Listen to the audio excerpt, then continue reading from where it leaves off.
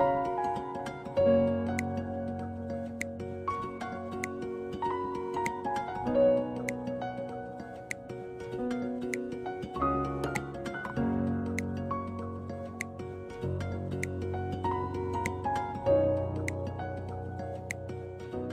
guys, today we're in Osaka. We're checking out the Yurusei Yatsura Cafe. So let's check out and see what is on the menu. So while this is a Yurusei Yatsura themed cafe, they also have stuff from other Rumiko Takahashi stuff like Mason Ikoku. I don't know if this dish is from the show. It looks like it's from the manga at least. So yeah, you can get a dish from the series. Soup curry, pasta, and a burger. Sweets menu is usually what I come to these anime cafes for. I think the sweets are better than the regular main entree food. Get charcoal French toast. We'll see if it actually tastes like charcoal. Check that out. And then the drinks menu. I personally got the mango and green apple smoothie, and then my friend ordered the plum soda, so we're gonna check both those out. And they can also get the lattes with character designs on them, so it's really cute. Soon we'll let you know how everything tastes.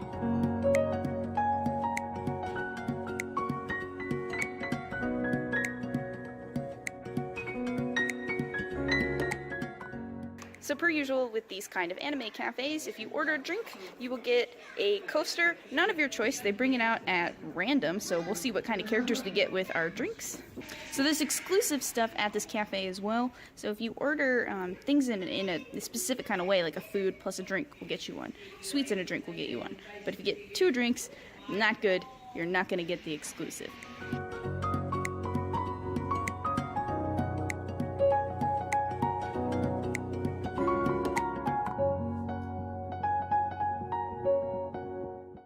Cheers. Ooh, I quite enjoyed that. I think it's pretty good. So it's really cute because you have lum here, which is just sugar paper. This is actually edible. And then for her horns, they have little chocolate strawberry pieces. I think that's really cute. All right, you guys want to flip the characters?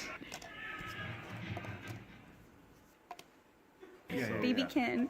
He is cute.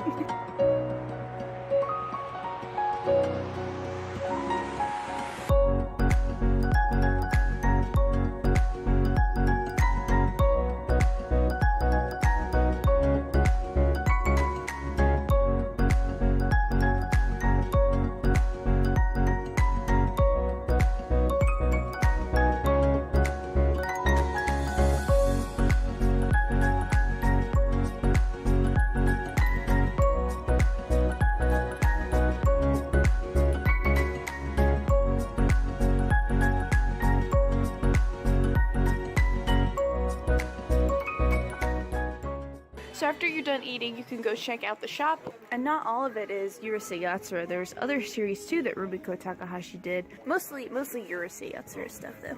Ranma 1/2, Mason Ikoku. I know a lot of people really like Inuyasha when it comes to Rumiko Takahashi, but I have not seen any Inuyasha here. So maybe it's mostly just celebrating her earlier works. Oh, these are so cool. I love these. Oh, those are so sick. There's some Mason Ikoku stuff over here. Blu-ray, the series, a CD of the series.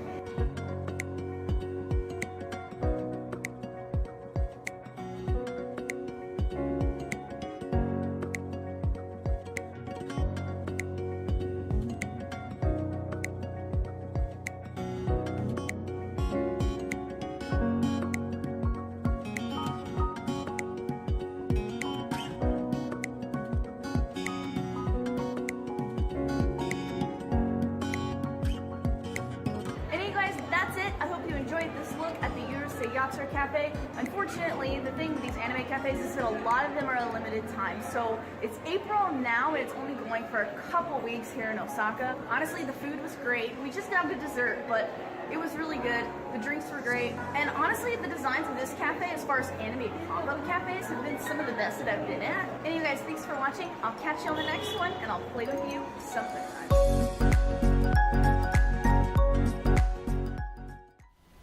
All right, hello everyone. Welcome. It is time for OnCon 7. That's right, the 7th iteration of our little anime convention. So, hey, look at that. We've got Hello. folks here. Happy OnCon. Indeed. Glad you all could be here for this. Got a full slate of panels all throughout the day, so I'm looking forward to it. Hope you all are having a great morning. And we will get started here with my panel, which kind of makes sense. I'm kicking all this off with that. Before we do that, though, as a reminder, we've got a charity auction coming up later on today. We'll be auctioning off a bunch of stuff. I've got a whole bunch of like manga and CDs to auction off. I've got a fruits basket planner from like 2008. Got all sorts of fun stuff. Perhaps some Demon Slayer related material. Indeed. And perhaps a Silent Voice related material. Nice. So yeah. So that is kind of the plan coming up later on today at 6:30 p.m. Eastern time. So that should be a lot of fun. And you are absolutely correct. That is a Haro in the background there hanging out. So yeah, I hope you all will enjoy that, and we can go ahead and get started. Let me just kind of switch over here. As always, feel free to ask questions. I'll be keeping an eye on the chat, and as we kind of dig in to the main presentation here, yeah, what's the deal with Neon Genesis Evangelion? I'm doing this panel because I've been asked this question personally of people at conventions, and I was like, that's a good question. It's very relevant. Why is this show so controversial? Why do people talk about it so much? Why is it just kind of in the conversation so much? What made it kind of the big anime that it is and the big franchise that it is? Yeah, let's get into it. Hey, good to see you all here. So yeah, so again, it's kind of, and Evangelion is interesting because on the one hand, it doesn't feel like a massive franchise in the sense of like tons of TV series and movies and such. So there are a fair number of those. But it's kind of out there and doing its thing. So and like people are constantly talking about it. So why? What happened? So to understand that, we're going to talk about 4 big historical trends that all kind of came together with Evangelion. We're going to talk about the Japanese economy and what was going on there, kind of Japanese society in general. We're going to talk about the state of anime fandom in Japan leading up to Evangelion. The state of mecha anime, particularly in Japan, because EVA is kind of a response to a lot of mecha anime things. And then we're going to talk about the reputation of Studio Gainax, the studio that made Evangelion, and how that was building up to that. And then we'll talk about the aftermath after all of that happens. So that's the plan here as we dive into Evangelion. So let's start by talking about Japanese society. Now, I want you all to kind of send your minds back. Imagine Japan in the 1980s. We're in Japan. It's the 80s. It's a wild time. There's a lot of stuff going on. It is party time in Japan in the 1980s. World War II ended in the 40s. It took, through the 50s and the 60s to kind of rebuild and get back on their feet. By the 80s, Japan is kind of taking over the world. They have a tremendously growing economy. They are buying land all over the world. People in the West are now copying Japanese businesses and the Toyota way, and all these companies, Sony and so forth, are just really, really massive, and things are pretty great. The stock index, as you can see, is looking pretty good throughout the 80s. That's a good trend to see in your economy if you're doing that. And so it's party time. Everyone's having a pretty great time. Indeed, Blade Runner, the original Blade Runner, was considered quite prescient for the all of the Japanese signage that you see in Los Angeles, all of the idea that kind of there's Japanese everywhere, because there was this idea that, Japan's just going to take over the world. Like, Japan's going to probably own a large percentage of, like, America within the next few decades. Just that trend is pushing forward. And exactly, every American household had, Sony VCRs and whatever. Like, all the consumer electronics now were being made in Japan because they were really good at it, and they made a good job of that. So yeah, and obviously Japanese cars had made huge inroads in the U.S. So it was a big deal. Then this happened. 1970s, 1980s, 1990, and there's the things don't look great. So yeah, all of a sudden, all that growth vanishes. Now it's worth noting here that the growth just drops off, but it's not like Japan suddenly becomes a third world country, right, or developing country, whatever you want to call it. The growth drops back down. Japan is still prosperous, but it's not boom time anymore. That's a big deal. It's really traumatic to be part of a society that is on like this upward trend for literally decades, and then suddenly see that kind of evaporate and feel like, wow, what do we do now? Like, the goal for a long time was growth, expansion. Japan had this idea of the ever-expanding, I'm getting the term now, the ubiquitous middle class, I think, was something along those lines. Yeah. They're like, everybody had this solid, not massive, but like really solid standard of living. And that was just getting better and better and better over time, and people were getting more and more, household goods and such. And then suddenly that goal of constant growth was unsustainable. What do you do? How do you react to that as a society? Like, what is your goal now? So the average Japanese person was like not feeling super confident about like Japanese society, Japanese culture, Japanese direction. I shouldn't say society or culture. About the direction of like the Japanese economy and the GDP and growth and what Japan was going to be in the future. It was a really weird time by the time Evangelion came out in the mid-90s. So that's kind of the cultural feeling at the moment, this sort of zeitgeist of uncertainty of where do we go from here. And all of the previous models don't work anymore, right? It was kind of the feeling of a lot of people. All right, so let's put a pin in that and then come back and talk about anime fandom in Japan. So we have this weird zeitgeist going on in culture. How is anime trending in Japan? Throughout the 70s and 80s, otaku culture had been growing.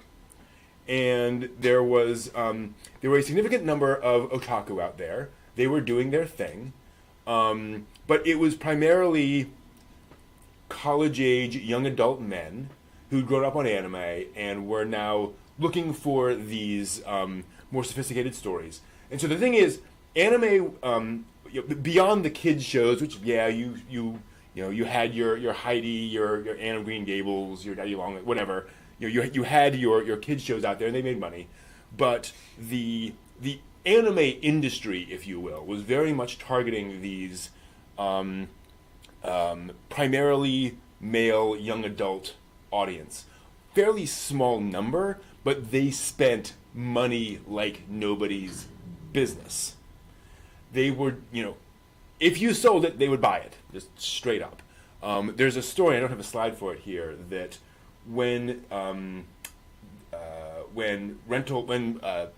videotapes entered the market, and you could actually rent VHS tapes and beta tapes. In Japan, because folks didn't have generally a lot of like space in their homes, the rental market was really, really huge. Folks generally did not have a big collection at home. And so there were all these like rental companies sprung up. And so otaku would call them up and say, I will buy your professionally produced VHS tape of Space Battleship Yamato for whatever you will sell it to me for. And they were like, these things are, like, these are professional grade. Like, we buy these for, like, $80. Yep, I'll pay that. Whatever it takes, I will buy that thing. So, yeah, it was a big, big deal. Like otaku would pay through the nose for otaku merchandise. So it was this fairly small number of people spending a lot of money. and that was really what the industry was aimed at. But it certainly was not mainstream. It's still a very, very underground subculture in Japan. This screenshot is from Otaku no Video, which we'll get to later. And that is kind of a humorous view of what being an otaku in Japan was like in the 80s. And you see, folks camping out to see the latest anime film, and people walking by and going, "What are you doing sitting out waiting for a cartoon?" Right? Like, the average person did not understand anime fandom. It was not a thing.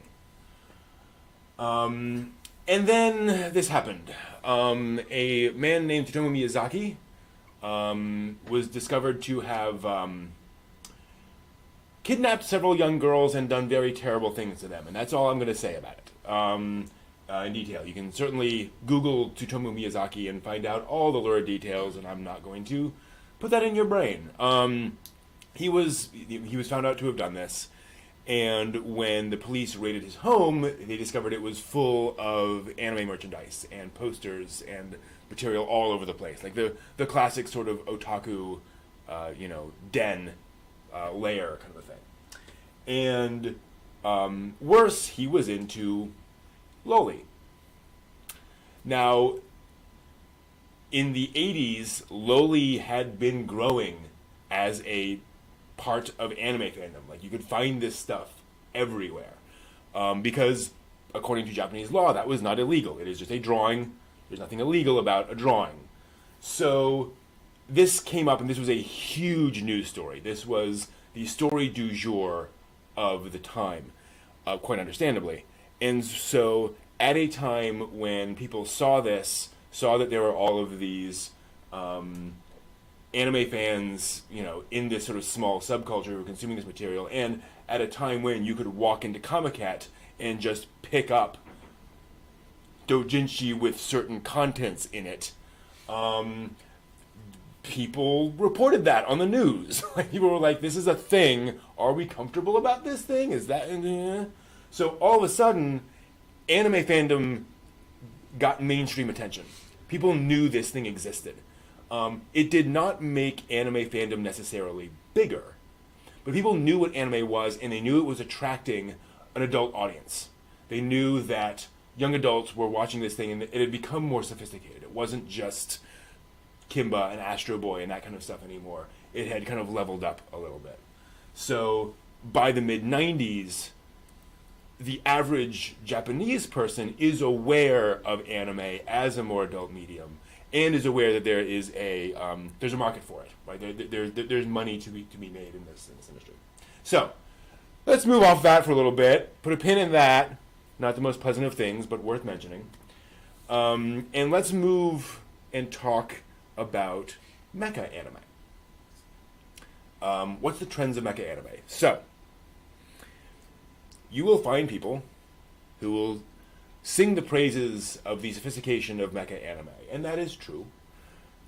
But if you go back, early giant robot shows were boys' wish fulfillment series, right? Like, it was my father/uncle/grandfather genius scientist gives me the keys to a giant robot, and I then go and stomp people with it, right? It's very much that. And I don't mean that negatively. That is a thing that kids like. It is it's part of human nature to have that desire for that kind of wish fulfillment. It's the cowboy fantasy, all that stuff.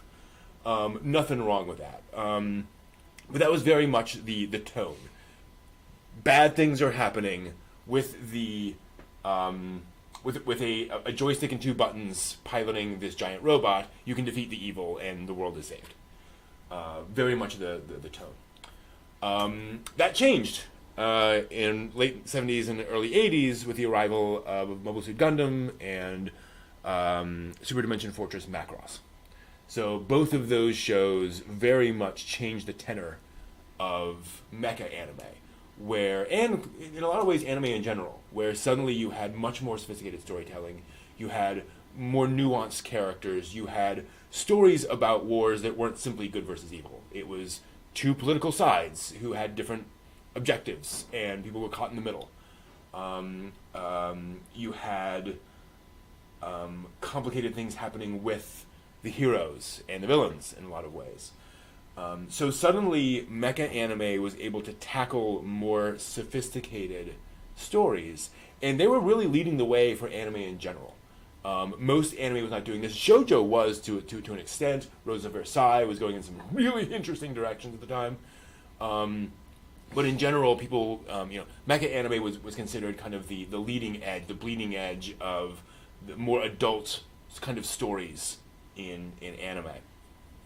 And so, as the 80s progressed, we see more variations on that. So, the early 70s shows were almost always set in the modern day, with aliens or mutated dinosaurs or something attacking Japan or the world, and maybe near future, and of 1985, and the main character is fighting back against that with super science.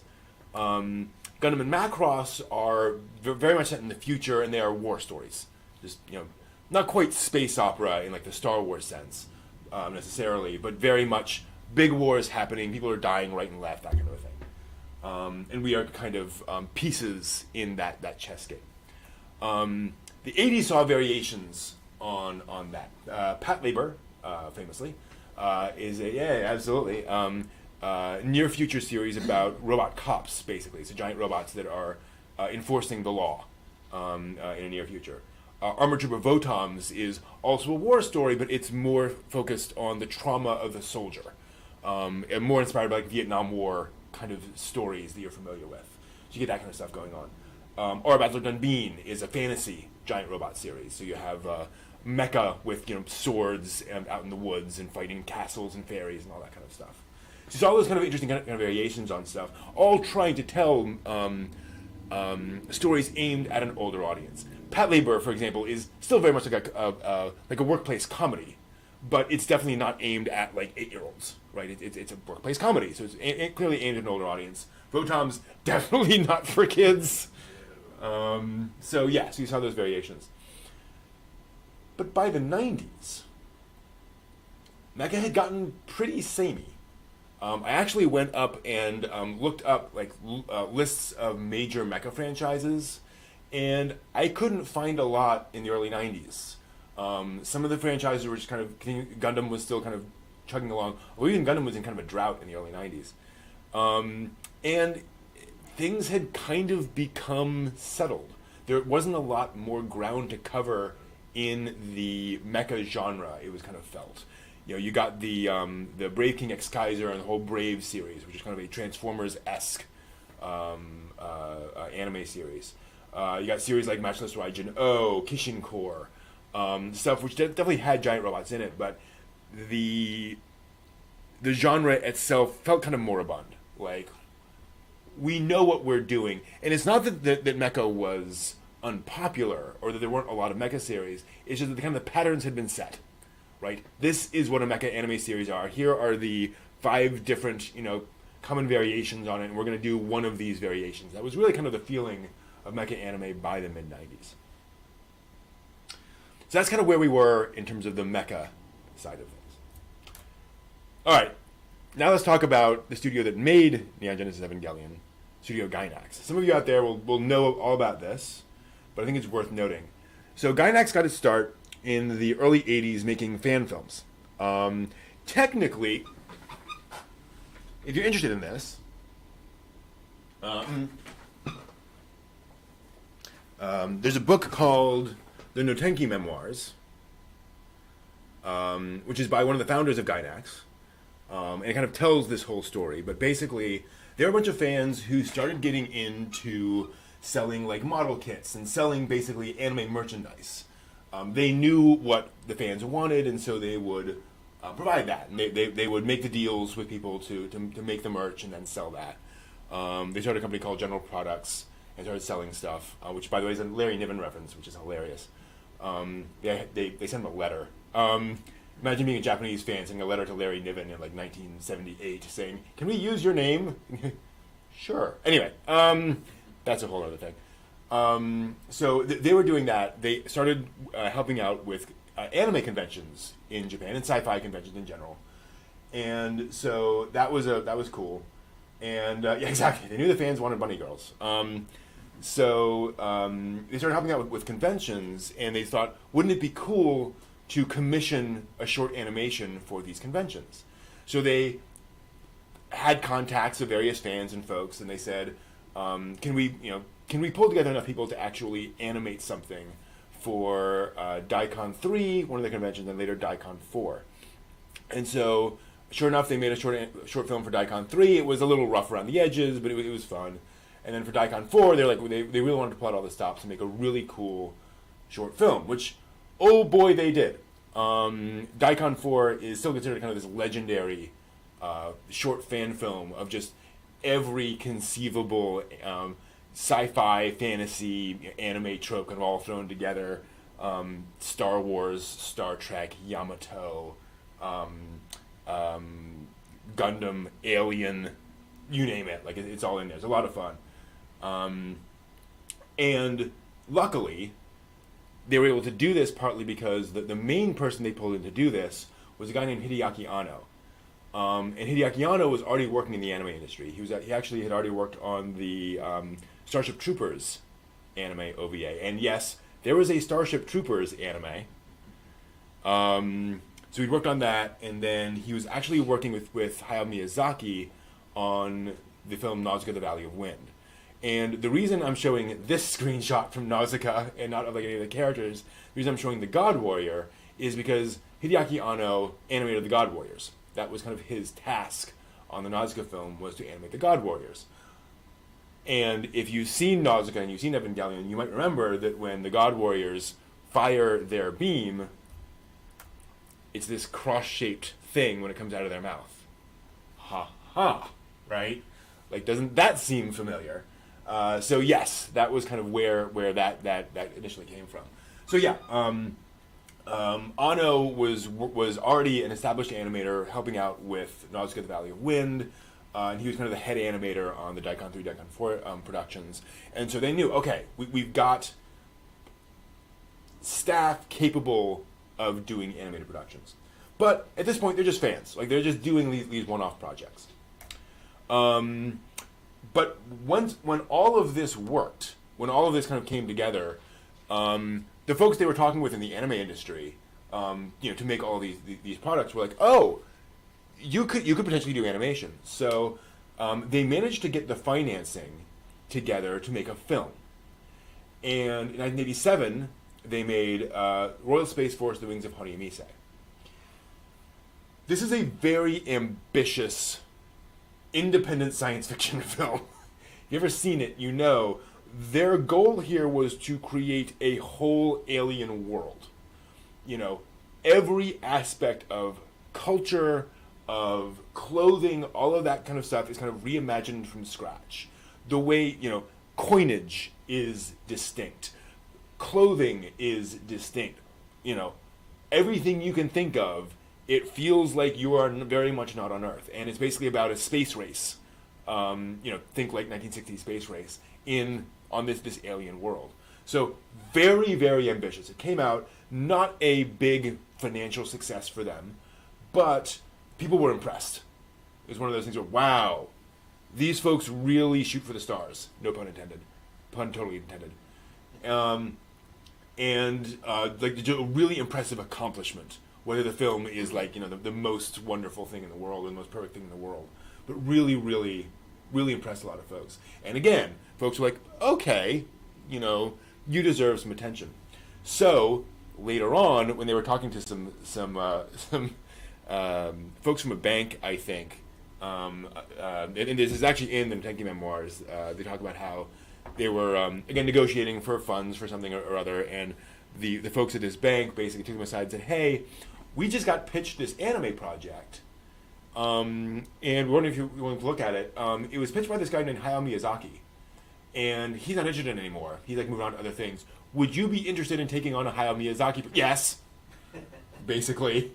So Miyazaki had this pitch for this Jules Verne inspired story, which these folks took over and turned into Nadia and the Secret of Blue Water, a 1990 anime TV series that they produced and made.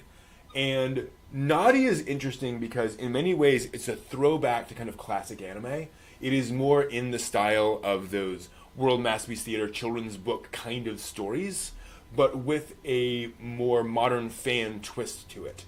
So the characters are a little older. There's a little bit of fan service sprinkled throughout. There's a lot more mecha going on. I mean, more in the sense of like there's submarines and transforming machines and all that kind of fun stuff that that sci-fi nerds like to look at. And so it kind of merged a lot of these trends, and that's totally not the captain from Macross in the background. I don't know what you're talking about there. So yeah, it was this kind of very fun, big project that impressed a lot of people for kind of its scope and how well it was able to capture a lot of the tones of these things. And it managed to balance a lot of different things at once, of being this big action-adventure series, staying fairly light in tone, also having like some dark moments, all that kind of stuff. So again, very impressive. The problem was, these folks were otaku. They weren't necessarily great business people. They were making money, and they were making all these kind of deals for merchandise because, as I mentioned before, anime sold really well. It was hard not to make money selling otaku merchandise in the 1980s, basically. And because they were early movers and they knew who to talk to and they had all the connections, like all that was going really well. But they were not making money hand over fist despite having successful projects. So by the mid 90s, Gainax was almost out of business. They had a string of various things, including what I'm showing you a screenshot of here, Otaku no Video, which was kind of their fan film about being an anime fan in the 1980s, which is a lot of fun. Definitely worth checking out. If you ever go to Otakon, the anime convention, they show it every single year. I believe at the beginning and the end. Yeah. Right? Yeah. Which is always fun. So yeah, that is very much kind of a look at what it was like with a bit of a parodic lens, I will admit. Some of those interviews are great. Anyway, so that was a big deal. That they had this string of artistic success and kind of fan success, but the money wasn't coming back into the studio. The money was going towards other people who had put money into it. Right? They were not really doing well. So they were almost out of business by the mid-90s. So they decided to throw everything at the wall for one last hurrah. And they were going to kind of make an anime series. And it's like, well, if this doesn't work, we're out of business anyway. So we're just going to try it all. We're just going to do everything we want to do and do it all in one show. And that was Neon Genesis Evangelion, and that happened. And suddenly, funnily enough, from Daikon 4 came they animated the iconic image of the like globe explosion of the thing coming out. You ever seen that image? It all comes back to kind of that shot. And that is very much what Evangelion was kind of like at the time. Just this massive explosion. This show came out and was hugely, hugely popular. Why? Well, let's look back at those trends. First off, EVA managed to capture that zeitgeist of Japanese uncertainty. Now, it's easy in these things to go back and kind of try to psychoanalyze like the Japanese experience. Bad idea. That never works, by the way. Like, anyone who tries to figure out, this is what people thought back then. Like, you can talk about general trends, but, don't try to psychoanalyze other cultures. But, it is well documented that Japan, the average Japanese people felt a certain sense of loss in the mid-90s, and this sense of loss of direction. And that is very much the tone of Evangelion. Shinji's thrust into the situation where he has to pilot this giant robot very directionlessly. He doesn't know really why he's doing it. Obviously, you're trying to save humanity, but he's not sure why he's there, why he's chosen to do this. And again, not to get too deep into it, but if you're a Japanese teenager or young adult being told, go through this incredibly intense schooling system, go work for these companies, and work 80 hours a week for 40 years, and you'll be guaranteed a job in retirement. Oh, by the way, companies are failing right and left. Oh, by the way, we don't know if any of these companies are actually going to be able to survive in 10 years. Everything is up in the air. You're going to feel a certain amount of uncertainty about your life, right? So there was that sense of, where are we now? What should we be doing? And so that tone kind of fit nicely at the time. But also, more importantly, especially for the fans, Eva very much referenced and subverted a lot of classic anime tropes and a lot of mecha tropes. So, for example, as mentioned before, in mecha, typically, the main character is given the giant robot by this benevolent father figure. Whatever is the opposite of benevolent father figure, that's Gendo Ikari. Gendo Ikari is just this complete psychopath. And that's one of the reasons I think the show was so popular at the time, because folks looked at it and said, why him? Why did they write the father figure to be this giant a-hole? Like, that's really interesting. That's an odd subversion of that trope. So all sorts of aspects of Evangelion are inversions of things. The enemies are typically these, the monster of the week, the dinosaur sent by the lion robot, all the various forms. The angels are not that. They're these weird, unrecognizable, shape creatures, and no one knows where they come from. They seem to just kind of show up. So it's like, okay, that's interesting. So all of these different things were twists but they were recognizable twists. It wasn't just, we're going to do something completely unrecognizable and completely bizarre. Well, Evangelion can be pretty bizarre. But it was all clearly from the minds of people who knew mecha anime and were riffing on it. So that got the attention of both anime fans and all those Japanese folks who'd grown up watching Mazinger Z and Getter Robo and all those sorts of shows, who were at least familiar with those tropes. They tune into an episode and they're like, what are they doing? Like, what on earth is this? I'm intrigued. Maybe I'll watch the next episode. Also, it should be pointed out, Evangelion has this fixation on psychology and diving into kind of the mental state of its characters. It is certainly not the first anime to do this. It's certainly not the first mecha series to deal with the psychological state of its characters. But its kind of obsession with this was definitely felt fresh, at least within the mecha universe. I would argue like Rose of Versailles is very similar to that, where there's a lot of just kind of internal what's going on inside these characters' heads. And other shoujo series would do that as well. But in terms of mecha anime, that felt like an interesting kind of focus for a show to dive into these heads to that level of extent. So all that's going on, right? It's capturing a zeitgeist.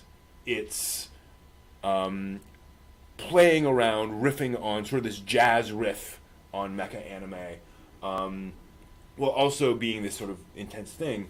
And then something else happened.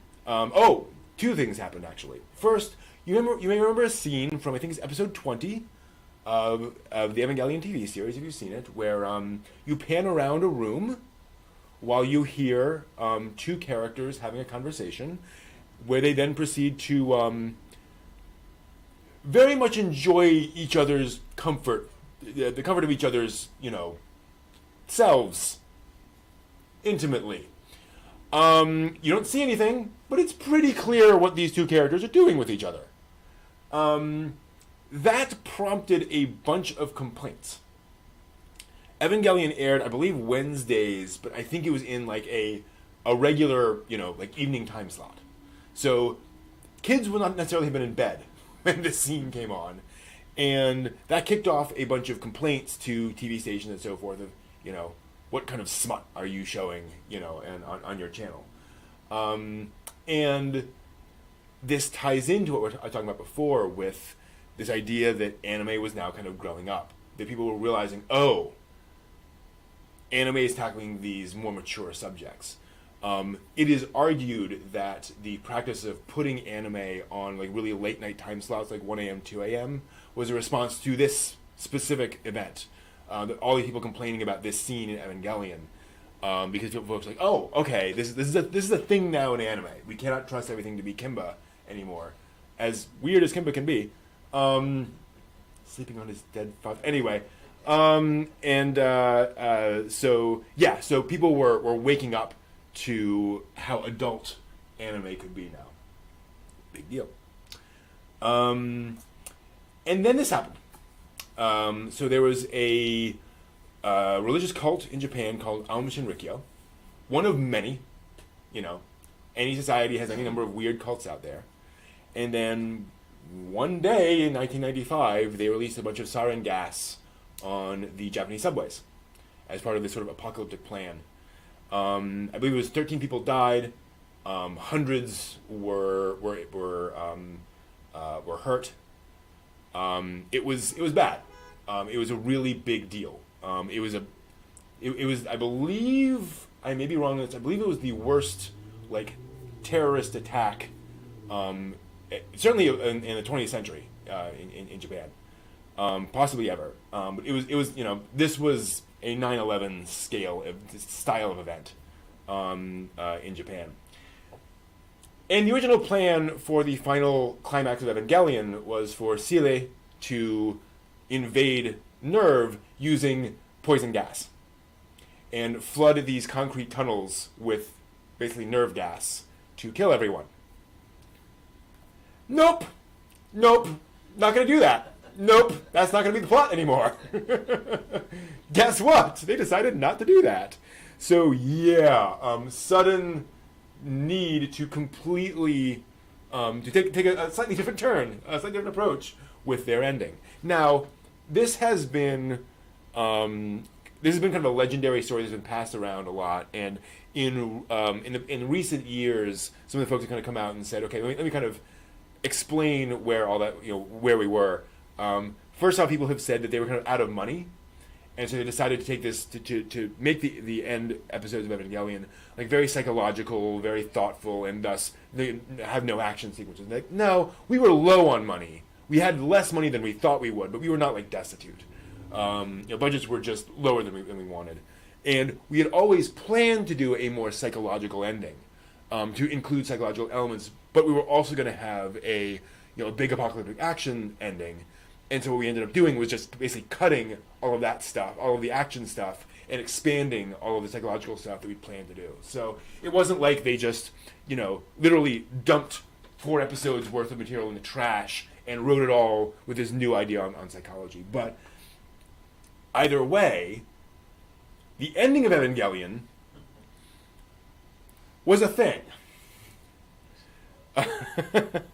It turned into this very psychological, thoughtful, weird ending. So, what was the result in Japan? Well, Evangelion made all the money. Depending on who you asked, and this is all quoted on the Wikipedia article, Evangelion merchandising exceeded $400 million by 1997. Within 2 years, they made $400 million. Well, they sold $400 million worth of Evangelion merch. By 2006, Matt Greenfield estimated the franchise had earned $2 billion in a decade, U.S. dollars. 2007 estimate placed total sales of related goods at $1.5 billion. By 2015, it was over 700 billion yen, so about $7 billion in all that stuff because of pachinko. But that's a whole other story, which we can get to later if you all are curious about that. So yeah, that was a big deal. Evangelion made tons of money. So Gainax stayed afloat. They were able to stick around, and that meant that we were going to get more Evangelion. They're not going to, they're not going to just let that die away. This is going to keep on going. I think it was Anno who said, or it may have been Takeda who said, the thing about Evangelion is it wouldn't stop making money. Like, we couldn't not make money off that if we tried. So, fair enough. Now, fans hated the ending, even in Japan. That was not a popular ending at all. Some people appreciated it, but it was still not a popular ending. But guess what? Controversy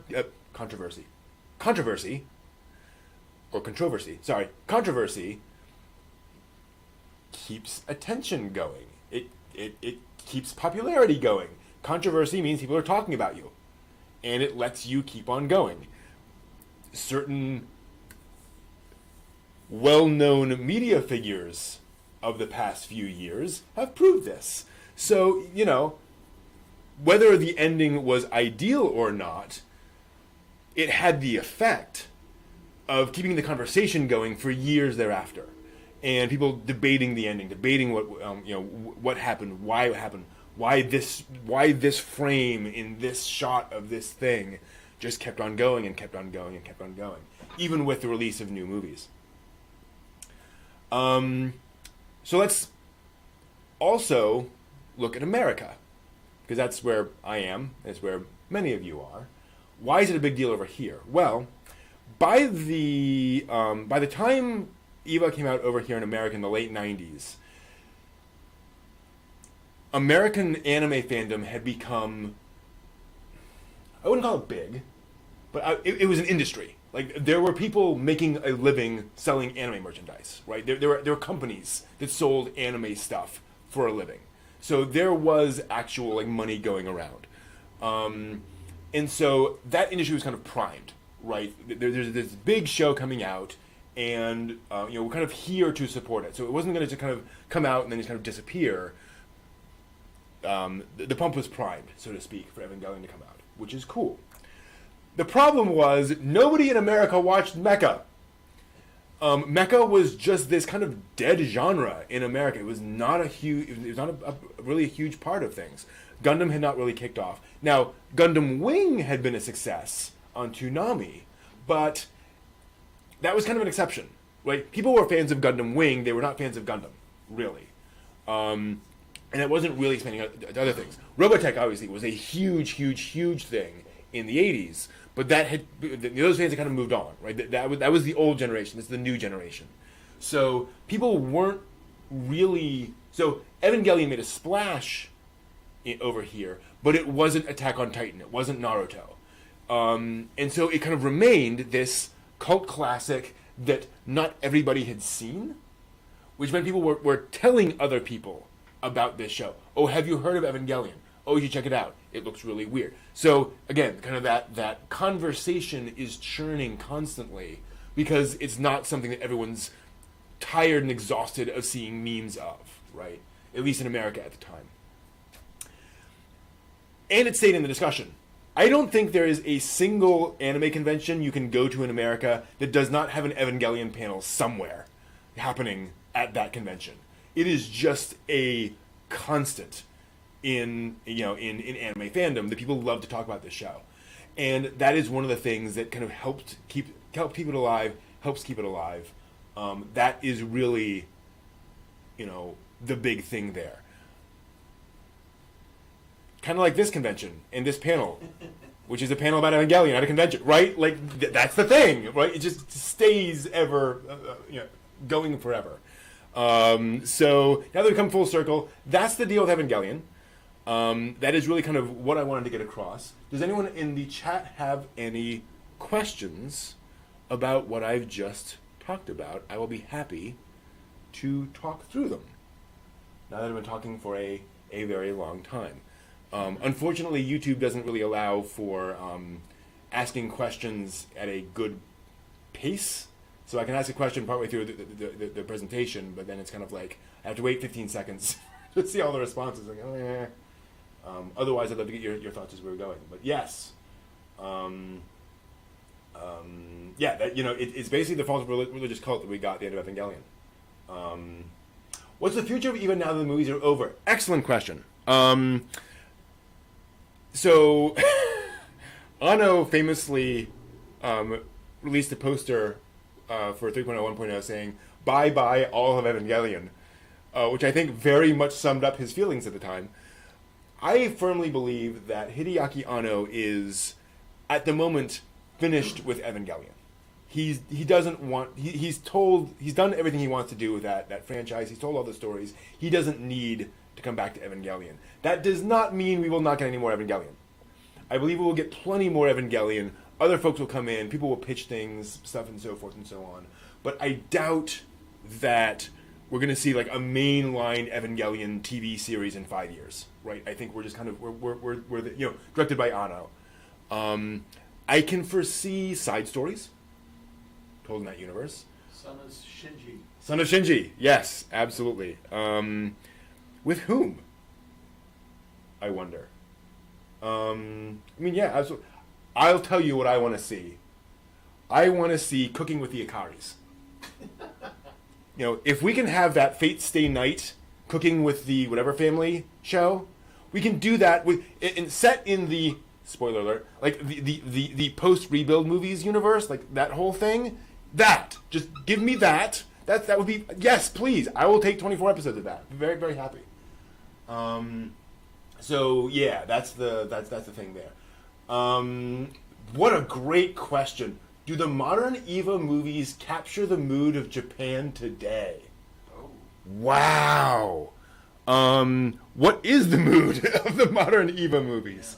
So the modern EVA movies are, they serve a couple of purposes. One is, let's be honest, making money, right? There's very much this is a franchise, we want to keep the franchise alive. What do we do to do that?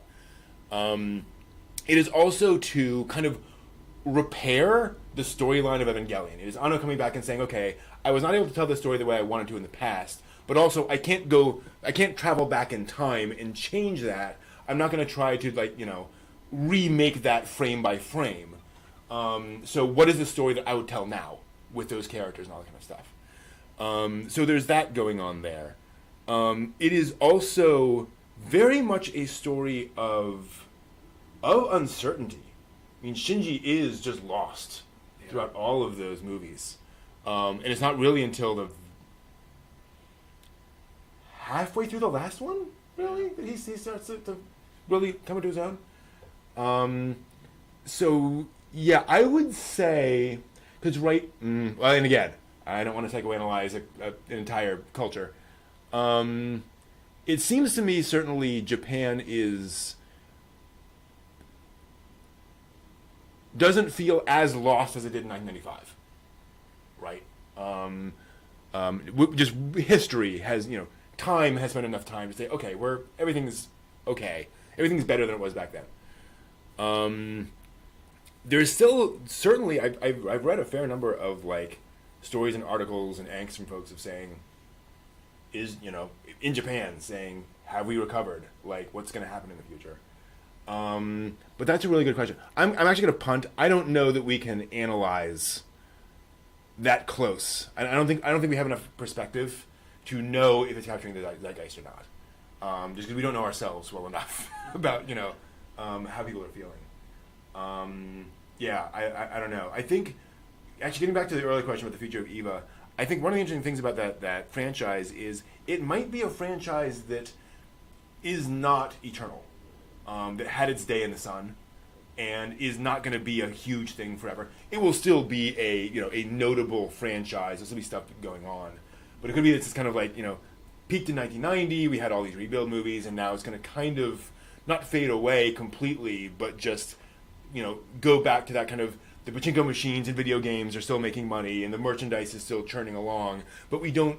And this is the thing. The franchise has proved that we don't need constant EVA anime or EVA manga to keep the franchise, chugging along at a nice background level. So it might just be, okay, yeah, this is just a thing, and every so often we'll come back to it, but we'll see. Kind of like Macross, actually. Macross just has its ups and downs and whatever. It will be forever known, perhaps not always watched. But Yes, forever known. exactly. Forever known, not necessarily forever watched. So we'll see. I don't know. Any other questions?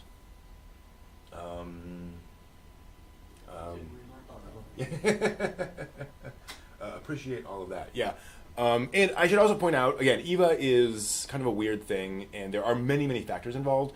That panel was not meant to say, this explains everything. It just, here are some of the major factors. Lots of folks are into EVA because they love Asuka.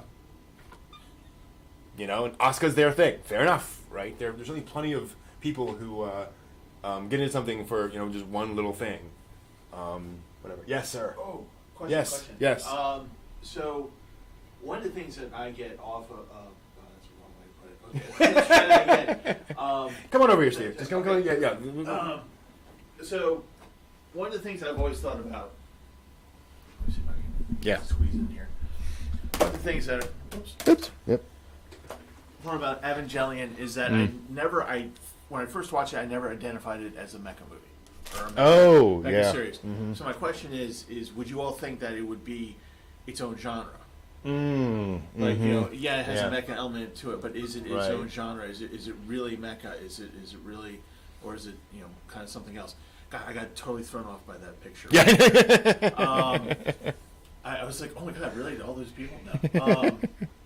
But yeah, so you have Evangelion, this monster of an anime, honestly.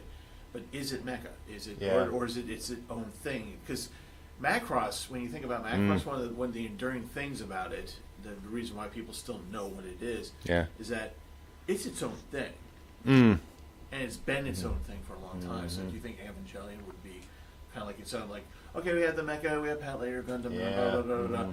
Over here, Evangelion, it's something else. I completely agree. I think in a lot of, and I think that's also kind of intentional because it is such a riff on different things. It is like, biological mecha that are also technically people. Spoilers. We've been eating people. Who also turn into goo. It's a very distinct universe, and that also comes out. Another thing people don't kind of quite grasp, I think, about a lot of Gainax shows is that these are old school, like sci-fi fantasy fans, right? Where you are expected to be, like we're talking, creating your own fantasy worlds, on graph paper on the weekends. You're expected to be very inventive and to be immersing yourself in new worlds all the time. So there's that aspect of, well, if I'm going to make a mecha series, I'm going to make it entirely my own, and it's going to be its own weird thing, and that's fine. Like that is just kind of the nature of things. But yeah, I think that's a great point. I talked to somebody about Revolutionary Girl Utena, and I said, "Is that a Magical Girl series?" I don't know. Like I don't know how you categorize that show. Good point. I don't think it is anything. I didn't even think about that. Yeah, because I don't even think of Utena.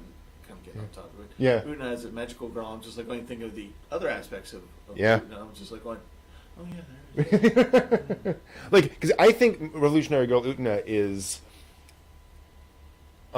playing off of magical girl archetypes. Right. Right. Like they're very magical girl-esque things to it, but it's not really a magical girl show. Right. So but I think it's definitely one of those weird things. I completely agree with you, Lachonsky. I could do a new Gundam series every year. Please, just do that again. Now, for the manga, the show, or the movies,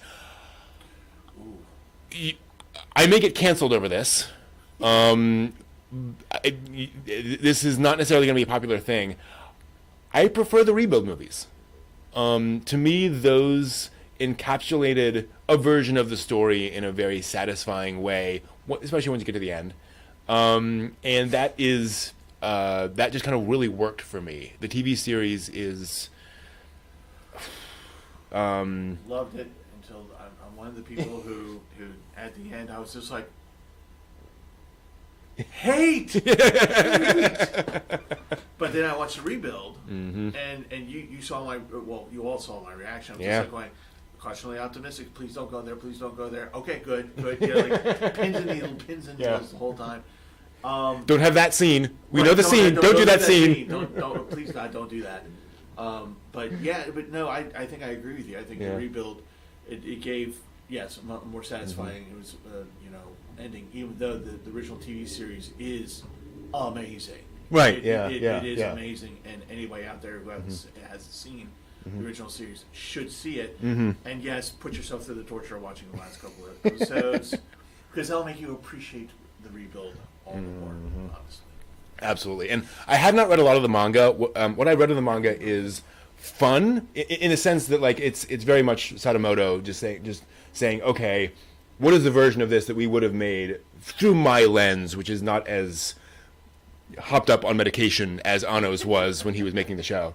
I kid. Anno was dealing with a lot through the show, but a lot of it has been made of that. The idea being that he was like, high on cocaine, 8 hours a day. It's like, no, that's a bit much. But yeah, I heard the Eva show and movies are on the same timeline as they are stuck in a time loop. Is that true?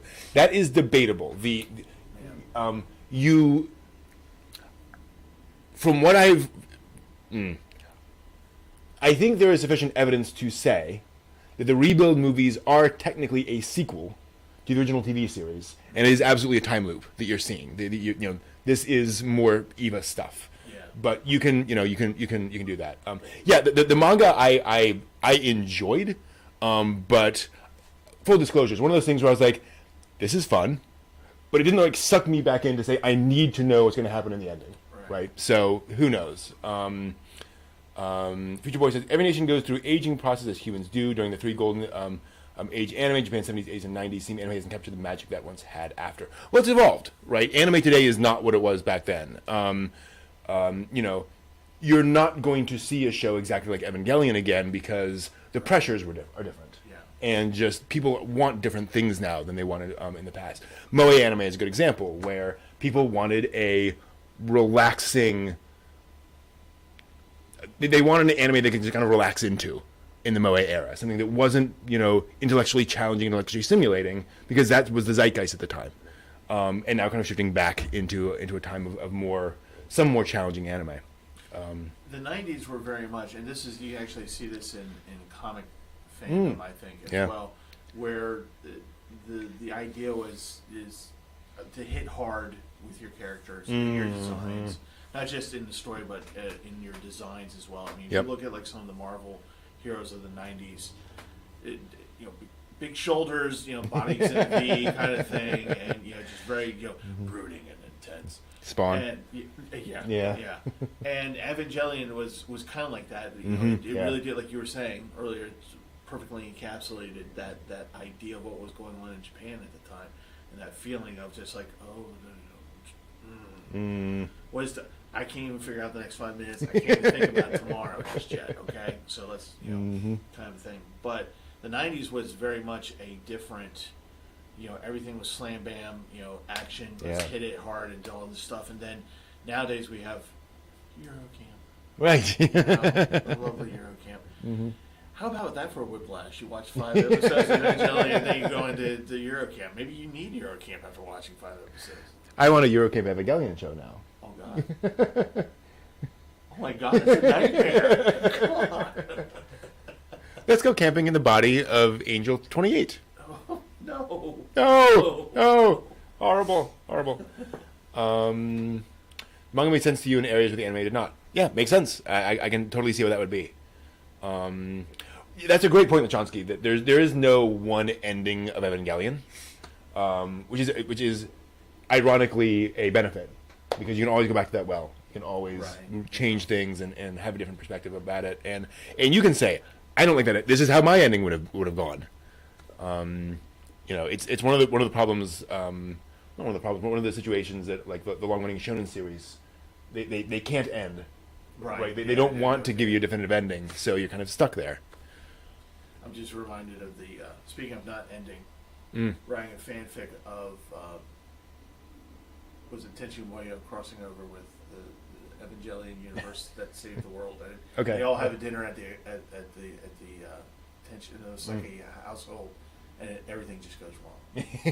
I believe that. It goes wrong. I believe that. But see, it'll never end. Not even in fanfic. Right. Yeah. No, absolutely not. It's one of the special things about Evangelion is that it has become kind of the little engine that could, little anime that could, where it's like it can't stop making money. It can't stop causing controversy. It can't stop people telling stories about it. It is just there's something special about it that keeps people coming back to that. It is at a convention. I will tell you this: at a convention, if there's somebody that you want to have an icebreaker with, Yeah. that's the perfect. Evangelion. What are your thoughts? Yeah. Funny you should ask. Let me spend the next 5 hours with you and talk about this. Exactly. Yep. It is one of those things. So yeah, if you want to get into Evangelion, this is often a question I get. Like, where do you start? I advise people now to watch the first Rebuild movie and then the first few episodes of the TV series, because they follow basically the same. They cover the same ground, and watch that and decide for yourself which of these am I willing. Which of these kind of speaks to me more. Do I want kind of the episodic nature of the TV series? Do I appreciate kind of the condensation of the movies? And then when you go there, you can say, okay, I'm going to do the Rebuild movies, or I'm going to do the TV series, and go in that direction, because it is like you said, it is definitely valuable to have seen the original TV series and know what happened there. But that's not necessarily the version of it that you're going to enjoy the most. So just be aware of that, right? It's its own thing. It's a trap. Yeah. What are your thoughts on Bokurano? I have not managed to watch more than a few episodes of Bokurano. For those unfamiliar, Bokurano is an anime series, also a manga, where a bunch of kids are roped into piloting a giant robot to fight off sort of various monsters without realizing, and this is all again sort of back of the book blurb stuff, that the robot is powered with their life force, and every battle means that one of the kids dies. Like, not like win or lose. Like, one of the kids will die at the end of that battle. So, especially for me, that's a very tough premise to watch through. I have a soft spot for kids. So, that said, Bokurano is very much an Evangelion-inspired anime series. Yeah. There's a lot of those shows where it's like, okay, you're clearly taking kind of these themes and this kind of approach to anime. And we did get a few of those. Argenta Soma. Did you ever see Argenta Soma or ever heard of it? No. It is one of the most clearly, like, we just watched Evangelion, we're going to make that again kind of a show. Goes off its own direction. Some very interesting stuff in Argenta Soma. But weird alien creatures and, mysterious, massively funded, mecha group and all that kind of stuff. There's a bunch of that stuff going on. Netflix over OG dub. I like both. I didn't really have a problem with either of them. I will say that the person who does the new Shinji did an amazing job. I couldn't tell the difference. Yeah. Well, and I mean those are very difficult.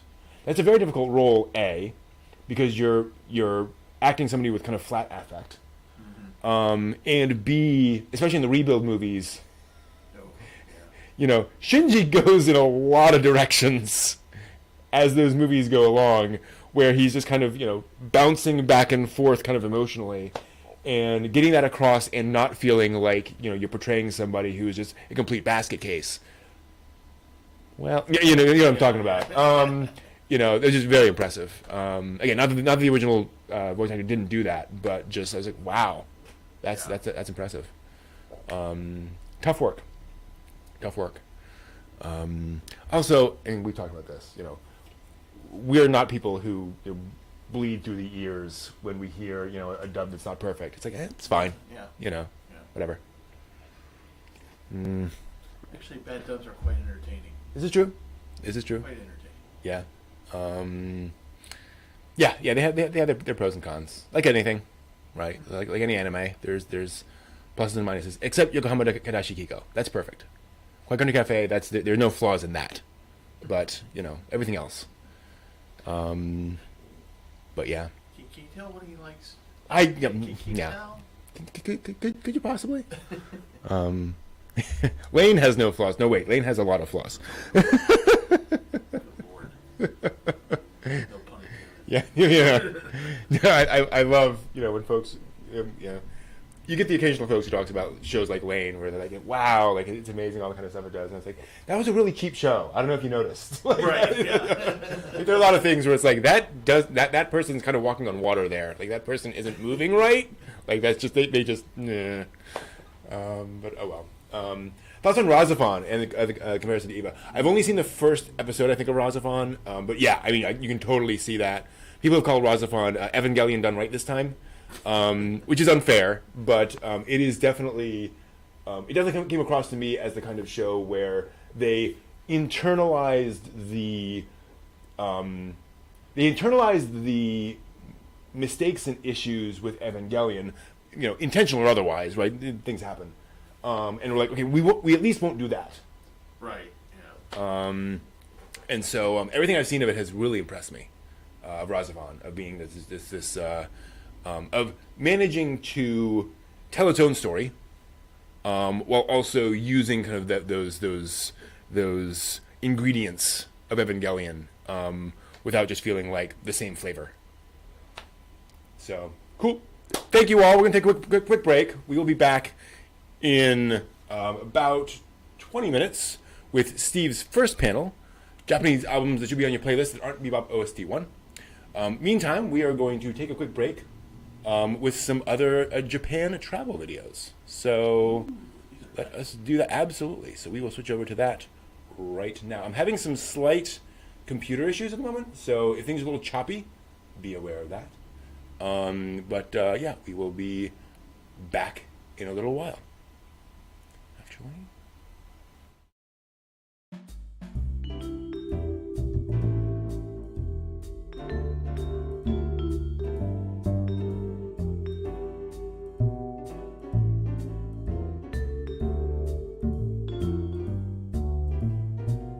Hey guys, right now we're in Denden Town, which is basically the Akihabara of Osaka City. Today I just want to go figure hunting. We're actually right outside our first shop, so we're just gonna see what we can find. I have nothing.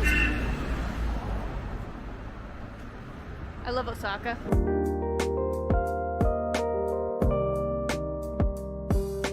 Look how old these ones look.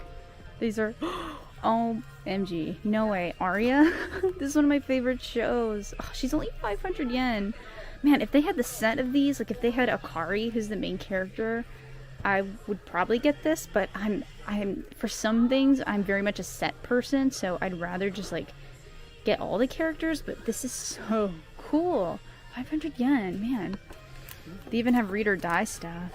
Like, I love the stores that have a bunch of old stuff. That's your favorite girl. It's a really nice. That's a really good pose. That is a nice one. Yeah, there's this one too, but she's just holding an iron rod. She's not doing Rogan on that one. 700 yen. That's yeah, insane. it's huge for 700 yen. So they have Meg from Burst Angel, which is really cool. I actually love the design of Meg as a character, but the show is like okay to me. So I could take it or leave it, but this is a really nice looking figure. Like, you can't really see it, but I love the pose that she has. They do have a lot of older stuff though, like Mahime, Gunslinger Girl, a lot of like early 2000s stuff here. Oh, Blood Plus as well. This is also one of my favorite shows. Air. Oh, do you see this one? It's from Air. I have like a price figure of her, but I don't have a figure this nice. She's hard to find. I usually can't find Air stuff. Some little busters. I keep seeing this one everywhere, of the Reen playing with cats. Alright, next shop time. Oh, cute. Look at these. Are these all from the new, Yeah, the new season? Look at the Ash and the Snow. Oh, that's adorable. That's very cute. Oh, that's adorable. That's a nice Rika figure. Oh, they have Renge, but they have, oh man, this has gone up in price. I remember when this was like 40, 50 bucks, but now it's like 8,000 yen. But if I get a Renge figure, I'm really gonna want it to be like a full-size figure, not a Nendoroid. They have a lot of Rikas over here. They have like a chibi one. They have one of her in like a gothic Lolita outfit. That's so cool. Oh, this one's actually really nice. I mean, it's more expensive, but you can tell that it's a much nicer figure than like a prize one. They finally have Dr. Stone stuff. I haven't really seen a lot of Dr. Stone stuff yet. I guess it's still fairly new in retrospect, but yeah, they have some of that stuff now. What'd you find now? That's cute. Musica and Musica. Oh, that is cool. Oh, Minato! Oh my god! I've never seen one of him. I don't even think I have any figures that are dudes. I just have a lot of figures that are girls. I love this My Hero Academia one of Jito. This one's really cool. Nice. Look how big that is. Anyone who's ever been to a movie theater in Japan will recognize these characters. No more. These are basically the characters that tell you like, oh, you know, don't film at the movie. We don't support piracy and all that stuff. And they're really funny and like it's like a nationwide phenomenon. Alan just found one from Emma, which is like a Victorian romance anime, and like that's actually insane. Like that this is something we found.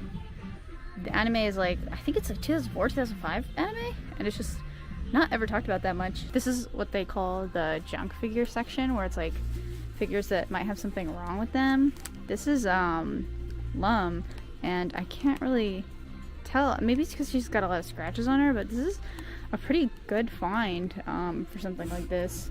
Even though they're calling it like a junk figure, I guess. But yeah, I guess it's like figures that maybe don't have boxes or might be missing pieces and stuff. Wow, I don't think I've actually ever seen Euphemia in this particular outfit as a figure. This is giant. Oh my gosh. I wonder how old this figure is actually. They give you a tiny discount for it being opened by a couple bucks. But oh man, that is beautiful. I love this show called Bakuon. It's just really cute moe girls who ride motorcycles, and they have like a motorcycle club at school, and I love the figure with the motorcycle. That's very cute. Oh no, the price.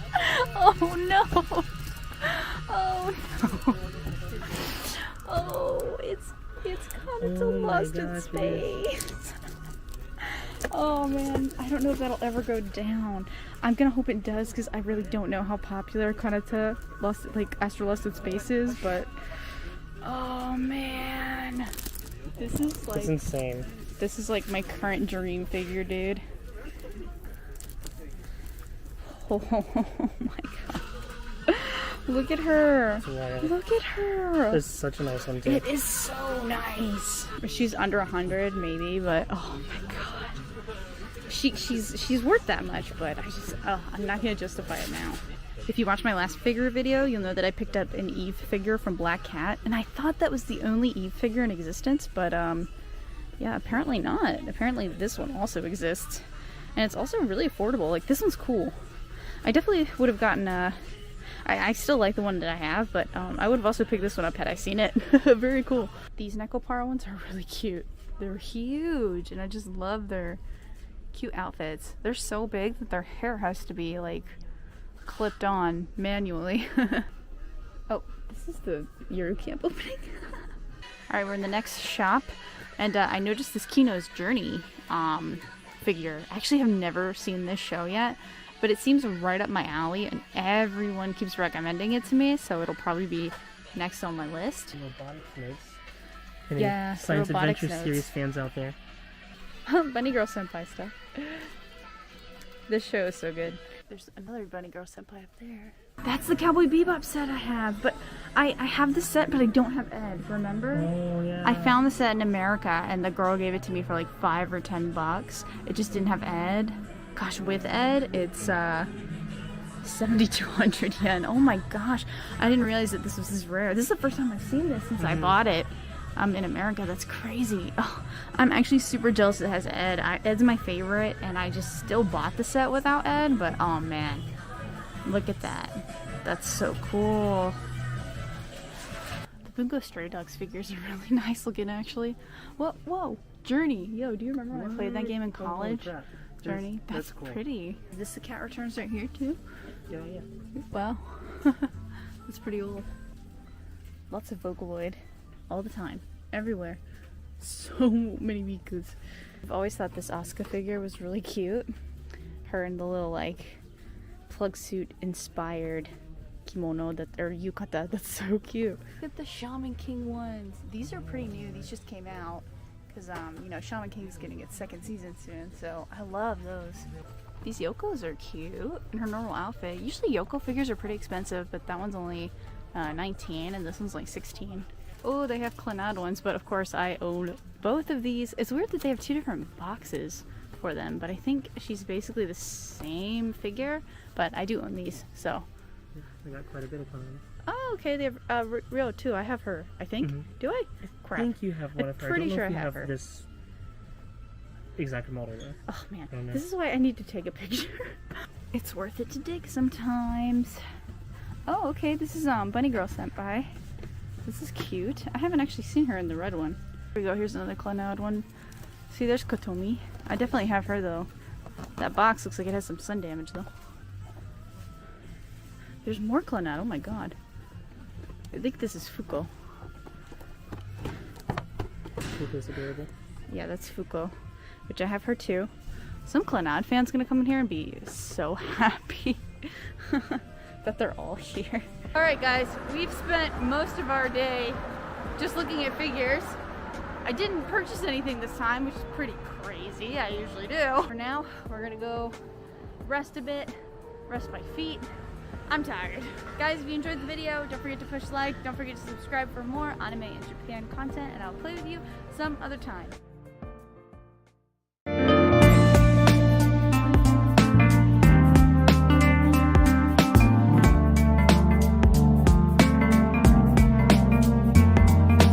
Good morning guys from Saitama.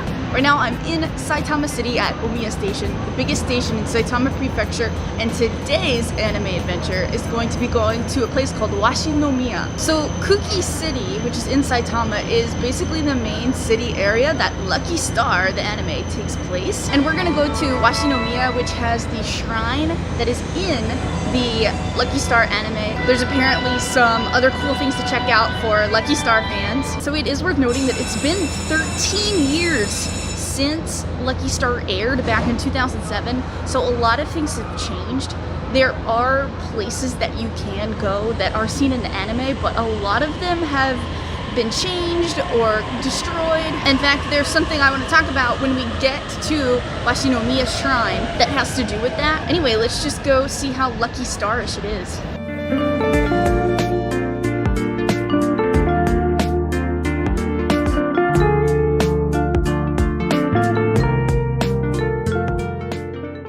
Guys, we made it to Washinomiya Station.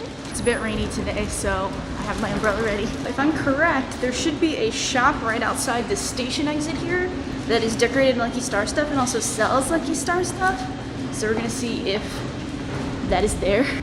Well, sure enough, I see the Hiragi twins there. You can kind of already see inside. There's some Lucky Star stuff. Cute. Cigarette vending machine with Lucky Star girls on it, just what we need, right? The shop also has some Lucky Star posters on the outside. Oh man, these are so cute.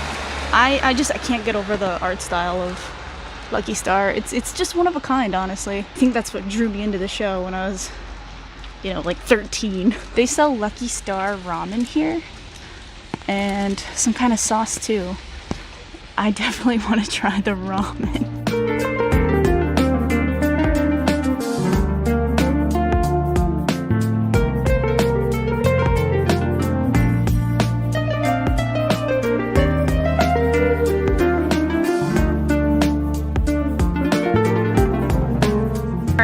Definitely return to that shop. So I think somewhere down here, according to people on the internet who have seen it, there's like a Lucky Star painting mural, and I hope I can find it.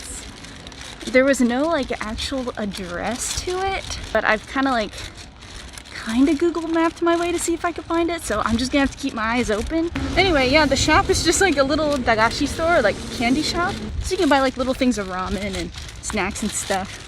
I didn't see the Lucky Star ramen in there though. Oh, I think I see it. Oh, yep, this is it. Oh, this is so cute. So cute. Yokoso. Washinomiya. I think I'm guessing it's the kanji for Washinomiya. I'm not exactly 100% sure, so if I'm wrong, I'll put it somewhere. I love that they included like the teacher and a lot of the side characters, Konata's dad, Akira. Very cool. They didn't really leave anyone out as far as I know.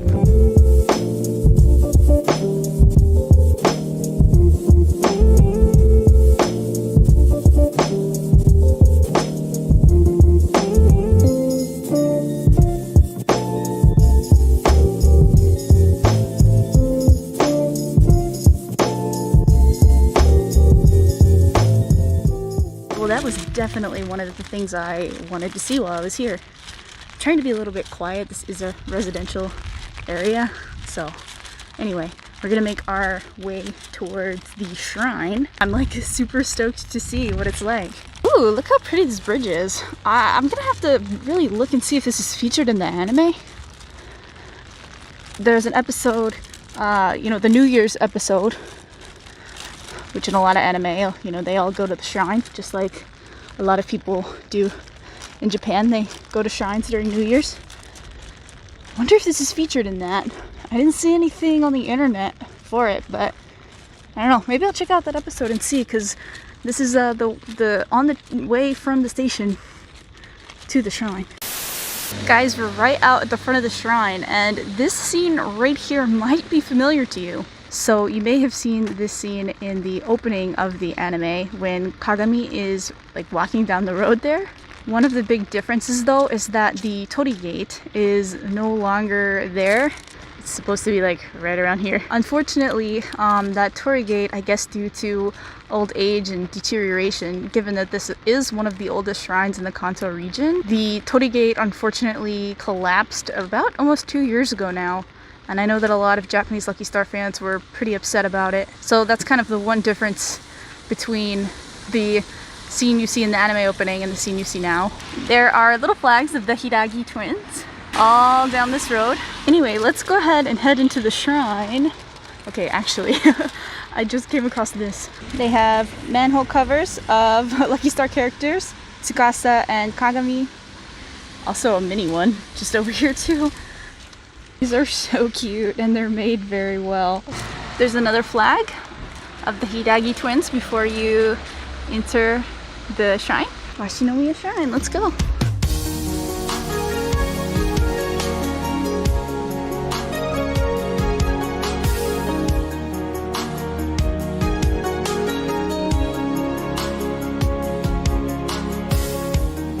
I am sure this shrine attracts a lot of people on New Year's.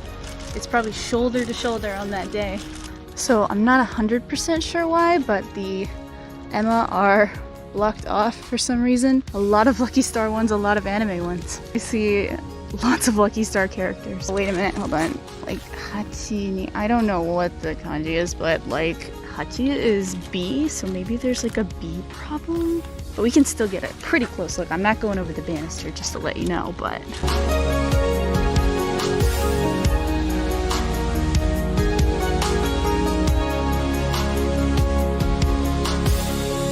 Wow, this one is beautiful.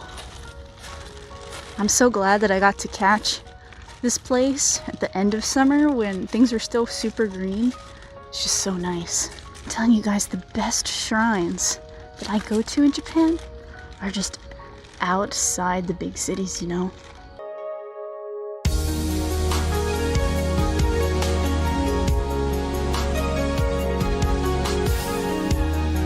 Something I wanted to talk about as I'm leaving the shrine. After 2007, when Lucky Star was gaining popularity, this shrine attracted a lot of otaku visitors. And they would come here and draw the Lucky Star girls on Emma, which are the wooden blocks that people write their prayers and wishes on, the ones you saw earlier. And some of the people in the town were a little bit uneasy about it because they were worried that people were coming here to worship anime characters and not the gods of the shrine. But because there has been a lot of tourism to the city and generally the otaku visitors have had good behavior here.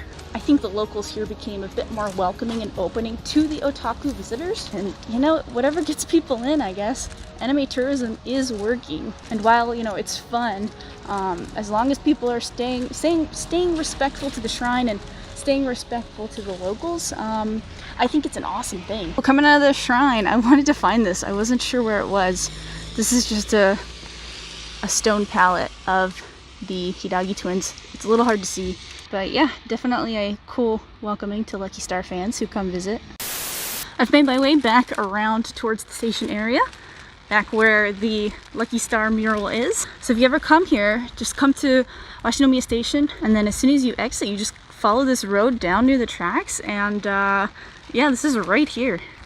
I was gonna get my tripod out, but the rain is a little bit heavier now, so a selfie's gonna have to do. Oh, but I love this. Whoever made this did just an amazing job, honestly. It looks like maybe it was made by a lot of different people at different times too. A lot of these paintings were done in 2011, so that just goes to show, you know, that was only like 3 or 4 years after the show had aired. Well, I guess I'm going back to the station that almost ends our Lucky Star journey. I need to go by that shop and buy the Lucky Star hot sauce or whatever it is. And then there's one more thing I want to do while I wait for the train.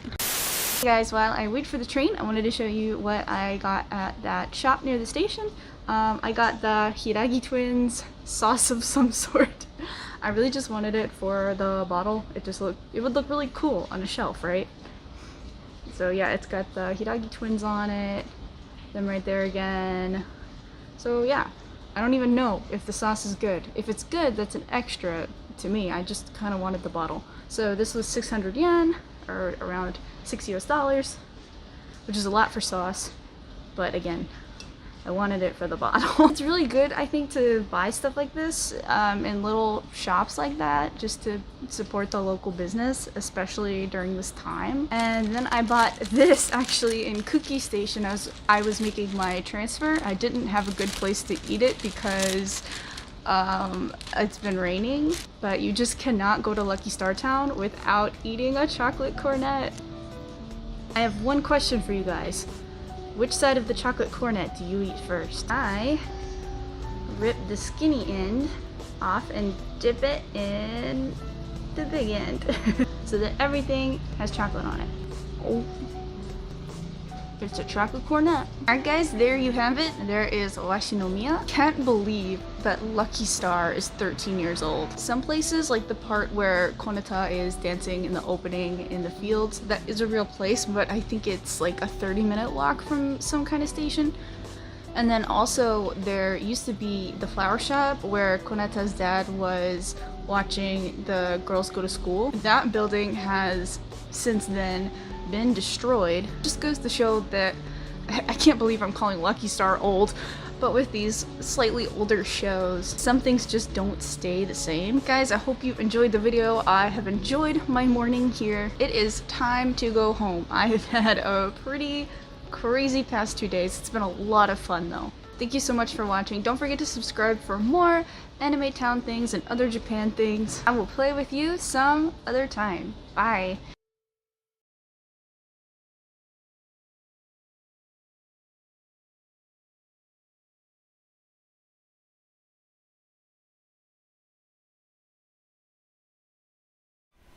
All right. Hey, everyone. Hope you enjoyed that. We are going to switch over to Steve's panel, although you're going to see him in a slightly different spot because this is a pre-recorded panel, and he will be available to answer questions as soon as the panel is over. Yep.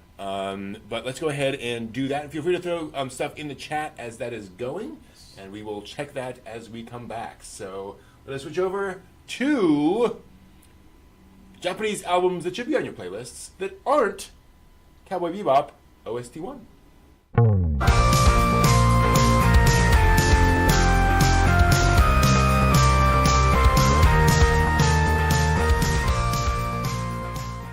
Hi there, my name is Steve Gerhardt, and welcome to my panel for OnCon 7. It's actually one of two. This one is, of course, anime soundtracks that you should have on your playlist, but are not Cowboy Bebop OST 1. So again, my name is Steve Gerhardt. I run a YouTube channel called The Unagi Observer. I take a look at a whole bunch of different fandoms, mostly anime, manga, J-pop, and that kind of stuff, but I look at other things too, sci-fi and gaming and things. So if you want to check my channel out, the link will be down below. Since this is a pre-recorded channel, that means a couple things. One of those things means that I can't play the music on here, unfortunately, simply because if I do that, I don't have the rights to them, so that means YouTube will shut down OnCon 7, and we do not want that, so we're not going to do that, right? Okay, so the second thing, because this is a pre-recorded panel, I live in the city, Baltimore to be exact, and so there's ambient city noises that might come through on the mic. So you might hear some sirens, traffic, people yelling, getting murdered, just the regular city kind of stuff. So anyway, if those noises come in, sorry, I apologize for that, but unfortunately there's not much I can do. Okay, so the purpose of this panel is simply just to give you a list, a subjective list of anime soundtrack that I think you should have on your playlist, that you should listen to as you're walking, reading, running, exercising, whatever it is that you do during the day, that you put your earbuds in and you kind of listen to the music. So all of these are coming from anime that I'm pretty sure you're all going to know or at least heard of. There's probably albums on here where you'll know kind of like the intro and the outro song at least. But we're going to talk about, when I bring up these albums, I'm going to talk about not only the album itself, I'm going to showcase maybe 2 or 3 songs per album, talk a little bit about the band history or the musician history, because those are kind of interesting notes that are relevant to the creation of the album, and of course a little bit about the anime itself. So that's kind of what we're going to do. I'm just going to give you enough information to hopefully entice you to go onto Spotify or somewhere, or YouTube, whatever, and give the album a listen, and maybe, just maybe, add it to your playlist. That would be great. So the reason why I'm not going to be talking about Cowboy Bebop OST 1, there's actually 2 reasons. And the first reason is because I've already done this panel, the Cowboy Bebop OST 1 panel. I talked about that specific album exclusively, as well as a little bit of the history behind Yoko Kanno. So if you want to check that out, please go to the Anime Archaeology, go into the archives, look up OnCon 3, because that's what I did for OnCon 3, and view it, and hopefully you'll like it. And if you do, go back there and watch it. Thank you.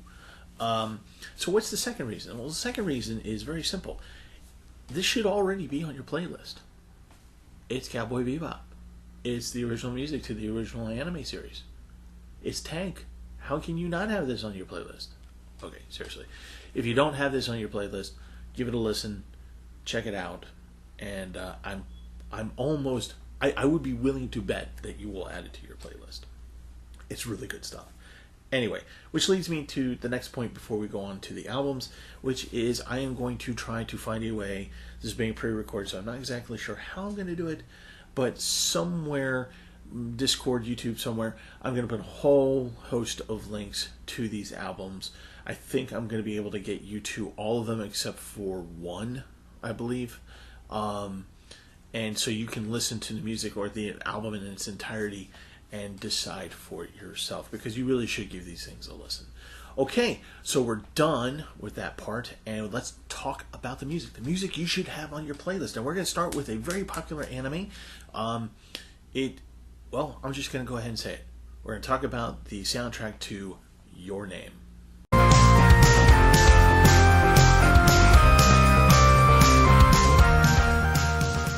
Your Name. Yes, the movie Your Name. Who hasn't heard of this anime movie? It was the top grossing anime movie of all time until, of course, Mugen Train came along in 2020, but it's still up there. You say to anime fans, Your Name, even if somebody hasn't seen it yet, they know what you're talking about. It's a really lovely movie made by Makoto Shinkai. It's a Shinkai movie, so that means you're getting quality. The animation is spectacular usually, and the stories are pretty good. You get engaged. It's when Shinkai puts a movie together, he really puts something together. It's really worth watching, and this one was really worth watching. So if you haven't seen it yet, you should really see it. So the premise of the movie, of course, is that there's an event that happens and a comet that streaks over Japan. And as this is happening, there is a boy in a city and a girl in the country who are observing these events. And then over time and space, they switch bodies. Like their minds, like the boy wakes up in the girl's body and the girl wakes up in the boy's body. And at first they're really confused and trying to navigate. And then finally they kind of learn how to communicate with each other, with notes and texting and things like that. And it's kind of like a Freaky Friday kind of thing going on. And it's just a nice little movie, where they learn about each other's lives. He wants kind of more of a quiet, more stable life. She wants to go into the city. They want to experience these things, and they kind of switch around. And meanwhile, they're both going towards this one tragic event. Right? They're both heading that direction. They don't quite know it until the very end. And then after the event happens, the sadness happens, but then they try to correct it, and they're given an opportunity to do that. I'm kind of being ambiguous because for those of you who haven't seen the movie, you should go see the movie. So this should give you ideas of concepts of excitement, of bittersweetness, kind of the burgeoning love of two people, things like that. So you get this idea, these concepts in the movie, and overlaid with a tragedy. And so you want a good soundtrack to go with that. So the Radwimps, a band that I didn't know has been around as long as that they have, were tasked to do the soundtrack and score for this movie. A little bit about the Radwimps. Like I said, I am a little bit surprised that they have been around as long as they have. I did not know that they formed in high school in, I believe it was 2001. They were based out of Yokohama, Tokyo, Japan's second largest city, I think, second or third largest city.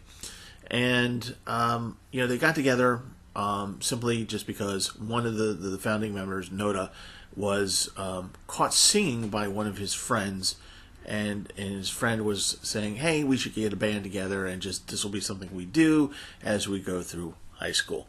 And the songs that he was singing were from Oasis. Apparently, Noda's a really big fan of Oasis, and so these two guys were the core members of Radwimps.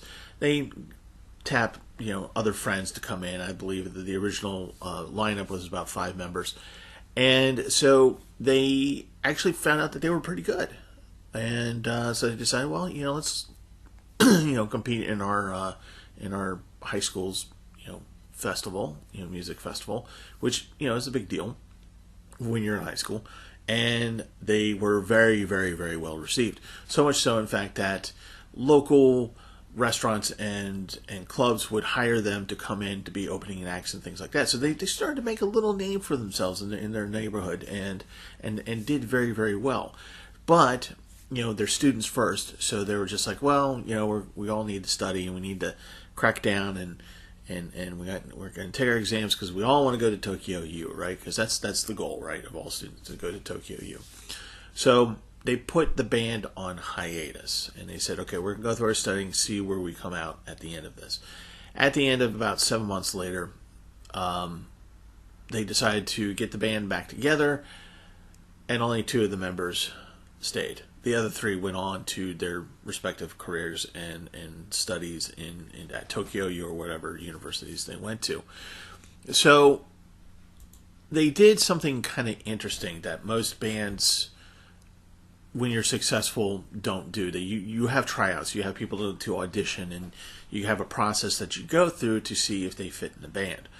Well, the 3 members who decided not to come back to rejoin the Radwimps kind of felt bad about it, and they said, hey, look, we know some musicians, we think they might do the deal with you guys, so let's tap them, bring them in. And that's how Radwimps reformed, and they brought in these other guys, and it went from 5 members down to 4 members, and that seemed to do the trick. They grew in Yokohama. They had a really big presence in the music scene of that city, and so much so that they started pumping out singles. Like a local a local studio said, "Hey, why don't you come in and do a single?" So they do a single, put it out, sell it, and their first single did really well. And keep in mind, this was just locally in Yokohama. It sold about I don't know how many copies sold, but they netted something like 100,000 yen off just the first single, and all they did was just play at clubs and then go, "Hey, will you buy our single?" And people would buy it. So clearly some talent there. So they went through a number of years doing this, and so finally, as they're kind of putting together albums and things like that, actually going away from singles and mini albums, they got a call. It was from Makoto Shinkai, and he said, "I love your music. Your music is awesome. I love it so much. I'm doing this movie, Your Name. I think you would be a perfect fit." And so the Radwimps, of course, they're just like, okay, sure. So they went in, and that's how they got the gig to do Your Name. Makoto Shinkai was already a fan. He knew about them, and he just said, "I want you guys in on this. This is what I want you guys to do. This is what you need to be doing right now." And so that's what they did. So, of course, when you do scores or soundtracks for a movie, sometimes you don't see the finished product before you start making your music for it. This was the case. They had a pretty good idea of what the script was. Shinkai had a script ready for them, had some storyboards ready for them, so they had a pretty good idea of what was going to happen. But as they were doing the music, as they were coming up with the music, the music tonally would change the script. And sometimes that would also cause changes in the script to turn around and notify them that they would need to change a song or two. And so it took them a long time to make this soundtrack and score. And it usually doesn't take a year and a half to do that. That's how long it took the Radwimps to do that. But again, as one of their band members pointed out, hey, making a score is kind of hard when you don't have the animation. So we make these songs, and we have to do it right to the second. We have to figure that first. We have to figure out how long the song has to be, and then actually compose the song to those parameters. It's not like you can just make a song and it goes, "Oh, okay, it's going to be about 4.5 minutes. We'll see what happens. Could be 5." No. If the script calls for a song that's 4 minutes and 36 seconds, you got to make a song for 4 minutes and 36 seconds.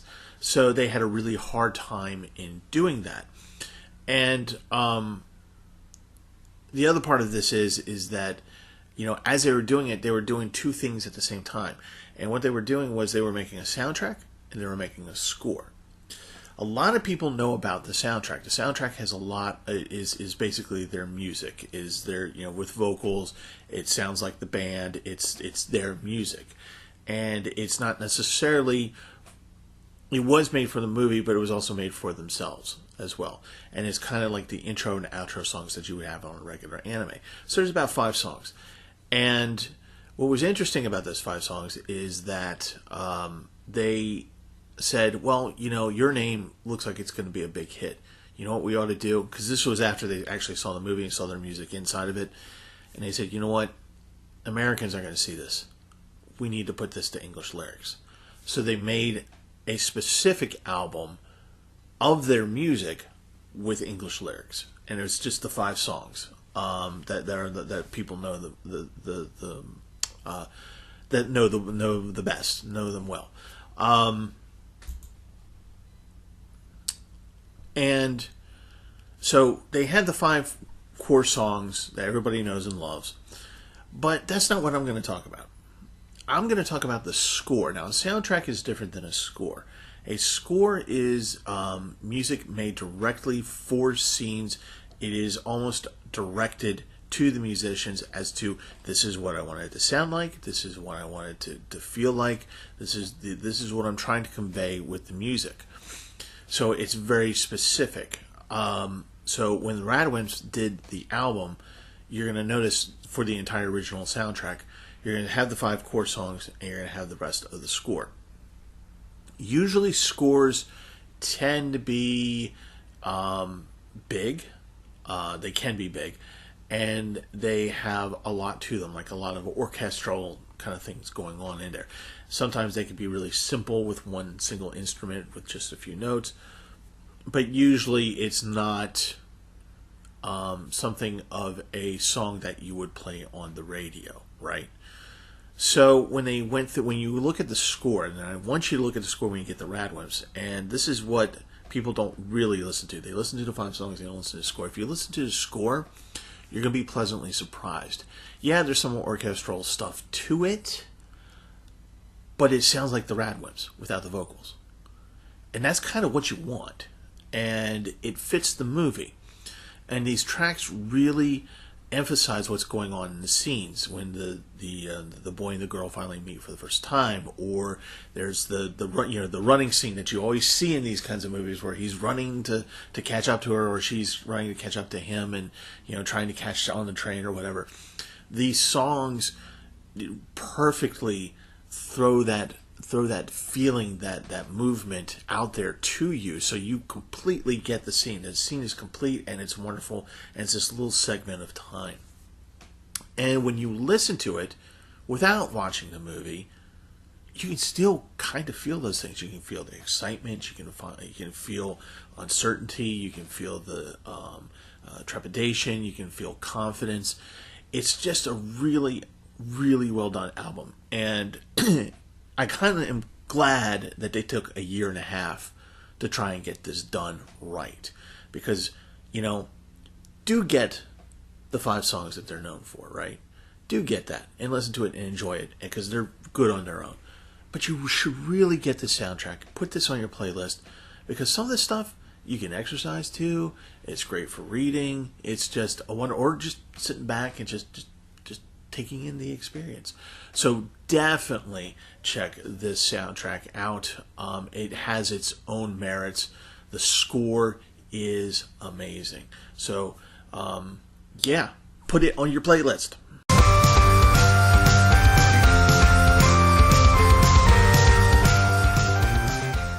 Okay, so I'm not going to talk about Cowboy Bebop OST 1, but I am going to talk about another soundtrack that Yoko Kanno did, and that was the soundtrack for Kids on the Slope. This is a anime off of a manga, of course, and the anime is just really, really nice. It's about 12, 14 episodes long.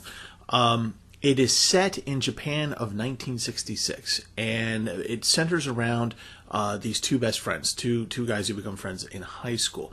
Kaoru has been moving around for most of his life because his father is a very busy businessman, and so finally Kaoru says, you know what, I want to be able to go just to one high school for the rest of my student career, and then I'll move on.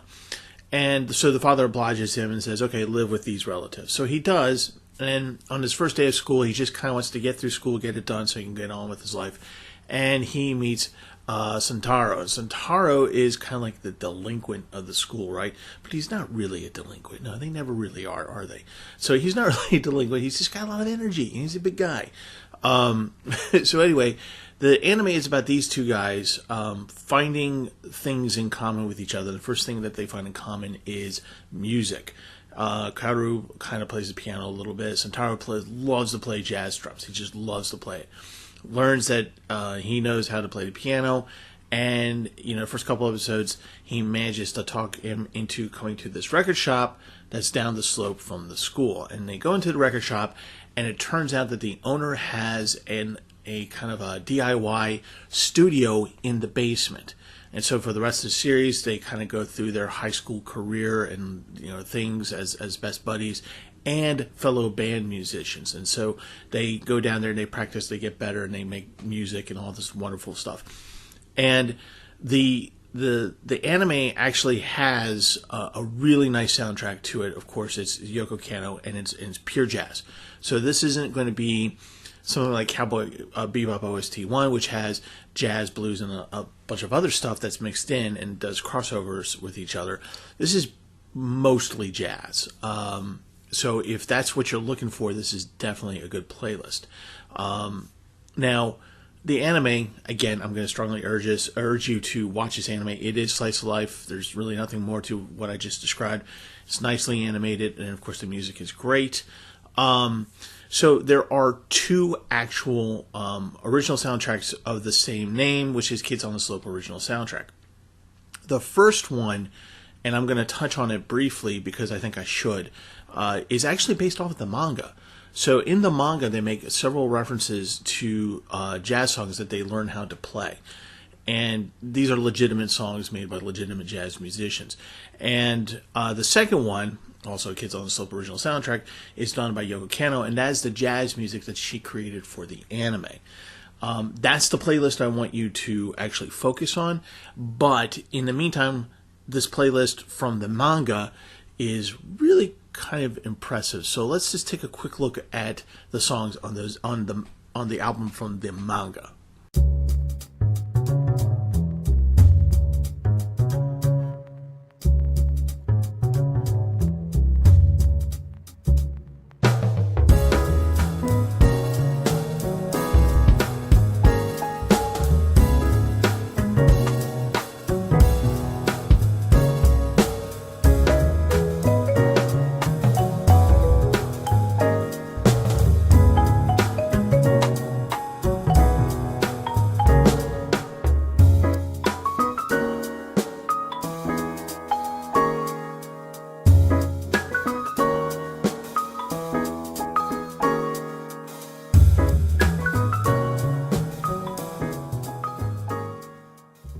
Do you see why I think you should probably check out also the first original soundtrack version of this anime, even though it's from the manga?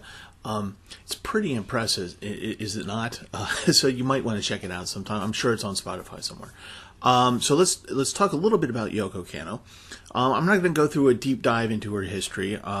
Basically, you just need to know that she was born in 1963 in Sendai, Japan. She went to a lot of prestigious musical schools. She almost opted for a career in literature, but what saved the day was that a fellow classmate who was into drums and liked playing music knew that Yoko Kanno had a very, very strong background in music. Her parents made her play the piano. She was a child prodigy. They really didn't let her listen to contemporary music of any kind, just classical. So she was kind of new to jazz. So the friend said, hey, why don't you come see us play? We're doing this thing tonight. Why don't you come over, the student council, whatever, and watch us play. And she was like, okay, yeah, sure. And she showed up, listened to this band played, and was hooked like that. So her jazz career pretty much started at that point.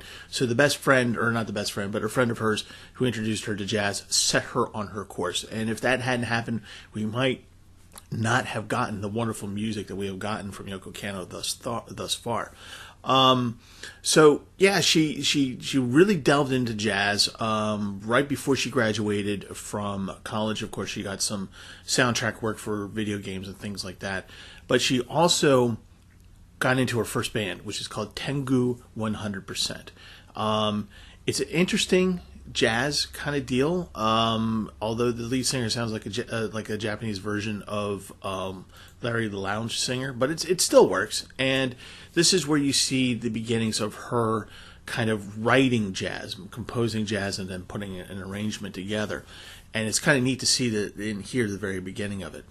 So you can understand why when they were making Kids on the Slope, they're like, we want really good jazz. Look, the manga had this wonderful jazz list of jazz albums that they were trying to emulate in the manga. In the anime, we need to pump that up. We really need to go the extra mile here. Who do we get? Oh, Yoko Kanno. There we go. So she was a perfect choice to compose and direct and play in for the soundtrack to this anime.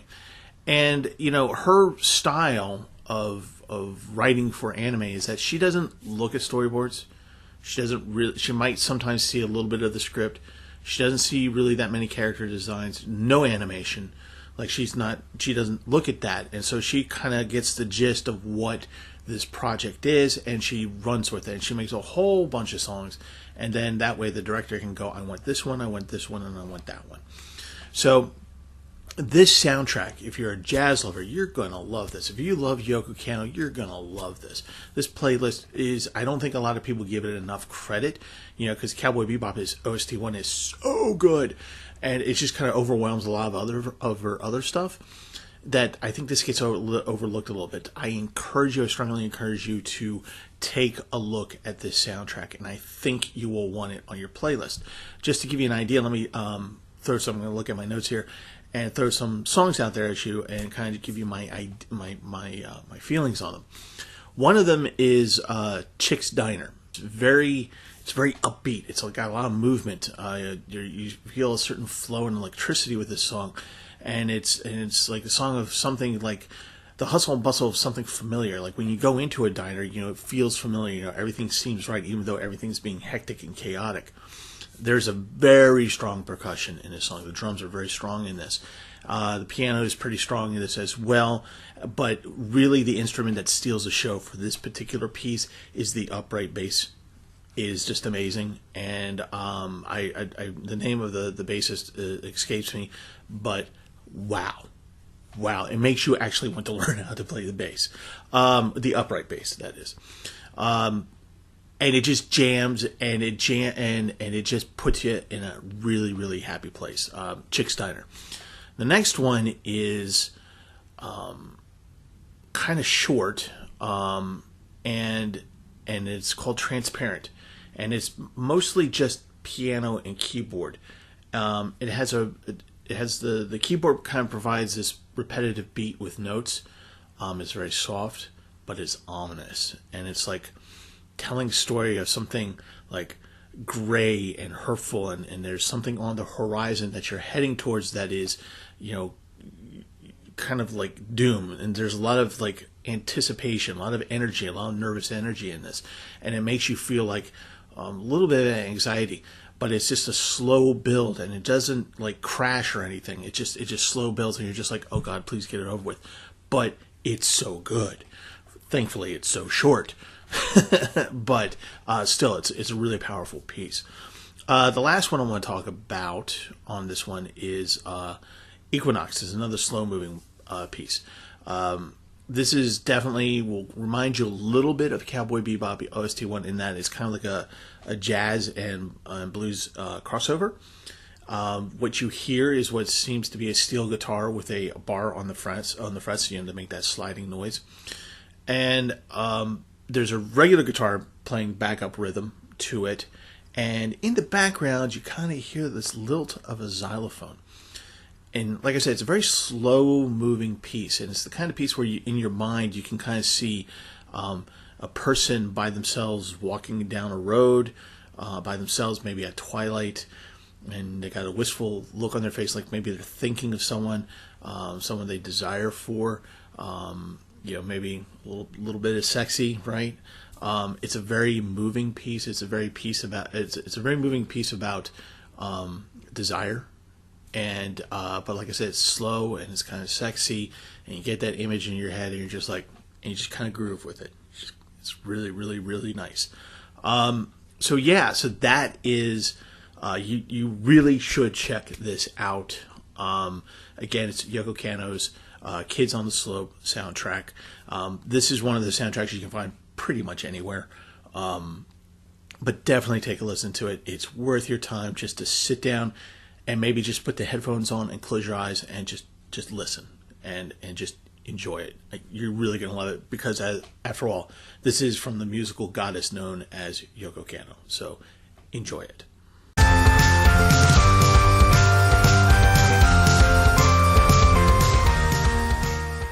P-Lander Z. This is kind of an exception to the list because they've never, to my knowledge, have done an actual song for an anime. No intro, no outro song to an anime series, no soundtrack. Their songs are their songs. If one happens to be used for an anime, it's purely incidental. So why am I bringing them up? Why am I saying to you, you should have this on your playlist. You should have some of their songs on your playlist. Let me start off with their dubious origin story. So there's actually two versions of this story. The first version is that they all of them originally came from Japan to America, like they emigrated here, and they came from different parts of America. They came to New York City, and they met. The original lineup met and said, "Hey, we got this concept.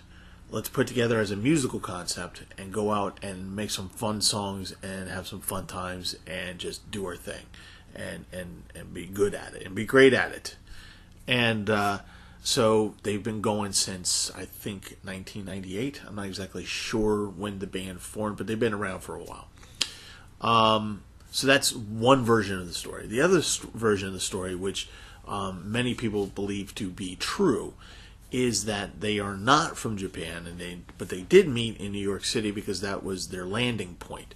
See, they're originally from the Z sector of the planet Peelander, and they have come to Earth to help us prevent us from destroying ourselves with nuclear weapons by teaching us to rock out.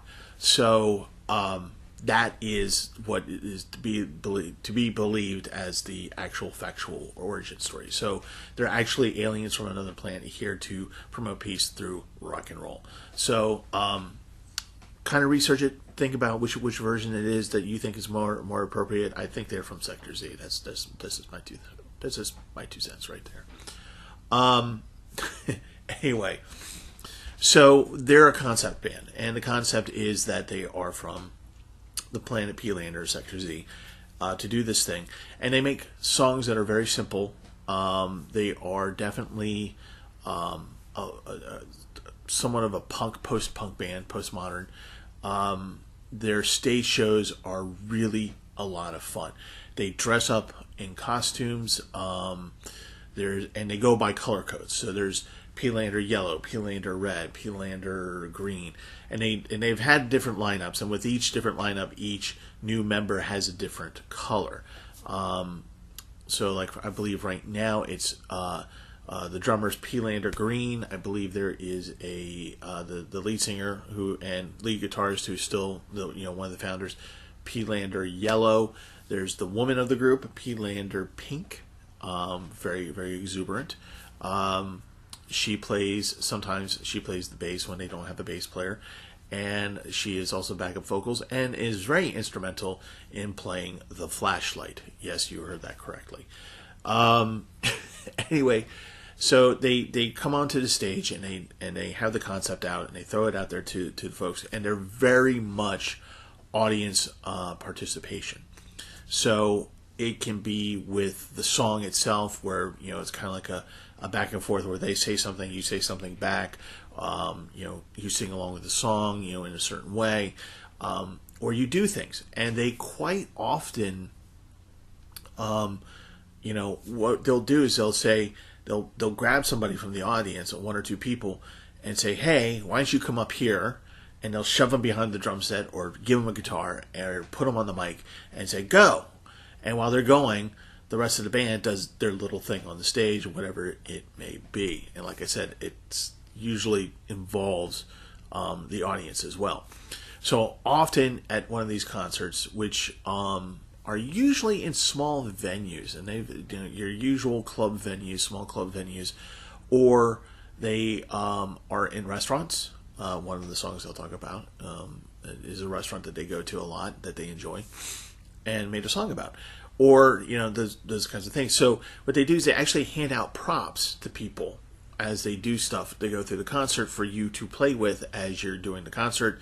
And, it's just a wonderfully fun experience.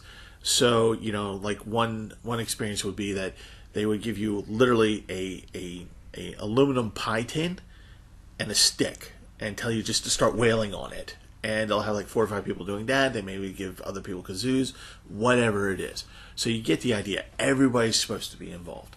And I'm going to show you an example of that in a moment. So some of the songs that they have that you might want to check out. So I'm looking at my notes here. There is one song called "So Many Mike." It's a song about coming across the fact that there are so many people in the world named Mike, and it's a really simple song. So many Mike, so many Mike. So I'm sorry, I know I'm a horrible singer, but anyway, you get the idea. And you see shows of people holding up signs that say Mike, and that's part of their props. So they do the song, and it's a fun little thrash song. It's not meant to be a mosh pit song, but it's just a fun song to move around with. Another one of their songs that you should check out, the restaurant song. I was telling you about the restaurant, and it's called Taco Taco Tacos. And there's apparently a restaurant called Taco YCA that they enjoy very, very much. And so they did a performance there, and they decided to do the song Taco Taco Taco YCA. It's very much a repeat song that when they perform live, you as part of the audience are supposed to shout things back to them as they play. The video, by the way, all the videos for these you can find on YouTube, and they're also fun as well to watch. The last song, which is probably their most, one of their more produced songs, is Ninja High School. And the video starts with kaiju, and like this big squid that kind of looks like a guitar neck with frets on it. It's kind of hard to explain. You have to actually look at it. Comes into New York City, and the band, does a Voltron thing and try to fight, and they get beat up. So they decide to go to ninja school to learn how to fight and beat the monster. So it's a lot of tropes like that. There's a lot of science fiction tropes. There's a lot of all this wonderful stuff that comes along with it. I can tell you one little factoid about the lead singer, Pulander Yellow. And that is he likes Cabernet Sauvignon. How do I know this? Because I sold it to him the night before Pulander Z performed at the Otakon 2014 Otakon Matsuri, which I attended the next day. And I'm glad I did, because not only did I get to see a great band in concert, not only did I get to enjoy these songs, it was a lot of fun outside in good weather, but I got to but actually film an example of one of their stage antics, which is humanoid bowling. Roll clip.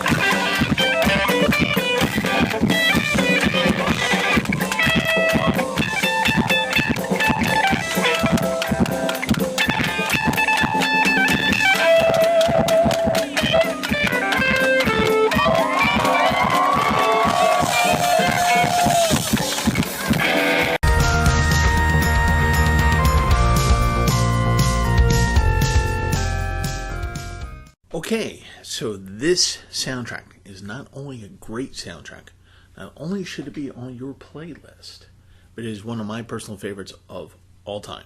Like, it is in my top 10 list of albums, period. Like, it doesn't matter what country you're from, if it's connected to anime, whatever. It's one of my favorite albums. It's what got me into The Pillows, who I'm a very big fan of.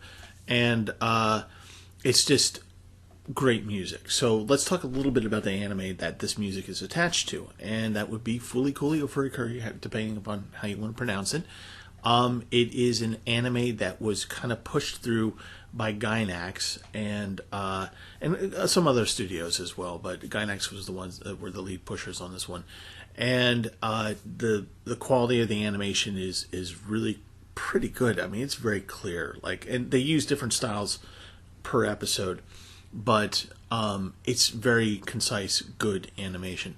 It's only the first season is only 6 episodes long. There are 3 seasons in the franchise, but the first season is only 6 episodes, and they are packed. They're packed with concepts. They are packed with art. They are packed with action. A lot of action. You want action, you're gonna get action, and it's it pulls at your heart a little bit. And also one of the big selling points with this, as with a lot of good anime, is that it has really good music behind it. So the score is really good, but it's the Pillows that it's their music that really carries this anime. Interestingly, the Pillows have been around for a long time. They've been around since 1989. They formed in 1989. In 1992, their frontman Ueda left, their original frontman. They were kind of aimless for a couple of years. I think they just did club dates and that kind of thing. And then they kind of got back together more or less and decided to pump out singles, kind of start over again. And after a while, they got successful again. And people started remembering them and started going to concerts. And they said, you know, it's time to make an album. So then they made about 3 albums at this point. And this is when Gainax came in and basically said, hey, we like your music so much that we went ahead and went to the studio and we went ahead and bought the license to use them. So they kind of just did it. Gainax just kind of did it. And so the band, the Pillows, said, oh, okay. And Gainax came back and said, hey, but we would like you to do, you know, a little bit more of the songs, kind of remaster them a little bit, go have them just remix them through the studio and maybe add a little to it, and we'll put it to the anime. And if you could write a couple new songs to it. And the 2 new songs that the Pillows wrote for the soundtrack are, I think you'll know the titles if you know the anime, Ride on a Shooting Star, and I Think I Can. So those are the 2 songs that they wrote specifically for the anime. All the rest of the songs come from one of the 3 albums that they had done previously that Gainax certificated bought the licenses for.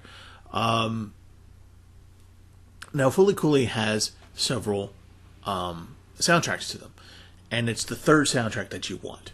So the first 2 are fine. It's just that the first one does the first 3 episodes of the season, and not only the Pillows music, but also the score. And the original soundtrack number 2 is the second half of the season with the Pillows music and, of course, the score. Number 3, Fooly Cooly original soundtrack number 3, is the one that you want, and that has all the Pillow songs on it and none of the score. So it's just the Pillows. The music itself is direct from the early 2000s, so it's got that vibe to it, that alt-rock vibe to it. It's pretty stripped down for the most part. It is rock. Okay, it's not pop or anything like that. This is rock. This is meaningful music. One of the things I found interesting as I was researching this, and I'm kind of looking at my notes here, all the songs used in the Fooly Cooly's first season, as I say, came from the Pillows' previously released albums. And they re-recorded the songs for the anime. Like, they played the music, they redid the music, so that had a cleaner sound for the anime. But they didn't do that for the vocals. The vocals that you hear on original album soundtrack number 3 is actually the vocals from their previous albums. So they didn't do the vocalization when they remastered their songs for the anime. The only new vocals that you have are from I Think I Can and Ride on a Shooting Star. So, yeah, that's kind of weird, but it works. And so, again, that's the one you want. You want number 3. You don't want number 1 or number 2. You want number 3. So, here's some songs from number 3 that I think, a couple of them you'll probably know. There's one you may not know. And they just sound really good to me. So if you haven't heard the soundtrack, maybe this will entice you to check it out. So the first song that I was listening to was that I want to talk about is Advice. That's what it's called. It is a borderline punk song. It's very angry. It's basically about a person who gets advice from his friends or her friends about a person that he likes who is bad for him, right? And the thing is that he realizes that his friends are right and that this person is not good for him, and he realizes it and he's not liking it, and he basically tells the person, you know, you need to go away from me because I want to see you again in the future. That's one of the lyrics, kind of loosely translated. In other words, he's telling the person to go away, become a better person, and come back to him so that they can be together again. And it's kind of a moving kind of piece where you just kind of go, it's someone who's very angry that, you know, you duped me, you made me feel this way about you, and it's making me angry because you're not a good person, and I want you to be a good person, and I want to be with you, but I can't right now. So get away. Go away. Improve yourself and come back to me. So that's kind of a unique way of going through a relationship. But then when you watch the first season of Fooly Cooly, you realize that's Naota and his reaction to Haruko.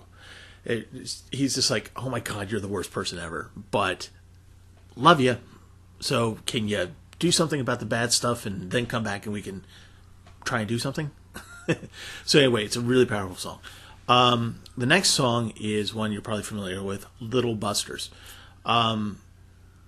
This is the song that is, you hear it and it's Fooly Cooly. You instantly know where this is coming from, what it's attached to. It's attached to Fooly Cooly. It has a definite nostalgic feel to it. It kind of almost reminds me a little bit of twang rock, like the Gin Blossoms, a little bit, just a little bit, in some places. This is a song about kids who are the future, singing about the future, not wanting anyone to stop them. It's an easy song about rebellion that the future generation always brings. So basically the song is just like little kids saying, hey, we're going to be in control eventually, you know, it's at some point. So just get ready for when we come into the future, because everything's going to change. That's the rebellion. Everything you know is going to change because eventually we're going to be in charge. And so that's kind of the theme of this song. It's kind of the theme of parts of Fooly Cooly, where it's just kind of talking about what happened. The current generation is not doing so well, and the upcoming generation knows it and says, once it becomes our time, then it's going to be our time, and you need to step to the side. Very, very thoughtful, provoking stuff. By the way, Little Busters is a term that the band The Pillows uses to call their fans. So just a little side note there. The last song I want to talk about from this album is Beautiful Morning with You. The thing about this song is I thought it was an instrumental, because when you watch the anime, that's kind of what you get. You don't really get the lyrics. So when I sat down, way back when I saw it and I was listening to it and in come the lyrics, I'm like, oh, okay, it's Japanese, I should probably figure out what they're trying to say here. So I looked at the lyrics and I'm like, wow. This song is perfect for the anime. But when you get the lyrics, it slowly moves into the song and builds up in tempo. Like the song itself starts off slow like it does, and it kind of crashes towards the end. And this is a very simple song. This lyrics are very simple, but it conveys such a wonderful feeling, which is that moment when you're in bed and it's morning and the sun is out and you feel comfortable in that bed, and the person that you love is next to you, and you're just kind of like, this is nice, I like this, this is a good feeling to have, this is something worthwhile, and you want it to last forever. Okay, it's just a wonderful feeling that you want to keep on going. You want that morning just to be that morning forever. And when you realize how beautiful that song is, you're just like, oh. Anyway, it's a far more powerful song than I thought it was when I first watched the anime. When you listen to the song, when you listen to when you read the lyrics, you're gonna be like, wow, okay, this is quality stuff. So yeah, you need to check this one out. This one you need to listen. It's Fooly Cooly, original soundtrack number 3 by The Pillows. So I just wanted to add one more thing to The Pillows, and that is to talk about their little mascot. It's kind of messed up if you know about it. So I'm going to show a picture of it, and I'm going to tell you the story of how they came up with Buster Coon. That's their mascot. So here we go. The original doll was made out of really dirty old leather and had a real looking eye and tongue, but one of the eyes was a button and it was displayed in a window, shaking like it was being electrocuted. We still don't know why it was and why it was there, because it wasn't in a store display window and it didn't look like it was for commercial purposes, but it just seemed like someone's idea of a prank or some artist's work that we thought was interesting. So we used it in our jacket booklet, and while we were on tour, we thought of placing that bear image on t-shirts, so we sent the picture to a designer to arrange it, and at first it looks cute, but once you get up close, it has sharp teeth like it's ready to bite any minute. So that kind of cute but kind of scary look fits right in with the Pillow's music perfectly.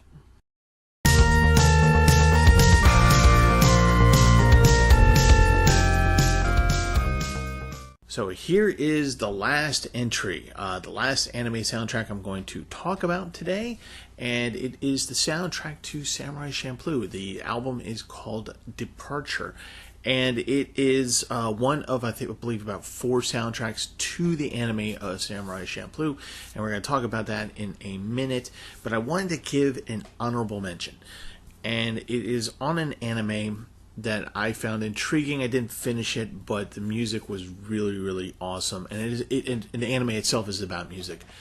And as I was researching it, I discovered that this particular anime soundtrack that I'm giving an honorable mention to, actually deserves almost its own panel. Certainly, I'm going to talk about it on my YouTube channel at some point and give it more than 10 or 15 minutes. I could easily, right off the bat right now, talk for the next 30 minutes about this particular soundtrack. So I'm just going to throw it out there for you. This is the honorable mention, and it's called, was it Mashiro no Oto, or Those Snow White Notes? It is an anime about shamisen, a guy who plays shamisen, and how he moves forward with that as a career. And like I said, I haven't finished the anime, but it's pretty good, and the music is phenomenal.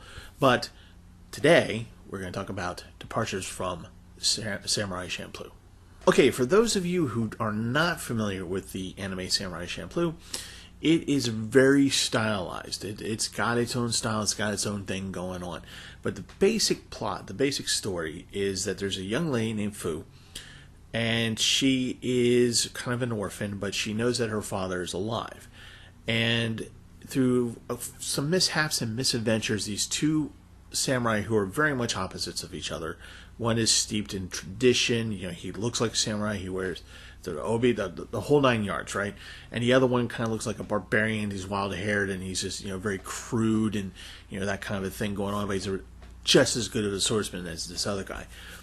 And through these mishaps and misadventures, they get roped into helping her find her father, who's the samurai who smells like sunflower seeds, or something to that effect. So they go on a journey through Edo, Japan, or Edo period Japan, and looking for her father. How the anime ends is very, very interesting, and I should note that there are historical elements to Samurai Champloo which are very, very interesting and wildly inaccurate. I'm just gonna throw that out there, but it's fun to watch. And one of the styles that you see is that it often, particularly with the title cards, it often bounces back and forth between the Edo period, right after the Warring States period, and today. So you have people who are, kind of moving around in Edo period Japan as if they were moving around in downtown Tokyo. It's kind of weird, but it also kind of works. So if you're going to have this kind of stylized thing going on, you want to have the right music to it. So we'll get into the album here in a moment, but the anime was done by the studio called Manglobe, which were guys from a small group of guys from Sunrise, and they broke off and then formed their own little thing. And when Shinichiro Watanabe wanted to do another project, which everybody was excited about because Cowboy Bebop was such a big deal, they said, "Sure, come on, let's do it." And so Shinichiro Watanabe pretty much was in charge of the whole project, and he didn't just direct it. He, or write or draw it, or he did pretty much everything, and he was heavily, heavily, heavily involved in the music. Manglobe originally said, okay, great, we're going to have Shinichiro Watanabe, we're going to have this great anime, it's going to be quality, it's going to be a great story and everything, and we're going to have Yoko Kanno coming in doing the music. Wait, Watanabe, you said no? Wait, we're not going to have Yoko Kanno? Are you sure? So basically, Watanabe basically just said, look, no, this is the thing that I want to do. I want to hip hop influence music into this. It's not that she doesn't know what she's doing. She does. She's a goddess of music. But this is what I want to do. So he kind of looked around, and he wanted to find some hip hop artists and some lo-fi artists, and kind of bring them together and do the soundtrack for, of course, the anime. And the four major guys, the four core guys who were, or four core personalities who did this were Shinji Tsuchi Yoshida of Shaka Zombie. I don't know if you ever heard their stuff. It's pretty fun. Nujabes. I think I'm saying that correctly. If I'm not saying it correctly, it's because my Japanese is really bad. There's a group called of two DJs called Force of Nature, and of course the last person, who is actually American, is Fat John. So these four elements pretty much produced, wrote the music, they performed into it, but they also brought in other artists to do the music for them and to mix it and all that good stuff. But they're the four drivers of the soundtrack for Departure.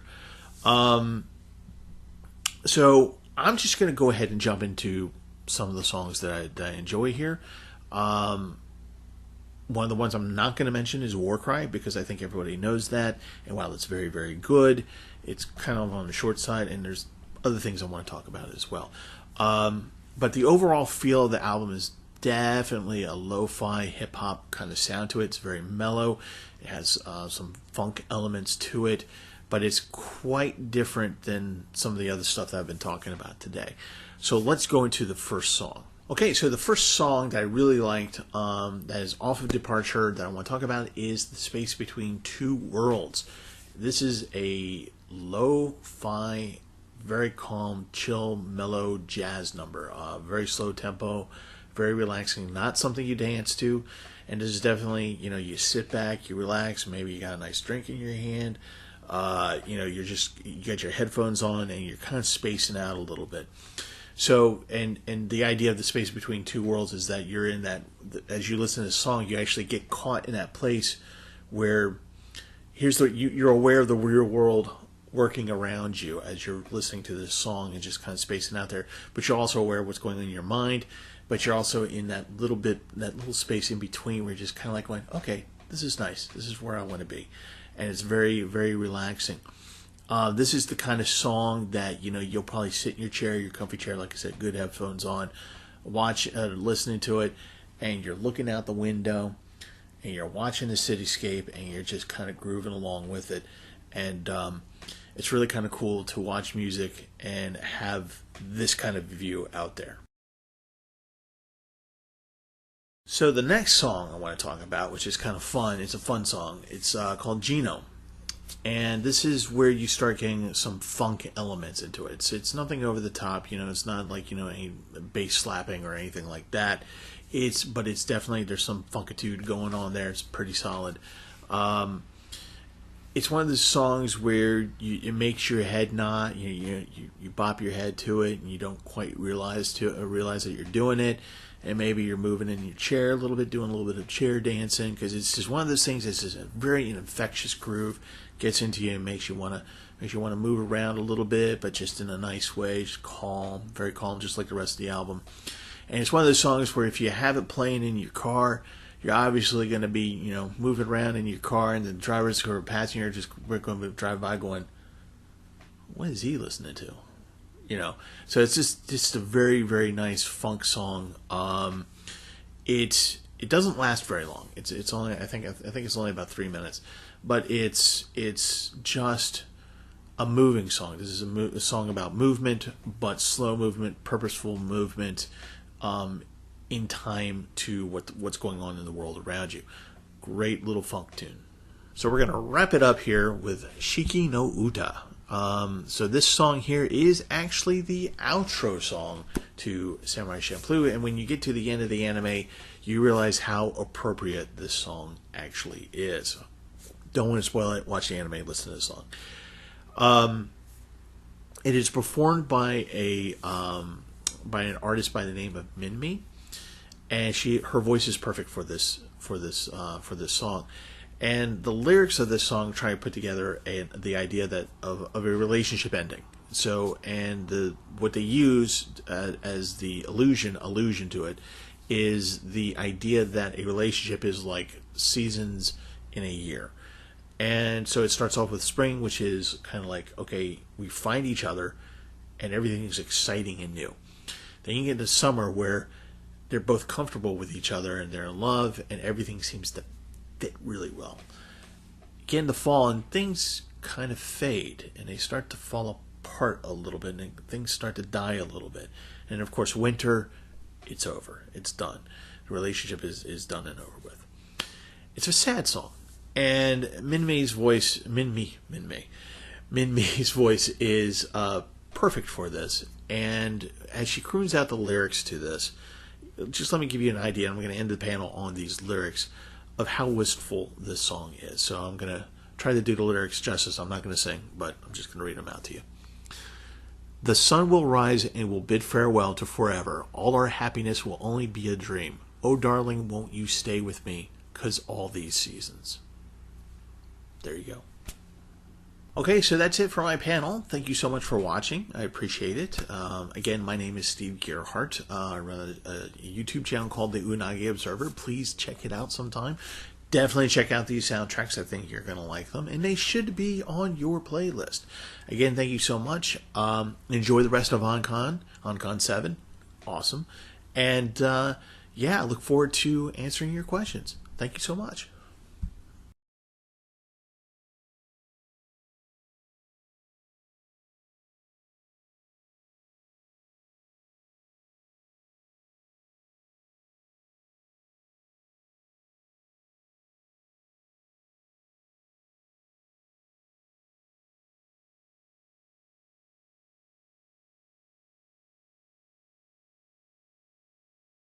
So there we go.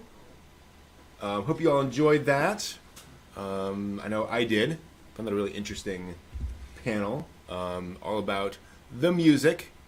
And I'm glad because when you submitted it and the title was Japanese albums, I was afraid for a moment that it was all going to be like obscure like Japanese bands. It almost was that. Yeah. It almost was that. And yeah, it almost was. And then I was like, oh, I recognize some of these things. Cool. So yeah. So obviously, any questions you all have in chat, please feel free to drop them in here. Yeah, how do you find this stuff? Just like anything else, you have to research it. You have to look it up online. I'm a music file to begin with. Mm-hmm. Back in the day, my parents were like, they're musically inclined. My dad actually had a one-hit wonder back in 1963. Cool. Wow. He barely etched into the top 100. Hal and his pals, if you want to look it up. So my little sister is musically talented. My older sister and I are not. Okay. If you ask me if I can play an instrument, I'll say badly. Mm-hmm. That kind of thing. So, but we have a big appreciation for music. So I like looking at all this stuff. And when you watch an anime, part of an anime, the hook of an anime is to actually, really draw you in. And one of the ways to draw you in is through audio. And so you want to make that song that's going to go. And it's just like anything else. It's like the Friends thing from Rembrandt. Where it's just like we want to grab you and we want you to associate this song with the anime and vice versa, so that way we can, sell you merch. Yeah. And so when you hear the good song, you're like, okay, well, I'm inclined to hear the rest of it. Mm-hmm. Right? So you kind of want to listen into the rest of what's interesting. And if you have something that's a phenomenal album, I know this isn't about Cowboy Bebop, but Wow. if you hear a phenomenal album like that, you want to know. Mm-hmm. And actually, I'll talk about to the point of the Radwimps. Like you go into this and you hear these songs, and they're just wonderful earworms that you don't mind having in your head, and and even the score is beautiful and worthwhile. And then you go, okay, I want to know more. Why did you do it this way? And you go into it, and you research it, and you find out these neat little nuggets of information, like, you know, I mean, guy being a total fan of the Radwimps, and it's just like, please do it now. Please do an album for my anime. Like, and it should be, you know, they're like, well, it should be the reverse. We should be coming to you, begging you to let us do music for your anime because you're a god, you know. I remember hearing when Shinichiro Watanabe did Samurai Champloo. Right. And he wanted to do all of this hip hop, so he started calling hip hop artists. Right. And this was, I mean, Champloo was what, early 2000s, something like that. Yeah. And he would call these people up saying, you know, would you please do the thing? And they're like, I love Cowboy Bebop. Oh my God! You know, I was like, great. I had no idea. So you know, find these little nuggets about some of these bands and somehow interesting they can be, or how like offbeat they can be, like P-Lander Z, which P-Lander Z, I sold the lead singer wine. Nice. Yeah, I was just like, well, you kind of look familiar, and he wasn't dressed up at that point. I was just like, I wonder. And the next day at the Mitsuri, I'm just like, he likes Cab Day. So you know, it's always fun, you know, having that and then having those connections, like Kids on the Slope. Like when I saw that on, when did I see it on Fun Animation?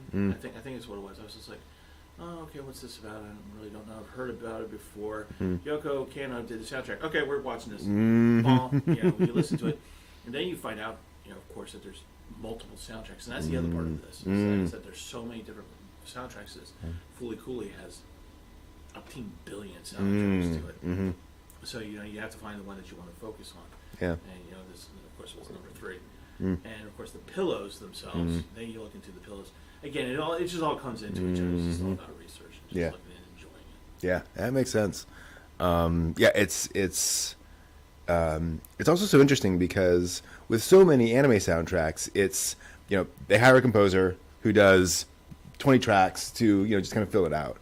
But then you have those kind of passion projects, where it's just so carefully integrated into everything, that just kind of, you know, it makes it really special. And you get like the weird soundtracks. One of my favorites is His and Their Circumstances, which is, it's a 90s anime, but it's all kind of like 60s sitcom music. Right. And it's just so bright and happy and cheerful. And then like there'll be like, you know, strings and all sorts of, you know, emotional stuff.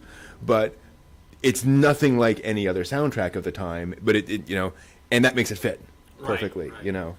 Well, when I was watching Radwimps, or watching, you know, the anime there, and Your Name, and you're hearing the Radwimps, and then suddenly hearing English, right? And I'm like, wait a minute, sounds good, but wait a minute, Yeah. you know, and the idea that, you know, here's a song that was made, was it Your Name came out when?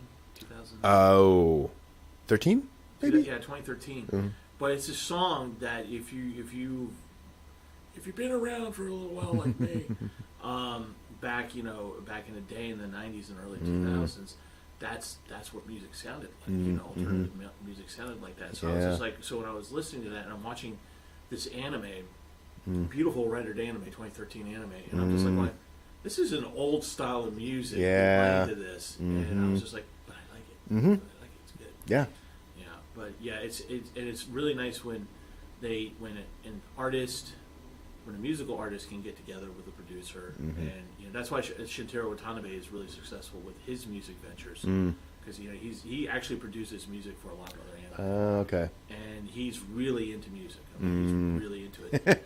And I couldn't tell. Yeah, right. So he goes after the best out there, and so you know when you have somebody like that, you have people willing to work with that. Yeah. Then you get something pretty magic, and that's the whole point, because you want the anime to be successful. What's part of it? Have you ever? Well, I forget who said it, but somebody said, "Have you ever tried watching a movie without music?" And you realize that music adds that whole other dimension to what's going on. Yeah. You know, Yeah. you know, a single note for a character. I remember somebody saying that, you know, if you think music isn't important to the film experience, remember that music predated audio on film. Right. You know, they even like just added music to silent film Right. because it needed it. Right. Wow. Yeah. You have somebody saying they're just going. I need a sense of foreboding. Yeah, that's not going to cut it. No. You need some music there. Yeah.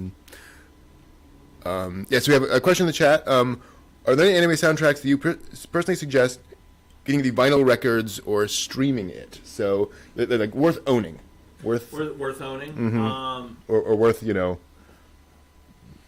I would say Kids on the Slope of the ones that I showcased here. Kids on the Slope, definitely, because it's Yoko Kanno, and you know, honestly, and her stuff is gold, and she's a goddess. Yeah. Yeah. So there is that. I would tell you Radwimps, your name soundtrack. Yeah. Simply because it's even the score, with the songs within the score, each little song, whether they're a minute or 30 seconds or 4 minutes long, means something and have something that are important and they're worthwhile having. There's a lot of anime out there that have the one or two songs. And that's it. You have your intro, your outro, and that's Yeah. they're fine with that. Like for example, like DNA Squared. The best part of that anime is the song Larkin Sells Glory. Well, I mean, yeah, and that's the intro. there's a low song. bar, but you know. But you know, you have things like that. Or I would say the soundtrack to Full Metal Alchemist, not Brotherhood, but the other one, Okay, the yeah. one that came first out. Yeah. First came out. Which, if you get the old CD, by the way, it comes with. Oh gosh, what is her name? She did one of the outro songs. But it actually has the video to that, to cool. that song on it, so you can play it on DVD. Nice. Pretty much, if you can find, honestly, if you can find anime that has more than one good song to it, it's worth having, worth streaming, or worth going to. Well, that's the other part of it is that one of the hard things about that, particularly with Japanese music, is when it goes on moratorium, because a lot of this stuff goes on moratorium, which means that they stop making it for a while. Yeah. So you're going to wind up paying like $40, Yeah. you know, for a soundtrack. But if you really like it, Yeah. you're gonna get it. Yeah, that would be my advice. Like, if you like the soundtrack and it is available, seriously consider snapping it up because it might not be there. It's like you know, to that point, it's not like anime where it's necessarily going to be on streaming forever. Like Right. it bounces in and out. So yeah. Yeah, it's worth having. And as far as vinyl is concerned, I would only get vinyl if you're doing a score composition, meaning you know, like with the Radwimps thing, that was not their songs, you know, where they're vocalizing or anything, but just kind of, you know, those scores to the music and anything jazz related, like Yoko Kanno stuff, or you know, things of that nature. Vinyl does very well with that type of music, Okay. but it doesn't do very well with current day music. So if you were to watch The World Is Mine, God, what is the name? Kerplunk or something like that. Japanese band. This is the one song they do. When you actually listen to it on vinyl, it doesn't work.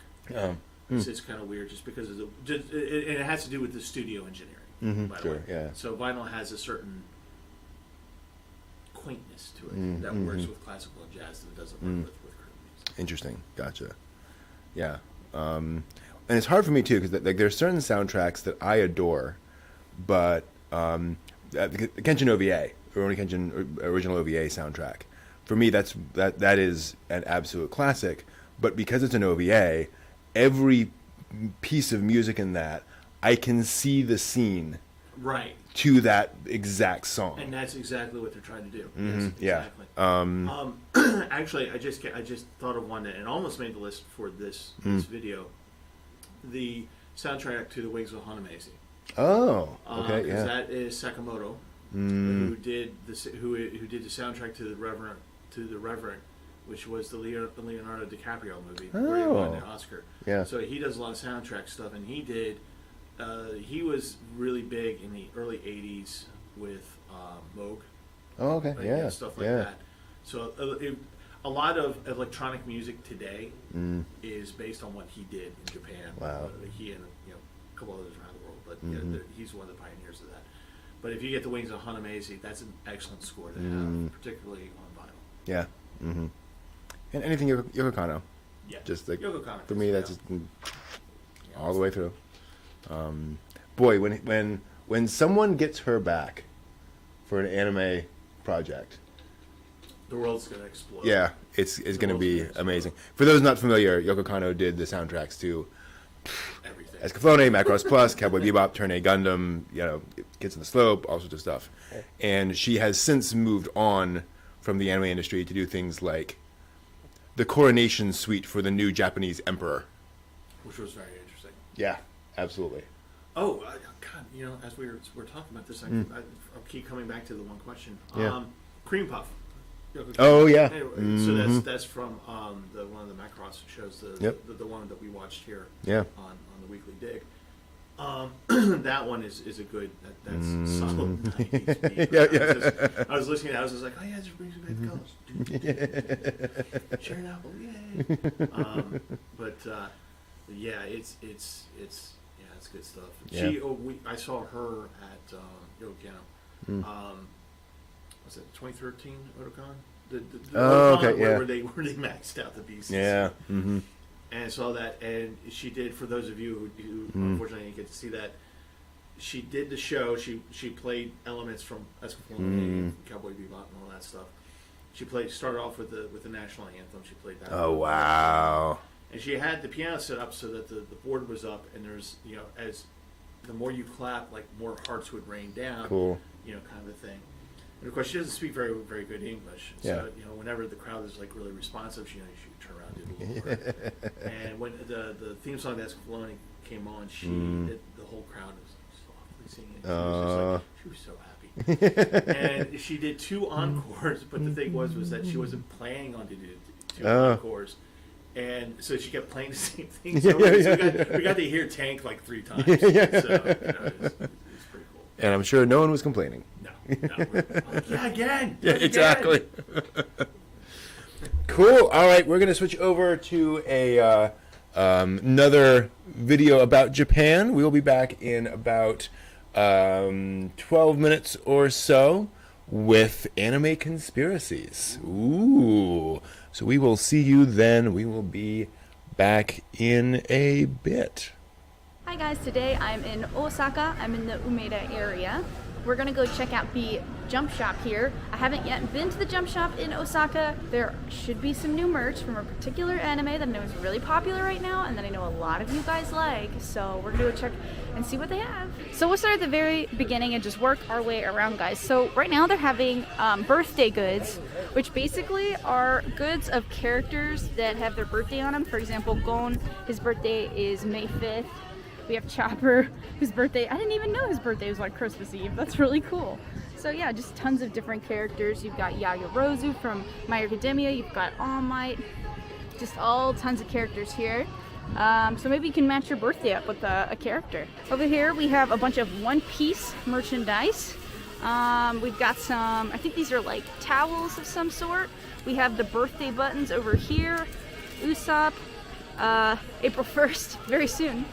One Piece t-shirts, acrylic stands, more buttons, just like tons and tons and tons of One Piece stuff, of course. Oh, this is this opening's from Hinamaru Sumo. Yeah. Some One Piece stickers, a One Piece watch, just like tons of stuff. Little mini figurines, more acrylic stands, some keychains here. This is like a sticker set. I guess you could put your name on it. It's like a present sticker set. We're still in One Piece territory, guys. This is insane. Oh, here we go. So we're getting into some Promised Neverland stuff. Rest in peace to the 2nd season of the anime. Just read the manga. But yeah, they have a few stuff here. They have some random keychains that you can get. Shirts are cute. Oh, the shirts are cute. I like that they're the manga art, actually. Very cool. There's a handbag. Oh wow, that's so cool. I'm sure there's gonna be more. Stuff from Promised Neverland. We just have to find it. Here we go. A lot of you guys have been asking me about stuff from Dr. Stone. The merch is not as big yet, I think, for Dr. Stone. I'm not sure why, but there are Dr. Stone clear files here. acrylic stands, postcards. There might be some more as we go through.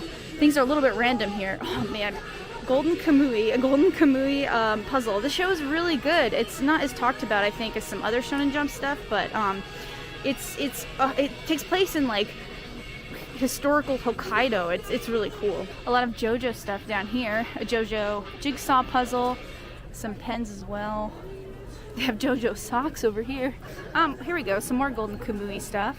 These are some keychains and some acrylic stands from Golden Kamui. Oh, is this all Chainsaw Man stuff? Oh, that's cool. I have not read this manga yet, but it is incredibly popular. Yeah, that when it becomes an anime, that's going to be huge. The characters are fantastic. They have like notepads and everything.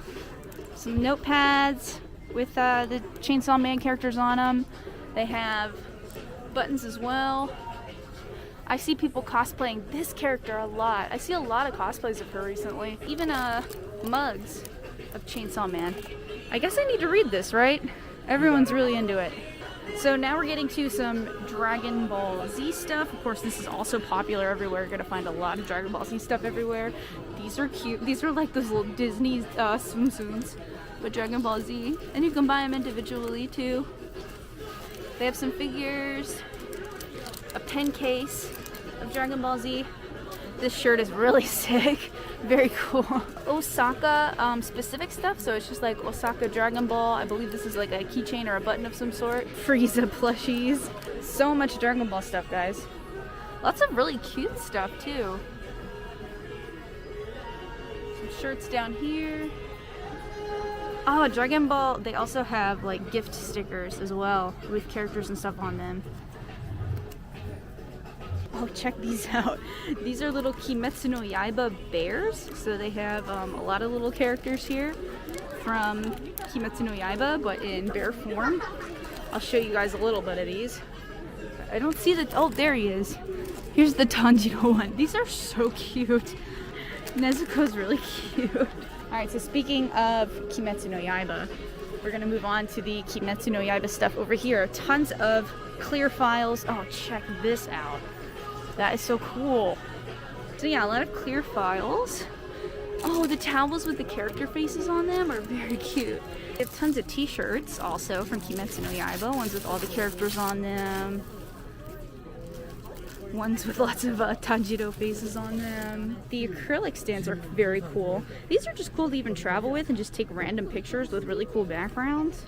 I've shown these previously in Shonen Jump shop tour videos, but they're always really cool. These are little tiny versions of the Kimetsu no Yaiba manga, and not only do they have Kimetsu no Yaiba, they'll have like a whole bunch of other series too.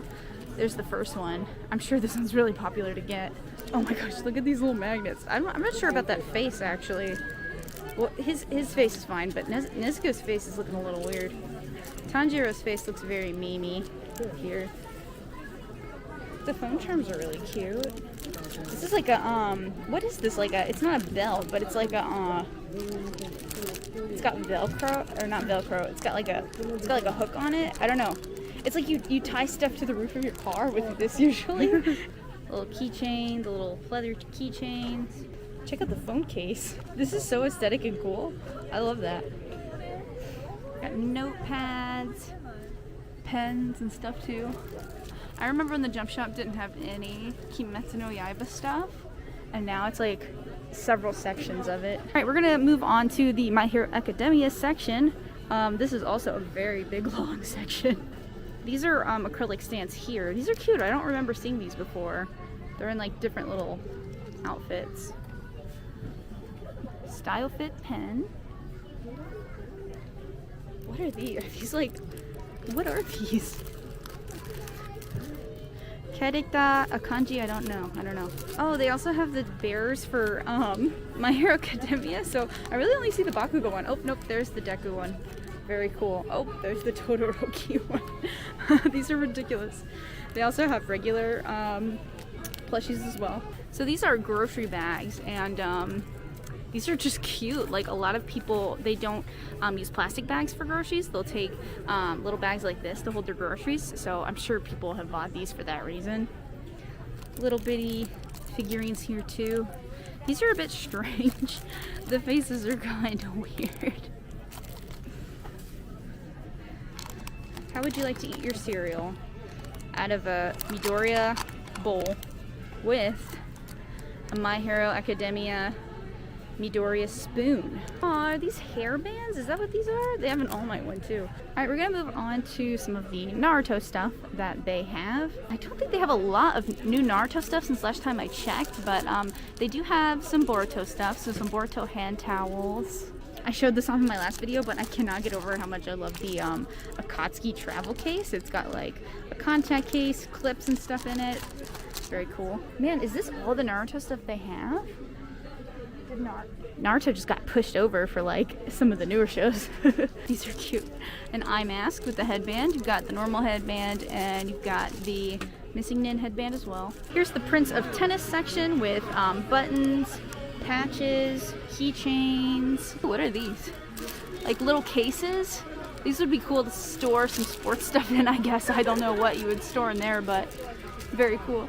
It makes sense to have water bottles for Prince of Tennis. Like if you're a tennis player, these would be so cool. These I think are postcards. Oh, cool. Yeah, I think that's what they are. Take a trip to Japan, right back home with a Prince of Tennis postcard. So over here we have some Yu Yu Hakusho stuff, which, oh my gosh, I just recently started watching Yu Yu Hakusho for the first time since I was a kid. So I kind of know things now about it and I'm pretty excited. So we have a Kuwabara keychain here. Is this really? There's no way this is all they have from Yu Yu Hakusho. I mean, this is like the Togashi section, I guess. They have, no, this is all right here is Hunter x Hunter stuff. So like, I guess this is just the Togashi section and they decided to put these extra Yu Yu Hakusho keychains here. But yeah, this is more so the Hunter x Hunter section that they just threw in Togashi's older manga into. So the Spy Family stuff is really picking up. For now, this is just a manga, but I am pretty sure they're going to have an anime of it within the next few years, given how popular the manga is.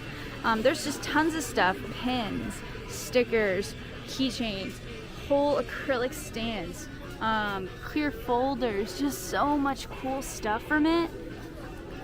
It's very popular in Japan. They even have t-shirts. They even have Spy Family t-shirts. So yeah, I think that this is going to be one of the next big things. This is a bunch of a random assortment of stuff. So Rurouni Kenshin, D-Gray Man.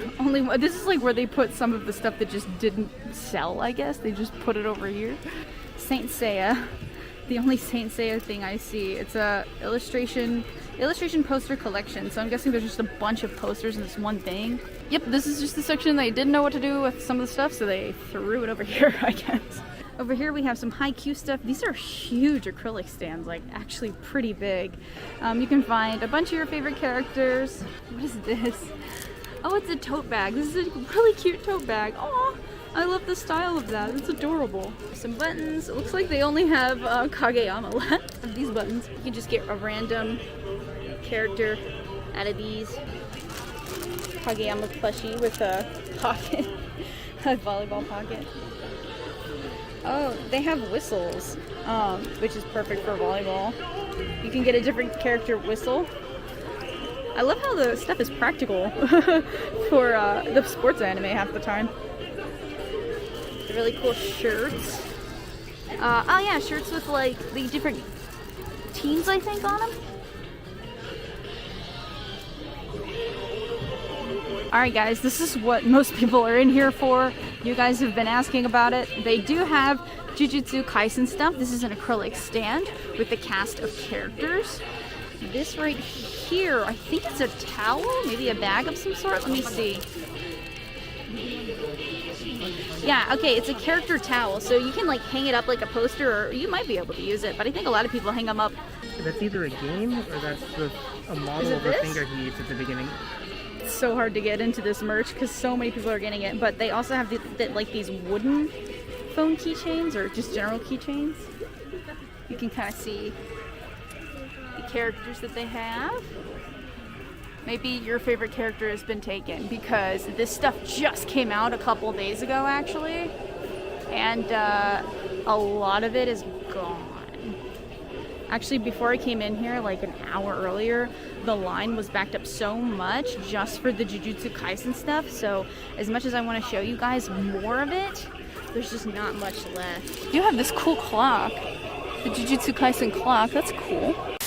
When I first got here, there was a huge line outside specifically for the Jujutsu Kaisen stuff, so a lot of it has sold out. That just gives you an idea how popular it is here. It's like people are finally moving on from Kimetsu no Yaiba, and it's just, people move on so fast. Like, I'm sure if Chainsaw Man gets its anime and then Spy Family does, like that, they're gonna be like the next big things, I'm sure. Anyways, I hope you enjoyed this tour of the Jump Shop in Osaka Umeda. Guys, if you enjoyed the video, don't forget to push like. What was your favorite thing that you saw in the store? If you guys want me to do more Jump Shop videos, just let me know down in the comments. Thanks for watching, and I'll play with you some other time. Bye! And we're back. Hello, everyone. Hey, everybody. And yeah, so we're going to switch right over to Anime Conspiracies with this person right here. Yeah, so let us just go ahead and get into it. I think we do that, and yep, microphone is on, so good to go? Go for it. Yeah, sure. Chat's right there. Chat's right there. Okay, cool. Yep. All right. Hey, everybody. My name is Justin Cole. I'm a member of the group Otaku Brain Trust with Brent. We were going to start doing panels in like 2020 as a group together, and then some stuff happened, and we actually had that discussion at Anime USA 2019, and unfortunately we haven't really actually. We went to Katsucon, and we did. Our group did a few panels there. We have a few panelists from the East Coast who are all in the Northern Virginia region, and we just decided that we would possibly be able to use the group as a way of bouncing ideas off of each other, and as well as pushing for more slots, more content, whatever. Stuff B is definitely the 100-ton elephant in the room. So it's also good that Brent is running these online cons too, so that we can, for any of the members who are here, or even one of our members is down in Texas right now, that we can do these types of panels because it's nicer to have shorter intervals of time for these in order for us to practice them, present them, so on and so forth. And this is one of the panels that I want to do at a convention eventually. I've submitted it to a few conventions, but I'm not entirely surprised that no conventions accepted it yet. Conspiracy is somewhat of a touchy word within the general public, because people aren't sure which direction you're generally trying to go with it. I right-clicked on accident. I'll just make this full screen here, and I decided I wanted to do Anime Conspiracy because I listen to a lot of podcasts that cover that kind of like to use the generic term, that woo-woo stuff, the crazy stuff, the I venture into the realm of conspiracy theories that are just wild and wacky, as opposed to the hyper specific stuff of the conspiracy theorists today, which is usually pretty hateful and usually pretty toxic. I like the stuff of the 1900s and before, when people were talking about alien spaceships, shadow governments that weren't specifically targeted at any certain race or people. So I discovered in watching a few shows that some shows like to use these conspiracy theories as a basis for their plots.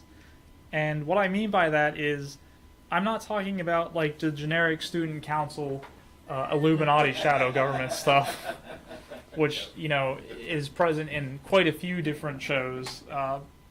I'm talking about very specific examples that are referenced by name in anime, and in one or two cases in this, some video games.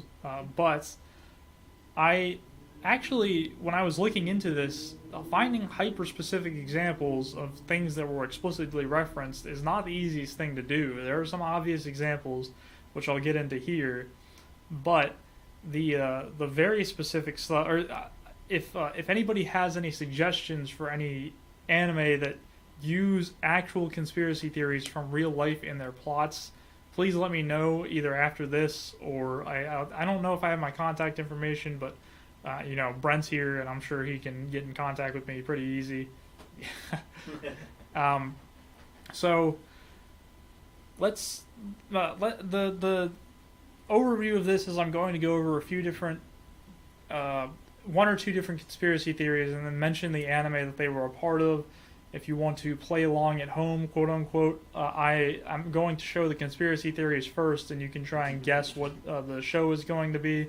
In some cases, it'll be much more obvious than in others, and I'll go into my main inspirations for this as I cover them because I don't want to spoil what I'm talking about. But I did want to talk about these as well because with the podcasts like the last podcast on the left and stuff like Astonishing Legends, if anybody's heard or seen of that, they cover a lot of these same kinds of cryptids, of aliens, of mystical teachings, and one program I know of that is very popular is Coast to Coast AM, which not a lot of this content in this panel comes from, but a lot of content for a lot of other podcast creators and a lot of conspiracy theories and all that stuff comes from.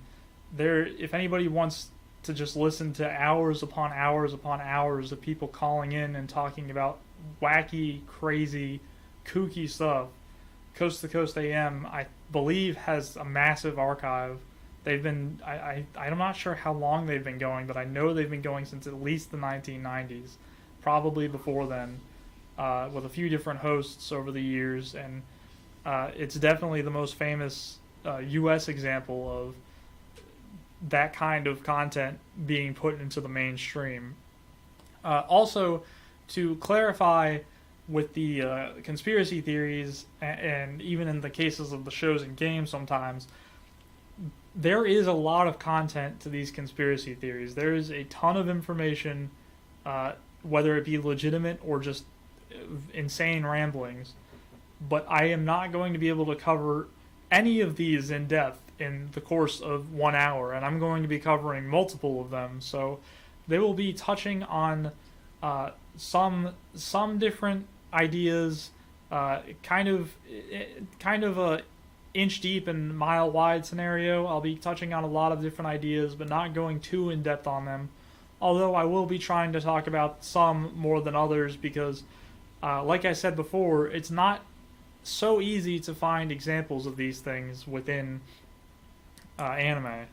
But I do want to start off with one cute example, which is this picture from Eurocamp of Nadeshiko, the main character, walking in the same form as Bigfoot when she was captured on Google Maps. This is not going to be something I talk about for very long. I like this reference. Obviously, the Patterson-Gimli film is probably the most famous cryptozoology and potentially conspiracy theory related video in existence. Even still talked about to this day. It is nice to see those little references here and there, especially in a camping show. But I will let's just get into some of the main material of the content. And the first thing I want to talk about is Roswell. Obviously, if Bigfoot is the most famous cryptozoology, Roswell is the most famous alien encounters. And Roswell was a alien encounter in 1947 in New Mexico, where a rancher and give me 1 second. I'm trying to find my presenter notes. Oh, I meant all time.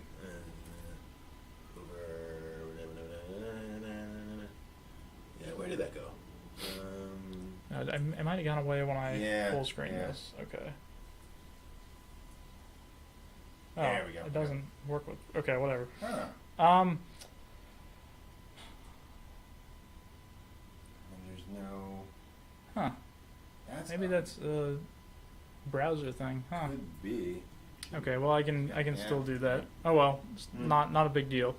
There was a rancher by the name of W.W. Mac Brazel who discovered some debris in a field in decided to hide it under a bush. Now, where we start getting into some issues here is that he claims that this had been hidden under a brush, but he never documented that until the Fort Worth Army Airfield Marshal or Major named Jesse Marcel came up and handled the debris and moved it to a second location. And at this point, the official narrative of where it is and who's handling it kind of goes out the window in favor of hearsay and conspiracy theory. But it's believed, obviously, that the material found was this kind of super advanced metal that was used to create some type of spacecraft. And depending on who is discussing the conspiracy theory, there were small gray men, potentially alive small gray men found in the aircraft who potentially were aliens, although there are also many theories as to if they had been maybe Russians who had been experimented on. And the other thing feeding the fuel into this conspiracy theory is that the Army originally said that they had found a flying disc, but they very, very quickly retracted it and said that it was a weather balloon. And this is where the most popular interpretation of ufologists, just the fact that all UFOs are weather balloons, quote unquote, or swamp gas, this is where the weather balloon theory came from, as it also is one of the original most famous and one of the original UFO incidents within the U.S. There are UFO incidents that come before this, and most notably Christopher Columbus did claim to see flying lights in the sky on the journey over. But as far as modern ufology goes and what we have documented, this has the most information. There's a ton of reading you can do on Roswell, a ton of videos, debunkings or providing more evidence of, or so on and so forth. It's been talked to death about because it is the most famous UFO story in the U.S. at the very least, if not the world at this point. It's been referenced not only in the show I'm going to bring up, but it's been referenced in countless other media. Even something like Futurama had its own episode on Roswell. And Roswell itself has fully embraced the ufology. They have giant alien, blow-up dolls outside of their town. They have their sign there you can see has a UFO over top of it.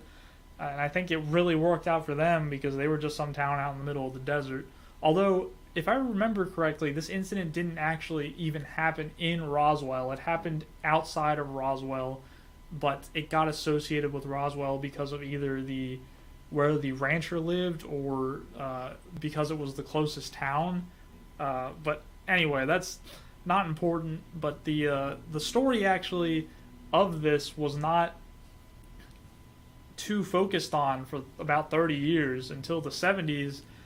Stanton Freeman interviewed the major of Fort Worth, Marcel, and Marcel told him this story, told him about the materials. Obviously, this is 30 years removed, so who knows how accurate the retelling was, but Stanton Freeman was one of the most famous UFO researchers of the time, and the UFO community tries to retain its legitimacy by doing things like questioning and discussing and being skeptical of any claims made like this, and Stanton Friedman was trying to do that here, but it also just reignited the whole mystery, and it's been really in the public conscious since since about the 1970s, even though it happened in 1947. As for why the aliens were down there, some people believe it had to do with nuclear strikes. The aliens saw them, and because Roswell was near a nuclear testing facility or an army base, they came down to see what was going on. There is the famous conspiracy theorist Bill Cooper as well, who ties this in to some other theories we'll talk about later, that the aliens there were multiple alien crashes, multiple alien bodies recovered, multiple human bodies found mutilated, and they were all around a similar area in the deserts and so on. And speaking of aliens, the Majestic 12 was an organization that was either put together, depending on who you ask, by Harry Truman or Dwight Eisenhower in 1947 to the 1952 time frame, in order to figure out how to combat and discuss the alien encounters. Now, the more innocent explanations of the Majestic 12 are that they were formed in order to handle how to discuss aliens, to research aliens, potentially to talk to aliens and meet with aliens, and more malicious interpretations, such as Bill Cooper, believe that the Majestic 12, or known as well as the Majority 12, were there to become a shadow puppet government in order to influence worldly events and control the U.S. and the events that Bill Cooper claimed that the Majestic 12 was responsible for was that they were able to orchestrate Kennedy's assassination because he threatened them with revealing alien technology. They were able to get Dwight Eisenhower to meet with an alien ambassador, in which Dwight Eisenhower made a deal with the alien ambassador that the aliens would be able to abduct some humans, but in exchange the U.S. would get alien technology in order to advance our desire to do something like go to the moon.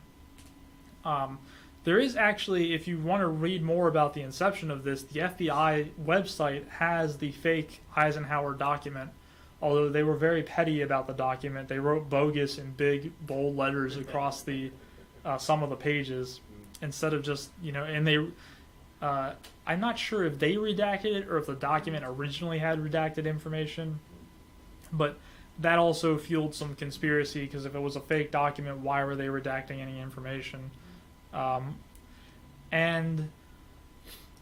This actually comes up in some other properties as well. Deus Ex has its own interpretation of the Majestic 12, although I believe it's a little different than how it is in real life here.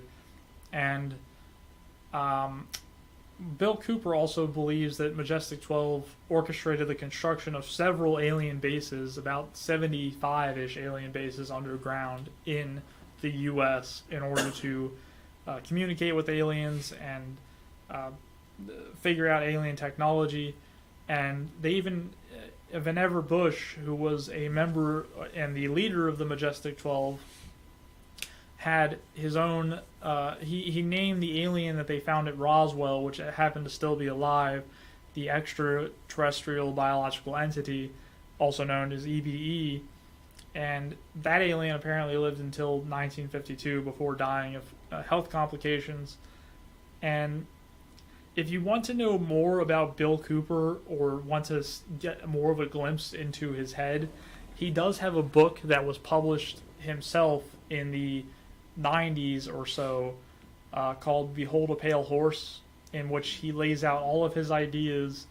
And he is truly like one of the last great ones of conspiracy theories before you get people like Alex Jones, who are just mostly doing it out of maliciousness. Bill Cooper was fully convinced that his interpretations were correct, but he wasn't directing his hatred at any one group of people, and he didn't have a massive following that he could direct to harass anybody about it. He also died in a shootout with the cops. Yeah, so he was a little.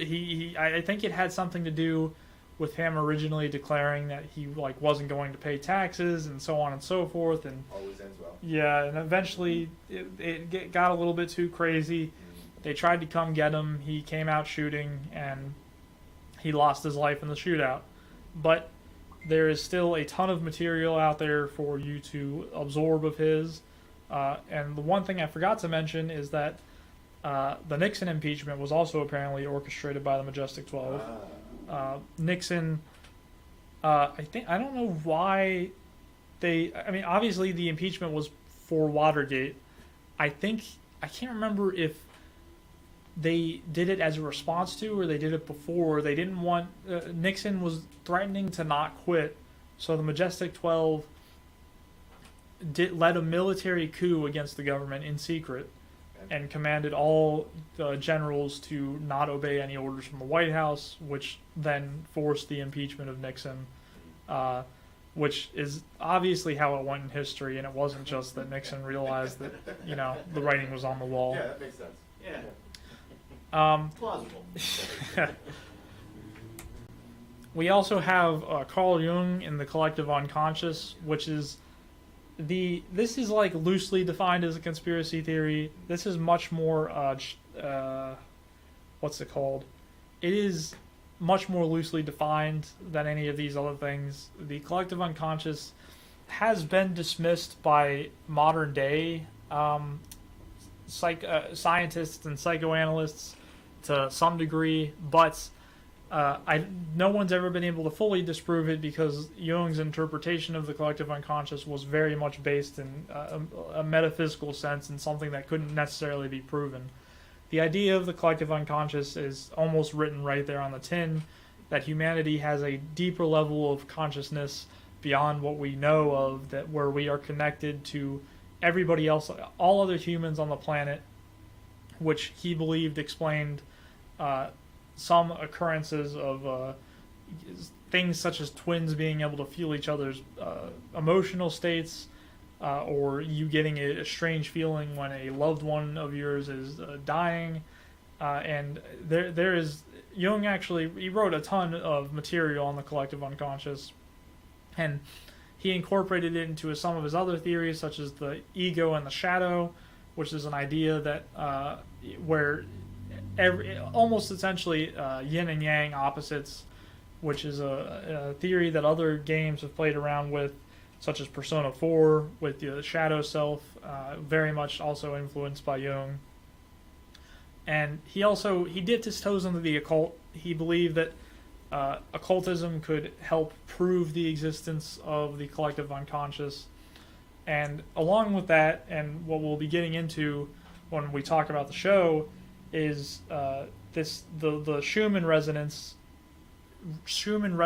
which is a extremely low frequency electromagnetic field that covers the Earth and is used to study lightning strikes and weird light events that were within the context of the show that I'm going to be talking about, are used as well to help connect everybody on an electromagnetic wavelength, as well as whatever wavelength the collective unconscious is working on. And the last person I want to talk about before talking about the show is John C. Lilly, who is also a very fascinating figure. And John C. Lilly is a psychoanalyst who specialized in multitude of different fields. He was big into drug study, big into LSD.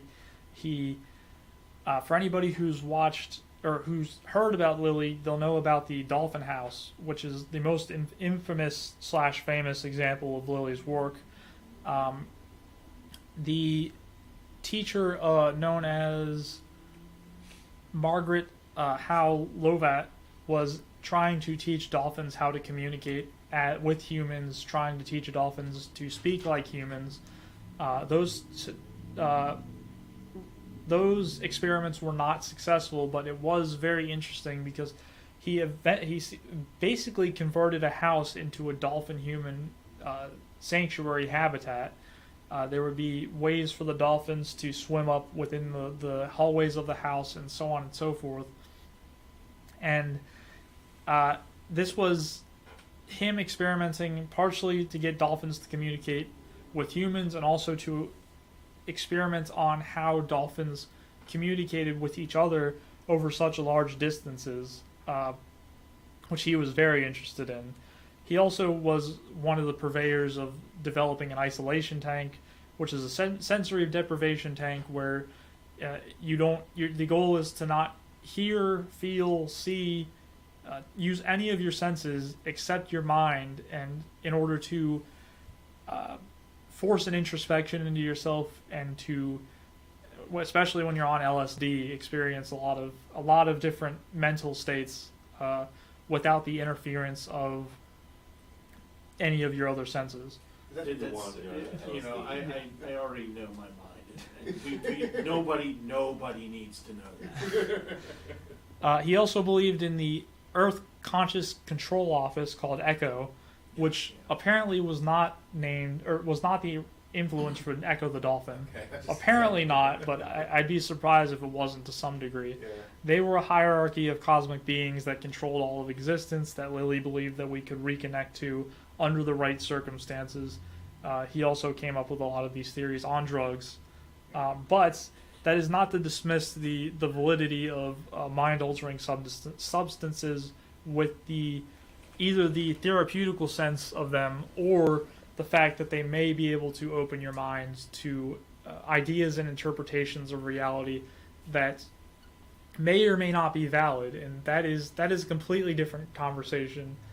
But Lilly was a very, very interesting figure. There's like I said, there is a ton more stuff for Lilly, for all of these people, that I can't get into in such a short amount of time. But one of the main inspirations for this panel and what I've been talking about so far are all because of Serial Experiments Lain. That was Eurocamp. Yeah. I'm surprised. What? That was Eurocamp. Yeah, I'm well, surprised. Yeah. not this time. So, Serial Experiments Lain is a show that aired in 1998 by director Ryotaro Nakamura, written by Yoshitoshi Abe and Shaka J. Konaka, also responsible for things like Digimon Tamers. And it throws a lot of ideas at the screen, almost literally, to see what sticks. And it's my favorite show of all time, for a multitude of reasons, one of which just being that it does so much with such a short runtime. It presents so many ideas. I won't say it's a very entertaining show to watch all the time. And I understand for people who don't necessarily want to watch all of it, but it has a lot of really cool ideas. It presents them in a very unique way. The material is very ambitious, somewhat told through the lens of Lain Iwakura, who is a 14-year-old girl who is ambiguously, exists within a reality. She is basically a construct of, whether it be the collective unconscious of the planet, or whether she be a complete android that was created by the series antagonist Masami Eri. The series follows her as she learns what the Wired is, learns how to control her influence over the Wired itself, and the show uses things like Roswell, the collective unconscious, Schumann resonances, and the research of John C. Lilly and other scientists in order to construct a narrative of how Lain exists, how the Wired was achieved, what the goal is of Masami Eri is. He wants to connect all of humanity into one entity on the Wired so that he can rule over all of them as its god, which is a surprisingly not uncommon storyline in anime. I mean, Evangelion had that same type of storyline, although apparently Lain was not directly influenced by Evangelion. It is a story that follows.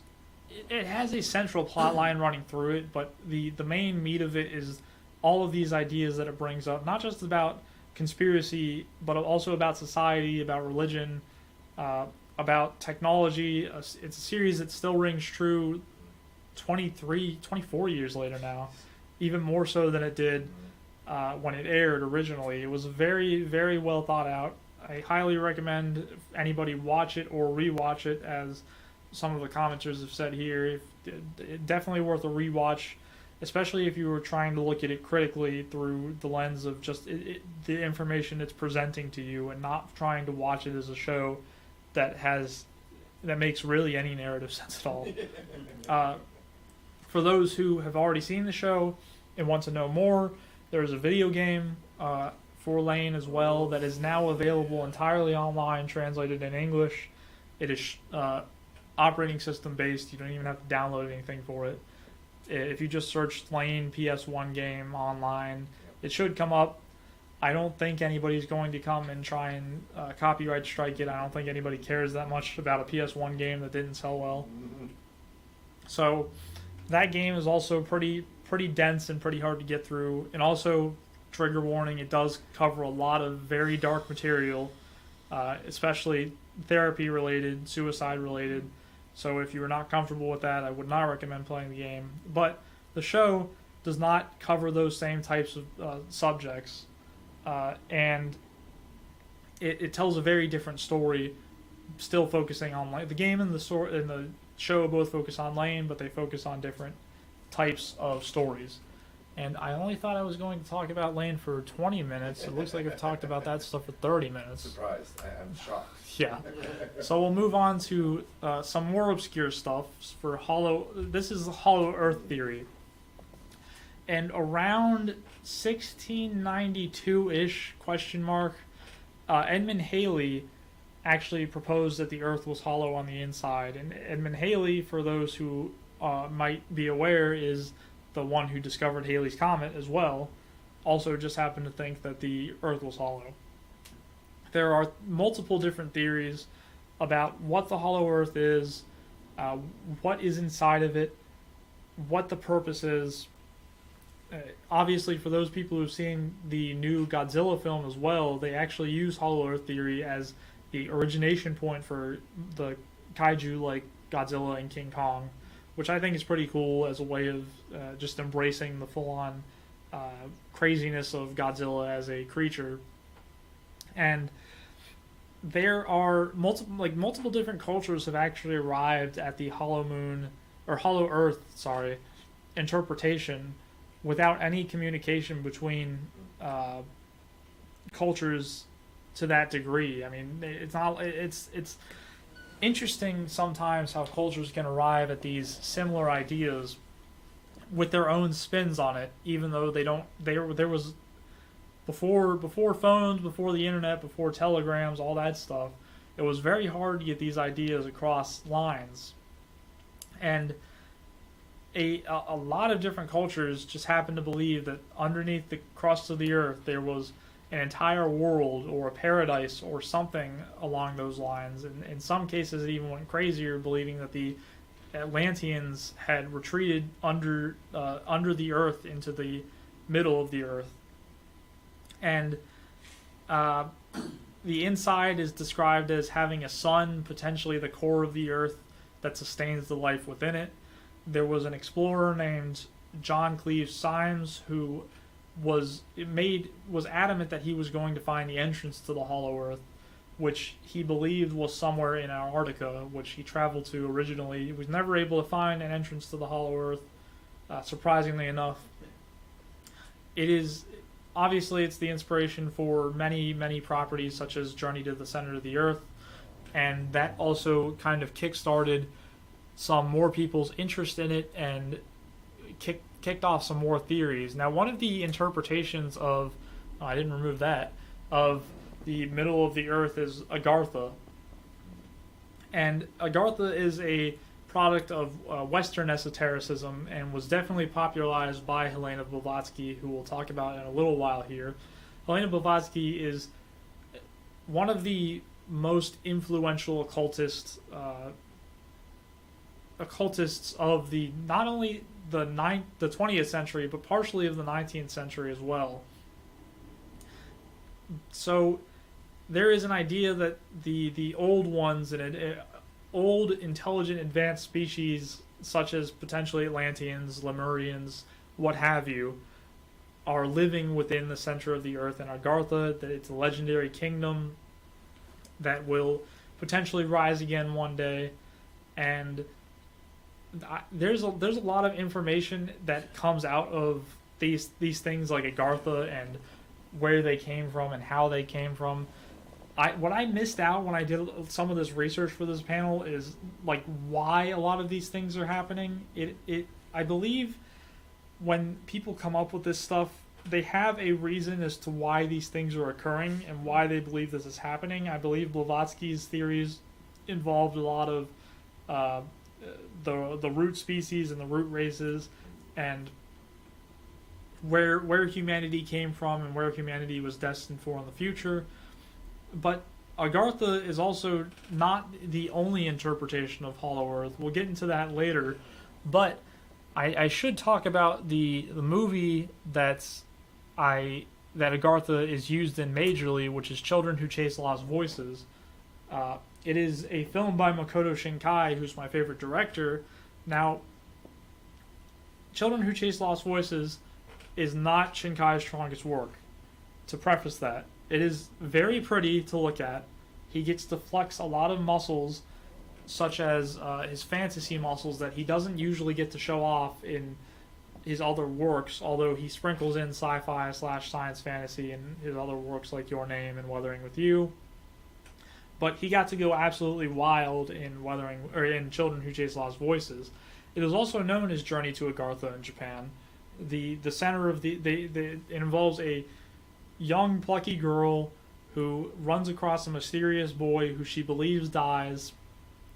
Her teacher ends up to being a somewhat conspiracy theorist who believes he knows how to get to the center of the earth and he wants to revive his dead wife. He believes Agartha is the land of the dead, that they will be able to revive the boy who died as well as his wife. And this is almost straight up dead on, like it was him taking the premise of Hollow Earth and just turning it into a plot. Now, interestingly, before Shinkai made this movie, he had taken a vacation after 5 centimeters per second, I believe, was his previous work, and his team told him to take a trip around the world or wherever he wanted because he was going to be busy after he started making more and more movies, and especially nowadays because he's pretty much world famous now.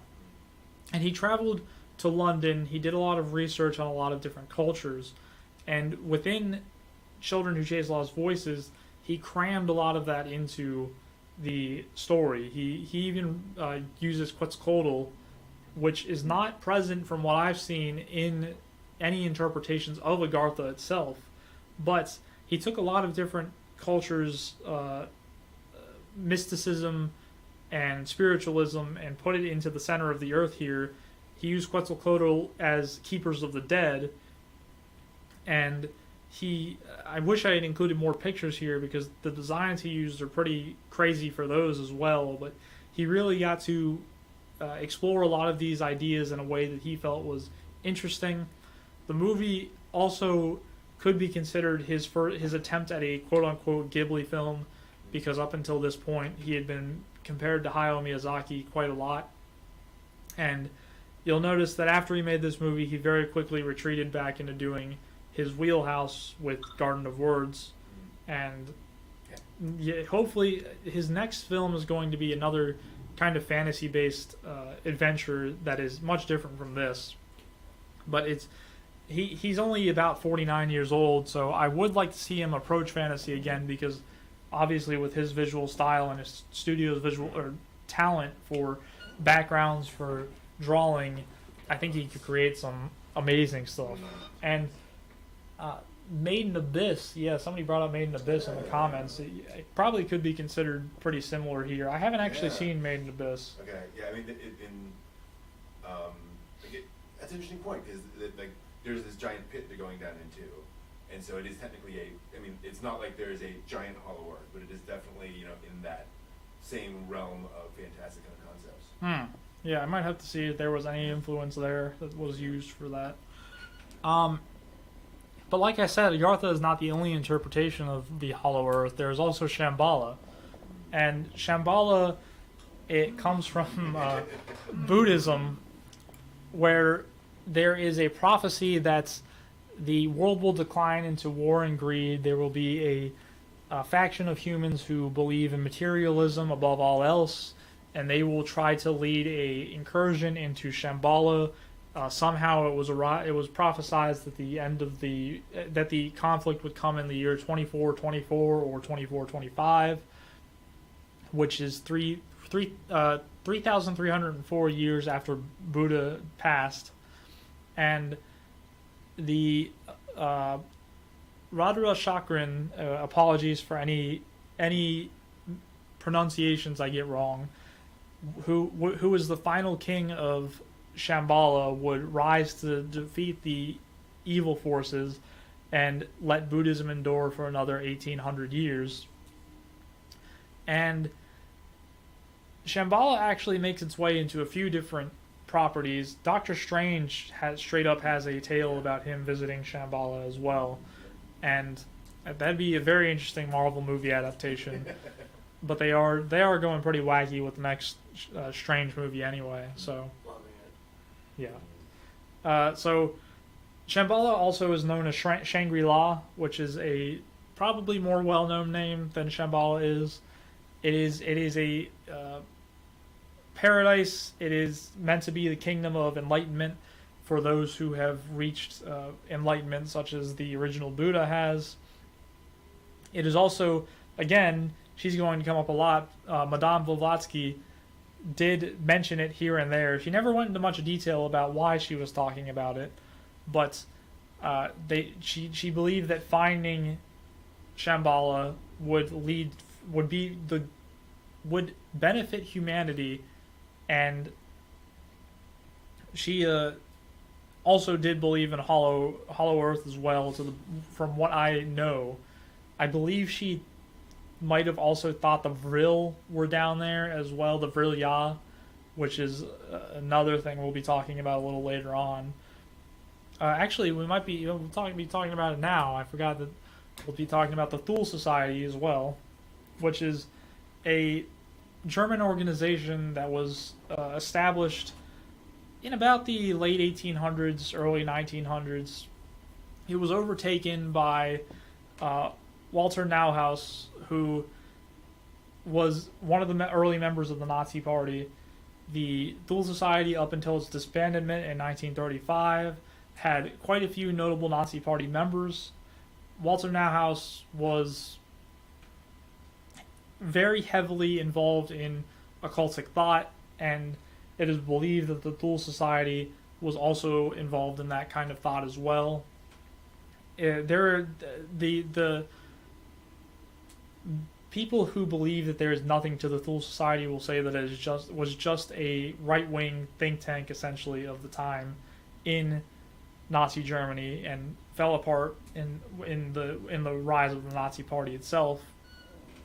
But there were several notable members from the Nazi Party involved in the society, and there was also a team that did lead exhibitions in the different parts of the world for the Nazis. One of them was to Tibet, which to Western thinkers of the time, Tibet was this very mystical, very mysterious place where, based on the stereotype of Eastern mysticism, they thought that the East was hiding some secrets from them that were locked behind Tibet. Madame Blavatsky also went to Tibet several times to try and uncover the mysteries of Tibet. Mostly just Westerners poking their nose into Chinese mysticism and trying to understand it, quote unquote, because it was weird and mystical. So they probably just went to Tibet to see how well it would be established, and to try and trick the West into thinking that the Nazis had conquered further west further into the East than they actually had. So somebody did make a guess here, but I'll talk about the Vril Society as well. The Vril Society was some people believe it was a precursor to the Thule Society. Some people believe it was the female Nazi party or female Nazi group for the Thule Society, whereas the Thule Society would be the male group. The Vril comes from a book called The Power of the Coming Race, which was about angelic super beings called the Vrilya that control Vril, which is a mystical, powerful energy that can be used with their minds in order to create or destroy. And of course, that would be in the Nazis' interests to find. So some of the exhibitions were to potentially find the Vril, which also ties into Atlantis as well. The Vril were apparently descendants of the Atlanteans, and as they resided in the middle of the earth, they could be connected easier that way.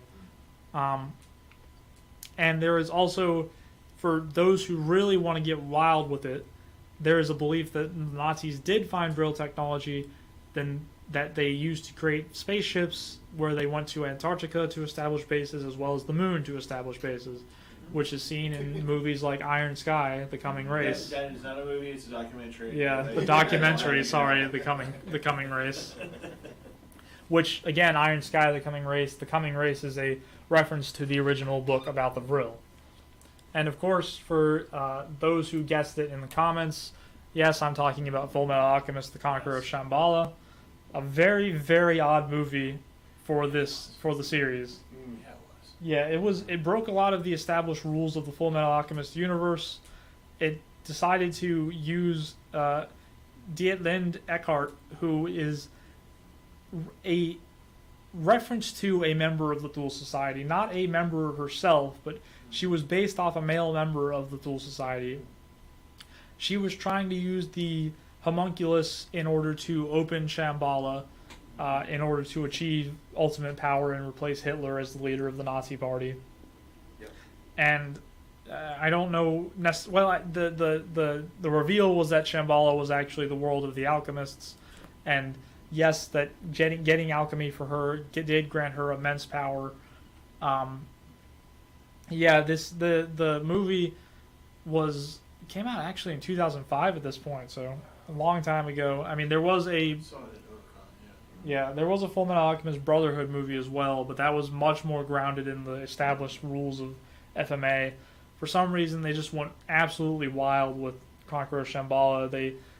It was always known that the original setting of FMA took a lot of inspiration from Germany, but they just went full on and said they're living in the same time as the Nazis, and also Hitler's there, but he doesn't have a speaking role. They didn't give him a speaking role in the movie. Wow. Yeah. It sounds like somebody wanted to tell that story, and they also happen to have FMA characters. Yeah. Right. Yeah, so, I don't know if this movie is it's not necessarily entertaining, or it is entertaining. It's not necessarily great. It is interesting to see a Nazi occultism movie put into Fullmetal Alchemist, because it just feels wild to me that they went that way. I just love the fact that in that movie they make what was it, not Greed, Fuhrer. Pride. Bradley. Yeah, Pride. Yeah. They made Pride basically Fritz Lang, Yeah. Oh, wow. the movie director. Yeah. It's just So I think I'm actually doing okay. Well, actually, I might be a little bit behind on time, but Hollow Moon is another hollow conspiracy theory, which involves the idea that maybe the Earth's hollow, or maybe the Moon's hollow, and a lot of thinkers who propositioned this originally didn't have any ulterior motives. They just said the Moon can't be solid; it's got to be hollow, and everybody was like, "What does that mean?" They said, "I don't know. The Moon's hollow." There are some that believe that the Moon came into existence after aliens built it X number of years ago, and X being whenever they think the Moon came into being. Yeah, and the idea that it's an alien spaceship, you ask them why aliens would build the spaceship. There's also no answer for why the aliens would want to build a spaceship. Obviously, it could be seeding the Earth. It could be monitoring the human race. But there is no centralized reason as to why aliens would build a spaceship, and there's like a lot of like weird evidence, like when the Apollo mission struck the moon with a large object to impact it to see what would happen. They claimed that there was a ringing like sound, but that was only due to the fact that moon rocks are less dense than material on the Earth, so it would produce a different effect. It doesn't mean the entire moon is hollow. And from that picture, some of you might already guessed it, that this is from Gurren Lagann, in which it wasn't actually an alien spaceship. Lord Genome, who was a human, turned the moon into, or created a fake moon. He hid the real moon away in another dimension, because Gurren Lagann's normal. And Imaishi's always normal. And, yeah. And he turned it into a spaceship to use in case the anti-spirals attacked, but they took control over it, and they used it to try and wipe out humanity. But it is pretty close to an example of an alien spaceship that is that the moon would be hollow and being used as an alien spaceship. Which there's not too much more to say there with Gurren Lagann. I mean, for those who have seen Gurren Lagann, you know what it is. It's crazy, and I don't even know if this decision was made consciously with the idea of Hollow Moon in mind, but it was interesting that it came up in this way. There is also Fate Extra, in which the moon is something called the Moon Cell. The entire story actually takes place within the supercomputer of the moon. It was discovered. It had existed since the Earth did 4.6 billion years ago. It was created 100 million years beforehand by an advanced alien species in order to monitor Earth's progress, and there's a bunch of nonsense technical information in there, like it scans the Earth every nanosecond and uploads data into the supercomputer. Also, the supercomputer was discovered by a wizard who was working for the United Nations in the 1970s. Right. Because Fate is also very normal. It compiles records of the Earth, and the whole series of Fate Extra takes place there. Here's another fun one that should be pretty obvious: is giants and the Nephilim. So giants are another thing which are a little bit more understandable as to how giants exist in multiple different cultures. There are tons of references to giants in almost every culture in the world, and it's just easy to come up with giant people as a concept. But the Bible actually has a lot of information about giants and Nephilim. The Nephilim are said to be that the sons of Seth and the daughters of Cain. The sons of Seth are angels that rebelled against God. The daughters of Cain are obviously daughters of man. They mated and created the Nephilim, who are half angel, half human hybrids, who are said to be gigantic creatures, much stronger, much more powerful than normal humans. And I'm not sure if Goliath was ever confirmed to be a Nephilim or not, but it was also estimated by the scale given in the Bible that Goliath is only about 7 foot 9 inches tall. Yeah. People were small back then. Yeah. There's also like some evidence that pops up for giants in the past every so often. Usually it's just mammoth or elephant bones, but there is a giant of Castelnau who was discovered, and the bones were dated back to the Neolithic age. They only discovered the humerus, the tibia, and the femoral midshaft, but by those estimates of those, and they weren't necessarily debunked as mammoth bones, by those estimates they would say that the giant was 11 feet 6 inches tall. And there has also been Robert Wadlow, who is the tallest confirmed human in existence at 8 foot 11 inches. He died in his 20s after he got an infection on I think it was on his foot or something like that. But giant humanoids are, again, in every culture. There are King Arthur was apparently a giant. In North America, there are Native American myths of giants that were cannibalistic. Even in Japan, there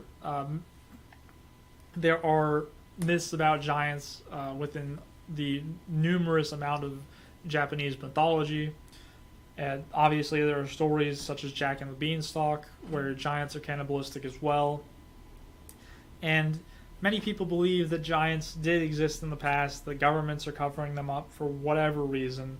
It is more along the lines of something like cryptozoology, where people will claim to have seen giants or have evidence of giants, but proof is very hard to come by. And it should be obvious which show this is going to be about, but yes, Attack on Titan. The Hajime Isayama was like obsessed with giants and really wanted them to be on the same playing field as like zombies are in pop culture. So obviously he was pretty successful with his story. With the final season, I think either airing still or coming to a close pretty soon. The manga's already ended for however people responded to that. There was also Orphan, which is an older property, that did make use of some Far East mythology for giants within its main story. But the first one that everybody would think of is Attack on Titan. The slight spoiler warning was that humans are piloting the giants as well, which I didn't know. I don't believe there was any direct information for within the mythology within real life, but it would make sense that giants were tied to humans and to some degree, whether that be them piloting them directly or whether that be humans being descended from them. And to speed up a little bit, to try and get this done, as much done as I can by 3, there was John Titor, who was a time traveler, alleged time traveler in the 2000s, late 90s, early 2000s, who posted on Coast to Coast. He sent in a few letters to Art Bell on Coast to Coast, claiming to be a time traveler from the year 2036. He predicted that there would be a civil war in 2004-2005 timeframe, that there would be a world war in 2015. The reason that John Titor has pervaded the public mind for so long is because no one's ever found out who he was. And he knew things about the IBM 5100 computer that only people in IBM would have known, and that was under lock and key. They never advertised it to the public. And even today, the functions have not been fully revealed, but he spoiled a few things about it that no one outside of IBM should have known, which was very interesting. And yeah, I see there's already a comment here. This is a pretty obvious one. This is Steins Gate. Steins Gate used Chiyomaru Shikura, uses John Titor, as well as another theory I'll talk about here in a minute. He's really into that conspiracy theory stuff. The character of John Titor is very important to the plot. I won't spoil it since it is a pretty big spoiler, but the IBM, not IBM, but it's the IBN, I believe it is in Steins Gate, is very important to the plot as well for time travel purposes. John Titor actually even talked about world lines in his letters to Art Bell in the 90s and 2000s, and world lines are a big part of Steins Gate as well. Chiyomaru also liked to talk about the Committee of 300, which is an Illuminati-like organization that was founded by British aristocracy in the 1700s, potentially also founded as a arm of the East India Company, depending on which theory you want to go with. And that is just a committee of 300 very important people who fit the needs of conspiracy theorists to fit a multitude of controls or whatever. And in Robotics Notes, there is a member of the Committee of 300 that is the main antagonist, whose goal is to reduce the human population. And that is pretty much it for the Robotics Notes. Like, the Committee of 300 actually is in Chiyomaru's other works as well. They are present in Steins Gate. They are present in Occultic 9. And he kind of likes to do that tied together universe. All of his shows take place within the same universe, although the timelines are wacky because of time travel. So, yeah, those are very fun series for anybody who wants to watch any of that. We also have here Amun-Ra, who is a cursed Egyptian princess that allegedly was so cursed that anybody that came into contact with the mummy sank, or not sank, but reached misfortune by either dying or reaching financial ruin. Apparently, even Helena Blavatsky tried to perform an exorcism on it, said that there was no way it was going to happen, and left. And then the rumor goes that a greedy American businessman wanted the mummy, so he had her shipped on the Titanic, and the Titanic sunk.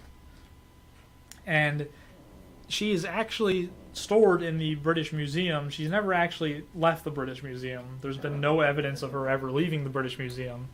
But she was used in Zero Escape, 9 Hours, 9 Persons, 9 Doors, named All Ice, also known as Alice, one of the characters in the game. And instead of being preserved in the normal way for mummies at the time, somehow they were able to cryogenically freeze her in Ice 9, which is ice that has a higher melting point than normal ice. And her story kind of follows the myth of real life up until the timeline of the game, when she's needed to be used in the actual story itself. And she was placed in the Gigantic, which was actually apparently the original name of the HMHS Britannic, built after the Titanic sank. And so the Uchikoishi used a lot of that influence in building out her profile, which I found pretty interesting. And to get into the end here, I'm actually over time, but we have Aleister Crowley, who has a gigantic biography, way too much to get into, almost too much for me to even go over what I've copied here. He was used in a certain magical index. They didn't change anything about his backstory from real life. They just said he's an anime character. He's going in the story. They made him an androgynous pretty boy. Okay. With his magical power is real in there. But for anybody who wants to learn about Aleister Crowley, listen to the last podcast on the left's episode about him. Very interesting stuff. Helena Blavatsky, one of the most important occultic members of the 20th century and the 19th century. Controversial figure. No one's sure if she actually contributed or disparaged the occultism, but she did influence quite a lot of it. She is used in Fate Grand Order as a cute anime girl, of course. It's Fate. And she has reference. The Fate character is a UFO fangirl because Blavatsky believed in alien root races. Her subspecies singularity number 2, for those who know what that means within the context of the game, is called Agartha as well. So, to wrap up here, we have also Nessie, who has appeared in several different properties, including Dinosaur King, Yachaman Knight, Dragon Ball Super, and Dr. Slump. We have Chuetsu Sekai, which is the anime done by Om Shinrikyo, who is responsible for the sarin gas attacks in Tokyo, which also feature in Mamoru Penguin Drum, but not to a degree that I could really feature them here, because it was just used as a premise.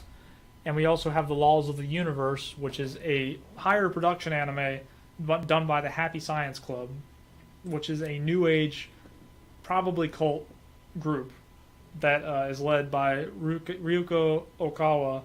And the show was actually licensed by 11 Arts for anybody who wants to pick it up. But anyway, that's the end of the panel. I'm glad that I was able to get the time. I wasn't sure if I had enough content, but for anybody that wants to check out more of my stuff, hopefully this gets accepted to Otakon. We'll be at a lot of us will be at Otakon presenting. Hopefully a lot of our stuff gets accepted. And yeah, if anybody wants to reach out to me, my email is jcoale2@gmail.com. Or, like I said, Brent has contact information with me on Discord. Yep. But that's it. Cool. I want to thank Justin for being involved in all of this. I really appreciate it. That's been great. Any other questions? We don't have to stop right here. I want to make sure anyone gets a chance to do stuff. Yeah, I'll answer whatever questions I know the answers to. FMA. Yeah. I always, for that first half hour, I was like, I know where this one's going. Here we go. Another one, if you're interested for cult-funded anime, Eyes of Mars. Oh, that was cult funded. Okay. Yeah. And does technically have a humans come from another planet sort of origin story thing. I agree. Yeah. Well, actually, no. Technically, do y'all mind if I spoil it for you?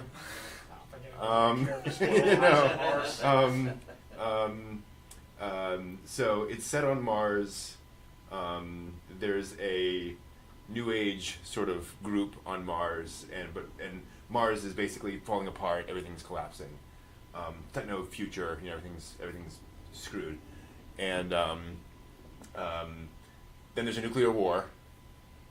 Yay! And the souls of all of the people who die go off of Mars and then go down to Earth, where you discover that it's the Paleolithic era, and so they all go into kind of all of the proto-humans, and so that's how we all got raised to be human and to be able to use tools and so Which forth. cult funded that? I don't know. Scientology? Yeah, it Yeah. sounds like Scientology. Yeah.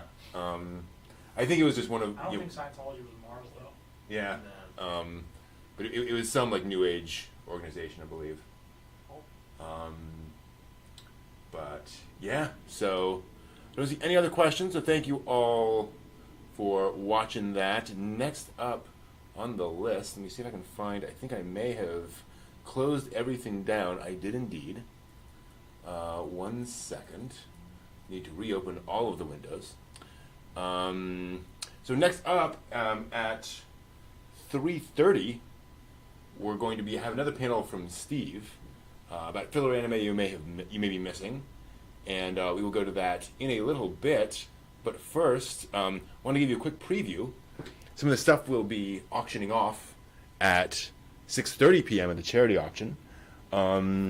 If you're interested in some Jujutsu Kaisen, we have some of that manga here. If you're interested in Girls Last Tour, we have some of that manga here. If you're interested in Space Battleship Yamato, actually Space Cruiser Yamato on the box, because this is a model kit from 1980. That is an option. I'm trying to think of anything that ties into what you were talking about. Strawberry Panic, not a lot of conspiracy theories in that one. Let's see here. We've got some silent voice stuff. Tomoyori Hitotose, and we've also got all the stuff from the Animator Dormitory project. So we got some giveaways from that. So those will be auctioned off in a little bit. Meanwhile, we will go ahead and go on a quick break, and we will be back in about 23-ish minutes.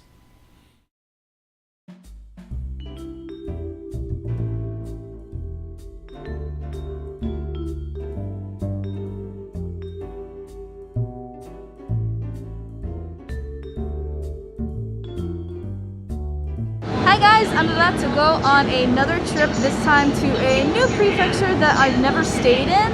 I'm going to Saitama Prefecture, which is just north of Tokyo. I've ridden charter buses through Saitama many times, and I've gotten off to go to small rest stops and stuff like that, but I've never actually had the experience of what Saitama has to offer. I've never stayed there before. This train behind me is actually leaving in about 10 minutes, I think. And so I'm going to board that train on the way to Tokyo. I have to make a transfer at Ueno and then take the train up to Saitama City. I'll be meeting a friend for lunch. I'm not sure what we're eating for lunch, but we're gonna do that too. I have myself a green tea, which is like my favorite thing to drink on trips now for some reason. I used to not really be into green tea, and then it took 2 years of living in Japan for me to just be addicted to it. I have a soy joy, which is like, I don't know, I've never had one of these before. It's blueberry flavored. I hope it's not bad, but I need a snack because I'll be on a train for about 2 hours. Of course, I literally cannot survive without alcoholic wet wipes, especially during today's times. Alright, let's go find ourselves a spot on the train. I'll show you the kinds of train cars I like to ride. So like, if you can kind of see in here, this one's one that like has the chairs just like parallel with the window, but I like these ones. See, you can can sit and look at the window.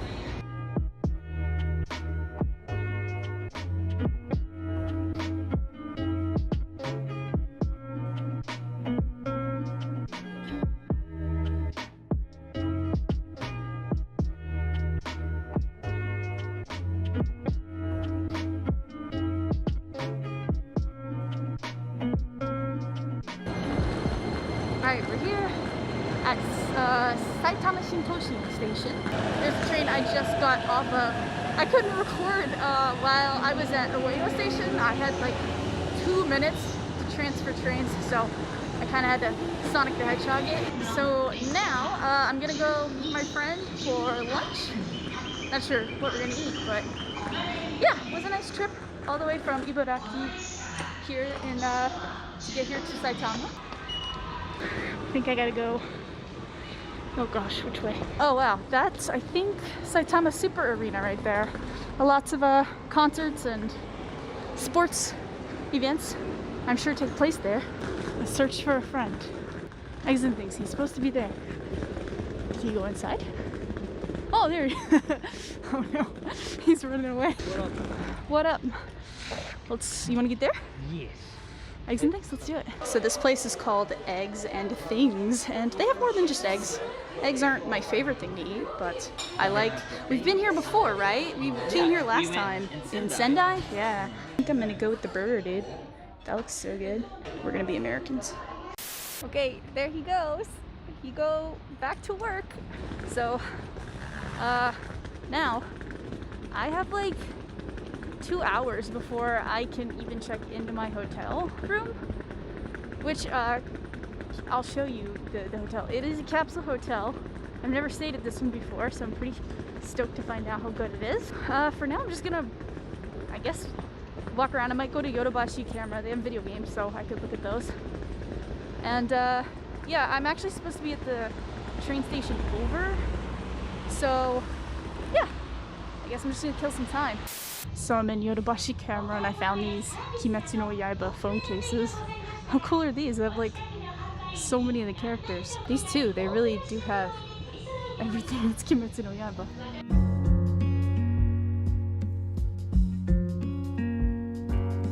So right now I'm just waiting at the station, and I told Andrew that I was worried about the rain this weekend because tomorrow I wanted to be outside mostly and it's totally gonna be raining. And he was like, yeah, didn't you know there's like a typhoon coming through? And I just went, what?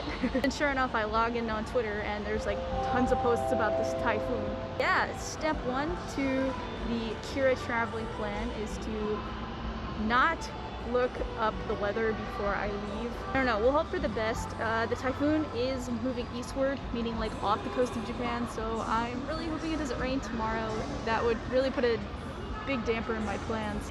Alright, now we just wait for this next train and we go to Omiya Station, which is just 1 stop away. I still can't check into my hotel yet, so I'll probably just chill around the station area until I can. The infrastructure here is really cool in Saitama, I think. It's a lot of cool looking buildings and stuff. You can kind of see the there's the typhoon behind me. Awesome.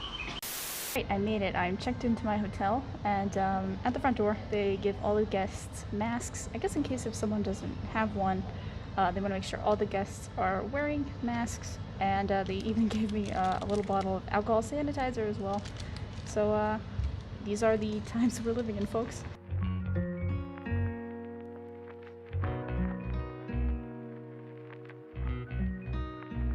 Alright guys, I checked into the hotel, and later I will kind of show you around the capsule. This is honestly probably one of the nicest capsule hotels I've stayed in.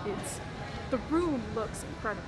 And it's also like in this, I don't know what people call these things, kind of this like covered shopping street. And there's a lot of like aesthetic restaurants and stuff around here. It's so cool. I already love the aesthetic of Saitama so far. Anyway, we are just gonna walk around, see what's around, see what I can find.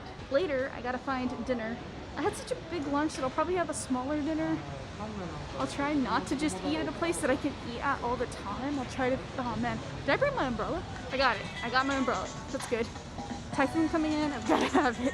So yeah, anyway, I'll try not to eat at, like, I don't know, McDonald's. I'll try to be a little bit more creative.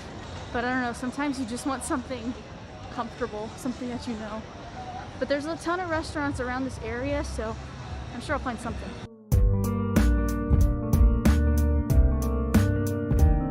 I made it a little bit away from Omiya Station, which is kind of like the main big station in Saitama City. And I came across this like almost like a walking and bike path area, kind of like a park. And then behind me, there's like a, I don't know if you can pick it up on the camera, but there is a torii gate over here. So I'm sure there's like a shrine or something over here. So we're gonna walk this way. It's just beautiful. Let me show you.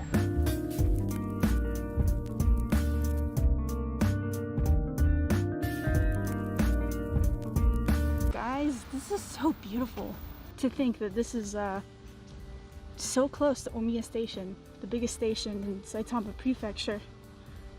I mean, like a Tokyo-sized station, right? And this is just right nearby.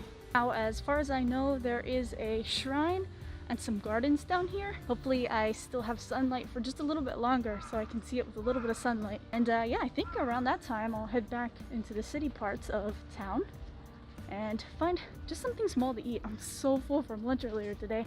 Here's a map of the place. Oh man, there's a lot more here than I would have ever thought. To think that this really peaceful place is like a 15-minute walk from the main station area. Bridge is so pretty. So amazing. I love just the architecture of things in Shintoism and in Japan. I just can't get enough of it.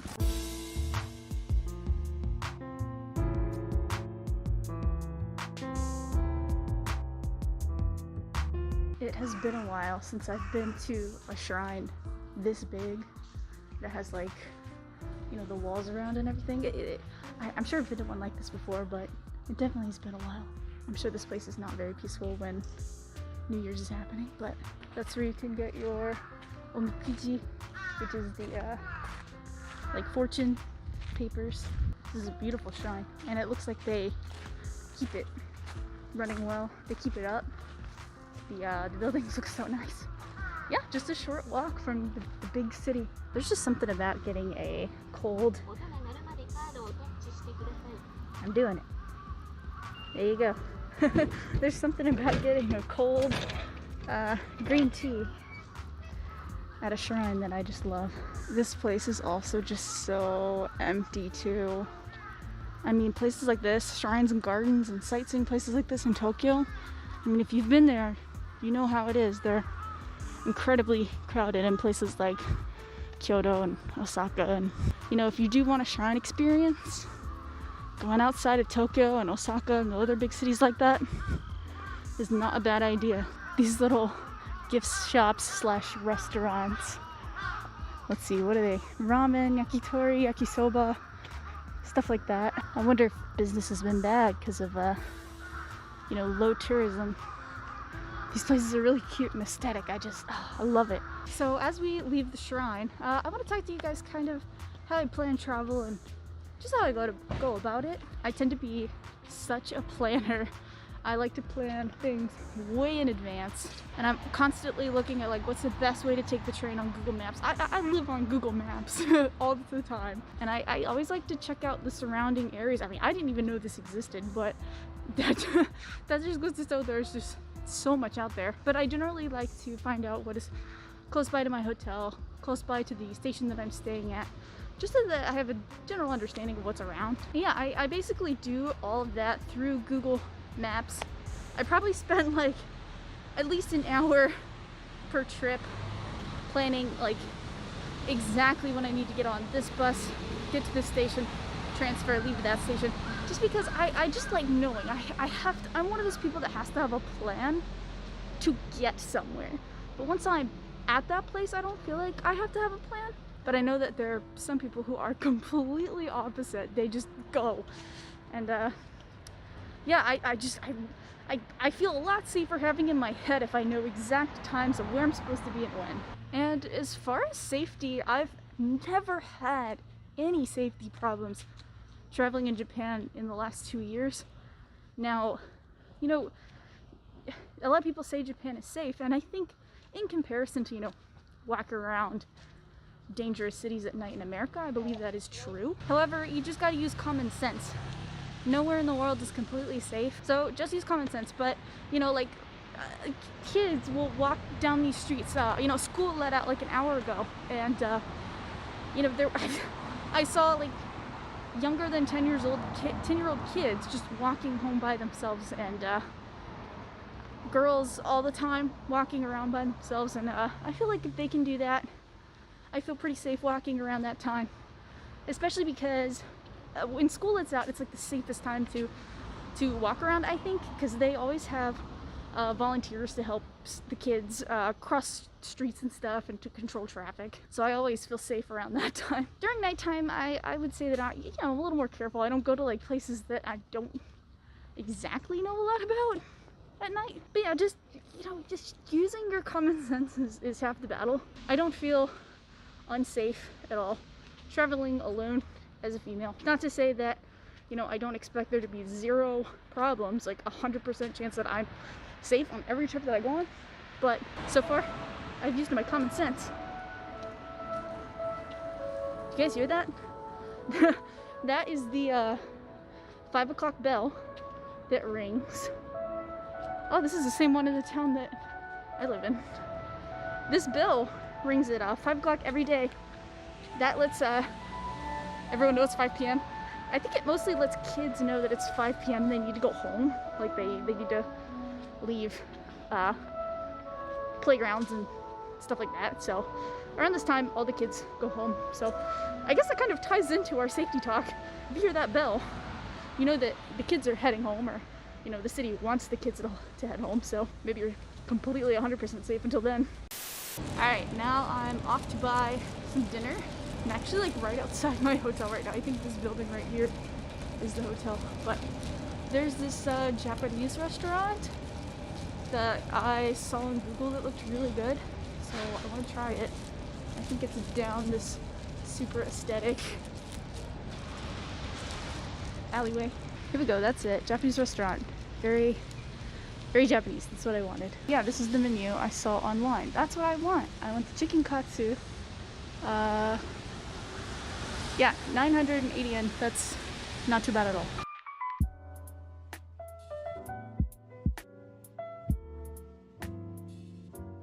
So I came upon this Japanese restaurant, and I'm like the only one here. But man, it's such a vibe here though. It looks like it's a super expensive restaurant, but my meal was only like $9 US. The thing about Japan is you can come to these like crazy fancy looking places, but the meals are not too expensive. This looks crazy to only be $9 US. We've got like salad, of course the katsu, rice. I'm not sure what that is. There is miso soup in here, and then it even comes with a dessert. Oh my goodness. Alright, well, I'm going to dig in.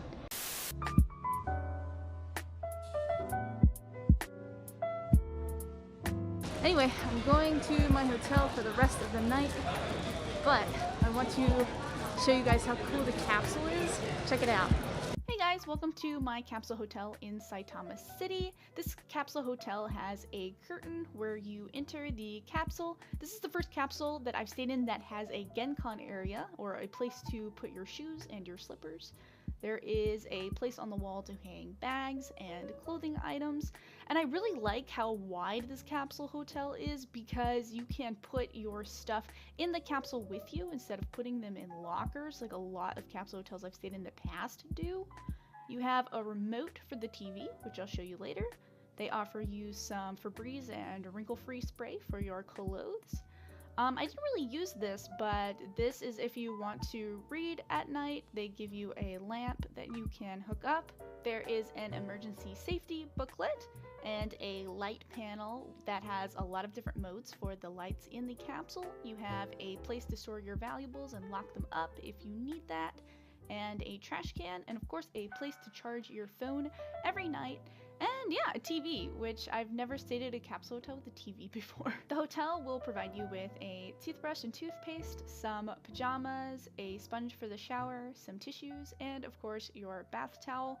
And this capsule hotel was super wide. I didn't feel claustrophobic at all.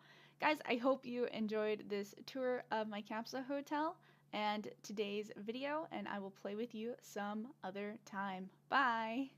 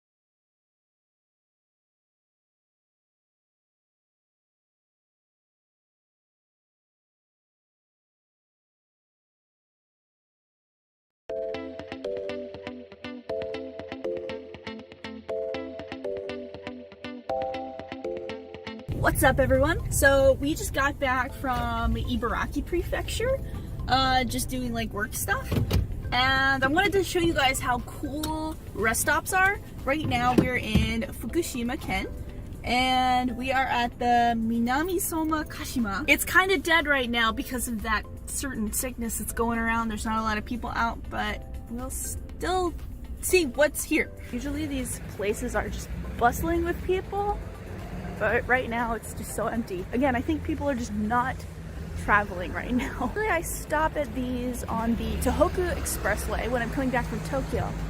This is the first time I've ridden on the Joban Expressway. This is the cutest little place though, but there's no people. Here's like the edge of Fukushima Prefecture on the east side. This is the Joban Expressway. Well, let's hope that some things are open. I sure hope they are, at least. Whoa. I can't say that I've seen something like this at a Japanese rest stop before.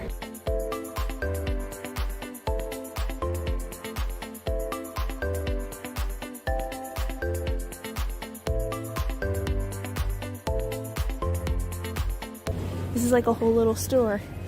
You can get some fruits. You can get some spices. This is maybe like a Fukushima character. Ah, Akabeko, my students, they told me about Akabeko. I don't really understand them, but that's like something special to Fukushima Prefecture. I love the little peach. She's so cute. Momo-chan? That's adorable. This place is also pretty famous for horse racing, so they have a lot of horse stuff here. Oh, yeah, see? Do you need any water? Maybe you should get water. Okay, let's grab a water for the road. And here they have a restaurant and a place to sit as well. So that's really nice. Ramen and other Japanese dishes.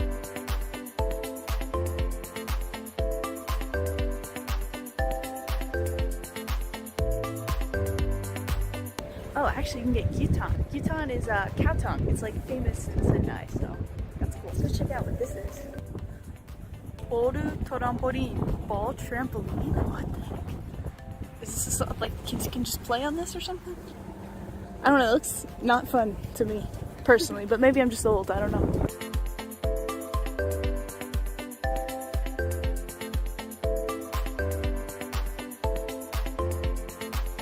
They have a whole park for your dog. So it's separated by small dogs and then like medium-sized dogs.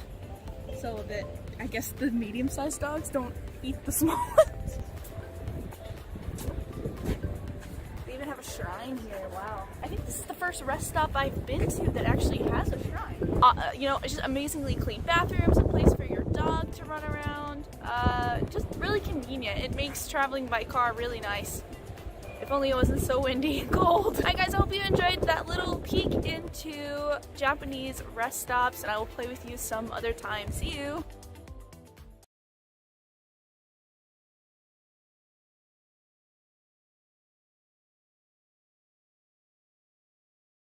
Hello, everyone. It is just about 3:30. We are going to switch over to Steve here in just a moment. Steve, do you have any slide I need to copy over or pull in? No, we just talk about it. Cool. I'm just gonna blather. Okay, sounds good. Just gonna babble like an old man. Fair enough. All right, so we're going to talk about filler anime, and I think we are all good to go on that. Although, one moment, there's one thing I'm not seeing. I'm not sure why I'm not seeing the... Okay, yeah, the chat will scroll in at some point. Hopefully that will work. Yeah, we've got all that stuff good to go, so I think we are ready. Right. So, take it away, Steve. Thank you. You're very welcome. Sure. Yeah. Yeah, I understand. Thank you for the panel. That was awesome. For the conspiracies. Conspiracies are always fun. Fun to talk about and muse and you know, as we were saying earlier while the other videos were going on, it's amazing how they all kind of look at the same type of crazy face. You know, very intent, very immersed in what they believed in. So I'm going to talk about anime. It's not necessarily the best anime that's out there, but it's anime that's filler anime. It's you know, probably doesn't get a franchise, or maybe it's part of a lesser known franchise. And this is kind of one of those animes where when you're at like a convention, and you know you're at the video room, and you're just like, you know, I have to go to the bathroom. I have to get something to eat, and you go, oh, what's coming on? I don't need to see that. I'm going to go up and I'm going to go to the bathroom. Hopefully my cosplay isn't so, you know, complex that, you know, I won't be able to make it to the John. Or if you're, you know, getting some food to eat, you know, where it's kind of like, you know, you're paying that overpriced money for the mystery meat that kind of slides off the spoon and lands on top of the biscuit with that like really weird kind of sound. And those are the anime that you're kind of missing. So this is that anime I'm going to kind of talk about. They're fun anime. They're little things that you should take a look at. And the first one I'm going to start off with is actually an ONA, and it's a very simple one. It's called Gloomy Bear. And Gloomy Bear, each episode is about a minute long. Very minimalist style animation. And the Gloomy Bear is just about a bear named Gloomy that was being raised by a human named Pity. And it is the thing is that Pity is taking care of this cub and, you know, giving it nice, you know, tender loving care, and then not realizing that it's a bear because, you know, bears when they grow up, you know, eat people and do bad things. So this anime is really just about this really cute bear that turns into a murder machine. And so each episode descends into unmitigated violence, but it is kind of funny. If that is something you want to laugh at. But one of the reason why that I bring it up as something to watch is that there's actually other stuff going on here, even though it's a minute long. And even though the anime style is very minimalistic, there's a point to it. Okay, so the guy who created Gloomy Bear is named Mori Chak. If you don't know that name, like I didn't know that name, that's not surprising, but for those of you who do, you know that he's a very famous graphic designer in Japan. And he has a whole line of cute things that go violent, and it's called Chak's line, and it debuted in 2000. And so what he does is he takes these adorable kind of creature type things and says, okay, here they are, and we're going to make them violent. And it's a very popular chain, and it sells a lot of goods. So they made, of course, a manga out of it. And a manga is just simply as I described it. It's a boy who raises a bear. And then they decided most recently, I think it was it 2020? I think it was in 2020. They released it as a 1-minute episodes ONA online anime. And it's got a pretty good following, but it's not something that you have to look for it. So it's on, I believe it's on Crunchyroll. and you have to look for it. And you have to, once you find it, then you can enjoy it. You can either enjoy it in all one sitting, or just watch it episode by episode as you want. There's no underlying plot. Now, the genius behind this thing is that not only is it basically just a line of violent, cute things, it is actually a statement that Morichak is making. And what he's making is, I'm making something that's supposed to be anti-Disney. He kind of took a look at Disney and kind of took a look at it, and they said, look at their business model and said, okay, so we have these movies that are, have animals, cute animals in it, a cute animal people kind of things going on. And everything is adorable, and it sells all this merch, and because that's how Disney makes its money, because they rule everything now, just about. And he decided he wanted to create something that was cute, but totally not Disney. He wanted something ultra-violent that would be in total contrast of Disney. And actually, it's turning out that it works. And the anime is actually driving up the sales. The anime, I think, was kind of a passion project. I don't think it had a lot of funding behind it, but it is doing what it's supposed to do, and it's driving up sales.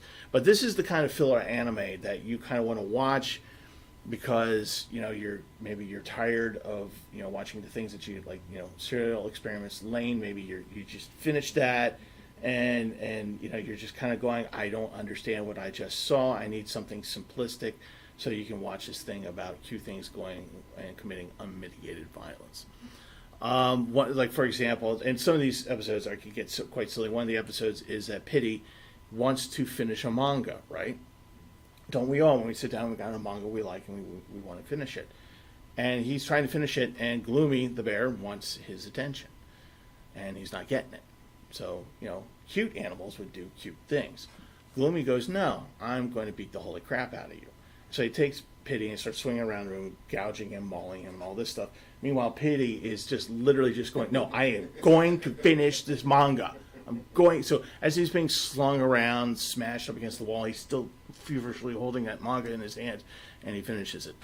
But that just kind of gives you an idea of what we're looking at here. On a more kind of serious note,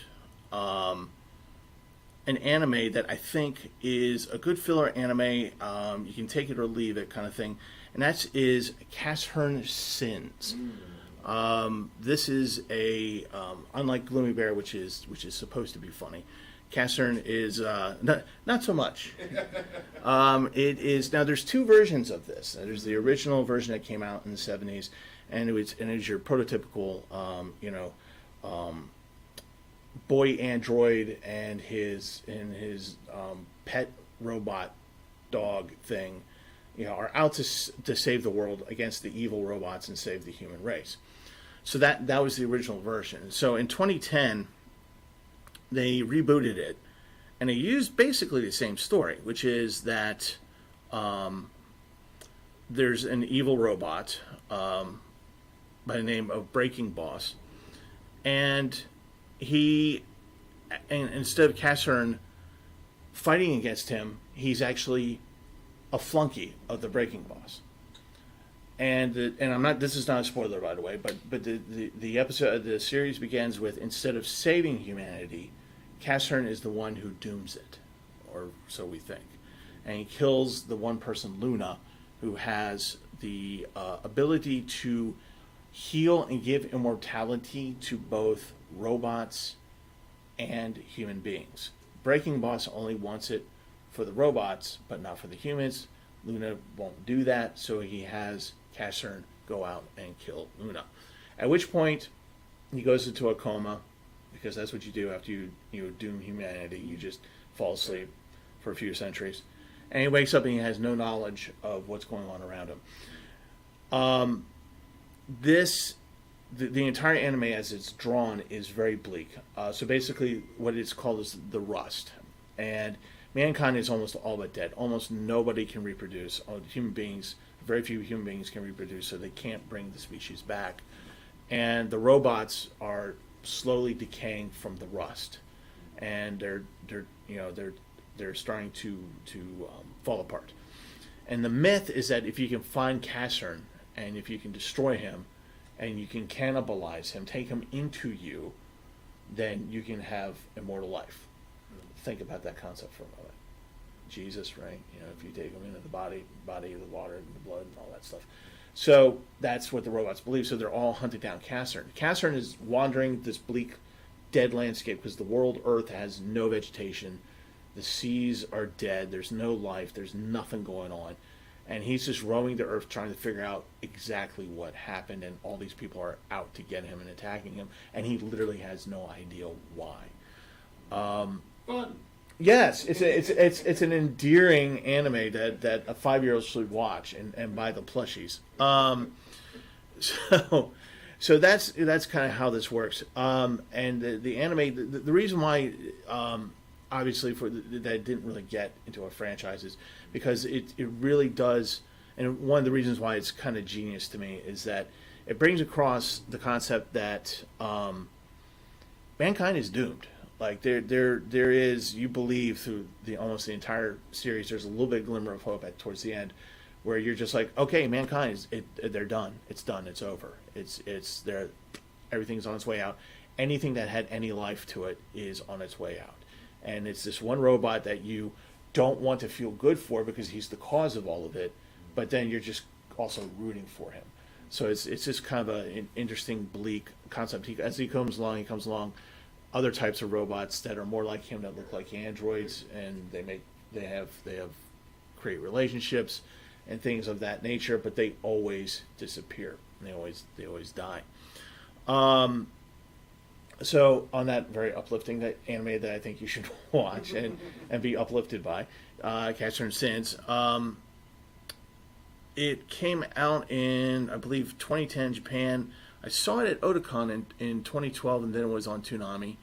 I think you can find it on, let's see here.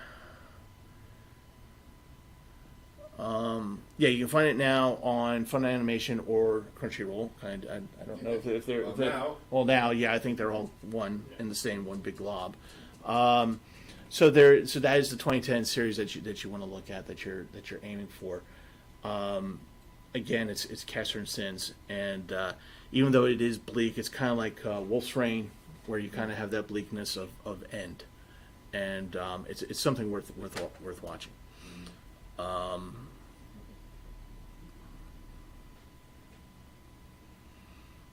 Another ONA that I came across that I particularly liked, and it's kind of a throwback to what I was talking about in the previous panel about music, grabbing you and making you want to watch something. And it's called That Is the Bottleneck. And That Is the Bottleneck is, again, they're about 10 to 14 minute episodes. And the music is this really good, nice punk music that comes in, and it just grabs you, and then you realize that you're watching an anime about people working in a convenience store in Japan. The lives and tribulations of people working in a convenience store. Actually, it's a little bit more to it than that. The series basically starts with a character called Motu. You never see his face. His face is always obscured by a sign, a cat, a flock of ravens for some reason. And whenever he is kind of like standing around doing his thing, at the convenience store, making the rice balls and the bread and stuff, the curry bread to sell to people, someone from staff will walk in on him and go, "Oh, hey, Motu, how you doing?" And then, while you never see his face, you see that the character sees his face, and they run away screaming. So you don't know what's going on. And each episode is called The Bottleneck, and then a character of a person who's working in the store, in the convenience store. And what it is that it's talking about the problems of each person that Motu is observing. Motu is kind of like the Watcher, Uatu, in the Marvel Universe. He kind of watches everything, he kind of observes everything. He has a little bit of narration. He kind of says, "Oh, this is what I see of this person, and isn't that too bad?" or has some type of commentary. So each person has a problem, a bottleneck, and they aren't mystical problems or anything like that. They're actual functional human being problems. So while this anime, this ONA is quite humorous at times, there's an underlying sadness about all these people that are working at this convenience store, namely because they have nowhere else to go to because they don't know how to communicate. And that's actually the whole point of this anime. It's about the lack of communication, the inability to communicate with other people due to internal feelings and technology, cell phones. The anime blames technology for people not actually talking to each other, but talking at each other. And it's a very interesting way of communicating, or no pun intended, communicating this point that the characters have their problems largely because of the way that they see themselves. For example, the manager of the store always wears a mask. And by the way, this was like right as COVID was hitting hard, so wasn't intentional. But the manager of the store, older gentleman, wears a mask. And the reason why he wears a mask is because he doesn't want anybody to see his smile because he thinks his smile is stupid. So he's a really nice guy, and he walks around, but you never see his face. And he doesn't want people to see, and he's ashamed of it. And it's really sad because when he actually takes off his mask, as Motu has seen on occasion, he notices that the manager actually has a really nice, friendly smile, and that if people saw it more often, they would be more apt to want to talk to him, to be with him, and be his friend. And it's just it's those kind of sad things. And then there's another one where there's a girl who seems to be totally disinterested in what's going on around her. She's on a phone and she's just kind of clicking away, and she doesn't really interact with anybody, and she wonders why she's alone, why she doesn't have a boyfriend, why people don't want to be her friend or anything. And she's doing this as she's on her phone, just da, da, da, da, da, da, da. And the idea is like if you just put the phone down, then you'll be okay. But then we look at Motu himself, and Motu, of course, we never see his face because odd things are going around, and apparently his face is so horrific that people run away screaming. Like they have new hires that come into the store going, "Oh, hey, isn't this a great first date? Oh my God, what the hell are you?" And they run away. So there's a customer that he has a crush on, and whenever she's in the store, there are no ribbons that cover his face. There's no signs that cover his face. Even though we, as the audience, don't see his face, she sees his face. And he is thoroughly confused as to why she is talking to him. He doesn't understand why she's not running away. He's got no clue. While he's observing everybody else's problems, he can't understand his own problems. So this, even though it's a really short ONA, it's it's done by Studio Aqua. It's directed by Noboru Uguchi, who did the 2014 Japanese Ghostbusters. It's a really nice story about communication. It seems funny. It's very fast-paced, and you will laugh a lot about it. But it's just a sad story that's kind of worth watching. All right, I'm gonna go on to the next one here. See if I can scroll down and. You can move that microphone. It doesn't have to be Okay. right. All right. Cool. All right. So that is the bottleneck. Oh, by the way, the song is called "That Is the Bottleneck," and it's. I'm gonna try to say the band's name. It is Uchi Kubi Gokuman Club. Cool. Have fun looking that up on YouTube. Actually, it's a really fun song. So the next one that I kind of want to talk to a little bit is going to be a personal favorite of mine that I discovered in the past year, that you will find on Manga TV, which is a free streaming service on Roku, if you happen to have that. And it is Butt Attack Punisher Girl Gatomon R. Yes, I'll say that again. Butt Attack Punisher Girl Gatomon R. It is actually a sequel to the original. And it is from Studio Kikan, which does mostly kind of like in between animation and production, and they do things like they do that kind of animation with things like the Blue Girl, so that kind of gives you gives you a flavor of what they're about. So originally this came out as a kind of like a 46-minute OVA kind of thing, and then it was re-edited into two 23-minute episodes, 2-episode OVA. And it is a silly OVA, and that's the whole point of it. It is a silly anime to watch. It is all about parody. Think of this as a very low-budget Eiko. Okay. So there's a lot of stuff in there that is, and also it's actually Western parodies. That's the other part of it. So basically, our heroine, who is a very proper young lady at an all-girls Christian, or not an all-girls, but a Christian private school, and she is, she wears the big dress from neck to ankles. No, nothing sexual about her. She's just a pure person, and she has a wonderful best friend roommate who is secretly in love with her. So you have that aspect of it, and she's in love with the most handsome boy in the school, who happens to be a leader of within the Black Buddha gang, who is out to rule the world by finding out who Gautaman is and destroying Gautaman so they can go forward on their conquest of the world, using also the Catholic Church. So, yeah, there's that. So, as these two episodes, it makes total fun of tropes. It makes total fun of the idea of the tragedy, the romantic tragedy trope, where the guy who's the villain of the Black Buddha gang and her are flirting with each other, trying to figure out how they can be together, not knowing that the other is actually their enemy, and isn't this very, very tragic? But it's actually all very, very silly as they try to figure each other out. And the silliness of Gautaman is that when she fights crime, she does, of course, the magical girl thing, right? So she transforms. So you have that whole sequence. And usually you get the Sailor Moon outfit or something of that nature.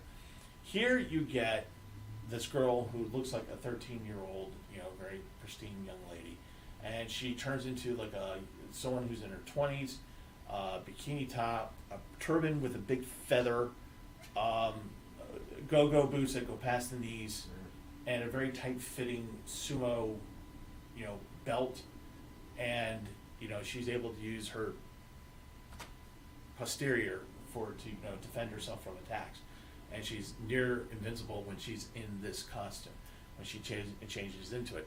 So and it has these wonderful mirror shade 1980s mirror shades glasses. Wow. It's just an awesome look for anyone, and so but again, that's the whole point, is to make fun of what's going on around it. It's making fun of the magicals. It's making fun of the romance. It's making fun of good guy versus bad guy. The simplistic. Yeah. Oh, you're looking at it. I'm looking at it right do now. you see why I'm not putting it up? Yeah, Okay. yeah, no kidding. So it makes fun of that. It makes fun and the parodies that they make of the Western world is really quite hilarious. So they make fun of the Teenage Mutant Ninja Turtles by making them squids, octopus, but they look really a lot like the Teenage Mutant Ninja Turtles, and their job is that to depower Gautaman, they have to take away her sumo belt, because they figured out if you take away the belt, which means you kind of take off her clothes, then she becomes powerless. Of course, they can't really do that. And the anime doesn't quite go there. But, and then, so as the series goes on, the two episode series goes on, you have the Catholic Church comes in after the principal, who is also another henchman of the Black Buddha gang, right? Forms a plan and gets a robot to come in to kill Gautaman. And keep in mind that the student body is totally unaware that she is Gautaman, right? Nobody knows except for the Yuri roommate who's in love with her, eventually figures it out. And so they send the robot. The robot is, of course, the Terminator. Okay, it's Arnold Schwarzenegger. It's literally the anime version of Arnold Schwarzenegger as the Terminator, and he starts blowing up the school. Yeah, so low budget A code. There you go. And the reason why this is genius is because it is so silly, and it somehow got a budget after the first. I never saw, by the way, the first season. There's an actual first season. This is the sequel. I've never actually watched the first season, but the fact that there is an actual budget for this and that people want to see this is amazing in and of itself. And this is one of those again one of those things where, you know, if you're looking for something to watch that's just meaningless and you just want to sit there and veg and laugh, here you go. So that is 1894. Yep. 1984. That was Butt Attack Punisher Girl Gautaman R. Again, you can find it if you have Roku, Manga TV. It's free. It's free. It's a free streaming service off the Roku, and yeah, enjoy it. Maybe, perhaps. All right. Now here's one, and we're going all the way back to my childhood. This one is kind of actually important in anime history in terms of bringing anime to the United States. This one came out in the late 60s, and it got into syndication in the early 70s in America. And for those of us who are old enough, you know, this is me on my walker, old enough to actually watch this show in the morning after watching Romper Room, and you know, with the mirrors, I see Susie, I see Steve, I see Brent, all that kind of stuff. This is Marine Boy. Now that's what we call it. There's several different names to this. There's Hang On Marine Kid, Marine Boy. There's, you know, Undersea Marine Boy. It goes by many different names because there's been about 3 major iterations of this. It was produced originally by Terebi Doga. For those of you who like Doraemon, that's the original production company of that. And the first season was just 3 episodes, and they were in black and white, and they were a test series to see how well this concept would work. And the concept was that here you have Marine Boy, a boy who can swim underwater. He has all these wonderful technological gadgets. He has a boomerang that he can throw in air and underwater that acts as a boomerang, but it's like indestructible, so it can blow things up. He has like kind of like jetpack boots where he can go underwater, swim pretty quickly. The suit itself is kind of armored, and you know, he's like a 13, 14-year-old boy. And he has this really special type of gun called Oxygun. So all he has to do is chew on this gun. As long as he has this gun, he's got about 2 hours worth of oxygen. So that's how he can move around. The world at this point is concentrated on the ocean and undersea. So there's a lot of organizations. This is kind of like the evil organization of the week. So every week there's some organization that's throwing out subs and new, you know, mecha or whatever monsters out there. And Marine Boy goes out there with his friends to fight the evil and the bad guys.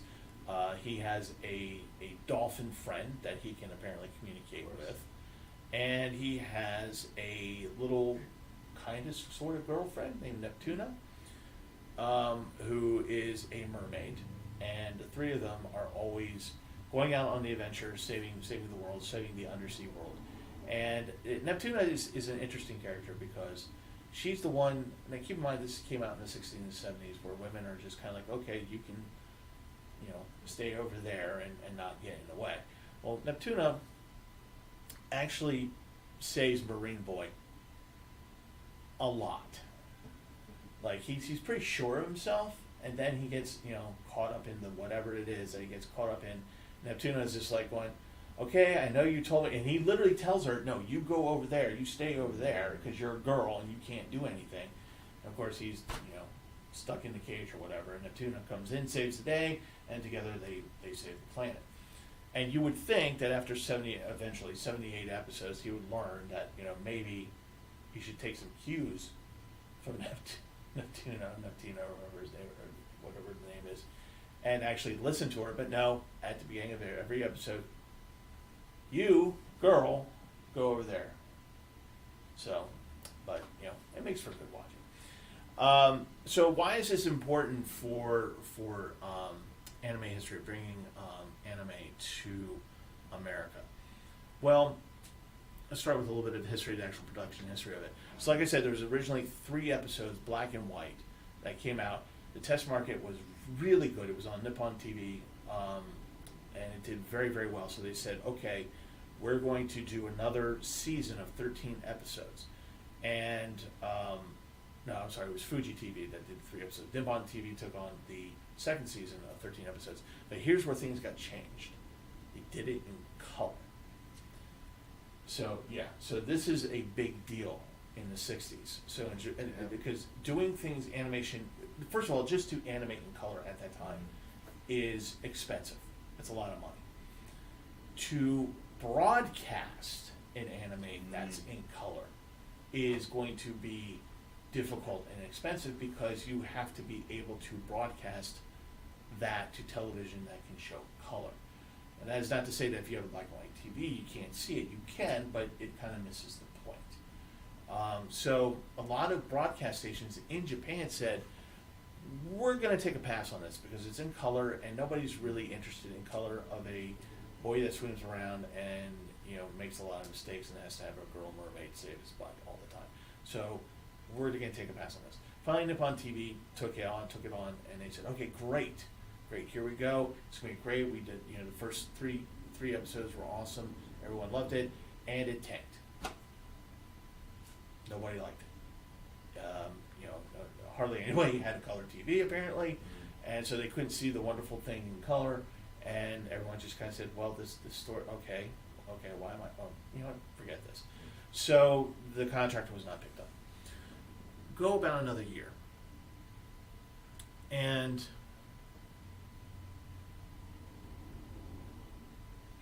in about that year, this guy,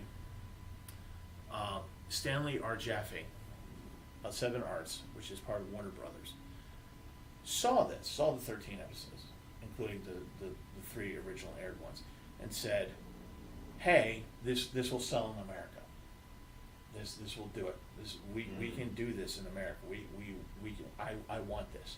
I want to buy this. I want to bring it to America, and we're going to show it, and we're going to make money off of it. We're going to try to, the idea was that they were going to go through the formula. We're going to have the animation, build the toy, sell stuff. That's what they wanted to do.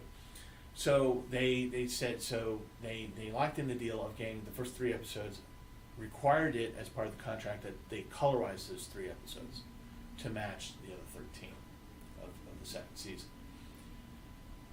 Then he goes on to say, I want a total of 78 episodes. And of course, the makers of Doraemon said, excuse me, you want how many? Really? Seriously? You want? And the idea is that what he discussed, what Jaffe understood was that if you're going to make a successful cartoon series, you want to be able to make it worth the money. So if you're going to spend the money to make a color animation with an interesting story that you think is going to sell, you don't want to just show 16 episodes and call it a day.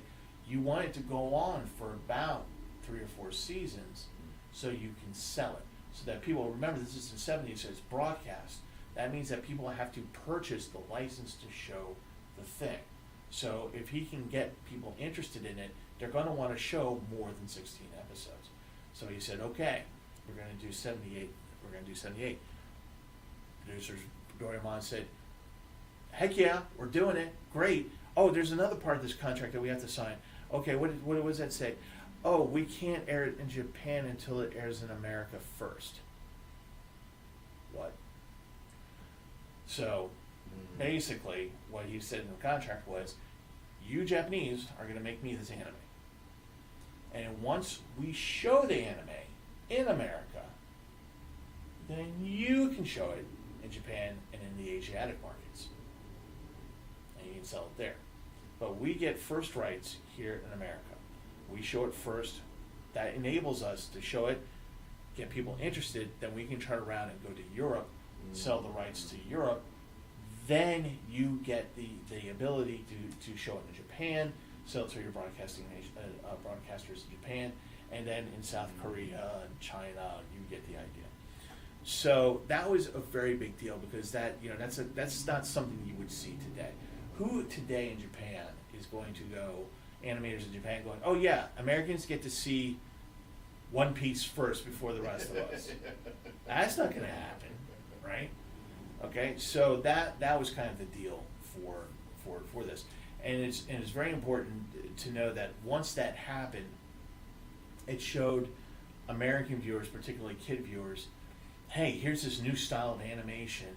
Here's some interesting story. It's in color because most Americans have color TV sets, and they have first choice of rights, which is so important in terms of broadcasting. In the age of streaming, licensing is done differently, and it's about who gets to do it, not necessarily where. But it brought in, like for example, this helped to bring in Speed Racer. This helped to bring in Kimba the White Lion. It shows like these that brought anime to America. And not only that is that why is it important like that, but the reason why you should watch it is actually it is a fun anime to watch. It's just a bad guy of the week. It's action packed, 20 minutes of action. It's fun. You get to laugh at it a little bit, and you get to enjoy it at the end of the day. So it's not anything. So it's something you can put down, walk away, and then come back after you've eaten your rotten food at the convention. So that's Marine Boy, or Hang On Marine Boy, or Undersea Marine Boy, or Undersea Prince, or whatever you want to call it. It has many names. And I am grabbing your mouse as if it is mine, and I'm like going, why is my cursor not going anywhere? What is going on? I'm going insane. All right, another fun little O&A that came out recently that I adore is Skullface bookseller Honda-san. This is originally, of course, a manga. It was published by Media Factory. It's got about 4 volumes. It was published between August 2015 and March 2019. And the author simply really does go by the name of Honda. That's it. That's all she goes by. It's a total of 4 volumes. And it is currently on Crunchyroll.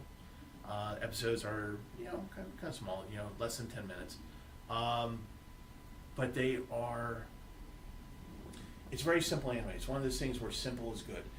And this anime is about being a retailer, working in retail, being a bookseller in a retail joint in Japan.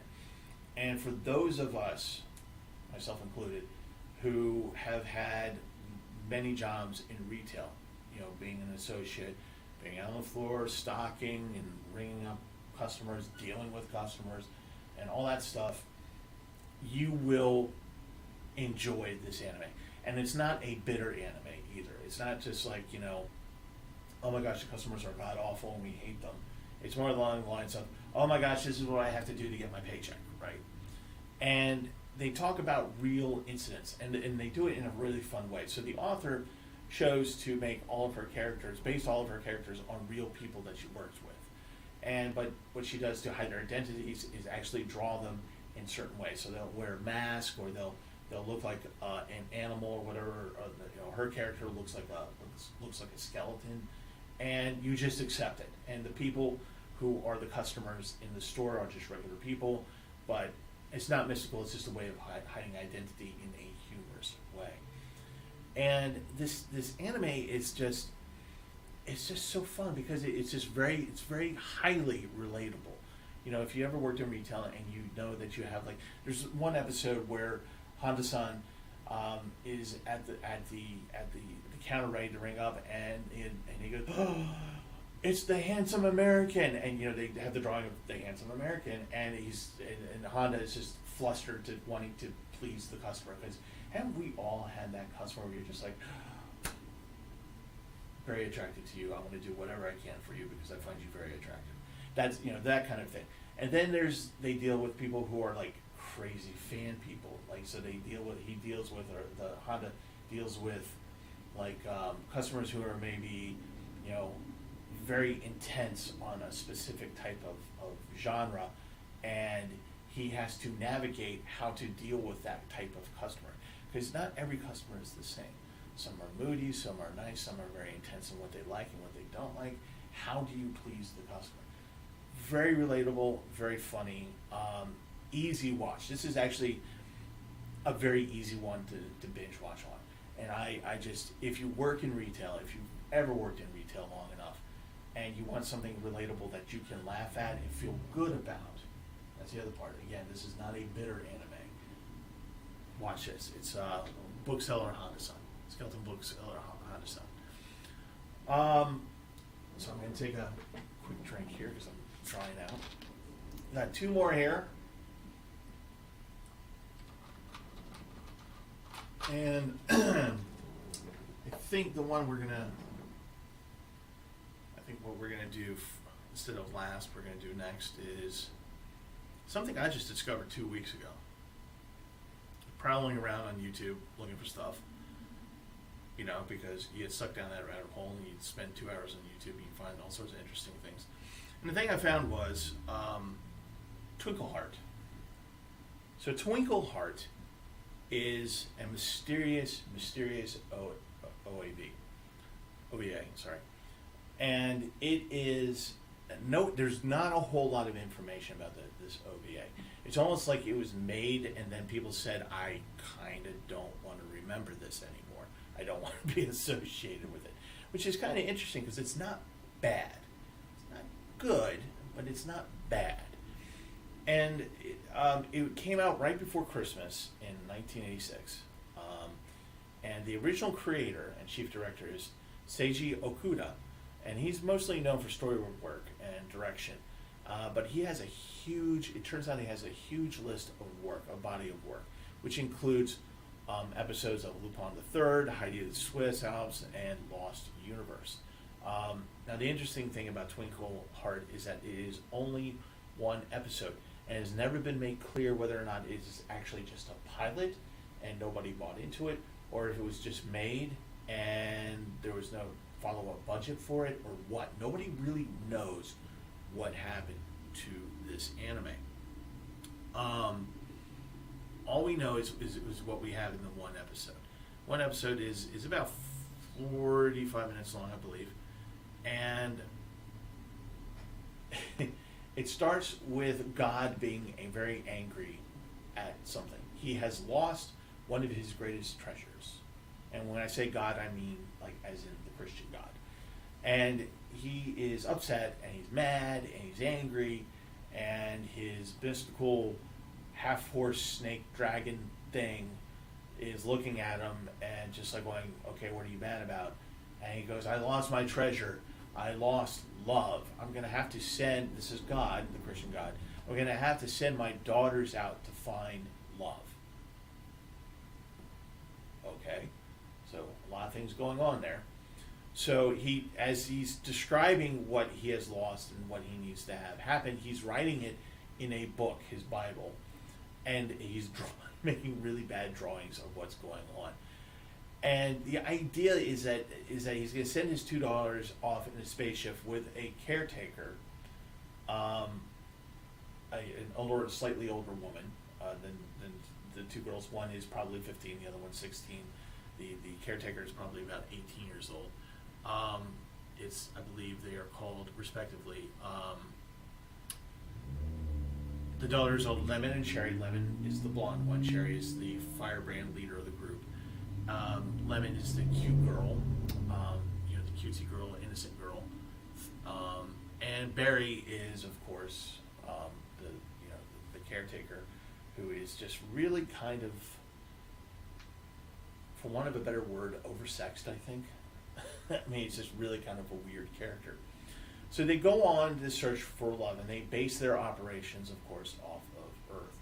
And on Earth, they run a burger store, a burger joint, and they wear ridiculous little chef hats and kinds of things. And then the cute boy enters, and they all go ooh ah. And then they go off on the adventure. They go on a spaceship, and they go, we think we found the lost treasure of love. And they go to this planet, and as they're flying around this planet looking for the lost treasure, apparently they've been going through combing the universe for all these different planets looking for it.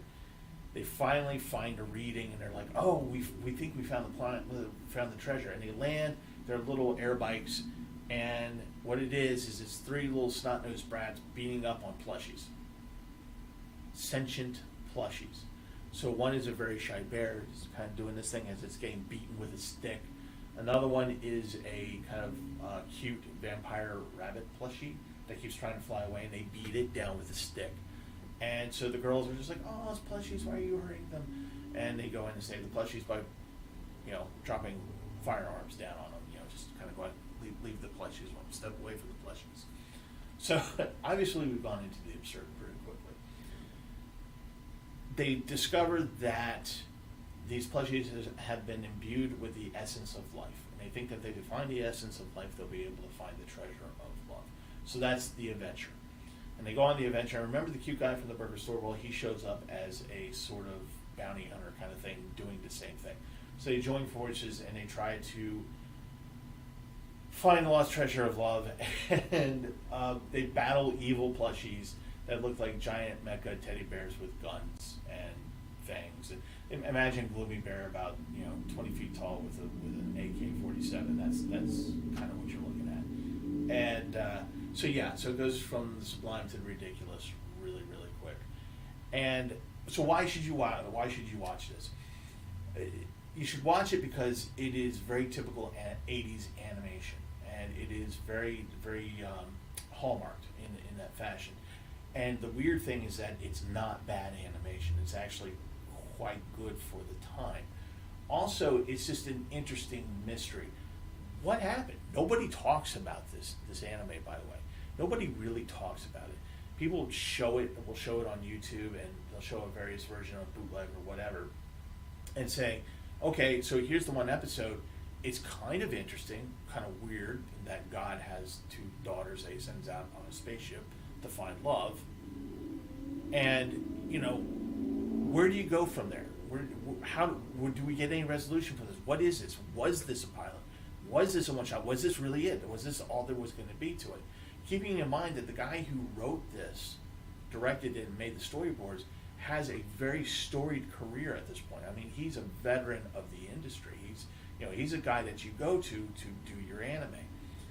So what happened? So it's the mystery. It's what happened. So for those of you in chat, and I offer you this little challenge. It's on YouTube. You can find it, Twinkle Heart. There's a sub and there's a dub. And just go ahead and watch it and see if you can figure out what this is supposed to be. Was it supposed to be a series? Was it supposed to be a miniseries? Was this supposed to be it? Is this all there is to it? Let me know what you find, because I am very curious and I just honestly don't know. Okay. The last anime, I swear. This one I saw at Otakon, and I thought it was very interesting, and I didn't really know much about it at the time. For those of you who know me, I'm a huge Lupin III fan. I watch most of the stuff. It's a fun thing for me. I just really enjoy it immensely. And it was kind of weird because on the 40th anniversary of the anime series, and I think it was, according to my notes, 45th anniversary. No, sorry, it's the 45th anniversary of the manga and the 40th anniversary of the series. They're celebrating it at the same time. They were going to bring out a new Lupin anime. This is in 2012. Yes, 2012, and it's a 13-episode series, and it's called Lupin III: The Woman Called Fujiko Mai. We're talking. This is all about Fujiko. It's not really about Lupin. Lupin's in it. So is the rest of the gang in various places in the anime.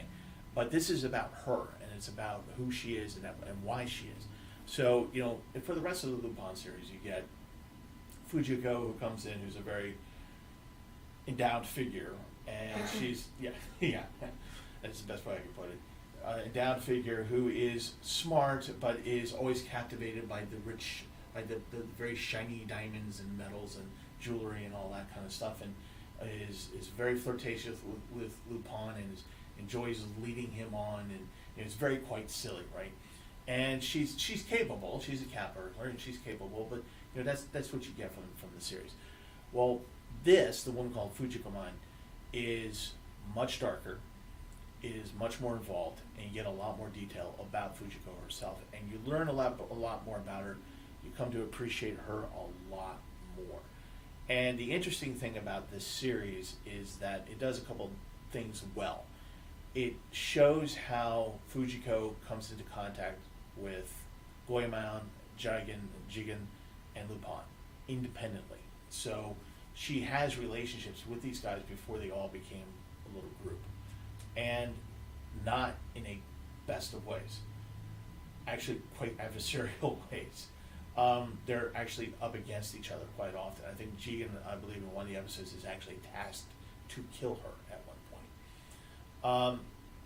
And Lupin is not as funny in this one as he is in the regular series. And the reason for that is that when they decided to do the celebration of the anime and the manga at the same time, they decided to go with Monkey Punch's Lupin the Third, not the anime Lupin the Third.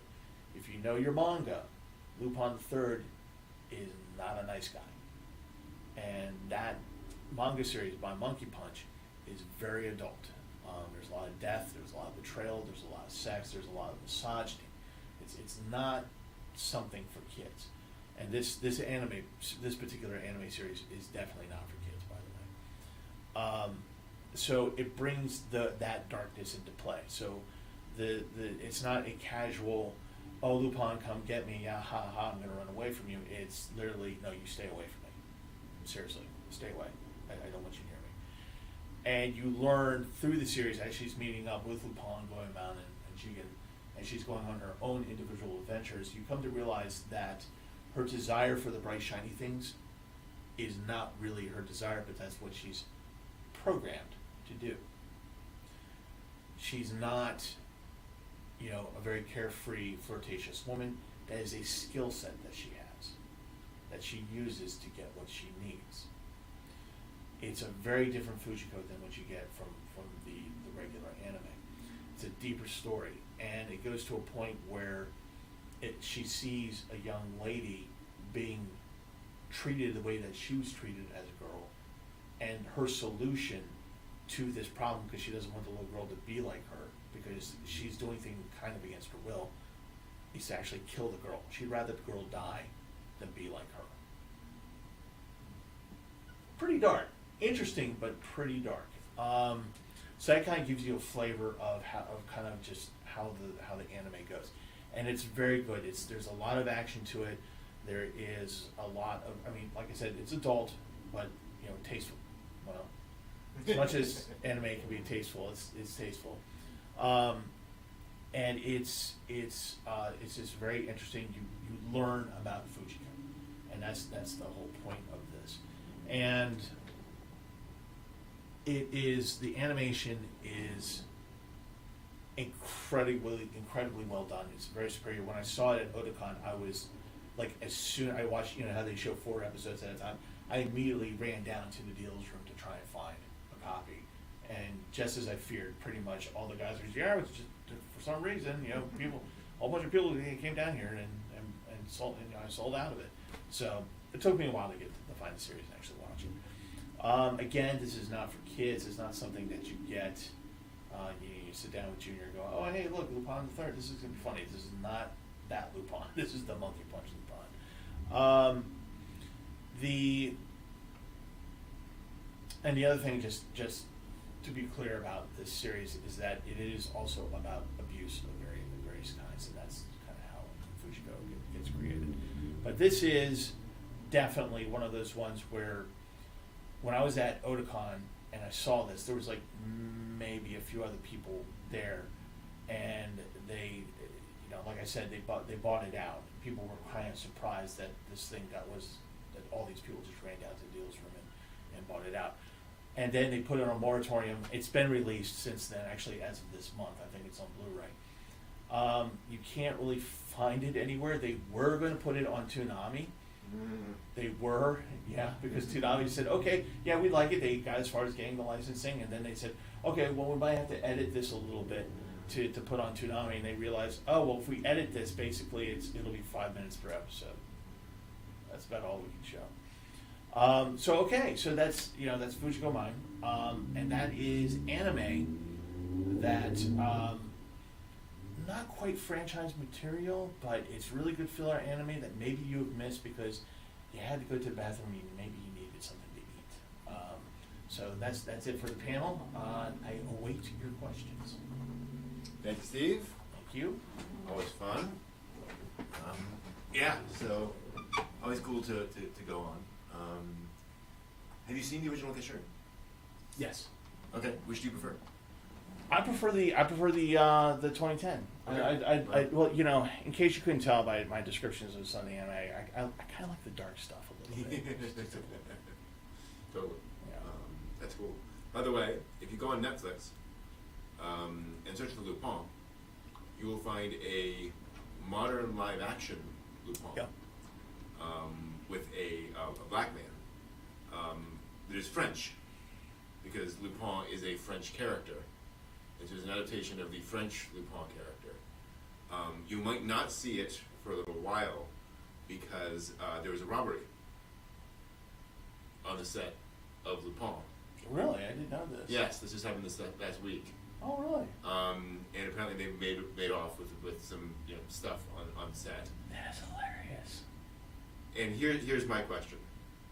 See, if it were me, the actor who plays Lupin would actually be a master thief who gets the role as Lupin. That would be awesome. That would be awesome. That would be really great. But I'd like to see that news report.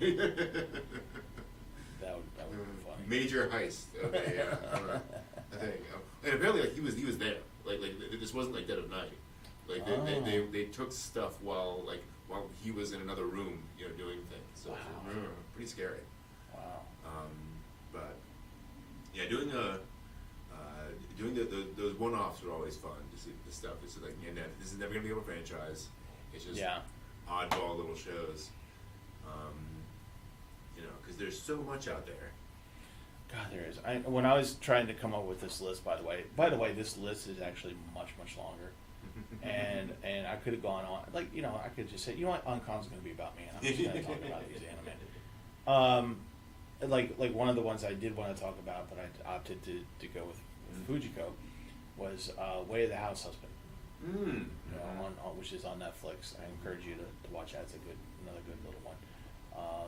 But yeah, the idea I got for this panel was simply because there really are a lot. There's so much anime out there, right? Yeah. There's so much to watch, and and I was thinking about it at the convention, like whenever I had to go to the bathroom, and I was like, here's video room A, and the bathroom is like over there, on the other side of the center, and you have to run, so you're gonna miss stuff. And when you're like planning at a convention, or you need to eat, you eat that weird sloppy Joe meat kind of thing, and you Meat product. Yeah, meat product. Animal or people, you decide. And you plan. You get your phone. You plan how you're gonna look at it. And you look at the video. What's playing in the video rooms, and you go, oh, I'm not interested. That doesn't sound like anything. I'll skip that. And it's amazing what you miss, but you can't help it sometimes. Sure, yeah.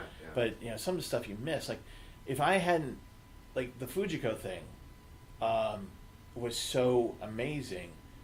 I'm glad that I stuck around. I was actually about to get dinner, and then I realized there was a Lupin thing coming up next. I was like, oh, it's Lupin, I gotta see this. And it was something totally different. I'm glad I stuck around for it. Yeah. What was the question here? Why is Lupin season 3 considered not well received as the other seasons? I don't know. My guess is, and I've only started watching it, my guess is that people are probably turned off by the animation. I like it personally. It's Lupin, so it's not going to be a hard thing to watch. But I think it's part of it that, and part of it is also, I think it's more along the lines of, it's not Monkey Punch, but it's in that direction, I think, a little bit. So. Yeah. Hey, JJ. Hey, Jay. Well, if you're talking about original Lupin, I know season 1 was Miyazaki. Right. I think he left for season 2. Mm-hmm. And so I don't know where it had gone by season 3, but maybe by that point it was like, well, this has gone, and this is one or two far off the plan. Yeah. Who knows? Good question. But Lupin, I mean, boy, there's a franchise. If you want to get into that. Yeah, I mean that's its own 5 panels right there. Yeah, exactly. Talk about why Evangelion. Why Exactly. Well, Lupin is also so weird because it's an institution now in Japan where there's just the yearly TV movie and all that kind of right, stuff. yeah. And so it's just kind of part of the culture as opposed to an anime franchise like Attack on Titan or something. Right. Yeah. So it's very, very different. But speaking of that, I remember one of my early Otakon memories was wandering into a video room and watching Pobolakwa Monogatari, Yeah. which is an adaptation of a video game. Always a good start. Which is basically these little chibi characters all running around in a fantasy world. And I think I've shown you guys screenshots where it's their eyes are basically an oval with a clock at 9 o'clock, just like Right. wedge in it. That's the entire eye for all the characters, and it's just like Wait, that's the one that has really good Celtic music, right? yes, Yeah, that's the yeah, one. yeah. Gorgeous music. Yeah. Oh yeah, the Um, music really is. But And it's just sitting down and watching 20 minutes of that, and all these random silly characters running around, and then there's a quiet moment while the fairy girl mourns the death of her people on a rock, looking over everything. Like, what is this? What are you doing? What is this show? Why? And it was some 3-episode OVA, and where this is never going to be. I think there was eventually a TV series, but it was like video game popular. We'll make one OVA, Right. kind of for the fans, and get some merch going out of it. But just that was the thing. Very Yeah, weird. good thing Uwe Boll didn't get a hold of it. Don't know. Do you like Detective Conan? Ooh. I do actually. I do. I again that's one of those wonderful Toonami things that you just happen to come across, and I do. I haven't watched the whole thing. I know there's a lot to it. I watched maybe the first season. I enjoyed the premise of it, except for the fact that the father is not that concerned that his son has disappeared. But it's anime, so Yeah. it's kind of like suspension of disbelief. It's like Pokemon. Right? Yeah. You Yeah. know? Yeah. Sure, kid, go off and Go off wander the your world. Or was it Hunter x Hunter? Yeah. Yeah, Hunter. Yeah. Do the dangerous. Oh, you're 11. You can handle the dangerous thing that'll eat you alive. Yeah, sure. That's fine. It's okay. It's all good. No, I do like Detective Conan. I think one of the reasons why I like that show, as opposed to even though it has the fantastical element of him being regressed into a boy, little boy, is that it is actually a detective show. So that's kind of Yeah. fun, which you don't often get anymore. Yeah.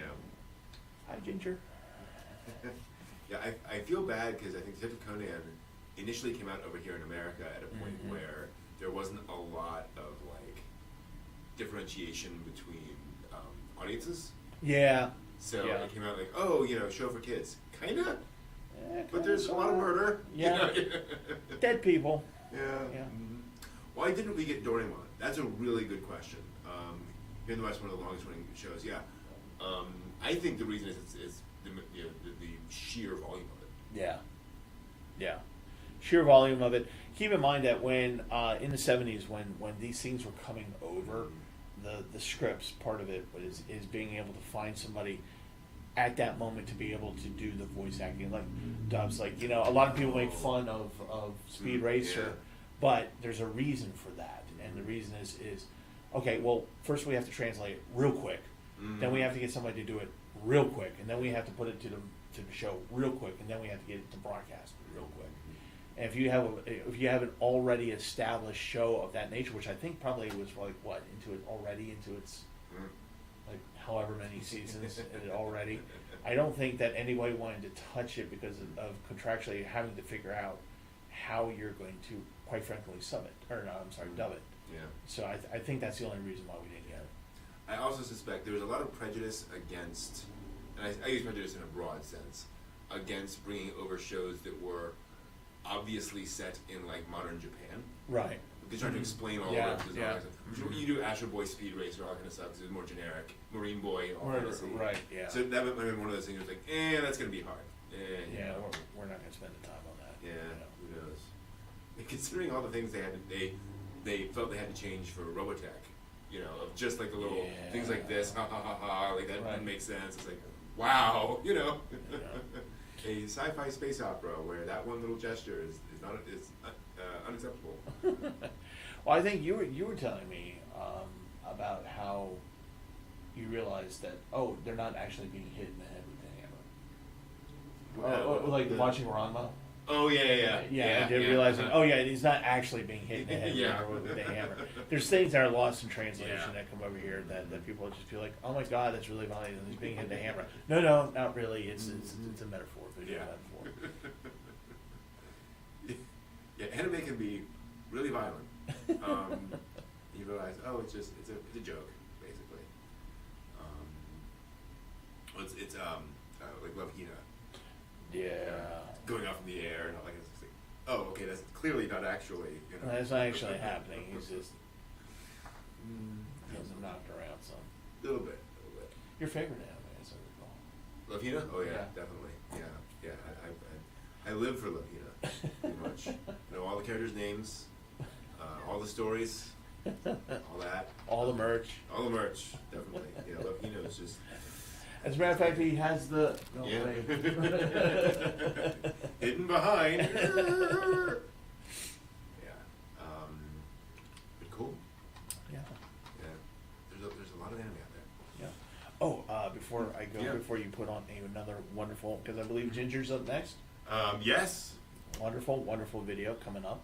Mm-hmm.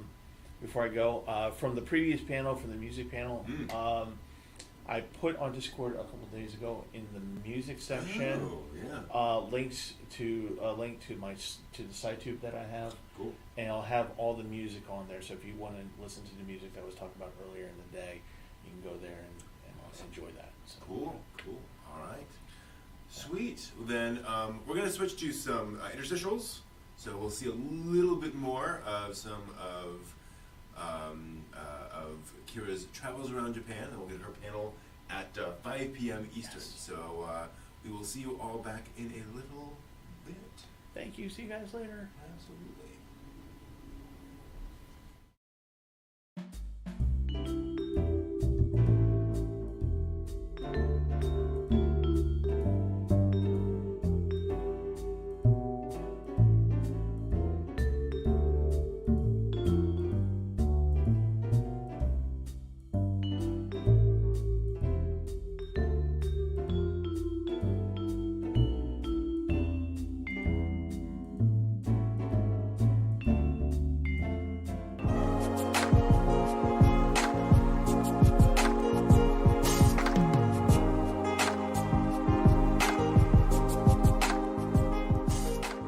Hey guys, what's up? I am in Sapporo, Japan right now for the Snow Festival. I've been in Sapporo for about 24-ish hours now. This is my first time at the Snow Festival, so pretty stoked to see what we can find. It's nice because it's nice because they let you actually walk on the street. They block off all the cars so that this is basically a walking way for the ice sculptures.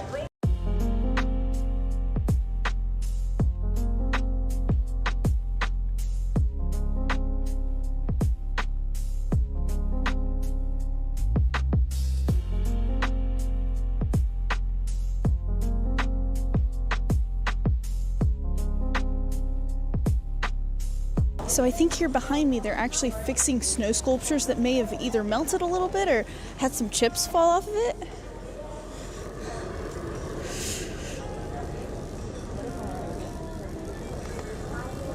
I love anything that's a character. This is Doraemon, probably one of the most popular manga and anime for kids in Japan. He's my favorite so far. Very cute. It looks like a lot of this road is characters, and I think a lot of these are specifically Hokkaido characters.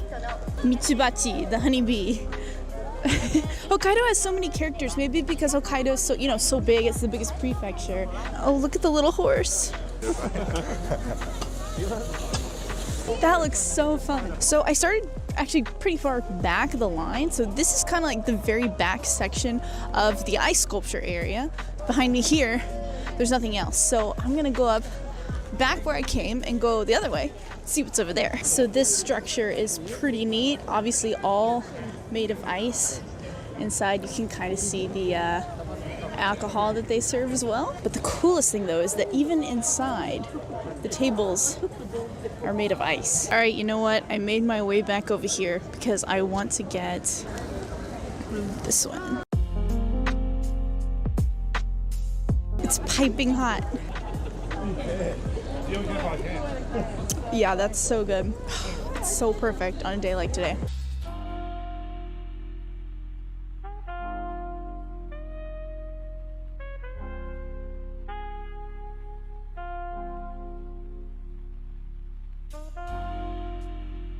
It's starting to snow again, guys, as soon as I'm starting to walk back to my place. So that's just like half of the experience, right? Tomorrow, we're gonna go take a look at the actual snow sculptures. But I am freezing, my hands are so cold, but I have one more thing I wanna show you guys as a before bedtime snack kind of thing. All right, I got a little snack before I head off to take a shower and go to bed. What could it be? It's something that I've been looking for all day and haven't been able to find until now. It is a Cinnamoroll bun, like Cinnamoroll, the Sanrio character, who I absolutely love. And I've been to like 3 other Lawsons today in Sapporo, and they didn't have it until the very last Lawsons I checked. I didn't get any filling.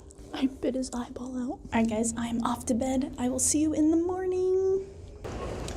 Alright, good morning guys. It's about 10 a.m. right now. I'm trying to figure out what I want to eat. I am very hungry. I really want to get Sapporo ramen while I'm here because so far it's my favorite ramen that I've tried in Japan. But the ramen place doesn't open until 11:30, so I have an hour and a half to kill. So maybe I will go to Don Quixote to find some souvenir stuff. And probably after that, ramen hopefully will be open soon. Last night, it must have snowed a lot because, well, the cars are covered in snow too, but the ice sculptures are now covered in snow. So yeah, last night they were clear of it. So I wonder how they clear them off. So right now I'm at Don Quixote, and they always have, whoa, someone destroyed something. They always have 3 pairs of socks for just under 1,000 yen. So I am going to get this pair of Sonic socks, and I'm tempted to get the Charmander ones. I have these Mew ones. Oh, they have more Sonic ones. Okay, I gotta get these. Always gotta get the Sonic ones. Oh my god, they have another pair of Sonic ones. Oh, and it's Modern Sonic. Okay, I got 3 pairs of Sonic socks it is. Oh, it's really snowing now, guys. This spot right here between Tanuki Koji and the fish market, best place to take pictures, especially when it's snowing. The lighting's really good. And plus you can get the Sapporo TV tower in the background. All right, for real now though. No more getting distracted. Some dude just looked at me weird because I'm talking to my camera. Man, why can't it snow like this in Sendai? Just like this would be wonderful.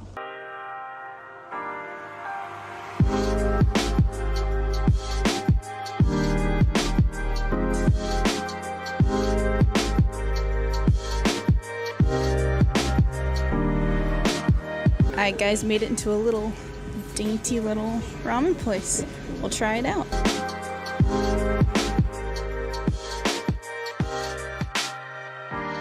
That was great. Let's keep on moving. Now we're going to head to the snow sculptures. Hopefully that ramen can keep me warm for now.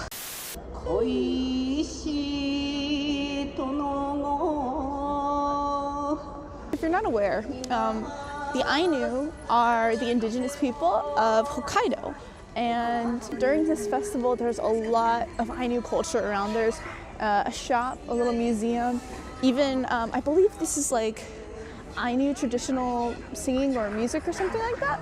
So behind me is a snow sculpture from the anime Golden Kamuy. Golden Kamuy actually takes place in Hokkaido, and it's about the Ainu people. I haven't had the chance to watch it, but it's something I really, really want to watch. I've seen Golden Kamuy stuff everywhere here in Hokkaido. Ooh, I think I need one of those right there. Yep, I need that. And get. Oh.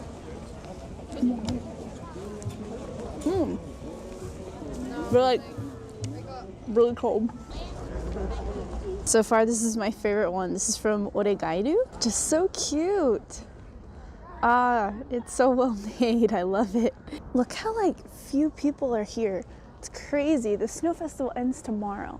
but today is Monday, it's a work day. Tomorrow's a holiday. So maybe that's why there's no one here, everyone's at work. I was thinking that this place is gonna be packed, shoulder to shoulder, but man, this is so nice.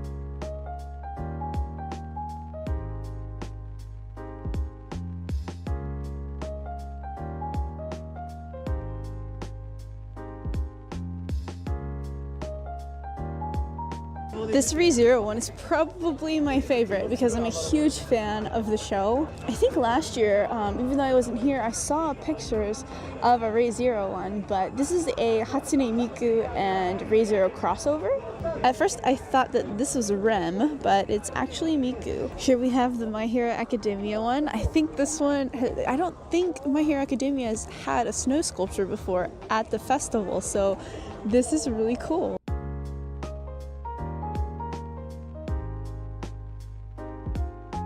I'm really almost getting overwhelmed with how much there is to see. There's so much and so much food. Probably my favorite festival in Japan that I've been to so far. Oh my god, it's like a Tezuka one. This is all Tezuka works. The Astro Boy looks so cute. So well done. There's Mickey Mouse. Is this Anpanman? This one's super well done. The shapes are all perfect.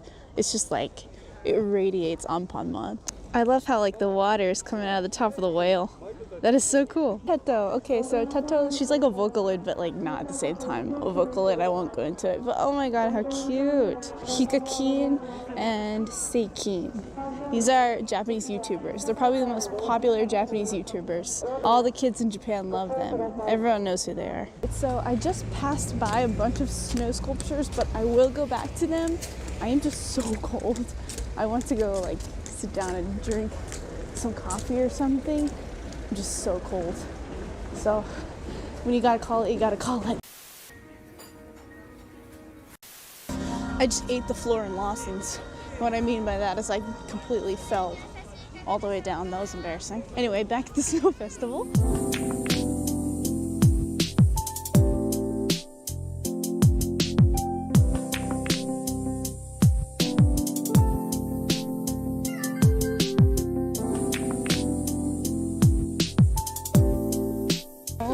Goodness. Okay, I might have a new favorite. I just love that this year specifically there's been so much Kirby stuff in Japan. I love it. Oh, this is so cool.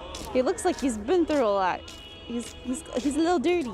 And then right next to Kirby is this Dragon Quest one, King Slime. Dragon Quest is so popular here in Japan, so no surprise to see this at all.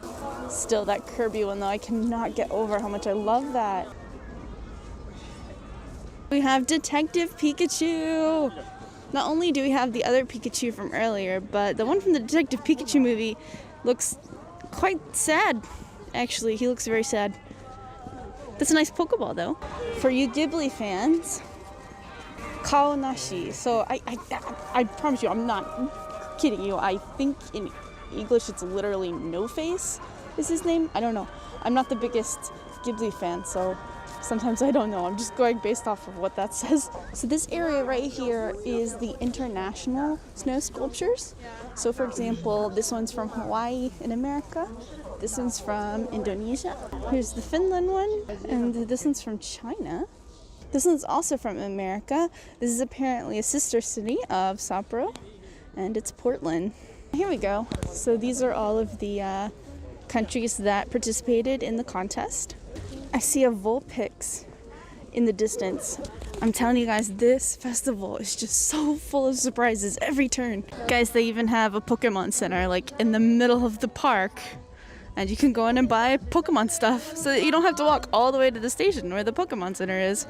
How convenient. So while I'm walking this path, it's just incredible how there's not many people here. Maybe because I'm catching the next last day and it's Monday, so it's a work day.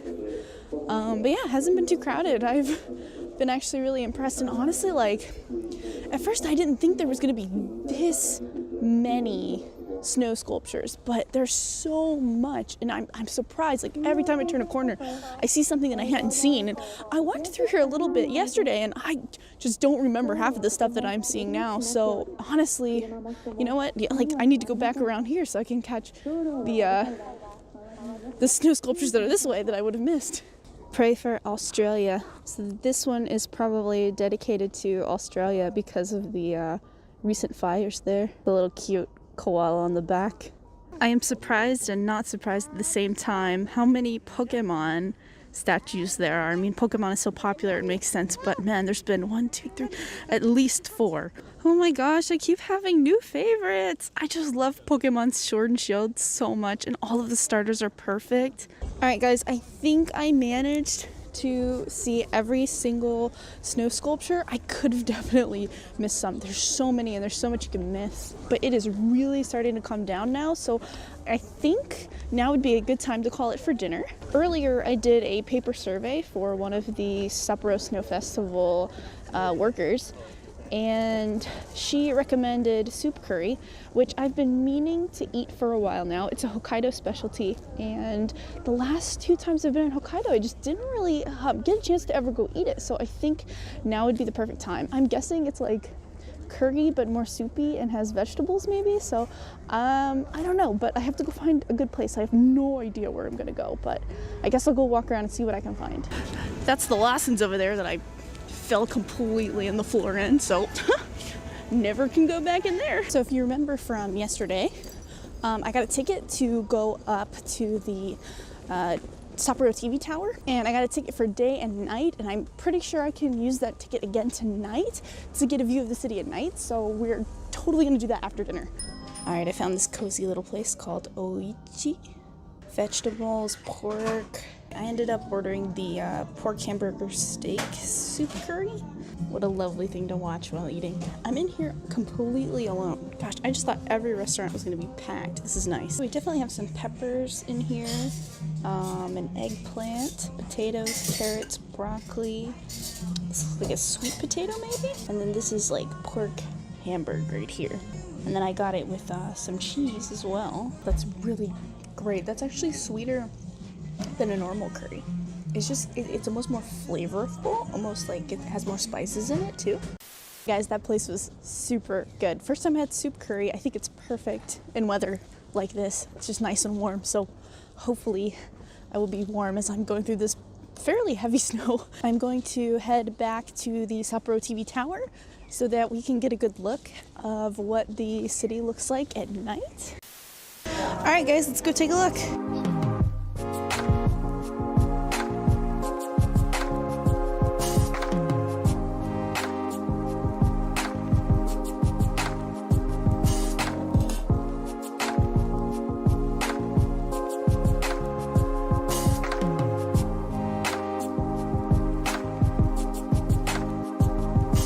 Well, that's it. That's my last night in Hokkaido. This is probably the most fun thing I've done in Japan so far. The food is good, the crowds aren't bad, all of the staff has been super nice throughout this whole event, and everything is like super easy to get to.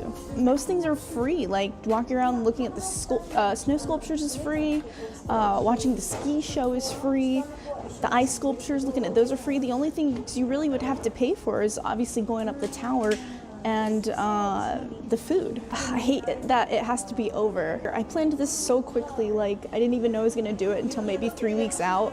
So I'm already gonna start planning for next year. All right guys, and with that, it's over and done, and I will play with you some other time. See ya.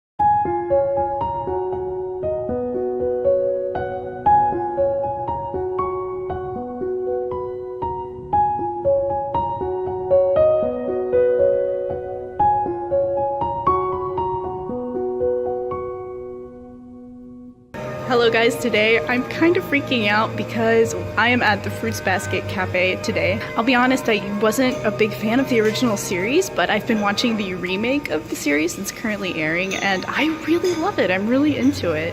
This cafe is in Harajuku. It's just a 4-minute walk from Harajuku Station, but it won't be here very long. Let's take a look and see what we can order. So a lot of this food is based off of food that Toru cooks in the anime. For example, she cooks a lot of onigiri and she has really nice miso soup. So it's based around stuff that she makes. I love the kyo curry. It's so cool. Neko kare. That is adorable. I'm personally a fan of Yuki, and I kind of wanted ice cream because it's a really hot day today. So I think I'm gonna get the Nezumi Parfait. Nezumi meaning mouse. They also have Momiji and just a whole bunch of the main characters, and all of this food looks really, really good. But again, I'm most likely going to get this ice cream because it's so hot today. The Toru drink looks really cute and well put together. It looks so adorable, but I think it's just maybe too hot for that. Again, normally with these anime cafes, if you order a drink, you get kind of like a cup holder for free with it, so any random character, and we'll see which one I get. So of course they give you a paper mat, which a lot of anime cafes tend to give you. This is really cute. And yes, these are what the coasters look like. So there's more characters than I thought. I have no idea who I'm gonna get, but we'll just have to wait and see. Until the 21st, you have these characters. And then the next week, they're going to have, I guess, different characters. It's a secret.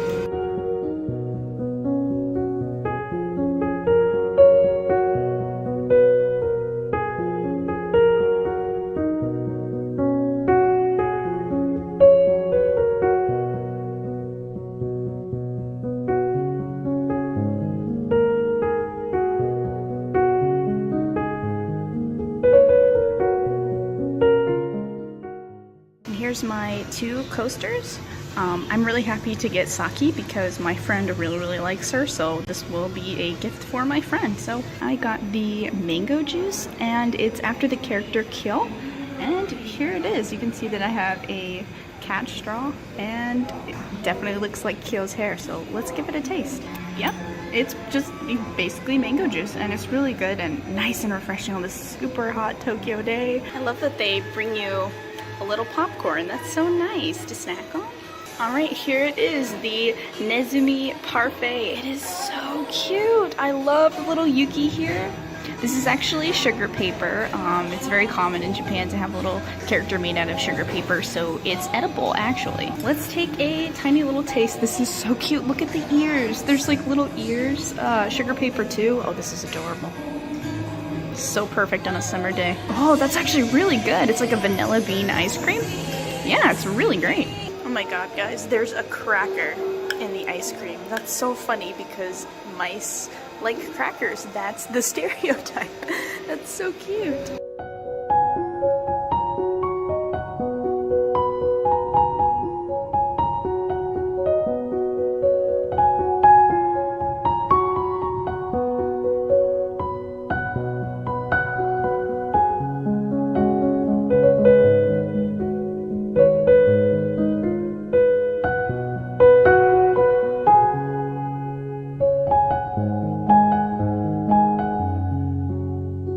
Alright, all finished. I really liked the mango drink and the mango parfait. Both were really excellent. Now it's time to pay and go check out the shop.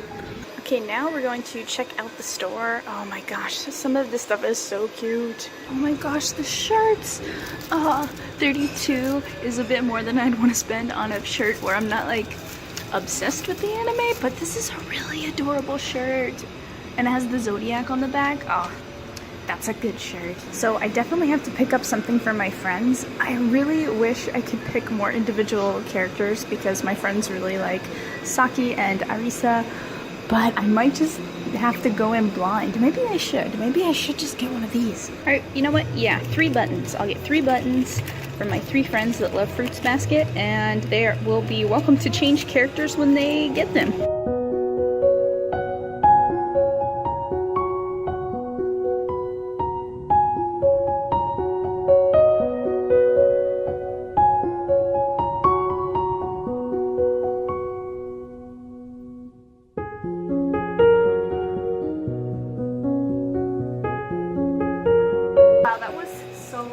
fun. I'm really glad I got to do that, and I got some gifts from my friends who are super into Fruits Basket, so I hope that they like them.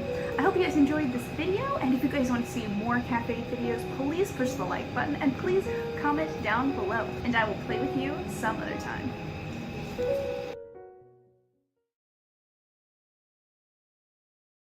Hey guys, happy OnCon. I hope you guys are having a great time so far. I know I am. I love OnCon a lot. I wasn't able to go to the December one, unfortunately. I was pretty busy, so I really missed it, but I'm really excited to be back here for the March one, so thanks to everyone that makes this thing possible. It's really fun, especially when we're not able to really go to conventions in person as much.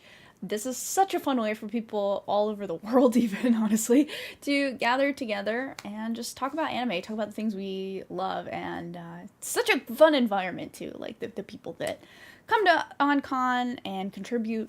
It's really awesome. So anyway, my name is Kira Fox, and I will be running Anime IRL, Japan's real-life anime locations. Like, have you ever thought about that? Like, you're watching an anime and you see a scene, or maybe like a bridge, like in Anohana, which is the picture here on the PowerPoint, and you're just like, how do they get the references for these? Well, in a lot of anime, it's a real place in Japan that you can actually go to.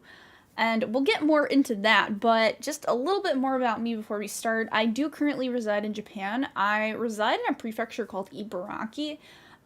Most people kind of know generally where Tokyo is. We're going to get into a geography lesson later, so don't you worry. If you don't know Japanese geography, we'll get there. But if you have been to Japan, or you know a little bit about the geography of Japan, you might know kind of where Tokyo is. It's pretty central on the main island of Japan, which is Honshu. When you land in Japan, you're either going to, if you're not going to Osaka, which is way south, a lot of people usually land in Tokyo first. You're gonna land at either Narita Airport or Haneda Airport, and both are very close to Tokyo. They're in the Kanto region of Japan. And so I live in the northern Kanto area of Japan, so that's kind of where Ibaraki is. I'm a bit north, about an hour drive from the major international airport, and really an only hour train ride to central Tokyo, so honestly very convenient. And I specialize in filming locations in Japan that are featured in anime. I say specialized. I'm no pro. There's no pro in this kind of thing. That's just something that I'm really interested in and I really love doing. And we're also going to discuss in this panel whether or not the result of anime tourism has been a good thing for Japan. Is it something that a lot of towns are taking very seriously? Has it maybe caused more trouble than good? We'll get into all of that cool, interesting stuff.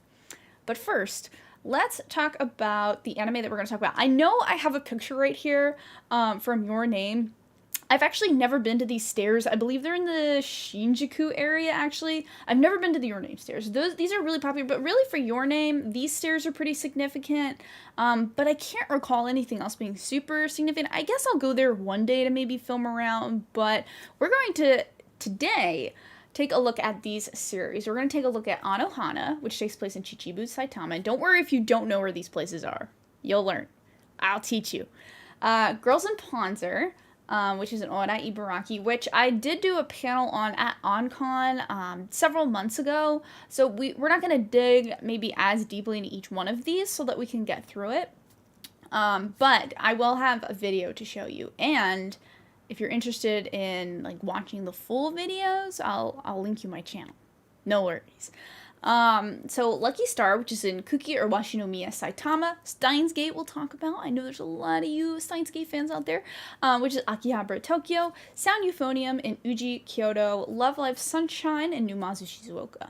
And there will be others at the end. I actually recently did go on an anime pilgrimage for Bunny Girl Senpai, so I can talk in depth about that even though I'm not ready. The video clips aren't ready, but we will talk about that.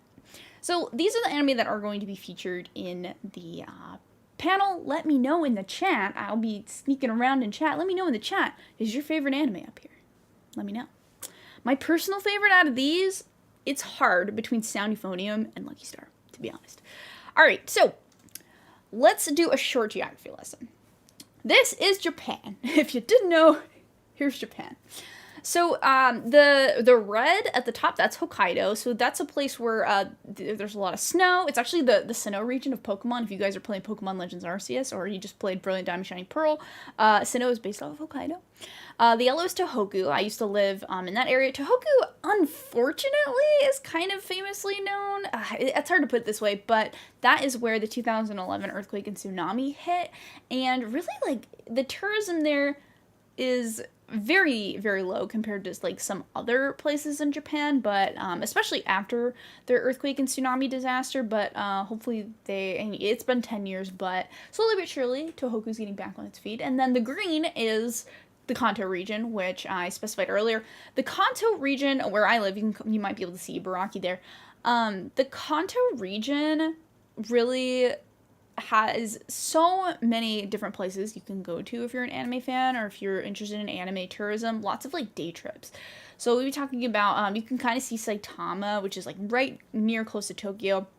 That's where Anohana takes place. That's where Lucky Star takes place. So a lot of the places you'll be able to get to within a day. So, you know, don't fret. I'm not going to suggest you take like a 7-hour train to see this one bridge from this anime.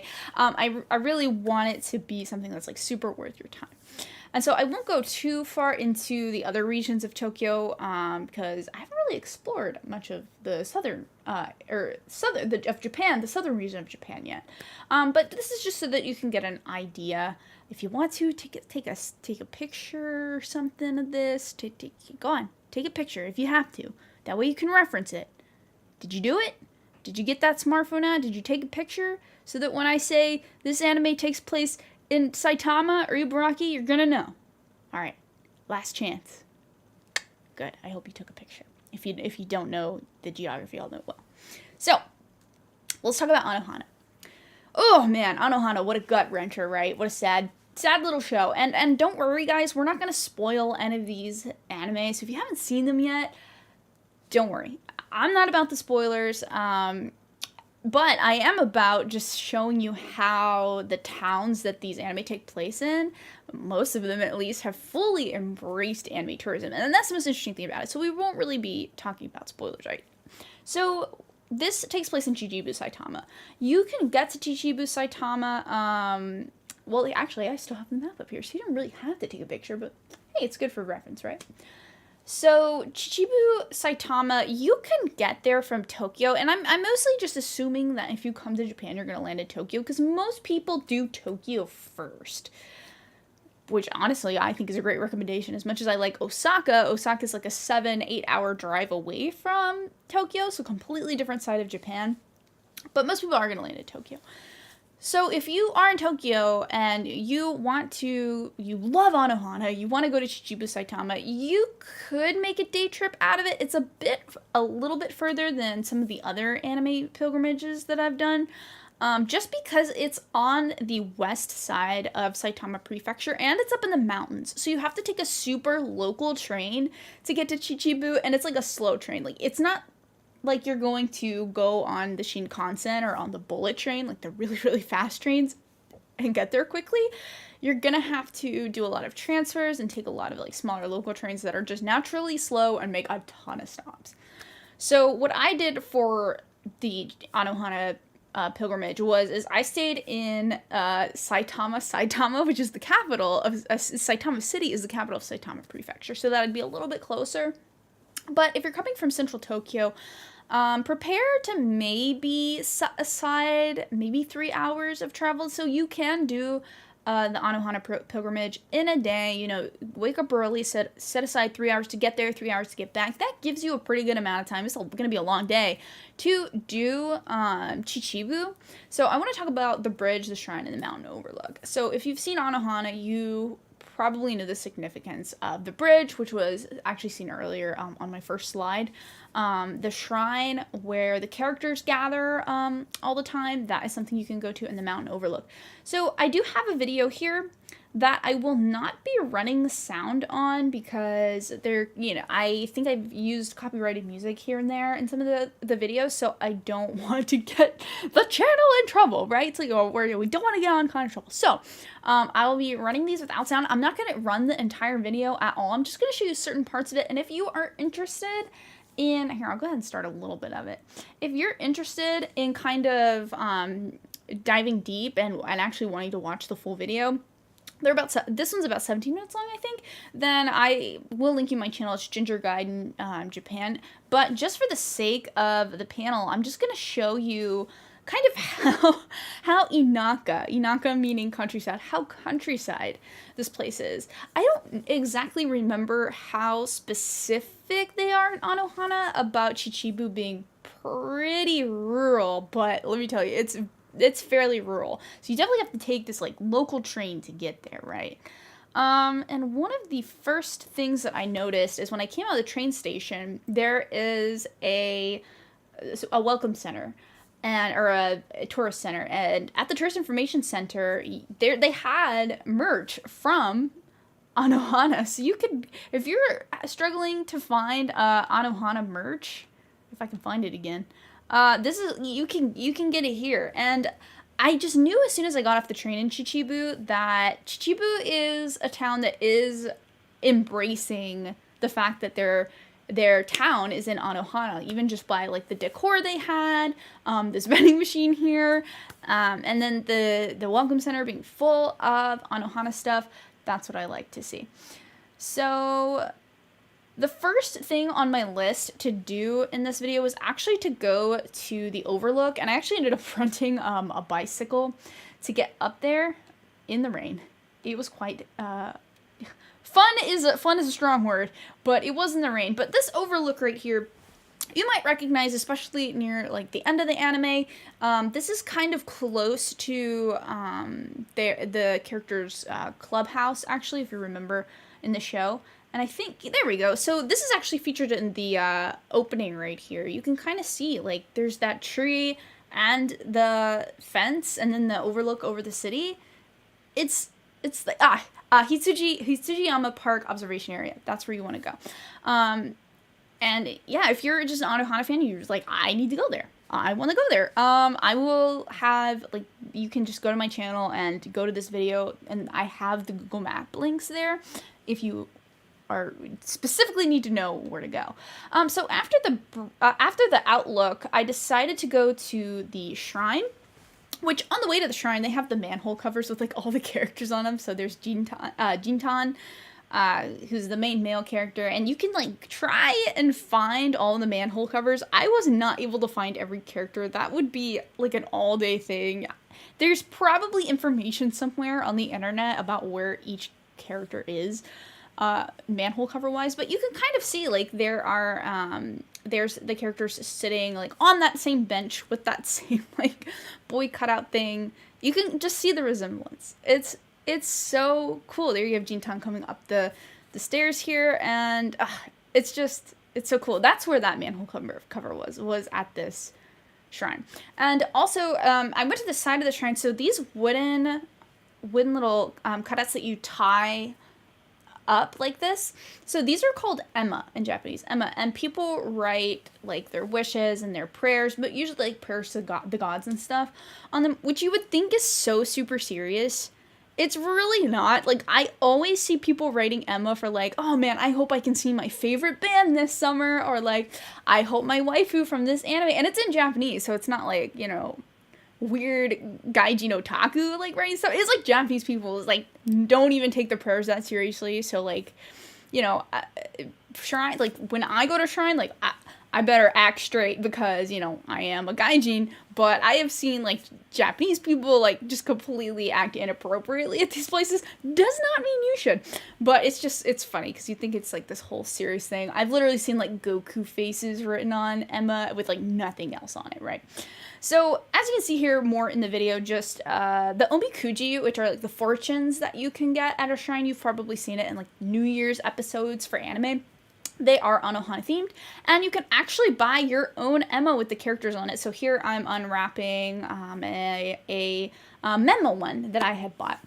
So that is some things you can do at the Shrine. The Shrine just fully embraces the fact that it's in an anime, which it doesn't have to do. But I absolutely love it. Also got super lost on the way to that shrine. So here is the famous bridge. So, man, this is, you can see the Anohana bus was actually going by. Yes, there's an Anohana bus with like the Anohana art on it that goes around the town. Very cool.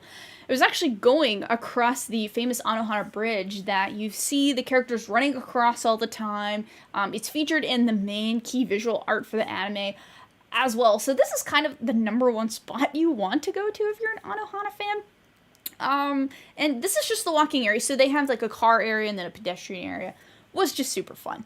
Had a blast doing this. Even though I was out for 8 hours. I think I biked. Well, I think I was biking for maybe 5 hours, but out for 8 hours all like throughout the whole day. It was just raining the entire time. So that was a lot of fun. But hopefully, if you get to go to Chichibu, hopefully it'll be sunny for you. So we will move on from Anohana. That is just a perfect scene right here. You know, if you've seen Anohana, this is something that definitely sticks in your head. So we will move on from Anohana, and we'll talk a little bit about Girls in Panzer, which I went into a couple months ago, actually, during OnCon. I did a Girls in Panzer panel, so we'll look a little bit into it today as well, but not too much, so we have time for other things. But this anime takes place in Oarai, Ibaraki, which is kind of my neck of the woods. It still takes me like an hour to get to Oarai, because I'm kind of in the central part of Ibaraki. Oarai is more in the northern part.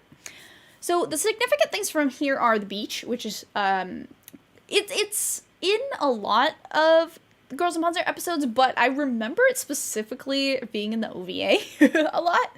The Marine Tower, which is featured in a lot of art, and of course just different episodes of Girls in Panzer, and then the train station as well. I'll show a little bit of this video. We won't be doing sound, of course. So I kind of started out my journey in Mito, Ibaraki, which is the capital of Ibaraki, because there is a local train from there to Oarai. Now, I'll show you at the end of the video, there's actually a Girls in Panzer train, which you may have heard me talk about before if you were at the OnCon a couple months ago. But already, even at the station, already fully embracing Girls in Panzer. So we've got the Girls in Panzer girls right here. They have stands. Like, this is at their local station. This is like a really tiny station. I don't even think they did like the electronic pass cards. This station is so small, they just did like paper tickets.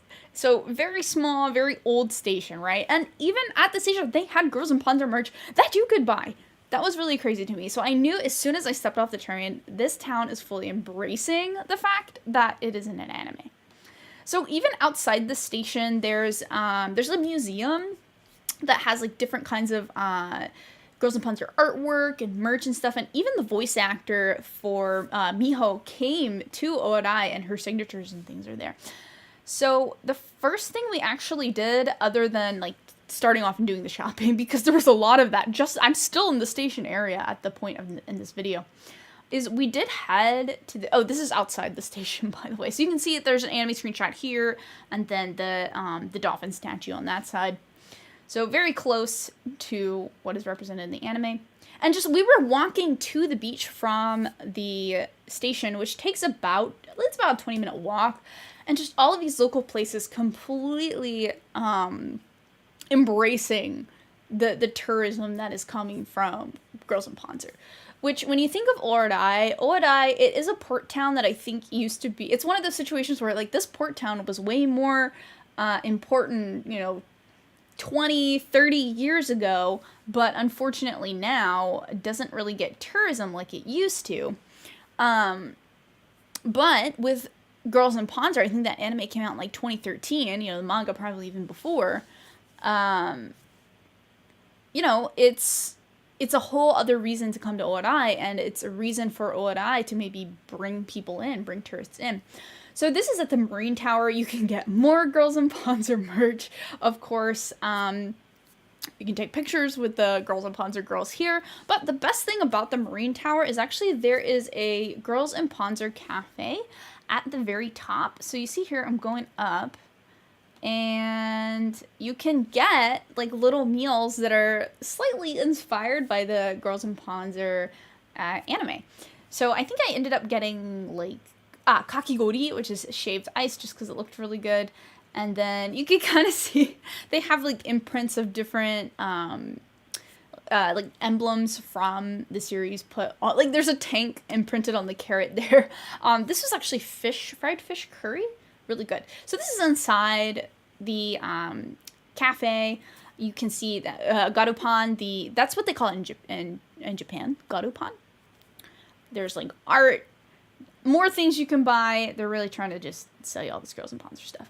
So going back down the tower, I think one of the really last things that I wanted to do was there is a Girls and Panzer shop. As if you didn't waste all of your money, if you didn't spend all of your money at the cafe or at the station or at the museum, well, there's more for you to buy at the official Girls and Panzer store of Orai, which is in a shopping center that is also featured in the OVA. So if you've ever seen the Girls and Panzer OVA, it's literally just they're going to have like a beach party, and so they all have to go buy bathing suits. You know where this is going. So they go to the shopping center to go buy bathing suits. That whole episode takes place in the shopping center in which this shopping area, this Girls and Panzer shopping store isn't. It's very fun. You can also take cute little pictures with that's quite fun. So I think after this, the one other thing I want to do, there's tons of shrines here. It's a very historical place. Is I wanted to see, you see on this piece of paper, that's like an official artwork where they're looking at a torii gate that is sitting on a rock in the ocean. So we went off to go find this, and there it is right here. This is one of the most scenic places, and I know it doesn't look that scenic right now, but it is one of the most scenic places in Ibaraki. Usually people go and see it when the sun is rising, so that is the side of the ocean where the sun rises, and can you just imagine the sun rising and just seeing this torii gate? It just seems like it's so beautiful. Even though it was a really cloudy day, it was a really beautiful sight.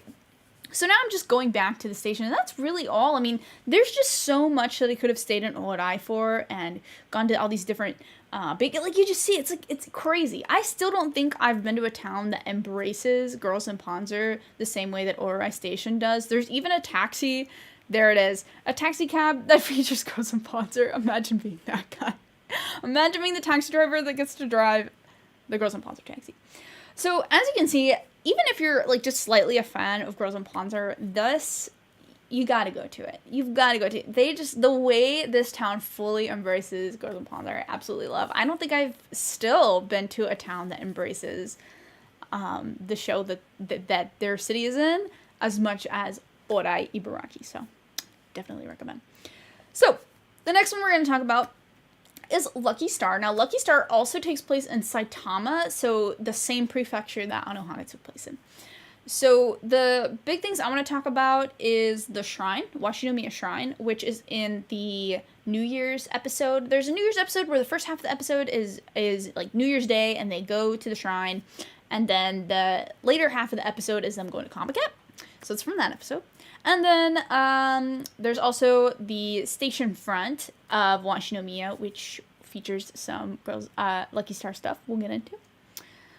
So again, we won't be running music, but I'll just show you. So Emma also, here we go. We have tons of Lucky Star Emma at Washinomiya Shrine. So from Saitama City, which again is the capital of Saitama Prefecture, I didn't even have to take a local train, really. I took a pretty major train to Washinomiya Station, which is right here. And right across the street from Washinomiya Station, there is like a little store where you can buy just foods and other little touristy knickknacks. Like kind of not even a chain store, just a locally owned store that actually sells Lucky Star ramen, Lucky Star hot sauce, and other like Lucky Star like Japanese katsu kind of sauces. So this is inside the store. As you can see, they are fully embracing like, yeah, welcome to Lucky Star Town. I just love this so much. And these are just people that just locally own this little store, but I mean, fully embraced that in 2007, an anime called Lucky Star came out, and people are coming here because of that. So they've seen a lot of really good business. Actually, I'll show you later in the video. I do buy one of the Lucky Star sauces. It's like the Hiragi twins, like katsu sauce. So as I'm walking to the shrine, we have this mural here. It says, Yokoso Washinomiya, welcome to Washinomiya. And just, I'm guessing fans just came and painted this mural, and you can see it's signed by the different artists who drew it, and just about every single Lucky Star character is here. So you don't want to miss this, actually, on your way to Washinomiya. You'll get off at Washinomiya Station, and then as you're walking, and Google Maps will take you this route automatically, so you won't miss this, but just set your Google Maps from Washinomiya Station to Washinomiya Shrine, and as you walk, you literally cannot miss this. You can also see it from the train, so you'll be able to get kind of an idea of how to find it. So now I'm walking over to, so this is a scene you guys might know well. I remember when Lucky Star came out, I think the biggest thing about it in 2007 was that the opening was so crazy. I'm sure we've all seen if you're an old weeb like me, we've all seen the Lucky Star opening.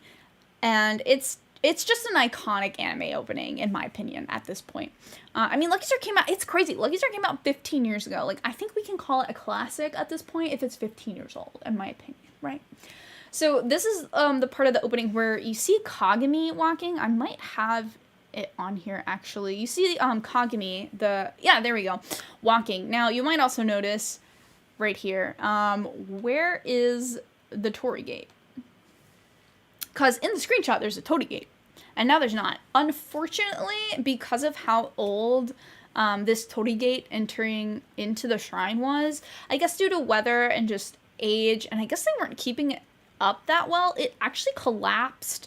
I want to say maybe in 2013 or 2014. It hasn't been too long ago, and it collapsed, and they've just never really rebuilt it back, which is really surprising to me. So I remember a lot of Lucky Star fans, I remember reading that a lot of Lucky Star fans were like so just destroyed that such a sacred anime place has been, in a way, destroyed. So hopefully maybe one day they'll rebuild it back. But yeah, this is the scene where Kagami walks down the road in the opening. And so this area of town is covered in Hiragi twin stuff specifically because, you know, the Hiragi twins, I think the anime, they actually are like the shrine, they're like shrine maidens, right? And their family like owns the local shrine. So this part of town that has a shrine, Hiragi twins, they're everywhere. So you can actually go into the shrine, and you can see, this is from that New Year's episode, that one screenshot right there. Very beautiful shrine. Also, this was funnily enough taken the day after I filmed the Anohana anime pilgrimage, so it's still freaking raining. Like, I swear, every time I do an anime pilgrimage, it's raining. But this is a place where Emma can be placed, and you can see look at all these Lucky Star ones. It's so cute. Unfortunately, I couldn't go very close to the Emma because apparently there was a bee problem at that tree, and they didn't want you to get close to the tree. So I'm glad that was there, and I'm glad that I could read that there were Hachi. Hachi is bee in Japanese, because I would not have wanted to deal with that. But you can just see all of this artwork, so cute, and just this shrine is very beautiful. I mean, I think other than the Torii Gate at the beginning that fell down, it seems like it's fairly well kept. Maybe they realized when the Torii Gate fell down, they were like, oh man, we need to make sure this place isn't gonna fall apart. So there's a stone tablet outside that also has the Hiragi twins on it, and then, you know, walking back to the station, you actually see the station in the background here, right next to the Lucky Star mural. And so at the very end of my little Lucky Star journey, I did buy the Hiragi twins katsu sauce. It's kind of like this very sweet Asian sauce. I don't particularly like it that much. I actually still have it with me, and I use it occasionally. But I was just like, I gotta get this. Unfortunately, they didn't have the ramen or the hot sauce, or I would have bought those instead. But just getting something like that was still really cool. It helps out the local business. So I would say if you go to any of these places, try to help out the local businesses. So I think that's really all I have about Lucky Star. So we're going to move on to Steins Gate. Steins Gate is a big one. It was a lot. There's a lot of places in Steins Gate to go, and I think a lot of it does have to do with the fact that Steins Gate is based off of a visual novel. So, you know, in visual novels, you kind of are in one place for a long time. So these backgrounds become very memorable. So this is in Akihabara, Tokyo, which if you're already going to be in Tokyo, I know you otaku people, you guys are going to go to Akihabara. Akihabara, if you don't know, is basically the otaku and anime capital of Tokyo. It's where you can go to buy manga, to buy figures, to go to maid cafes. Anything super otaku you want to do, you can do it in Akihabara. I absolutely love Akihabara. There are people who will say that Akihabara is overrated. No, I fully embrace Akihabara, and it's cringe. I absolutely love it. So we're going to talk about we're going to talk about the shrine that's in Akihabara. We're going to talk about the Radio Kaikon, Akihabara Station, the Beef Bowl place where you always see the Steins Gate characters eat at, and then of course the maid cafe in which Ferris Nyan Nyan works at. That's also a thing. So we will mute the sound here and begin. So you might, if you're super into Steins Gate, some of this might already be ringing a bell in your head, especially if you've played the visual novel, because a lot of what I have filmed right here are literal backgrounds to the Steins Gate visual novel. So I think the very first thing that we do is we go to the Radio Kaikon. So if you've seen at least the first episode of Steins Gate, oops, spoilers. If you've seen at least the first episode of Steins Gate, you're going to recognize this Radio Kaikon. This is where everything goes down, essentially, in that very first episode, and it's also where things go down near the end. This is not really spoilers because it's the first episode, but this is the building in which the satellite crashes into the building, and this is the building where you first meet Makise Kurisu, and where a lot of stuff happens in that first episode. So this is a place you really want to go, not only for the Steins Gate stuff, but because this building is literally just a big nerd shop. You can get anime figures here, keychains, there's a K-Books, which has like tons of manga. I think there's an Ami Ami in here too. So yeah, don't just, walk by and be like, oh, that's in Steins Gate. You're gonna want to go inside as well. And I think I have some video footage from inside. There's actually Steins Gate vending machines in here, and you used to be able to get Steins Gate water bottles, and that picture there, I have 2 of them, but for some reason right now they don't have them. I'm not really sure why they don't have the Steins Gate water bottles, but it's the first, like, I'd been there so many times, they always had the Steins Gate water bottles, and now they don't, so hopefully they refill them.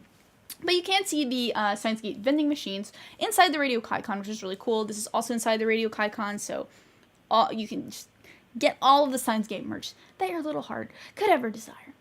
So after that, we went to the shrine that is in Steins Gate, where Okabe goes a lot of the times. This is actually a really quiet part of Tokyo, despite the fact that trains are going by and there's people like right outside. This is such a relaxing little shrine in Tokyo. That's something so interesting about Tokyo, is that, it is a big city. It's way bigger than New York City, and you got the hustle and the bustle and all the, business people trying to get to work, and it is loud, but then, like, you find these little quiet shrines and quiet areas that, oh man, I absolutely love. So this is right across from the river from Akihabara, so it's still technically Akihabara. It's just on the other side of the river, so you'll have to walk maybe about 5 minutes to get here. But yeah, this is definitely the shrine from Steins Gate. Oh, Alan, who loves the games, actually, he talks about how the IBN 5100 from the show, if you know, if you don't, well, watch the show, I guess. The IBN 5100 could have been, theoretically, like, in a shed in that shrine. So if you've seen it, you know what I'm talking about. But yeah, this bridge right here is featured a lot in the visual novel and in the anime too, which I didn't even realize until I crossed back over into Akihabara. I had originally crossed this bridge to go film the shrine, and then on the way back in Akihabara, I was like, wait a minute, this bridge is totally in Steins Gate. So like, it doesn't even matter if you have your anime pilgrimages completely planned out, because you will go on these pilgrimages and be like, I did not plan this, but I remember this from the anime, which I've done so many times. So Alan is a big Steins Gate nerd. He's played like all the freaking games, like all the spin-off games, so he kind of like nerds out a bit, whereas I've just seen the anime, so I was only able to say things based off of what I knew from the anime. So if you want to geek out on Steins Gate, I don't know, I'll give you his number or something, but he really goes into details about like spin-offs from the visual novel that have things like in Akihabara that you can look at. And it's by the So What, I'm a Spider mural. It's quite funny. So the next thing we did is we ate at the Beef Bowl place. I couldn't actually film in the Beef Bowl place because it's a very locally owned place. You've got to be careful when filming in Japan because you never know it's going to be appropriate or inappropriate. So I didn't film in the Beef Bowl place, but it is a place that you can eat that if you want to. I actually don't recommend it that much. I hate to say it, but the Beef Bowl at Yoshinoya and at Sukiya, which are like chain restaurants, is actually better in my opinion. But hey, if you want to support a small business, if you just want to eat at the Beef Bowl place that's at Steins Gate, you can click on you can go to the video and I have it listed. It's called Sampo Beef Bowl, if that helps. So the next thing we went to is the Maid Cafe. This is the Maid Cafe from that Ferris Nyan Nyan works at and that Daru goes to all the time. And they actually have a whole menu of Steins Gate inspired drinks. Now, here's the thing.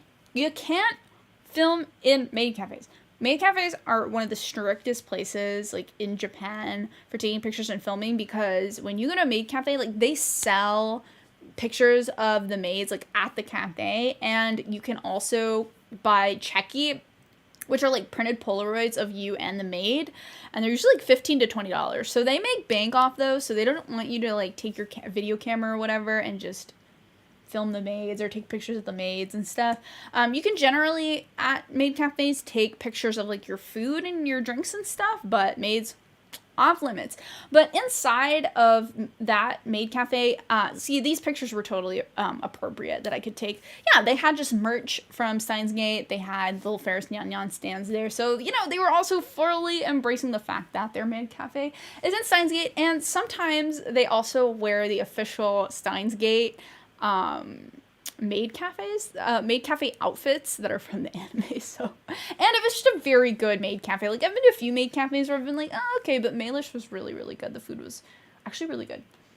And then I think the next thing we did was on the way to the station, we were just looking at different places that were featured in the visual novel background wise. Also Akihabara Station, which is featured a lot in the anime. So there are actually instructions in the visual novel for Steins Gate that tell you how to get to the Future Gadget Laboratory, how to get to Okabe's laboratory. So we decided to follow these directions to see if they were real and see if it could actually take us to the lab. And so the directions took us to this like little alleyway that looked like the alleyway from Steins Gate. It looked very similar, but we couldn't really figure out exactly which building the Future Gadget Laboratory was. It's one of those things where all of the buildings kind of looked like they could be the Future Gadget Laboratory. But either way, it was still fun. If you kind of want to go to Akihabara and you have pictures from the visual novel and from the anime to kind of compare like the buildings to what's actually in the original content, then yeah, you can do that. You have to kind of keep in mind though, especially with Lucky Star and Steins Gate specifically, like Steins Gate, you know, the anime aired in 2010 and the visual novel's even older, so that's like, you know, over a decade ago. Things could change, and it's the same for Lucky Star, like Lucky Star was 15 years ago, so things are going to change. So if you do an anime pilgrimage for an anime that was pretty old, you have to keep in mind that buildings are going to change. So, and that was definitely true for Steins Gate and Lucky Star, given that they're both over a decade old. These, I actually think I got these in the Maid Cafe. They're just little stand things. I think I got Ferris Nyan Nyan, which was definitely meta for the Maid Cafe. But yeah, we just got our fair share of Steins Gate merch while we were in Akihabara as well, so made sense. So, after Steins Gate, we are going to talk about Sound Euphonium. Sound Euphonium, man, just one of my favorite anime ever, and this was one of my more recent anime pilgrimages. This is in Uji, Kyoto. So this is really far away from Tokyo. If you're gonna go to Kyoto, you may as well fly into Osaka. You see the purple? It's like yellow, green, blue, and then that purple area. That is where Kyoto is. That's where Osaka is. It's the Kansai area of Japan. Usually people either decide to fly into Tokyo or Osaka. Usually, if you're gonna do both, you're gonna have to just do your stuff in Tokyo, and then it's usually cheaper to fly to Osaka, but some people will take the Shinkansen or the bullet train, which ends up being more expensive. I've taken an 8-hour bus drive from Tokyo to Osaka, just to give you an idea how far away this is from Tokyo. I don't want you to get it in your head that like, oh, I'm in Tokyo, I can do all the anime pilgrimages. This is on a completely different side of Japan. We're going to talk about the mountain peak, we're going to talk about the bridge, we're going to talk about the river bench. If you know, you know, for Sound Euphonium. So, let me mute this here. Oop, come on. There we go. So, Kyoto. A lot of people know Kyoto as a very historical place in Japan because it is where the capital used to be in Tokyo, it used to be in Japan before it moved to Tokyo. So, let's see. The first thing I believe I did for this pilgrimage was go to the bridge. So this bridge, as you can see, Kumiko, the main character from Sound Euphonium, is always like running across this bridge. I believe this is the bridge she has to cross to go to between school and home a lot of the times. And this bridge was literally built in 300 AD. I'm not joking. There's a sign right outside of the bridge. It's like, yeah, this bridge was built in 300 AD. That's insane. That is so long ago, but they still keep it up really, really well. But yeah, it's the bridge that you always see the Sound Euphonium characters crossing. It's pretty famous. And there's a lot of famous scenes, especially from the movie, the Sound Euphonium movie that feature this bridge. And then after the bridge, we gotta move right along.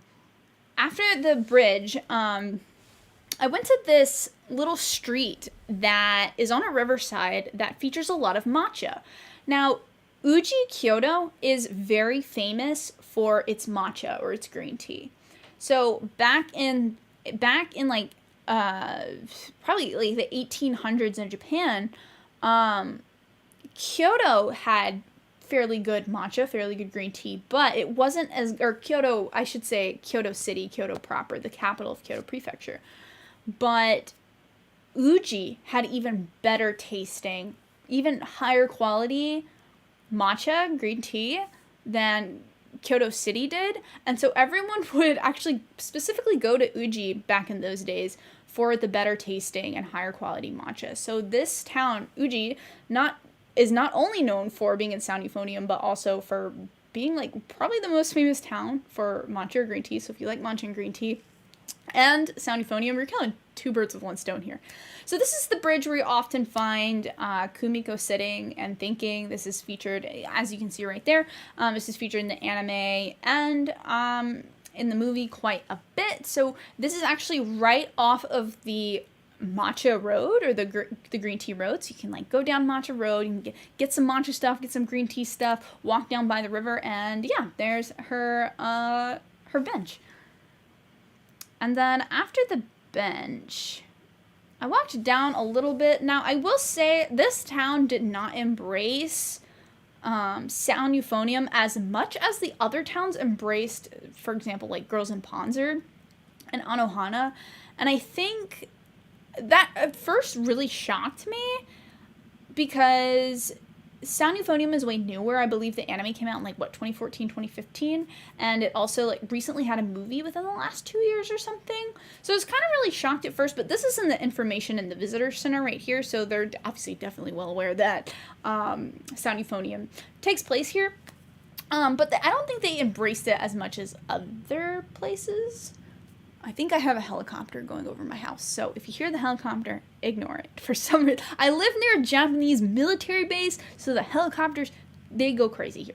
So yeah, I overall really enjoyed this town. It's almost like I went to Uji for Sound Euphonium, but left with a newfound desire to go back in my heart, mostly for the matcha. I really do love matcha and green tea, so I was more than happy to want to go back, and not even for the Sound Euphonium stuff, but for the matcha stuff.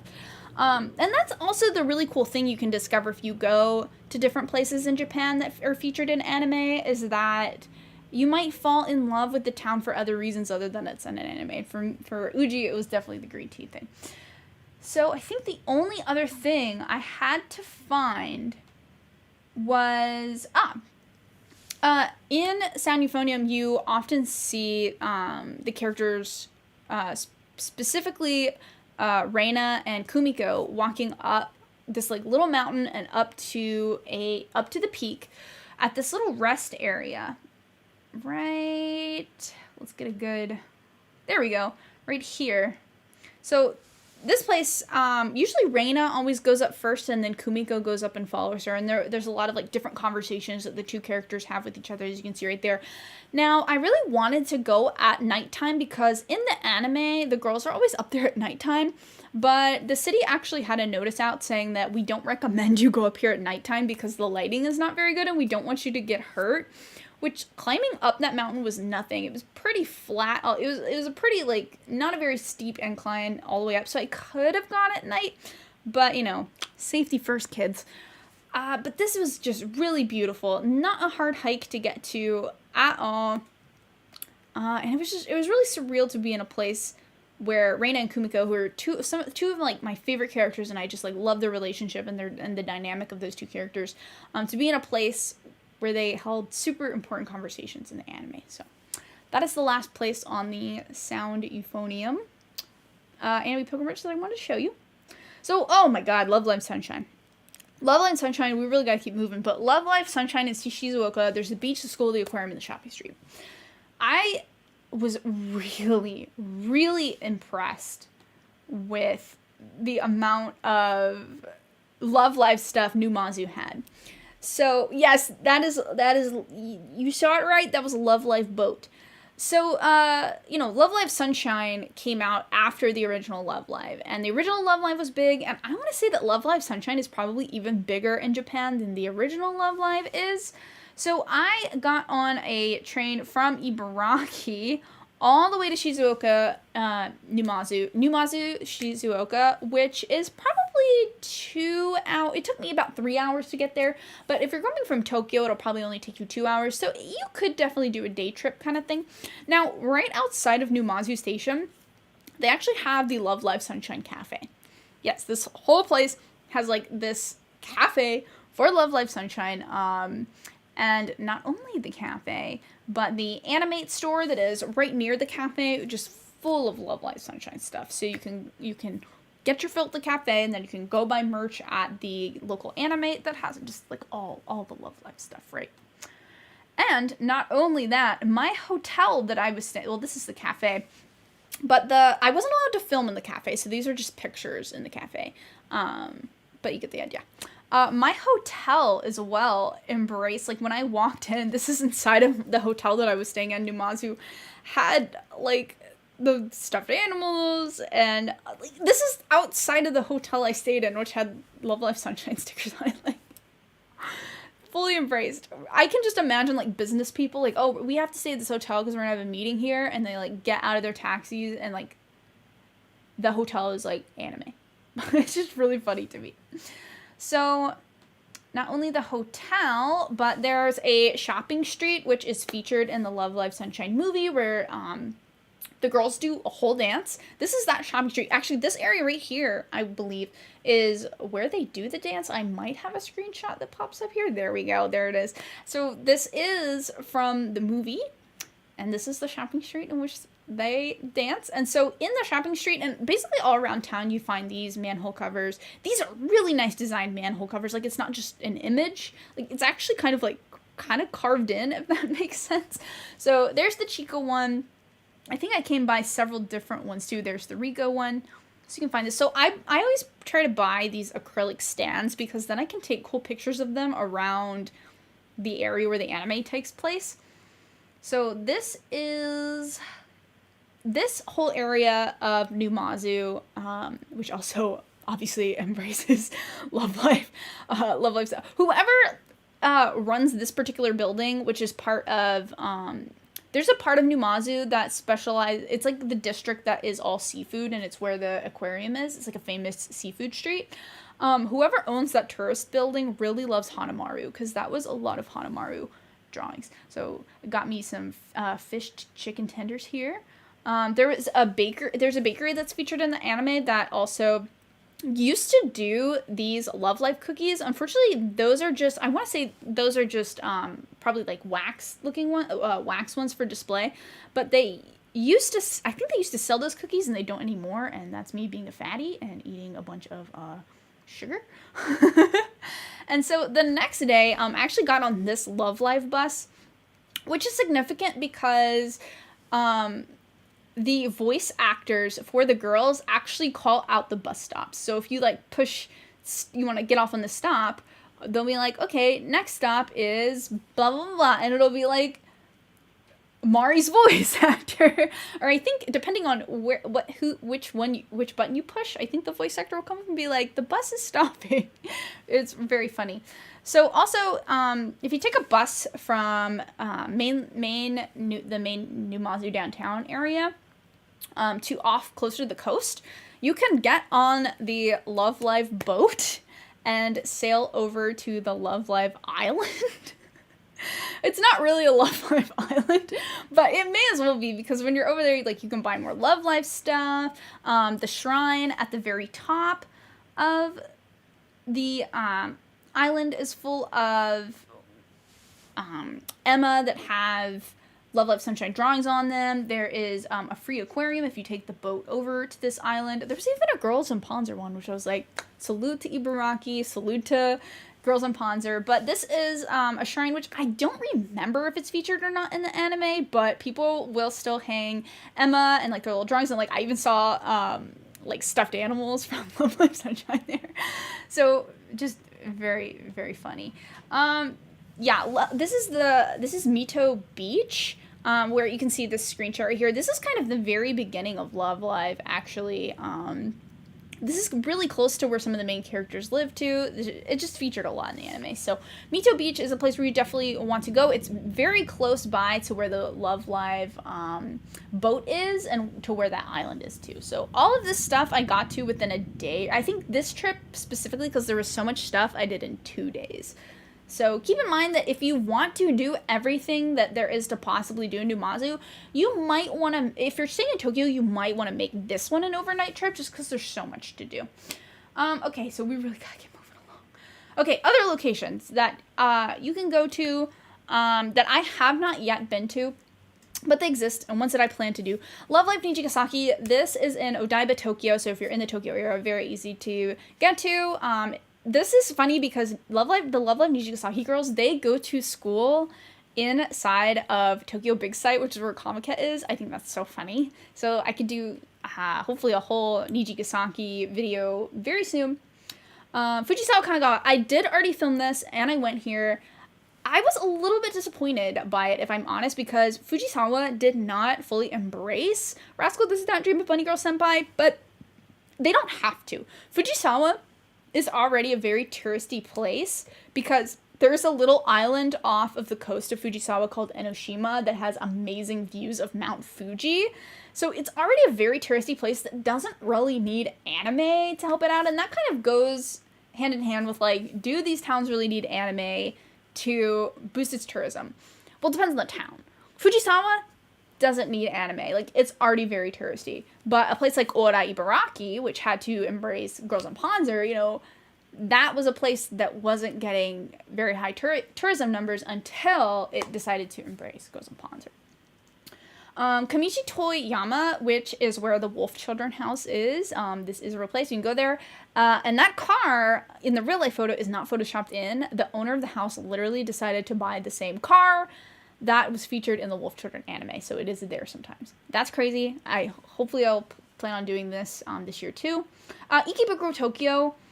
Oh man, this one, I feel like I'd have to, I've only seen the Durara anime. I feel like I'd have to read the novels in order to just remember even what happened in Durara and all of the places that are in Ikebukuro. So I'm not sure I'm going to do this one soon, but Ikebukuro in Tokyo, actually funny story. I went to Ikebukuro on Halloween like 2 or 3 years ago in Japan, and I saw a Celty Sturluson cosplayer in Ikebukuro. That was very, very, very mind-blowing. I literally felt like I was in Durara. Eurocamp, which, oh man, I pray to the gods that I can do this year. I really do. I want to go to Kofu Yamanashi and get some really good views of Mount Fuji and hopefully camp there and just embrace the Eurocamp stuff. I have heard that there's a lot of Eurocamp stuff here and that they do embrace Eurocamp, so this year, I hope. But that's really all that I have. Sorry, ignore other panels this weekend. I'm not doing more panels. This is my that was when I presented this at Ichiban Con. But if you are interested in looking at these videos, you can go to my channel, youtube.com/GingerGaiden. All of the videos I showed you, you can just watch there, and I should have information on each video exactly where these places are if you want to go there. If you have any questions, just like let me know on Twitter or Instagram. If you're like, I can't figure out where this place is, I really want to go there, just any questions at all about anime tourism, please let me know. I know we didn't get a lot of chance to talk about if anime tourism is good or bad or not, but it really just boils down to what towns need it and what towns don't. One other thing I wanted to mention is there have been some shrines that have said, like, don't leave your anime plushies here, don't draw anime, like, on the Emma or anything. So there have been cases like that, but overall, I think that anime tourism has been very positive, especially for places like Washinomiya with Lucky Star and Chichibu for Anohana, and especially Orai for Girls in Panzer, because who knows what their tourism would be like without those things. So anyways, I hope you enjoyed this panel so very much. Sorry about any of the noises, but you know, we try here. And just thank you so much. If you guys have any questions, let me know. Thank you so much, Anime Archaeology, aka Brent, for letting me run the panel. I hope you guys enjoyed it. Take care. Bye.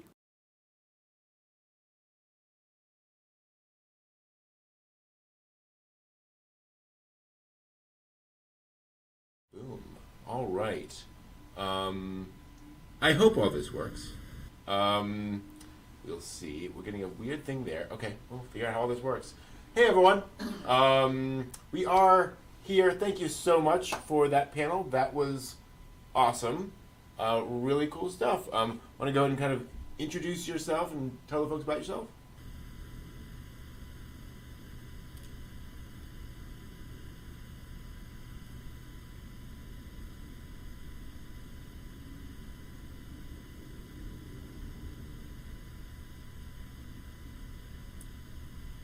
No.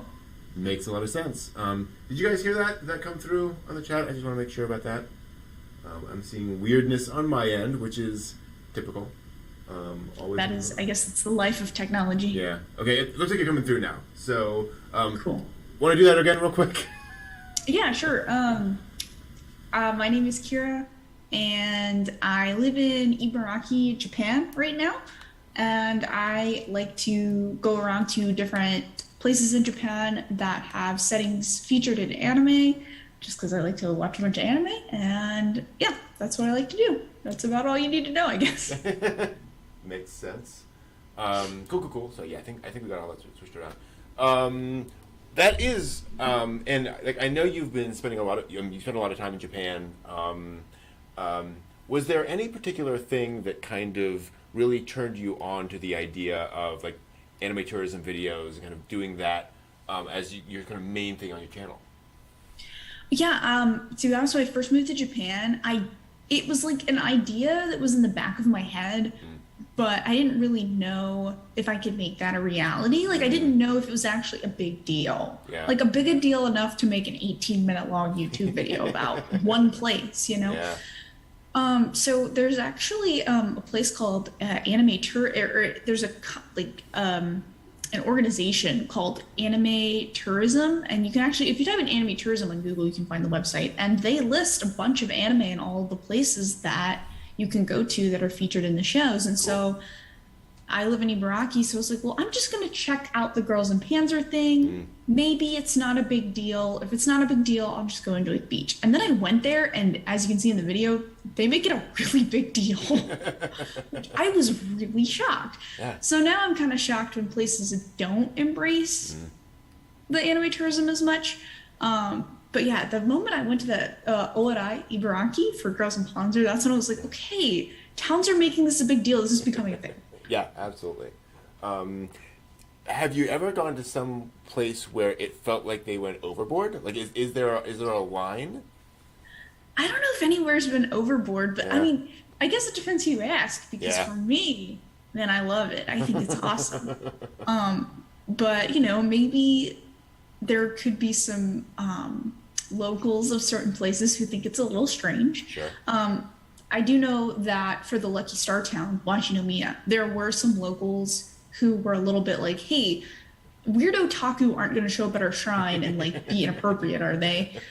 And no, that's never been a problem at Washinomiya. In fact, there's never really been any problems at all from what I've known about anime tourism sparking up in places. But you can see why, especially older people might be a little bit skeptical, given like even we talked earlier today on Con about like the guy who was like a murderer, who was an otaku. So I'm sure there's bad things, especially with older Japanese people, that might ring up in their head. But no, I don't think it's ever been over the top, and I hope it continues to actually grow. Cool. Yeah. Well, and I remember when was it the K-On! School? Maybe. 'Cause I remember because if I recall correctly, K-On! Is the school there is based on an elementary school, and otaku started showing up to like take pictures and so forth, and like not inappropriate, not like forcing themselves on, but they're kind of showing up and and everyone was kind of like, But still, that's hold on, Right, let's and, figure all this yeah. stuff out. But like you said, nothing bad happened. So I wonder if Well, that's something yeah. I'm always really careful about Yeah. specifically is the schools. And I actually mentioned in my Love Live video, because the beach that I was at in the Love Live thing, it's actually very close to the Love Live Aqua's school. Oh, cool. But I mentioned in the video, I'm like, I'm not going to go to the school. I never go to schools. Like, I've been a teacher in Japan, so I know it's like, that's just not, it's just like not something I'm going to do. So, Totally. but, you just got to be careful and have some common sense. Exactly. Absolutely. Yeah. And I guess schools probably aren't going to have tours in the middle of the day. So it's kind of like, well, Every Japanese school is almost the same anyway. So That's you've true. seen one, you've seen them all. Trust me, I've been to several. do they still have like the old 1950s school in the back? Yeah. It's like that. I used to work at one where like the fourth floor, like a really old school. It's like the fourth floor is completely closed down, and it's like really old, and it's like empty, not renovated, because the population of Japan is going down, so there's less kids being born every year. So elementary schools are getting smaller and smaller, and so you can actually, like, if you teach at an elementary school in Japan, you can actually see the effects of that directly. Wow, that's crazy. That's really cool. I'm sure that Hanako-chan is those stories are alive and well in that schools. Right. Yeah. That's really cool. What are some of the kind of more unusual things you've seen in terms of like anime tourism? Towns trying to get on there, because obviously you can have the standees up, you can be selling merch and so forth. But where are folks kind of on the bleeding edge of anime tourism? Or are they? Such a good question. Oh man, that's such a good question. Man, what do you mean by like right on the edge? Yeah, I mean, I'm imagining, well, like seeing the boat. That was kind of like, okay, that's Like something normal people get on that, right? And something Normal like people. Yeah, it's I think you know, when I got on that Love Life boat and you see a bunch of like, you know, what we like to call normies. Yeah. Which Japan has their own word for normies too. I can't remember it off the top of my head, but it's a, you know, very common thing over here to call normies. Yeah. And so, you know, people don't seem to really mind it that much. In fact, it's like people will take pictures of it and be like, "Oh, cool, we're on the anime boat." Like, I don't know what anime this is, but we're on the anime boat. And so, I mean, especially the younger that people are, even people in their 30s and 40s, I think are really okay with it because their kids are really into it. Especially with things like Kimetsu no Yaiba and Jujutsu Kaisen. I mean, adults are mostly into those things in America. But those are kids shows in Japan. Yeah. So, like, they just are. So, you know, with those rising in popularity, anime is more popular now with kids in Japan, I feel, than it ever has been. Wow. And so I think parents of those kids that are in their 30s and 40s are embracing the anime thing more and thinking like, okay, this is a good thing. My child is becoming more artistic because of this. It's bringing in tourism to this town which probably wouldn't have tourism otherwise. So I think mostly it's being considered as a really good thing. That's awesome. Is there any sort of certain length of time that you expect this to be? Like, has there been any places where like, yeah, we had all the anime tourism stuff, but it's kind of pulled back and now you don't see much of it anymore? Or is it kind of a thing where once it's set up, it's just kind of going to be there and there's no like obvious endpoint? Yeah, it really depends because like with ORI, Girls and Panzer, Girls and Panzer, I think the anime came out in like 2013, 2014, something like that. So it's been around a while. Yeah. And they don't seem to be slowing down with that. I think they know that it's working. Yeah. People are coming because when I went to ORI, a lot of the tourists that were there, they were there for Girls and Panzer. You can just tell. But then, like some other places, like for Rascal Does Not Dream of Bunny Girl Senpai, that series is way newer, and Fujisawa doesn't really embrace that show as much. But they don't need to, given that they're already a very touristy place. But back when Rascal Does Not Dream of Bunny Girl Senpai was first airing, they did have a lot more stuff. They had the stands in the station. They had like the flags. I think they had more merch too. So sometimes if an anime is like airing, I don't know if the studio tries to get the town to like maybe like, hey, we'll give you some money if you like advertise the show that takes place in your town a bit more. So it could just be that. And then, stuff with like Lucky Star, I really noticed that you can't go to a lot of the places that are in Lucky Star anymore because they've changed so much. Yeah. And if you go watch my video, you'll be able to. I talk about that a little bit. So it really just depends on the longevity of the fans. How Girls and Panzer is never. It's like K-On! It's like never gonna die, right? So it really just depends. It's one of the things that surprised me. I was like, Lucky Star came out a while ago, and it hasn't. There've been Girls and Panzer movies and so forth and so on. So there's been a little bit more movement on that. But it sort of warmed my heart to see all the Lucky Stars merch out there for a show that obviously still has its fan base even after all this time. Yeah, and I was kind of worried about that when I first went to watch anime. I'm like, what if like no one cares about Lucky Star anymore? But apparently people really do care if they're willing to paint a mural. Like yeah, that. I know. Jeez, it's a big deal. It's pretty awesome. Do you have any other sort of suggestions for folks who want to get into anime tourism? Kind of tips and tricks. What I would do is, if you just Google anime tourism, there will be like a website. I can't remember exactly the website, but it'll be the first thing that shows up most likely. And you can. I link it on my YouTube channel as well if people are interested in going there. You can go to my individual videos, and I sometimes put the Google map links and other information you need to know for the individual pilgrimage. But in general, just go to that website. You can scroll down. You can categorize it by region of Japan. So if you're going to be in Tokyo, look up Kanto region of Japan, just go through the anime and see if there's anything that strikes your fancy. You click on the anime. Generally, the website will tell you how to get there, if it's really worth going there. Like, you don't really want to go there just for like nothing. But I will say that sometimes, take the risk, go to a place that you think maybe while there might not be a lot of aspects of anime tourism, there's 9 times out of 10 it's Japan. There's going to be other cool things in these small towns. So that's what I would say is go to that website, start off with your favorite anime, and just like go from there. It takes a lot of planning, but it's really rewarding. Yeah, that is awesome. Cool. Anything else you wanted to share, sort of, on your mind now that you've gotten all the way through the panel? Not really. Only that the next one that I'll have up is Rascal Does Not Dream Bunny Girl Senpai. Nice. That one will be up soon, hopefully this week. Cool. And then yeah, hopefully this year I'm able to do Love Live Nijigasaki, which is a no Daiba, and God, I want to do Eurocamp so bad. We'll see. That's a big one too. That's a project. Wow. Yeah, they all are truly like. It's funny. I actually wanted to go to the Wolf Children house last year, and the house is on top of a mountain near the Japanese Alps. Wow. So you can't go there in the winter. There's too much snow. yeah. And there's no trains up there. You have to kind of like walk up this mountain to get up there. And so I emailed the owners of the house because they let people come in and look in the house and all that stuff. And I'm like, am I able to come there in like March? I'm like, you should wait for April when all the snow melts because you don't want to die on the mountain climbing it. But I'm like, oh my God, this is extreme. Yeah. Like I'm just trying to see a house. So it's really, it takes some planning. Yeah. Sadly, not all anime is made with like tourism in mind for the locations Right. that it's made of. Right. Yeah. But now some are. True.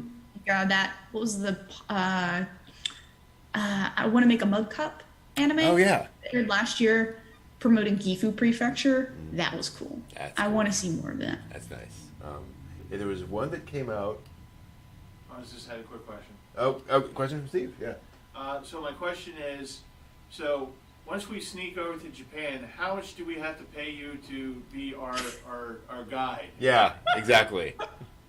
No, I just want people to tag along for the ride. So if you show up in Japan, it's been 2 years since borders have been closed to tourists. So I've been doing all this stuff by myself. I would love to do it with friends. So if you come to Japan, you're in Tokyo, I can get to the airport and I don't know, I'll be like, all right, let's go to Girls in Panzer Town. Hey.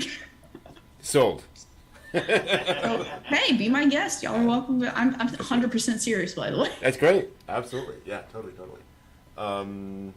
Zombieland Saga promoted Saga apparently a little bit. Nice. That's another one. There was one anime I came across a while back that was like anime tourism parody, where like this guy was going to some prefecture. I forget what it is. It's like the lowest ranked prefecture in Japan. And Ibaraki. Probably Ibaraki. And That's where I live. Yeah. And he's like, oh, it's great. I'm gonna go there. And I was like, you're going there? Really? Oh, like the episode like ends there, and it's like everyone is like, we're making this because of the thing, but you really don't want to come here.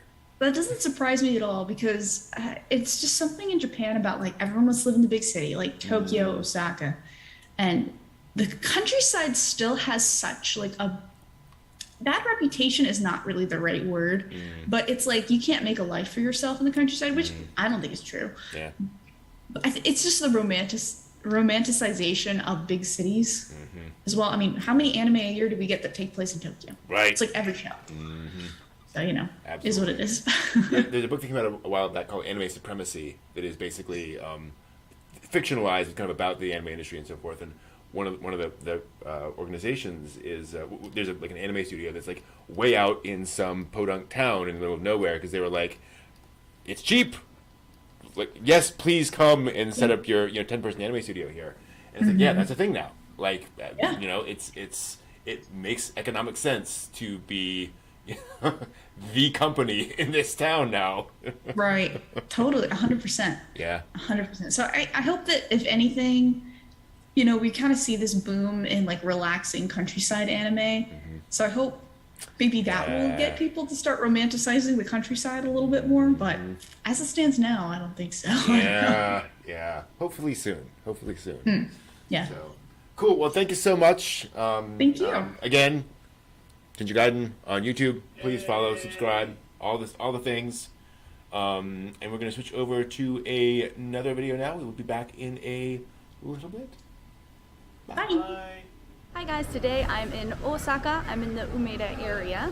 we're gonna go check out the jump shop here. I haven't yet been to the jump shop in Osaka. There should be some new merch from a particular anime that I know is really popular right now and that I know a lot of you guys like. So we're gonna go check and see what they have. So we'll start at the very beginning and just work our way around, guys. So right now they're having birthday goods, which basically are goods of characters that have their birthday on them. For example, Gon, his birthday is May 5th.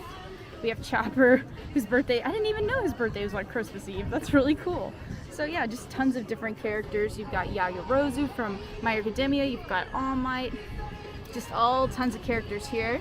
So maybe you can match your birthday up with a character. Over here we have a bunch of One Piece merchandise. We've got some, I think these are like towels of some sort. We have the birthday buttons over here. Usopp, April 1st, very soon.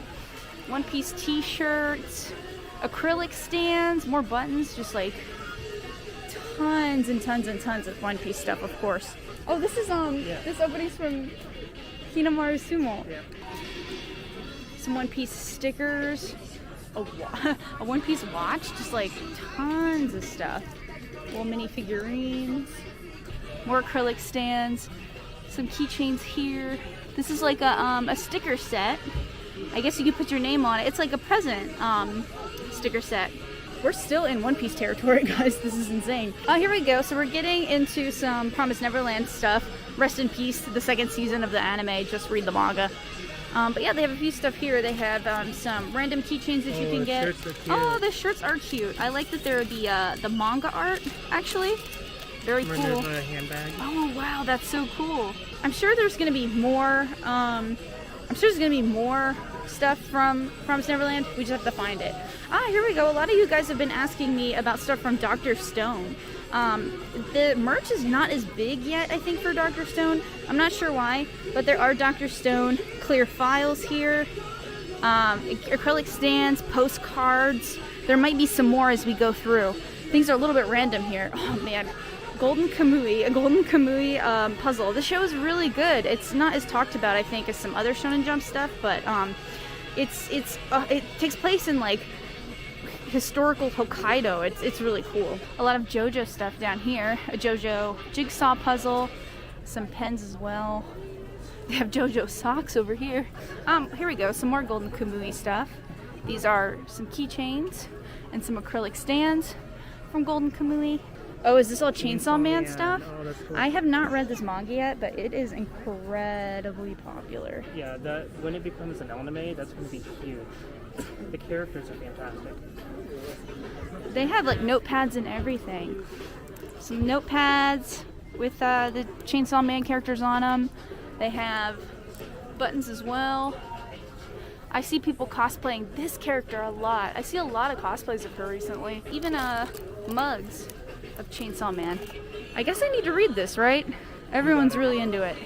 So now we're getting to some Dragon Ball Z stuff. Of course, this is also popular everywhere. You're gonna find a lot of Dragon Ball Z stuff everywhere.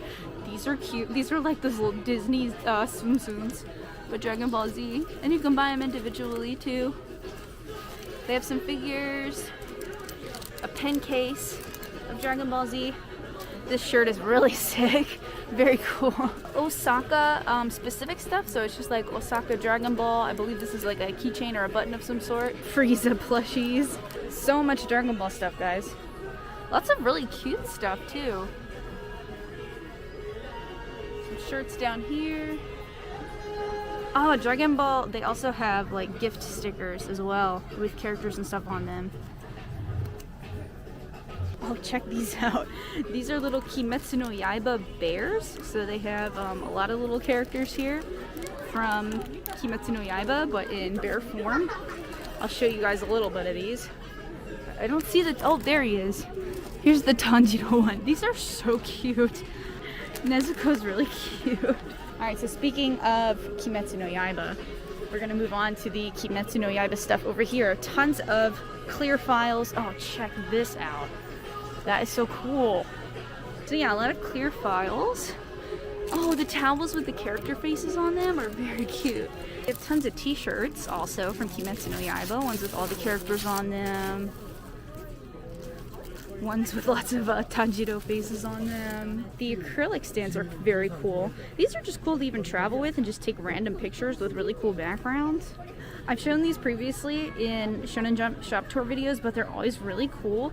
These are little tiny versions of the Kimetsu no Yaiba manga, and not only do they have Kimetsu no Yaiba, they'll have like a whole bunch of other series too. There's the first one. I'm sure this one's really popular to get. Oh my gosh, look at these little magnets. I'm not sure about that face actually. Well, his face is fine, but Nezuko's face is looking a little weird. Tanjiro's face looks very memey here. The foam charms are really cute. This is like a what is this, like a, it's not a belt, but it's like a it's got Velcro, or not Velcro, it's got like a hook on it. I don't know. It's like you tie stuff to the roof of your car with this usually. Little keychain, the little leather keychains. Check out the phone case. This is so aesthetic and cool.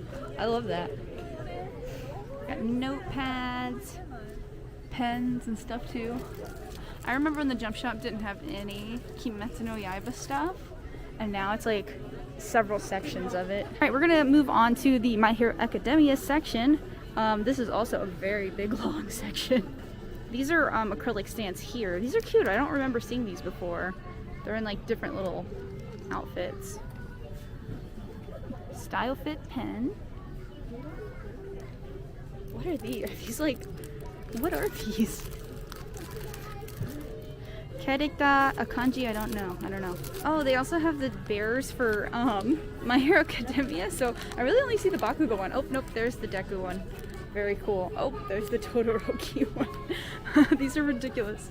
They also have regular plushies as well. So these are grocery bags, and these are just cute. Like, a lot of people, they don't use plastic bags for groceries. They'll take little bags like this to hold their groceries. So I'm sure people have bought these for that reason. Little bitty figurines here too. These are a bit strange. The faces are kind of weird. How would you like to eat your cereal? Out of a Midoriya bowl with a My Hero Academia Midoriya spoon. Aw, are these hair bands? Is that what these are? They have an All Might one too. Alright, we're gonna move on to some of the Naruto stuff that they have. I don't think they have a lot of new Naruto stuff since last time I checked, but they do have some Boruto stuff, so some Boruto hand towels. I showed this off in my last video, but I cannot get over how much I love the Akatsuki travel case. It's got like a contact case, clips and stuff in it. It's very cool. Man, is this all the Naruto stuff they have? Naruto just got pushed over for like some of the newer shows. These are cute. An eye mask with the headband. You've got the normal headband, and you've got the missing Nin headband as well. Here's the Prince of Tennis section with buttons, patches, keychains. What are these? Like little cases? These would be cool to store some sports stuff in, I guess. I don't know what you would store in there, but very cool. It makes sense to have water bottles for Prince of Tennis. Like if you're a tennis player, these would be so cool. These I think are postcards. Oh, cool. Yeah, I think that's what they are. Take a trip to Japan, right back home with a Prince of Tennis postcard. So over here we have some Yu Yu Hakusho stuff, which, oh my gosh, I just recently started watching Yu Yu Hakusho for the first time since I was a kid. So I kind of know things now about it, and I'm pretty excited. So we have a Kuwabara keychain here. Is this really? There's no way this is all they have from Yu Yu Hakusho. I mean, this is like the Togashi section, I guess. They have, no, this is all right here is Hunter x Hunter stuff. So like, I guess this is just the Togashi section, and they decided to put these extra Yu Yu Hakusho keychains here. But yeah, this is more so the Hunter x Hunter section that they just threw in Togashi's older manga into. So the Spy Family stuff is really picking up. For now, this is just a manga, but I am pretty sure they're going to have an anime of it within the next few years, given how popular the manga is. There's just tons of stuff. Pins, stickers, keychains, whole acrylic stands, clear folders, just so much cool stuff from it. It's very popular in Japan. They even have T-shirts. They even have Spy Family T-shirts. So yeah, I think that this is going to be one of the next big things. This is a bunch of a random assortment of stuff. So Rurouni Kenshin, D-Gray Man. This is like where they put some of the stuff that just didn't sell, I guess. They just put it over here. Saint Seiya. The only Saint Seiya thing I see. It's a illustration poster collection. So I'm guessing there's just a bunch of posters in this one thing. Yep, this is just the section they didn't know what to do with some of the stuff, so they threw it over here, I guess. Over here we have some Haikyuu stuff. These are huge acrylic stands, like actually pretty big. You can find a bunch of your favorite characters. What is this? Oh, it's a tote bag. This is a really cute tote bag. Aw, I love the style of that. It's adorable. Some buttons. It looks like they only have Kageyama left of these buttons. You can just get a random character out of these. Kageyama plushie with a pocket, a volleyball pocket. Oh, they have whistles, which is perfect for volleyball. You can get a different character whistle. I love how the stuff is practical for the sports anime half the time. The really cool shirts. Oh yeah, shirts with like the different teams, I think, on them. Alright guys, this is what most people are in here for. You guys have been asking about it. They do have Jujutsu Kaisen stuff. This is an acrylic stand with the cast of characters. This right here, I think it's a towel, maybe a bag of some sort. Let me see. Yeah, okay, it's a character towel, so you can like hang it up like a poster, or you might be able to use it, but I think a lot of people hang them up. That's either a game or that's a model of a finger he eats at the beginning. It's so hard to get into this merch because so many people are getting it, but they also have like these wooden phone keychains or just general keychains. You can kind of see the characters that they have. Maybe your favorite character has been taken because this stuff just came out a couple days ago actually, and a lot of it is gone.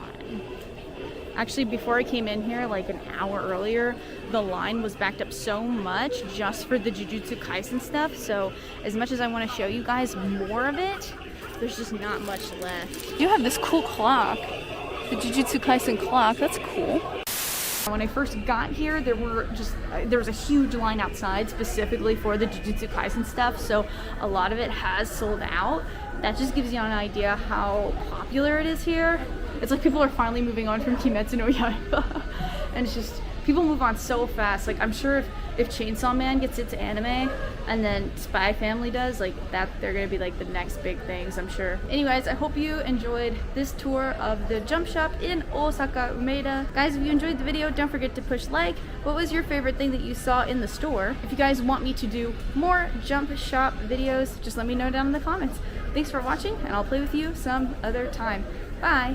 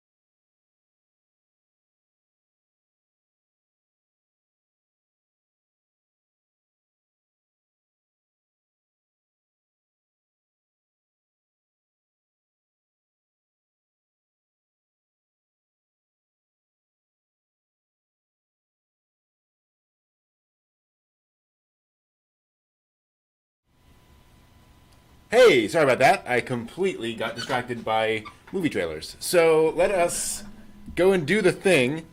Yeah, we are going to go ahead and start with the charity auction. And we will get into that. And what I'll do before we actually get into it is I'm going to go through all of the stuff for the auction. So I'll kind of skim through all of the things we'll be giving away or we'll be auctioning off. As a reminder, we'll be doing the auction in the OnCon Swap Meet channel in the Anime Archaeology Discord. Let me swap over here.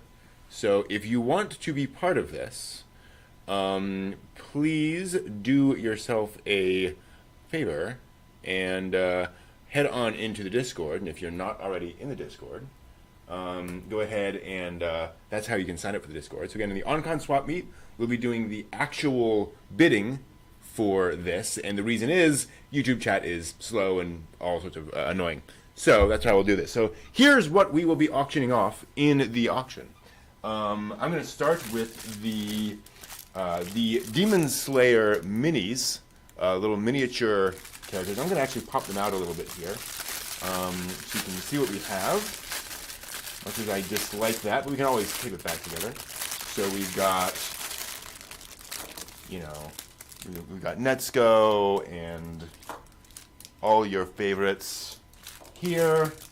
4 main characters from Demon Slayer. We're going to auction that off along with the earrings and a set of Demon Slayer stickers.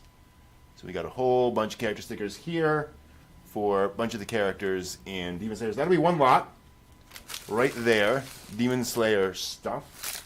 We're also going to do, just for fun, the Ayori Aoshi album CD. This is one of the big harem anime back in the day. So if you're looking for the OST from that, a grand total of 29 songs from Ayori Aoshi, you can get that here. We're also going to be auctioning off, let's do anime first. So we've got volumes 1, 1, 2, and 3 of Strawberry Panic available on DVD here. So you get a whole bunch of anime right here via this lovely set of anime discs. We're going to be auctioning off a copy of Moonlight Mile. This is Pre-used. pretty used, 100 minutes of Moonlight Mile on DVD. We're also going to auction off Volume 1 of Magical Shopping Arcade Abenobashi, another Gainax classic about kids jumping from world to world. So that is that, and then I think that is all the anime we have here. So let's move on to the manga. We've got, if you're curious about Jujutsu Kaisen, or maybe you like Jujutsu Kaisen, and are curious how the manga is, we've got Volume 1 of Jujutsu Kaisen. That should be of interest to some folks. We've also got the first 2 volumes of Girls' Last Tour, the kind of weirdly post-apocalyptic manga about kind of the last 2 women left alive on the planet Earth, so it seems. So if you want to check that out in manga form, we'll be auctioning that off. We've also got a Silent Voice bundle. So I've got here volumes 1 and 2 of A Silent Voice, new. So you'll get the first 2 volumes of A Silent Voice. Full disclosure, the first volume is mostly kind of set in the past, and then volume 2 is them kind of starting that relationship in the present. Let's see here. And in addition, along with that, we've got a Silent Voice sort of bundle. We've got a Silent Voice towel. It also comes with earrings by the girls in the show, as well as just other little bits and pieces in there. So that'll be it, that. And then we've got some other kind of miscellany. We've got the official Iron Chef book. Who wouldn't want that, right? We've got the official Fruits Basket Day Planner from, unfortunately, from, let's double check here. Let's see here. Yeah, from 2008. but still, you got all your days and dailies and your Torus in there. So it's a fun little thing for all you Fruits Basket fans. We've got a set of Code Geass stickers. So all you Code Geass fans, you can decorate all your stuff with Code Geass stuff. And then finally, we have a couple of things. I have got here a model kit of the Yamato from Space Battleship Yamato, and actually, I can real quick. Hopefully, zoom out a little bit on this. Is that possible? Yeah, there we go. So I've got the Space Battleship Yamato model kit from 1980. So this is a bit of a vintage model kit here, and it wasn't taped down or anything. So we got all of there's the instructions and all the pieces in there. So it's kind of new in box.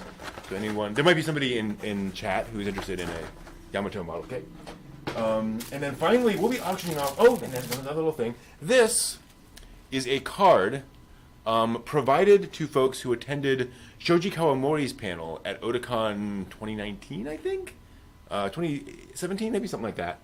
And so it is a unique illustration by Shoji Kawamori. Otakon 2018. It says right there on the thing. That would be helpful. So a unique Shoji Kawamori illustration. And then finally, we are auctioning off the material we got for supporting the Animator Dormitory project in previous OnCon. So they have a coloring book of adorable art of various characters that you can bid on to get. So that and along with that is the official shirt. They sent us a medium shirt featuring their kind of mascot girl character with guns. So there's a medium shirt that will go along with that. So that is the plan for the charity auction. It says link is expired. Thank you for saying that. One moment.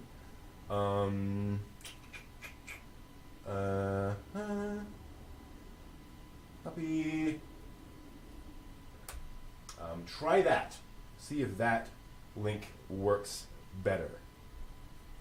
This is the place. All right. So those are the places. Folks asked about the Demon Slayer stuff. Those are all figures. They are not keychains. So they're all just figurines. All right.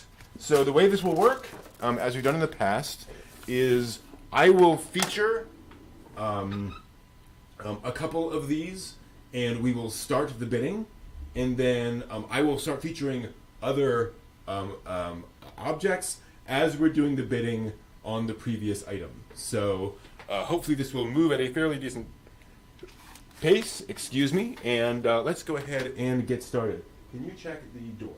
Absolutely. Thank you. And let's go ahead and get started with Demon Slayer. So, very first item in the auction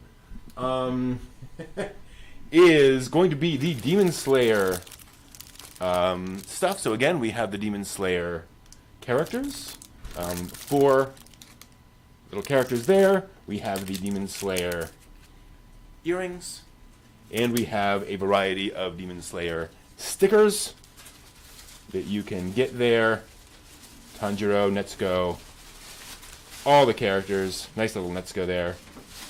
So that will be item 1. So I'm going to go ahead into here. You will have 1 minute to bid on your items. The highest bid, when I type done, will be the winner of that, i.e. the highest bidder that I see before I hit done. So we have got Demon Slayer lot starts now. Okay, so we will have 1 minute on that. Go ahead and throw in your bids in US dollars, please. And go for that there. Meanwhile, I am going to go ahead and actually restart this timer. So we may have a little bit more than a minute on this one, but that's okay. My timer didn't want to start quite right. There we go. So we'll have a few more moments on that. So that's Demon Slayer. Up next will be the Ayori Aoshi CD. So the Ayori Aoshi soundtrack will be next up.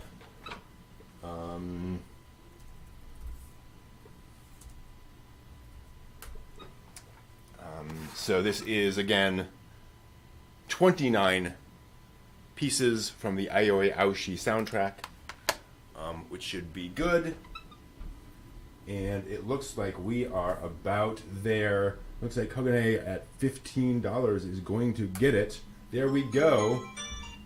Thank you very much. You've got it.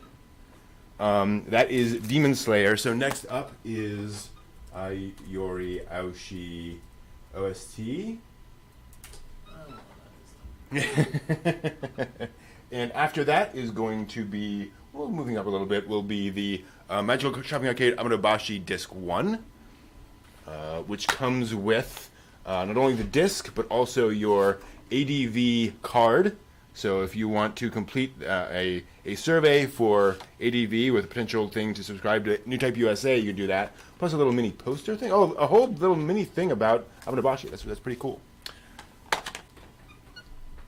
Nobody wants Aminabashi. Nobody wants Ayori Aoshi, which is very sad. After Aminabashi, we're going to do Moonlight Mile, sci-fi epic, more sort of grounded astronaut sci-fi epic, coming up in a little bit. $5 for Ayori Aoshi, fair enough. And we'll see if anyone is up for that. So that is currently on the docket. And done. Okay. Thank you. Kogane, you're getting that one. So up next is Aminabashi. DVD1. So we're currently auctioning off Aminabashi Disc 1. After Moonlight Mile, we're going to auction off volumes 1, 2, 3, and 4 of Strawberry Panic, the sort of shoujo anime. Steve, how would you describe Strawberry Panic? It is a lovely Yuri anime in an all-girls school with your typical wonderful, cute girl tropes, just finding love with other lovely, young, cute girls. There we go. And it's all clean. No hentai. All clean, all good. And you get that disc in there. That one may still be... I'm not going to force it. There we go. That'll be coming up. Aminabashi DVD 1. Anyone on Aminabashi? Everyone's worried about Gainax, which is fairly fair. Let me go ahead and remove that. All right. Aminabashi has no home. Very sad. We're going to go and throw this in the dumpster. No Aminabashi. So next up, Moonlight Mile DVD 1. Again, wonderful sci-fi epic.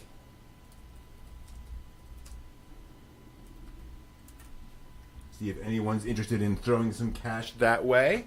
Again, for just $1, it could be yours. $5 already from Kira. That's awesome. So then we'll do Strawberry Panic. After that, we're going to move into the manga. And so I think next we're going to do the first volume of Jujutsu Kaisen. So if you want that, you are good to go.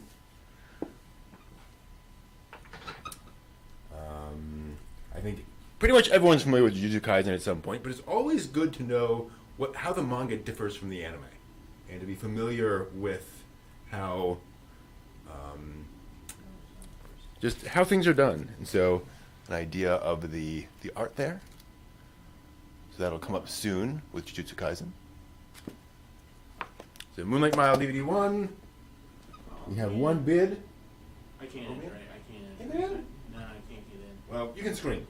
What's that? I can scream? Yeah. I'll yeah, scream. Yeah. I'll scream. You can give me live bids. I will allow that. Okay. Okay. Cool. So, thank you very much, Gira. Moonlight Mile, going there. So up next, Strawberry Panic. Ooh, Strawberry Yeah, Panic, 1, 2, please. and 3. And that goes all the way through episode 16 of Strawberry Panic. 4 DVDs all at once. We'll see who is interested in Strawberry Panic. Next will be Jujutsu Kaisen. After that, we're going to go with Girls Last Tour Volumes 1 and 2. Love the artwork of this. Love the kind of approach of this. To give you an idea, a lot of nice backgrounds here. Very detailed. Really cool. So that'll be coming up shortly. Oh, all right. Several bids already on that one. On Strawberry Panic. I've heard very good things about Strawberry Panic. I've not had a chance to see it, but It's very cute. It's very nice. It's Yuri, but Sure. it's very it's tastefully done. tastefully done. Always a good thing. Cool. I think we've got that one down. I'm going to go ahead and close bids on that one. So, very good. Strawberry Panic, going to Becca. Thank you very much for 7. So, let's do Jujutsu Kaisen Volume 1.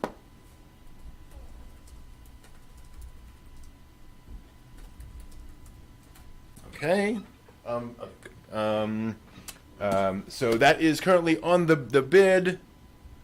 Girls Last Tour will come next, and then after that, I think we're going to go ahead and do the we'll do the Fruits Basket Planner. That's fun. I really enjoy this one. Obviously, cute Toro on the front.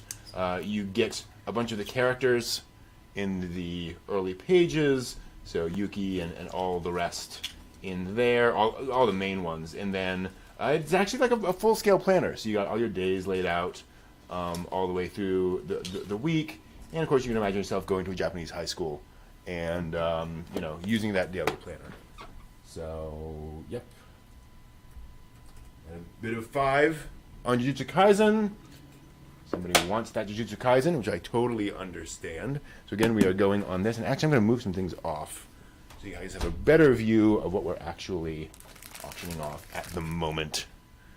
There we go. And all right, very good. Thank you, Becca. Jujutsu Kaisen Volume 5 is yours. So next up, Girls Last Tour Volumes 1 and 2 manga. Let's go ahead and do that one. After that will be the Fruits Basket Planner. And I think after that, let's have some fun. Let's go ahead and sell off or auction off Iron Chef. $7. Oh no! Oh, Kira's got it. 7, 8. Okay, 8. Oh, all right, Oh, 8 man. from Kogane. All right, 9. Ooh, Uh-oh. folks want Girls Last Tour. $10. Okay, all right. See what's going on there. Got 9. We got 10 from here. 11. 11 from Kira. Uh-oh. Folks are pushing. Oh man! We'll see what happens. Darn it! Darn it. Okay. I think we may have... Oh! All right. Last minute bid. Final seconds. All right. Kogane, you snatched it at the last second. Fair enough. It is yours. All right, so Girls Last Tour, Iron Chef, the official book. So we've got all sorts of photos from the show, all sorts of information. I'm assuming there are recipes in here, or at least some information on how to cook. So this is a pretty cool book, actually. A lot of fun. And this is for, obviously, original Iron Chef, right? The Food Network version of original Iron Chef, so it's not all in Japanese. But that is a thing. That is a thing. But let's go ahead and do Fruits Basket. Fruits Basket Planner. Let's auction that one off. And then after that, let's go ahead and do the Silent Voice bundle. So Silent Voice Volumes 1 and 2, brand new, plus a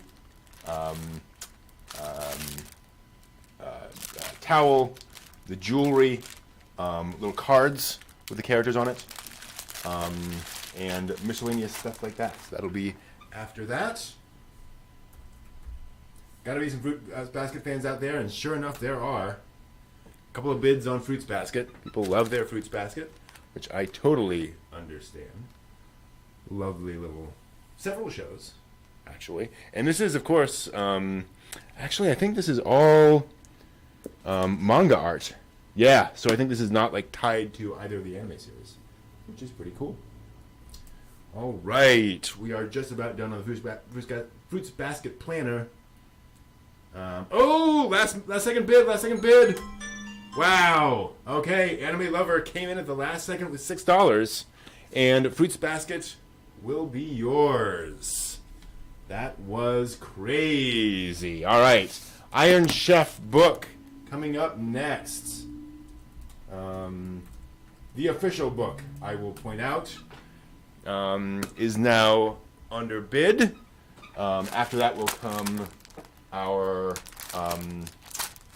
silent voice stuff, and then I think we'll go ahead and do the Shoji Kawamori art. So this is original illustration by Shoji Kawamori. Obviously not drawn directly on the paper. This is like a copy, but handed out only at Otakon 2018. So really nice little thing there. All right. Becca wants the Iron Chef. Who doesn't? Right? Iron Chef is a thing. So we'll see what happens there. I think that might be the one bid. So I think I'm going to go ahead and live with that. Seeing there are no other bids on that, I think we are good on the Iron Chef book. Congratulations, Becca. You will be challenging the Iron Chefs in no time. All right, so next up, should we pop this open? We should probably do that. Yeah, we're going fast. So I think what we're going to do, does this open? Like, I don't want to obviously tear it. Oh, good. We can just pull it open and then reseal it. I think. Like, I want you all to know what's inside this. We've got multiple levels here. Okay. So, what we have includes not one but two silent voice towels. That looks like the poster in there. But both of those. We have a silent voice thing. I'm not sure what this is. I'm going to pop it open again. We'll reseal all this back in once before we ship it. But I want to make sure we know what we're dealing with here. This is interesting. It has an adhesive on the other side. I'm not sure, and it looks like there's something opening up. Oh, it's a cell phone. Ah, exactly right. So we have a cell phone handle holder. So stick that on the back of your cell phone holder, and you've got both your characters there on that. That's pretty cool. Yep, phone pop socket, exactly. We also have three special cards featuring the characters from A Silent Voice. That one we have, four, excuse me. One with just Shoko. Lovely one there. One with both of them there going past each other in a classic one, and I might be getting a little bit of a lump in my throat at this one. That is a very nice little illustration of both of those. So you have all four of those on. It's like it's actual card. And then we have the jewelry. We've got this little pendant, which has both characters on it, which is really cool. And similarly, this as well, little silent voice, bit of jewelry there. So all of that, all together, we are auctioning off right now. Silent voice bundle in 1 minute. That is that. Then we will do the Shoji Kawamori, and then we're gonna go ahead and auction off some Code Geass stickers. See if we have any Code Geass fans in the house. Bunch of different characters here. It's been a long time since I've seen anything Code Geass. So that'll be next. Just 5. Total of 5 for Silent Voice. I am shocked. Considering everything in that bundle, it seems even if you don't like A Silent Voice, you could sell all this stuff on eBay and make bank. But that's just me. That may just be my view. You will see if anyone else wants to get in on this. Maybe everyone's like, I don't want to be reminded of a silent voice. Exactly. It would just tear me to pieces. That is absolutely possible. We will come down to the wire. We will see what happens here. All right, that is it. Ayanami gets a silent voice. Boy, is that appropriate. Yeah. You know, I can't think of a more silent voice than Ayanami. All right, and we will repack, make sure that is all nice and well handled for that. Okay, so moving on to the Shoji Kawamori illustration. That is next. Yeah, fair enough. All right, so Shoji Kawamori Illo. That is up for auction. After that, the Code Geass stickers. And then after that, I think, there's one I forgot to mention. We're also going to auction off this mug, which says, introverted, but willing to discuss anime. One of my little favorites. And it is on both ends, both sides. So right-handed or left-handed people will still know what you mean. Nothing in there otherwise. So that'll be right there. No one's going for Shoji Kawamori. Well, you know what? Well, then I'm gonna go $5. All right, 5 from Steve. And we're like at 20 seconds on that. Only that is the other problem, is that I think we all have sufficient mugs, but this is the fun one. You can never have enough mugs. Never have enough mugs, exactly. So I think that's going to be it for the Kawamori illustration.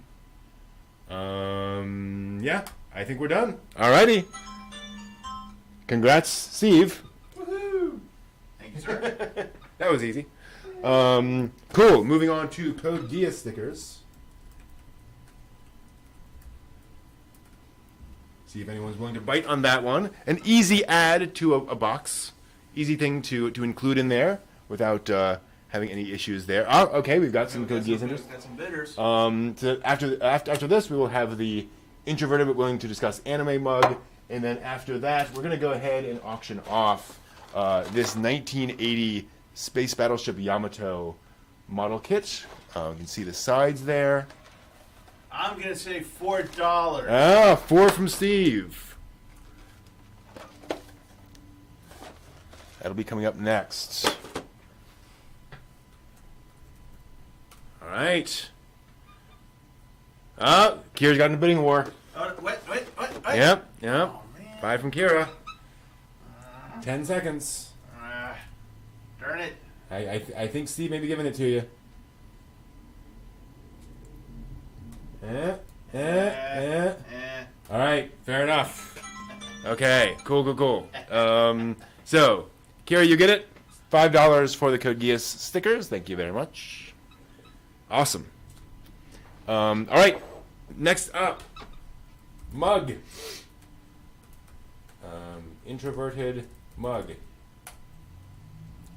We will see who's up for that one. After that, the model kit. And after that, our last item for the evening.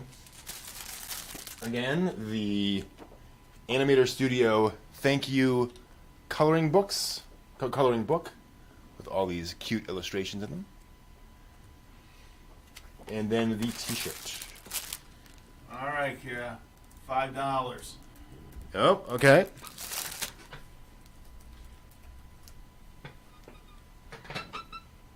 $6, all right. All right. I'm gonna go $7.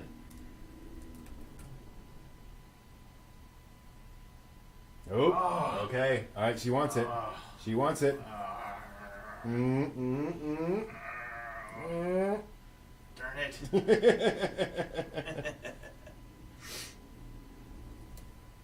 I think. Yeah, you outbid him. Well done. You get the mug. Be wending its way to Japan, carefully packed, because we know what happens to things wending their way to Japan. All right. The Space Cruiser Yamato. I'm going to call it that. Model kit from 1980 starts now. We will see who's going to bid. I'm very curious about this one. And after that, we will auction off both of the Animator Dormitory Project gifts. Any one at all. 15. 15 from Steve. I'm surprised John isn't in on this. That all? Is that going to be it? I'm surprised. Again, this could be eBayed. And probably make you a nice chunk of change if you wanted to go that direction. Just the one bid from Steve. All right, I'm bidding against myself. Bidding war against myself. 20. 20 from Steve. All right. A brave man bidding against himself. That's it. Okay. I don't know. Okay. I'm sweating this. Should Okay. I do it? All right. Should I do it? Should you? 25. 25. All right, done. All right. Thank you, Steve. Steve managed to grab Yamato for $25. Thank you very much. There we go. And then finally, our Animator Dormitory project winnings here, ready to go. I actually received this shirt like 3 days ago, so I'm very glad this arrived in time for OnCon. Animator Dormitory project bundle. And again, there are probably only a few dozen of these in the world. This was only to those who donated to the Animator Dormitory project. There are not a lot of these out here. 5 from Ayanami. I will do 10. 10 from Steve.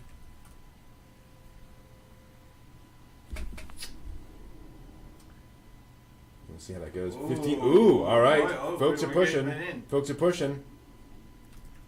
30 seconds. Let's see if anyone else is ready to go. We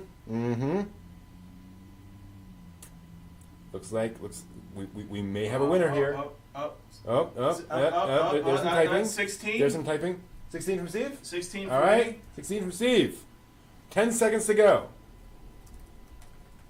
35 from Ayanami. Oh my goodness. And whoa! Done! All right. Ayanami, thank you very much. Much appreciated. All proceeds will go towards the Animator Dormitory project. Very much appreciated. That is awesome of you. So that will be going to you soon. That is that. I'm looking around. I think we are good to go. That was awesome. Thank you all so much. Please, as we've mentioned before, shoot me a private message on Discord by the end of the weekend. If I don't see from you, I'll ping you as well with your address, and I will go ahead and put together we'll swap that around. By the end of the weekend, I will contact you with a total amount, the total amount that you bid across all of your auctions, all of your winnings, and then we will arrange payment, and I'll get your mailing address. So I will reach out to all of you because I have you all in Discord, so that will work very, very well. So there we go. Thank you all so much for that. Now, we actually have quite a bit of time before what's coming up next, because coming up next on our schedule is the Weekly Dig in an hour. So we're going to do something special. We're going to go kind of nuts, in the words of Bob Ross. I'm going to do something. We have an hour. I'll do a panel. So let's see here. Let me pull up. Oh, I need to grab my materials, and I'm going to eat dinner while I do it. So we will put that here. All of my panels, I think, are my backup drive. So I'm going to grab that real quick, and you all get to decide what is the guest panel, the surprise panel that I'm going to do here. Let me pull up again all of my files. Just plug that in. Hopefully it's still all going. All right, so the options we have here are, I have my How Anime is Made panel, which talks about how anime is made, the roles of the publisher and the ad agencies and all the various folks involved, the studio and so forth. So I've got that one. I've got my A Brief History of Anime, which people seem to like a lot, kind of going through the highlights of anime history. I've also got, and again, I'm just kind of trying to remember, and I'm still trying to get that drive up here and visible. We're still loading the big one. Hopefully it will be happy. It might also not be plugged in. That's a MISC. That should be good. There we go. MISC. Documents. There we go. I can do... I think it's 13 Mistakes Otaku Make about the anime industry and anime fandom and such. That's always a fun one. I can do... Japanese culture through anime. That's a fun one. So, Japanese culture through anime is basically... here are a bunch of anime series that I think kind of reflect Japanese culture, or certain aspects of Japanese culture well. So here's a thing on, like, Shinto, and a thing that has Buddhism in it, or a thing that has, like, high school life and all that kind of stuff. And I don't get to do that at a lot of anime conventions. There's that. There's also what I call Harry Potter versus Spike Spiegel, mythical tropes in Japan versus the West. And I should totally do a poll. I just realized that was not the smartest thing in the world. Which panel should I do? 1 second while I do the poll. And I'll see if I can grab these. History of Anime. 3 Mistakes Otaku Make. Japanese culture through anime.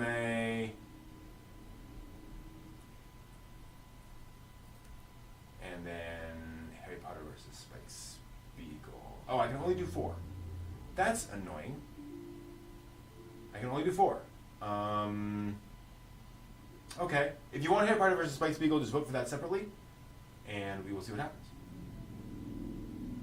So I popped out the poll. I did the poll, but I don't see it anywhere. So I don't know if that worked or not. There it is. So poll is up. Which of these panels would you like me to do? Again, if you want Harry Potter, just say Harry Potter in the chat. This one? Yep. Cool. Thank you. And I'm going to be a slug of a person. And we will see what happens. All right. Looks like we're getting a clear winner so far. Oh, no. It's people are voting. People are just throwing their ideas out. All right.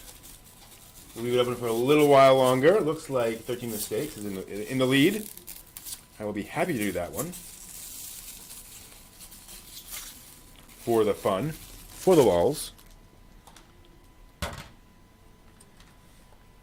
This is going to be really weird. Doing a panel while eating a salad. I've never done this before. You will be the first to experience this. Cool. Yeah, I think that'll do it. 13 Mistakes Otaku Make. Let me grab the material. It might be... Is it 13? We'll see. I'm actually not sure. For you... Yes, 13 Mistakes. Give me a moment to pull it up. Right slide. Good. Yep. I will love to get Kira's view on these as well, because some of these are about how things are in Japan, based on what I've seen. Yeah, we're gonna see how much I remember all this stuff. There's that. I'm going to remove this. Yeah. Cool. And there we go. And I'm going to hide that slide because that's not really relevant anymore. I'm not at that panel, that convention right now. All right. let's go ahead and do that. Start the thing, and then I'm going to switch over to the presentation. There we go. All right. So welcome everyone to the 13 biggest mistakes otaku make. We're going to see how this goes as I just kind of eat while I do this panel. Feel free to react and talk in the chat as we do this. So, I've been an otaku for many, many years, and I've seen folks make mistakes. Now, I will say, I am not trying to be... I'm going to be happy here. We're going to be upbeat. I'm not going to scream and yell much. We're going to just go through things that I've seen people make mistakes about, and I'm not here to beat down on people for things that they do. My job here is to stamp out ignorance. A lot of the mistakes I see people make is that they make assumptions based on lack of knowledge, and I'm hoping to equip you to know and understand that and do all that and have a better time as an otaku because you're not frustrated about all the things that seem to be wrong. And it turns out there are reasons for a lot of things. So let us start with mistake number 13. Moe was the worst thing to happen to anime ever. Right? Like, Moe just destroyed the anime industry. People just roll their eyes at the idea of Moe.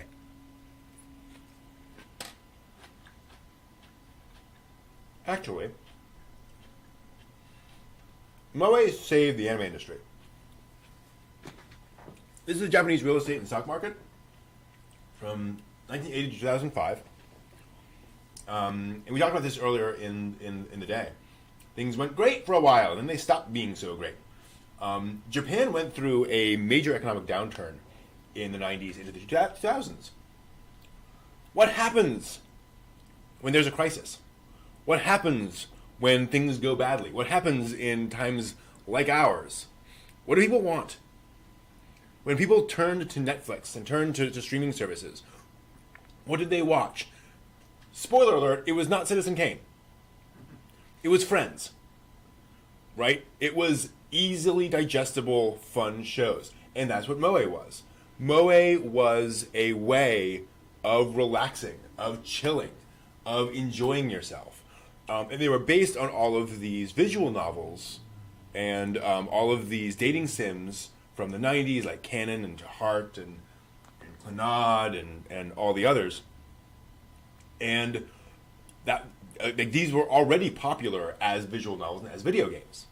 So they were an easy thing for the for studios to take on because the studios are suffering too economically. Right? The studios didn't have a lot of money, so they had to choose things that were more safe for them to adapt. Because the visual novels, the Moe games were selling so well, obviously you're going to adapt those into an anime. You've already got the characters, you got the voice actors, all that kind of stuff.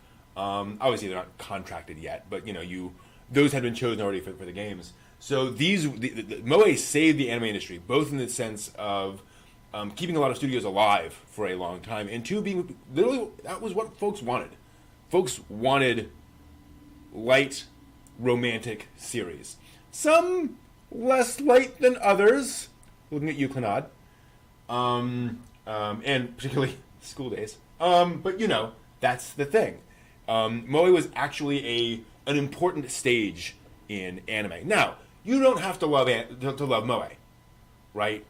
Moe might not be for you, but when you hear people say, "Oh, Moe was terrible," Moe was actually really important. Mistake number 12: Japan is an otaku paradise where everybody reads manga and watches anime all the time.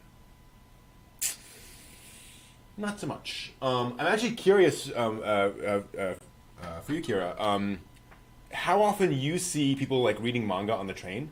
Because when I was in Japan in 2012, for, like 10 days, I only saw it happen once. Granted, a lot of folks are on their cell phones, you can't tell. But I rarely saw folks like consuming manga or any idea of anime in public. It just was not that common.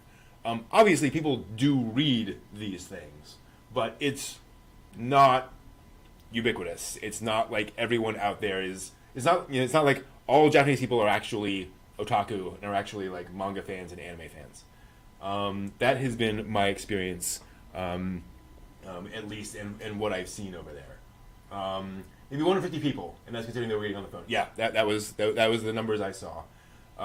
So unfortunately, not quite what folks claim about. I actually had somebody who wanted to move to Japan as an otaku because they're like, it's great, everyone will accept me there because I'm an otaku. It's like, that doesn't follow.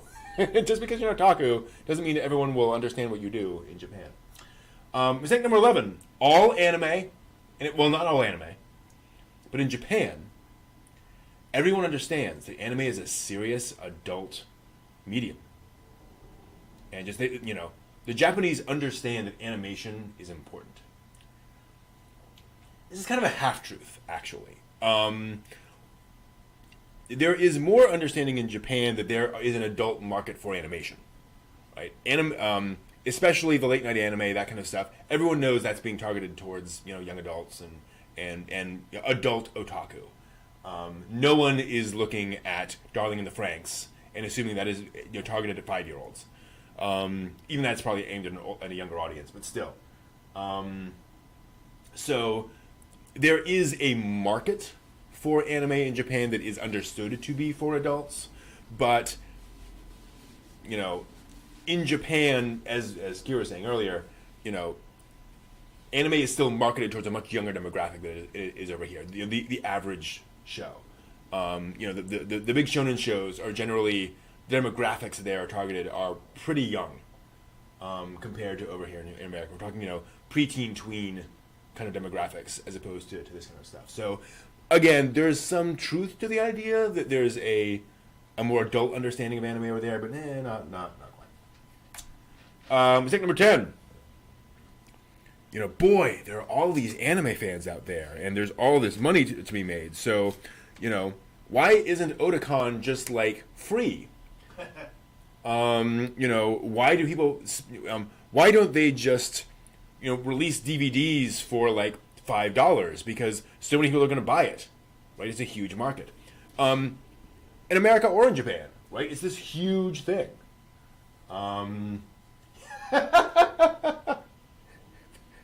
Here it says, my local mall literally has baby clothes that are Demon Slayer. That's awesome. This is obviously a little old. I pulled this up together in 2013. These are DVD and Blu-ray sales in 2013 in Japan. Attack on Titan sold a total of 52,000 copies of discs in 2013. Free sold less than 30,000 copies in 2013. Kill la Kill, 11,000 copies. Love Live, 29,000. Not too bad. And then, obviously, kind of the more kind of middle of the road shows, Samurai Flamenco, Servant Service, Hentai Prince, a couple thousand copies. The average show the average anime series released in 2013 sold 5,500 copies in Japan. It's one of the reasons they're so expensive. Those released in Japan, it's $80 for a disc or whatever it is. There's not a huge market. There's not a large, population of people. There's not a huge number of people buying anime in Japan. And again, these numbers are probably a little different now, but still, you Attack on Titan, 52,000 copies. That's not what you imagine these things sound. Yeah, compared to video games, this is nuts. So that's one of the reasons why anime is what it is. There are people out there buying stuff, absolutely, but it's not like there are tens of millions of otaku in Japan who are buying all this stuff. Not quite. Mistake number 9. This is a big one, way outside of anime. Let's be honest. But this idea that I hear about this anime all the time. So why is it hard to find merchandise? Well,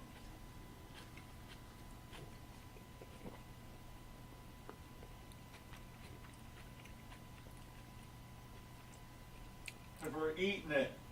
Yeah. Business is not the same as social media. People can be talking about a thing and spending no money on that thing. There's sometimes a correlation, but not always. Lots and lots of things are talked about a lot, but don't make much money. Great example of this is the Melancholy of Haruhi Suzumiya. from those who remember this. This was a huge hit, Japan and America. Tons of I mean, all the memes, all the stuff. Like, this was the big show when it came out. And there was big fanfare over the American DVD release of this. Because, like, they really went to the fans for this. They actually posted clips of various auditions of the various voice actors for different characters in Haruhi, and asked, like, the fans to vote on who they thought was the best Haruhi or Kyon or Yuki or whatever, which is really cool. They came out with a disc set where you had 2 different sets of discs for the show, one in broadcast order and one in chronological order. Yeah. They really went all out. The box set contained a Haruhi armband, a Haruhi hair ribbon, all this stuff, and it barely sold because everyone had already watched it. To that point, me. Yeah. I mean, and literally, like, people would say online, "Why would I buy it? I already watched it once." And so we did not get a lot of Haruhi merchandise in America. It took a long time to get a lot of Haruhi stuff over here because folks were like, well, fans watched it, but they don't really support it economically. So why would I put out merchandise that nobody's buying? Right? So that happens. That is a thing in how all this works. Mistake number 8. Something's big in America, and it's big, again, on Anna Twitter, or on in any number of sort of American places. Sometimes that does not mean that it was popular in Japan. Do I have a slide for this? I do. Trigun. Trigun Badlands Rumble was announced some years back, a movie from the Trigun TV series. And the director said it was, they did that primarily because of sales in America. It is not a big success in Japan. It's fine. But not a big success in Japan. But the DVDs and Blu-rays of Trigun sold so well for so long that they were like, okay, we should make a movie. 20 years after the show came out. It took 20 years of solid sales of Trigun in America to finally get one movie. Trigun has been big in America for a long time. It's obviously less so now. But it was big for a long time, and that doesn't mean that the Japanese companies are falling all over themselves to do that, because they're just getting the licensing fees, right? They're getting a slice of that money being spent on those things, because there are lots of different fingers in those pies. So that's the thing. Just because you're hearing about it, just because it's popular online, doesn't necessarily mean that the experience in Japan with the Japanese companies matches up with what you're hearing. Mistake number 7. I bought a keychain, and so I am totally a major supporter of the Japanese anime industry. Hey, if you want to spend money on anime merchandise, as some folks just did, thank you very much. That's great. That's wonderful. It's a good thing. But be aware that the amount of money that goes in to support the industry is significant. Making an anime series costs millions of dollars. That keychain is at the end of a very long very large number of steps, with everyone involved in those steps taking their own bit of the money, because they all have a part in that step, right? Somebody has to manufacture, somebody has to ship it over, somebody has to receive it and to take it to the con, or what, right? All these different pieces. All those people have a salary. They all have rent to pay. So, again, this is more a matter of, there are those fans who are kind of holier than thou about how much of a better otaku they are because they have bought a few pieces of otaku merchandise. It's like, take a step back, chill a little bit. Being an otaku is great, having stuff is great, but don't overinflate your position in the anime industry just because you've bought stuff. But it was an Ein keychain. Right, exactly. It cost $7 instead of $5. Good question. What is the best way for the average fan to support anime studios? Is it by having a Funimation or Crunchyroll subscription, or does that even help? So, a couple of answers to that. One is, I do think like a Crunchyroll subscription is a strong indicator because the Japanese studios are aware of what that means. They look at those subscriber numbers, and if they see, oh yes, this big platform has lots of these numbers, they're then willing to license those to that platform, make it out there. The best way to support the Japanese industry would be to like buy the Japanese Blu-rays and the Japanese merchandise directly from Japan. You know, get very close to the industry itself and buy that merch, and then you are supporting those industries much more closely. That said, holy smokes, are you going to go broke? You know, that's a very, very expensive way of supporting the industry. You know, those DVDs, those Blu-rays are hideously expensive. And the merch is, I mean, it's not bad, but then you got to ship it. Good luck with that. Shipping prices are not great. So, you know, in terms of best bang for your buck, it's buying the merchandise as close as possible to the industry itself. But that's hard to ask anyone to do. It's expensive. You know, if you're in Japan, you can pick up you go down to Akihabara and pick up some things, but you know, some figurines, but then shipping them to Japan or from Japan to your country, that's going to bleed you dry. So just FYI. But yeah, I think the subscription services are kind of, again, they're not perfect, but they're the most, you know, they're the strongest indicator of doing that. Mistake number 6. Yeah. They didn't explain this thing in episode 10. It sucked. This is actually a differentiation between a lot of kind of Western culture and Eastern culture. This is a well-documented thing. There's this thing called ambiguity tolerance that is very common in Eastern stories over Western stories. This idea that not everything is going to be explained because not everything is explained in life. It's not realistic, if you will, to have a story where every single thing introduced is explained in full detail.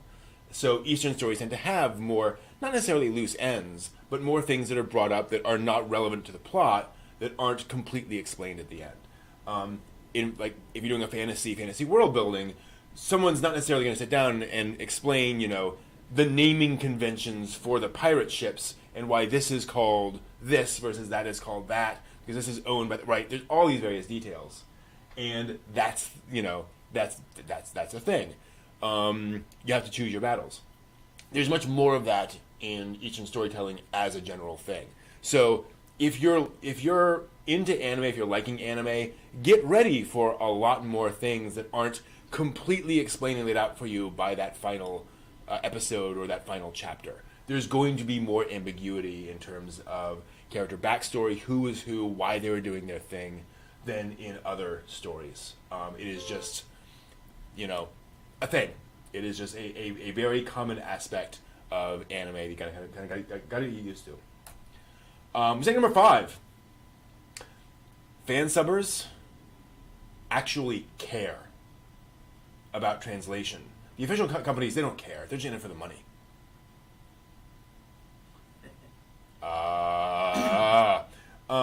First off, we do not, going back to the earlier points about the size of the industry,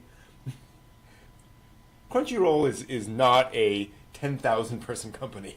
You know, all of these companies are small by sort of corporate standards. All of those translators, they're fans too. Everyone working at Crunchyroll, Funimation, all these companies, they're fans too. And the reason they're translating for Funimation and Crunchyroll is like, I get to translate anime, right? If you actually talk to the translators at these companies, they're probably bigger fans than any of us. They absolutely care. Moreover, it is weird to believe that amateurs are necessarily better at a thing than paid professionals. Sometimes they are. All the time? for every line in every anime ever, that doesn't pass the stink test, to quote a former client of mine. And this is actually something called the incomplete comparison fallacy, or the it's also related to anchoring fallacy and the self-serving bias. This idea that a fan subber is generally the one promoting the idea that fan subbers are, right? Like, if you've ever heard somebody say that fan subs are better than official translations, ask them where they heard that. Who told them that? Who gave them that idea? It was probably some fan subber site, right? Who did this whole polemic about how we know what we're doing and the professional translators are not. Professional translators don't say that kind of stuff. They don't stoke that fire. And so what's happening is folks who only have so much knowledge of the situation are assuming they know what the other side knows, and are making incomplete comparisons with this other side. So again, be suspicious of any claims that fan subbers are, leagues better than professional translators of translating anime. They're different. They have different ways of doing things, but that fan subber may think they know how to translate anime. But how do they know that? They may think they can translate anime better than a professional, but how do they know that? Like, have they scientifically proven that? I doubt it. And again, fan subbers are a vital part of our fandom. Like, I thank you, fan subbers, for all you do. This is nothing against fan subbers. It's just this claim that fan subbers are always better. That's problematic. Mistake number 4. Similarly, English dubs suck and Japanese dubs rock. Right? Always better. Same thing as before. How familiar are people with the intonations of the Japanese language? With what a good Japanese performance sounds like? And if you say, well, I can tell, I'm going to challenge you to say, as an American, you are projecting your values of what a good performance is like on another culture. That's problematic, right? Now, I'm not saying, to be clear, that you can't enjoy Japanese dubs. You can't listen to Japanese dubs and enjoy them and get out of them. What I'm saying is, if you are passing judgment on Japanese versus English dubs, be very careful that you know what a good performance sounds like, right? We'll go back to that in a second. And I say this from personal experience. I know, I spend a lot of time listening to dubs, listening to subs, so forth and so on. And then as I got more experience listening to regular Japanese, as well as, Japanese in TV shows and movies, because there's just a performance there, I go back to anime and go, oh wow, Japanese dubs, that's a style. Like, Japanese voice acting is not how people actually sound in real life in Japan. There's a structure to it, a pattern. There is a lilt to the voice. There's Japanese anime voice acting is a specific style of acting. It's not bad, it's just different. And just be aware of that. And once I got used to it, I've had these weird experiences where I'll be watching anime with somebody and watching Japanese dub, and I'll go, okay, I'm like, what? And I'm like, that voice is not emoting very well. They're like, what? Because they don't know what it sounds like, right? And that's not to say I understand the Japanese language perfectly by any stretch of the imagination, but there is a certain aspect of that. So that's the thing.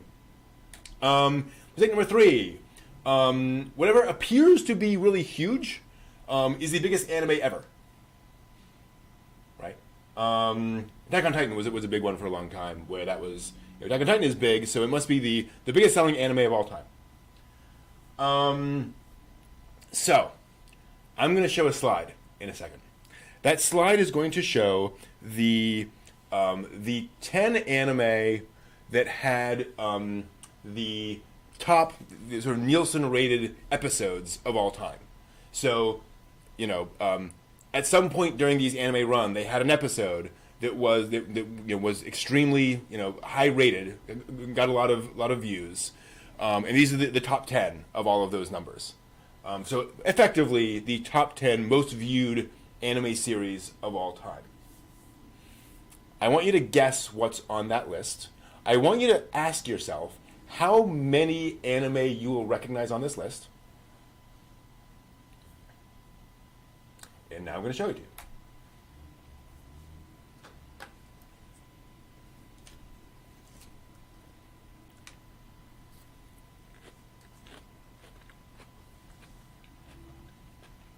Yeah.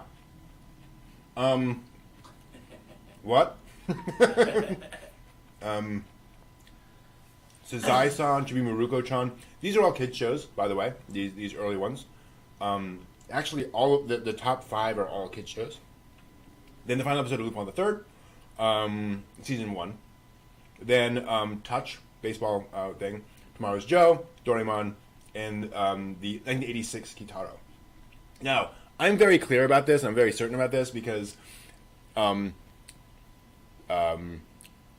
viewership is down so much that no one's ever going to hit these numbers again, right? Like you're getting 9s and 10s now, as opposed to anything like this. So it's this is probably going to be for all time the most popular shows. And if you go on and you look right now at the animation TV rankings. We did this a couple of weeks ago in the Weekly Dig. It's Doraemon, Crayon Shin-chan, Anpan Man every single week, every single time. The most popular anime, turns out, mostly are kids shows. Because it's like Sesame Street, right? It's playing all the time everywhere and everyone tunes into it. It's just kind of part of the background noise. So it's very different. The Japanese experience is not the same as the American experience. What a Japanese person thinks of as... When you ask a Japanese person about anime, the shows that jump to their mind are probably not the ones that jump to our minds because they're exposed to different things.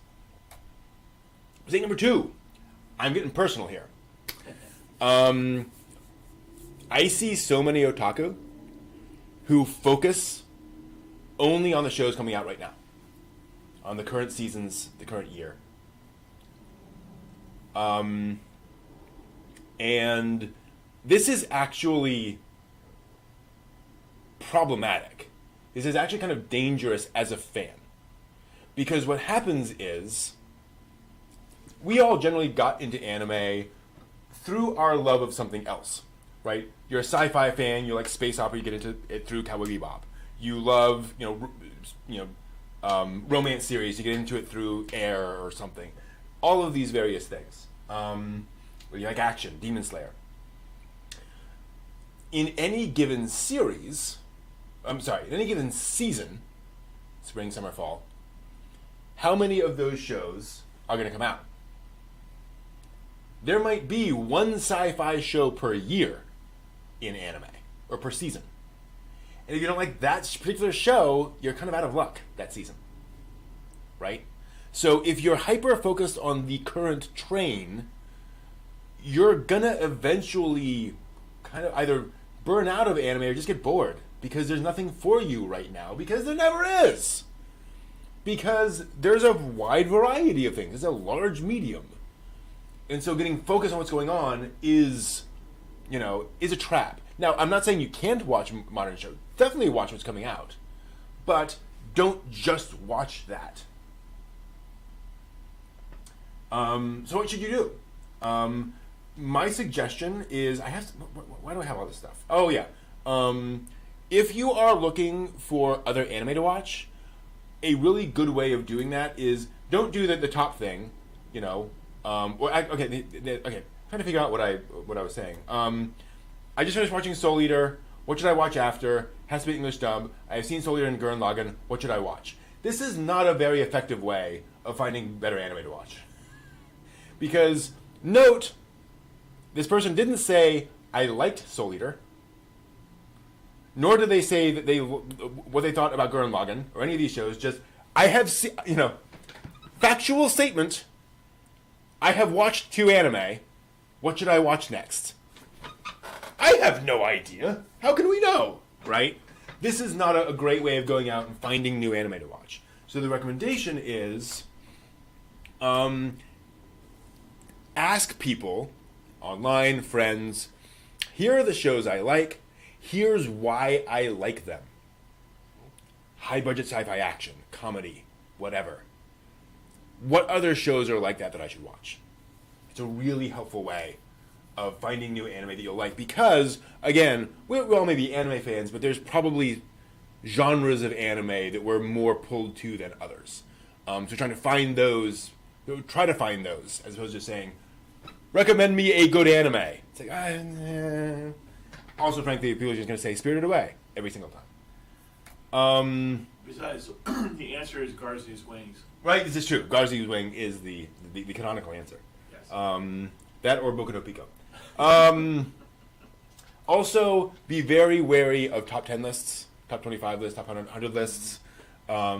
These are somebody else's opinion. This is somebody else's... by that I mean, I've come across folks who kind of only watch anime that are on top 10 lists or top 25 lists. That is just how they pull all their stuff. And when you're doing that, you're not using your brain at all. You just shut off your brain and said, I am going to trust this other human being for all of my media consumption. Right? Like, that's not the best way of doing that. Now, you can certainly go to a bunch of these and see what are the big trends. What is everybody recommending? That's probably something that is big and popular that is good for me to know about, to be aware of. Maybe watch a few episodes so I know what it is. But don't expect yourself to love it just because it's popular. It's just popular. That's all there is. It's fine. Yeah, exactly. Attack on Titan 2. Yeah, it's number 1, Attack on Titan. Number 2, Demon Slayer. Number 3, that's all the anime I've ever seen. I kid. So yeah. Yeah. So don't do that. Don't try to find good anime. Watch stuff yourself. Just find stuff. Don't rely entirely on other people to recommend anime to you. Go out and seek anime. You do that. Google space opera anime. Google magical girl anime. And if something looks interesting, go for it. Just watch anime. Indeed, okay, we'll get back to that in a second. There are times when I will go on Crunchyroll, go to the alphabetical listing, select a letter at random, and then scroll down until I see an anime that looks interesting and just start watching it. Who knows? I might find something really fun. That's a really fun way of doing things. I've found some really fun anime that way, actually. It's a great way of stumbling across cool stuff. And to those who say that's a problem, because if you start watching an anime, well, when I start watching anime, I have to finish it. Right? I have to get all the way to the end. Like I got to know what happens. Repeat after me. Watching one episode of an anime series does not commit you to watching all of it. When I did this live, I would literally have people raise their hands and, say it with me. It's okay. You can watch a couple of episodes and say, this isn't for me, and move on. And in case you think that is not true, have you ever seen an episode of CSI? And have you seen every episode of CSI? Right? I doubt it. There's plenty of shows that we watch some of and never go back and finish out. You can do that with anime too. It's alright. It's fine. Yeah, thank you. Thank you, Kira. Just try random stuff. Mistake number 1. The biggest mistake otaku make are to decide that anime is doomed for whatever reason. These are all things I have actually seen people claim are going to doom anime. Like, literally from people's mouths or posted online. The edited TV of TV anime of the 80s was going to make all of America think that anime is actually dubbed in English, and so they will not be able to actually watch subbed anime, right? The fact. Oh yeah, go ahead. Okay, yeah. The fact that the fandom at the time was mostly, older fans. There were no kids. Well, there's no next generation. They're all going to grow up and die, and there'll be no more anime fans. The high prices of anime back in the day, folks, anime was not cheap. Anime was not cheap. To quote a joke I like to say a lot, anime drugs would be cheaper. Back in the day, it was true. Like, we spent a lot of money on anime. That was an unacceptably high bar. There wasn't enough original anime, right? They were just repeating all this stuff. There weren't enough fans. Pokemon was going to ruin anime because it was going to bring in children. And children aren't real fans of things. It's going to ruin everything. Bubble economy, right, was a big deal. All these young fans. I remember when Naruto hit Otakon, the year Naruto came out, and like half of the cosplay was Naruto. Yeah. Like, it was just, everyone was cosplaying that. That was the big thing. And guess what? We survived. You know? And again, you know, people were worried, anime's too weird. Anime's too original. Americans can't get it. No one's going to get it. It's not going to work. And Moe, CGI, piracy, all these things were going to be the death of anime. Quick side story. In right before Pokemon came out, I've told this story before, probably not here.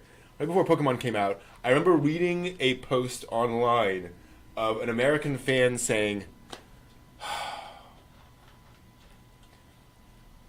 I'm going to be so angry when Pokemon comes out in America because I'm a true Pokemon fan.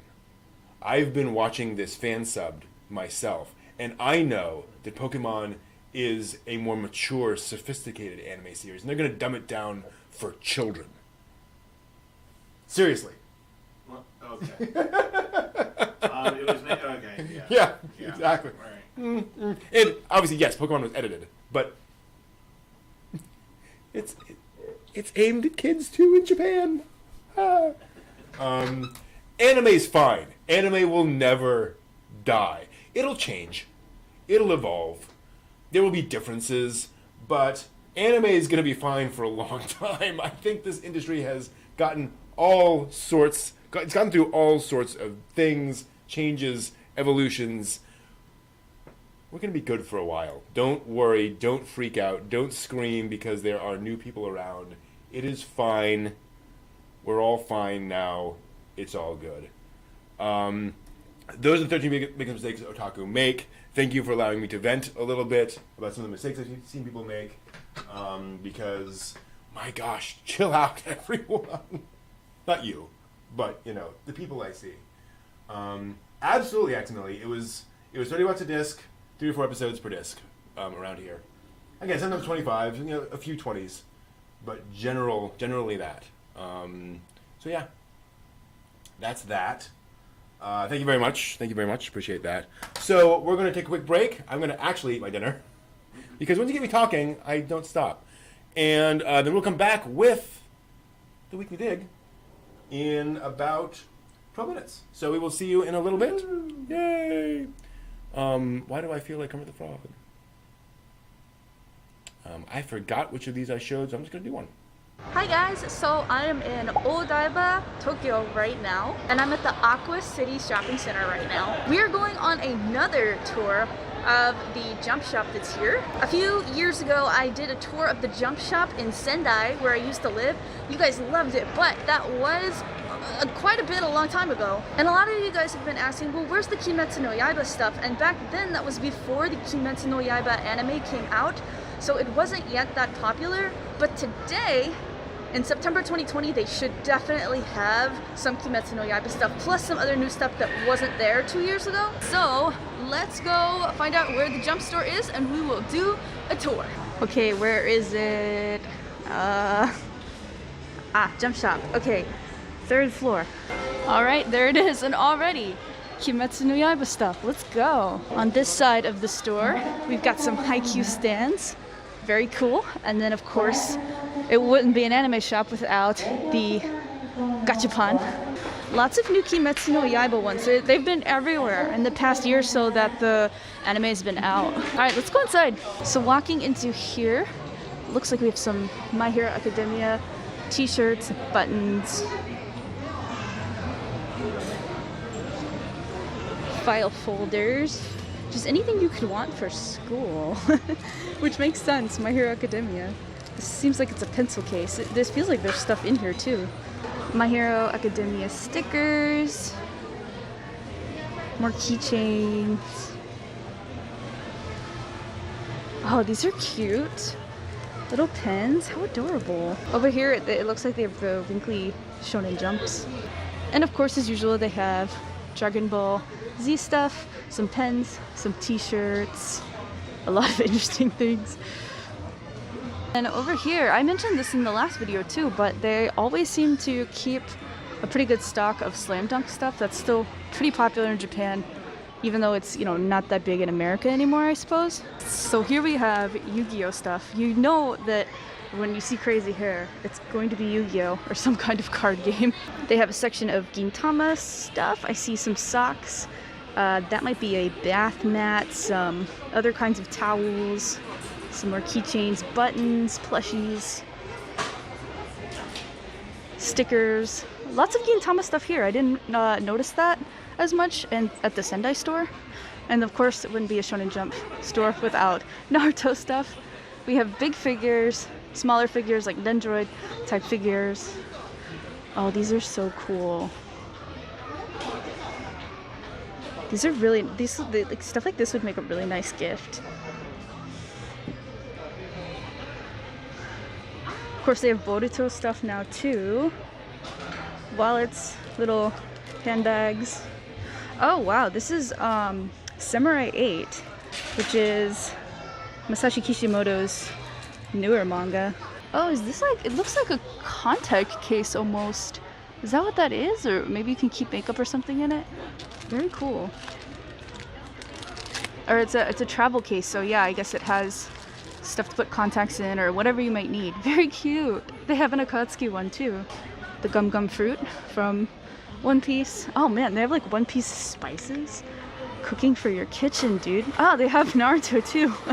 Maybe this is what the Ichiraku ramen place in Naruto uses for their ramen. We have All Might here. Plus check out this really cool mural up here. Love that. Behind me we have some Tokyo Ghoul stuff.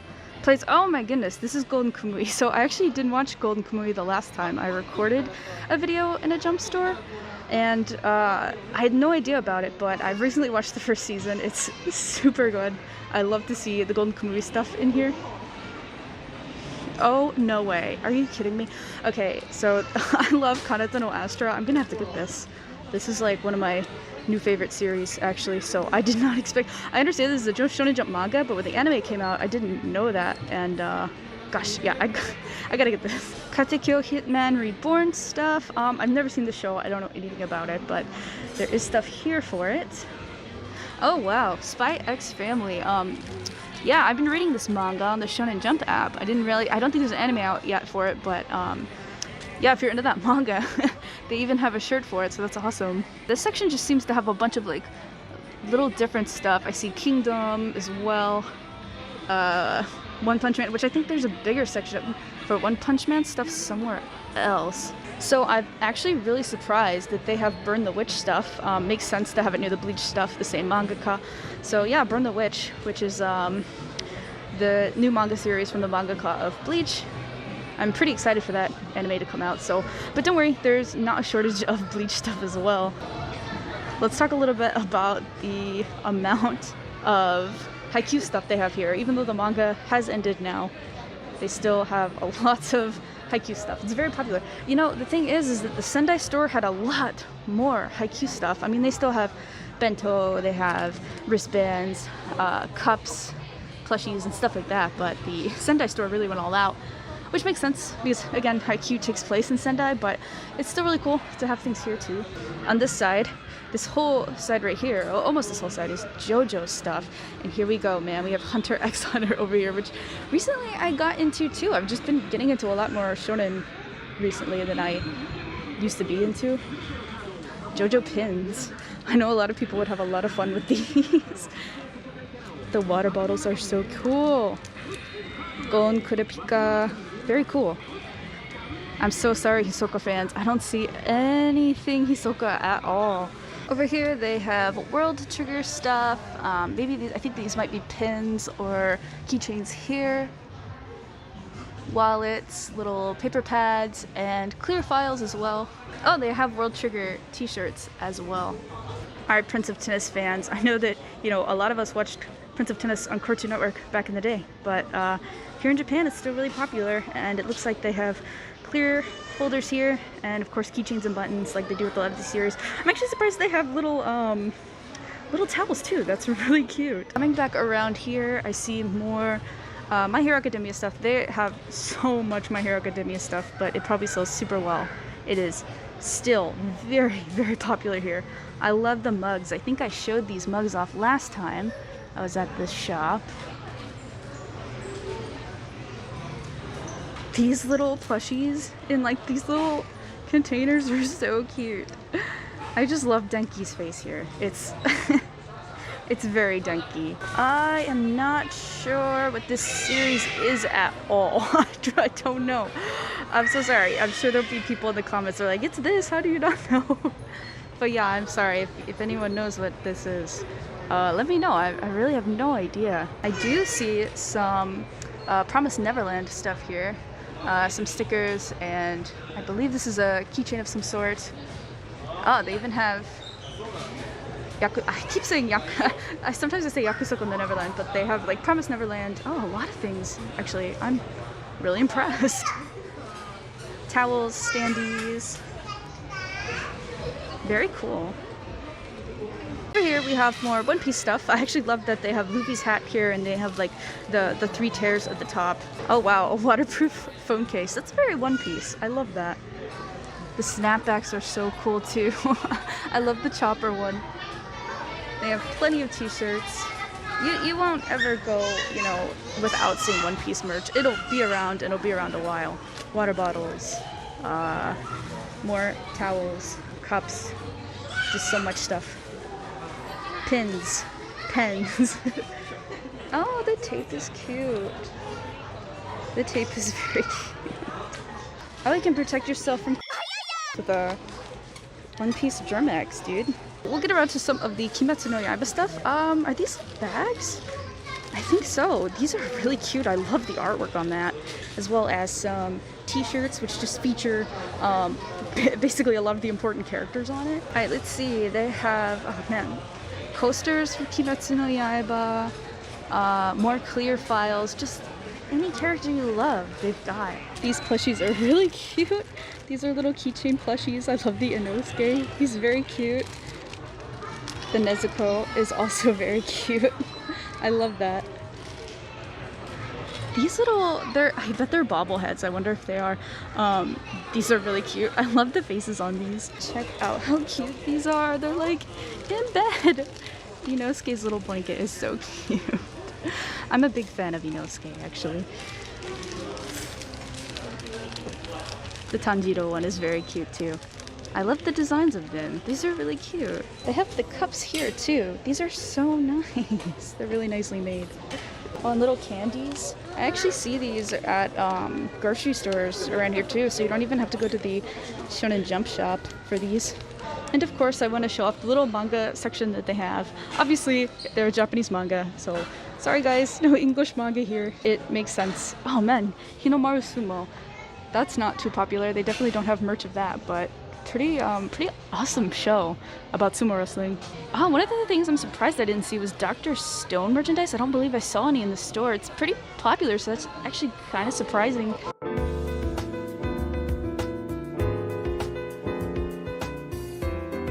Guys, there you have it. Just a small preview of the Shonen Jump store here in Odaiba, Tokyo. Of course, there is so much merch that I'm just not able to put in a short tour, so if you want in on all the merch, you just gotta come here yourself. Guys, I hope you enjoyed the video, and I will play with you some other time. Bye!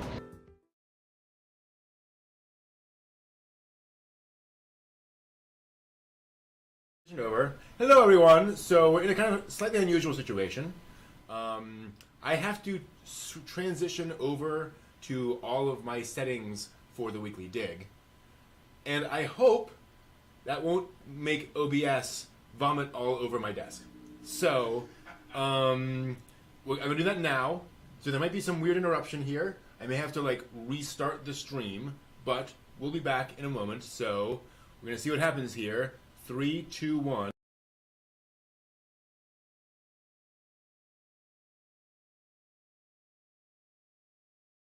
we managed that. I think that transition actually happened, which is pretty darn awesome. I need to switch Sweet. over the lower chat.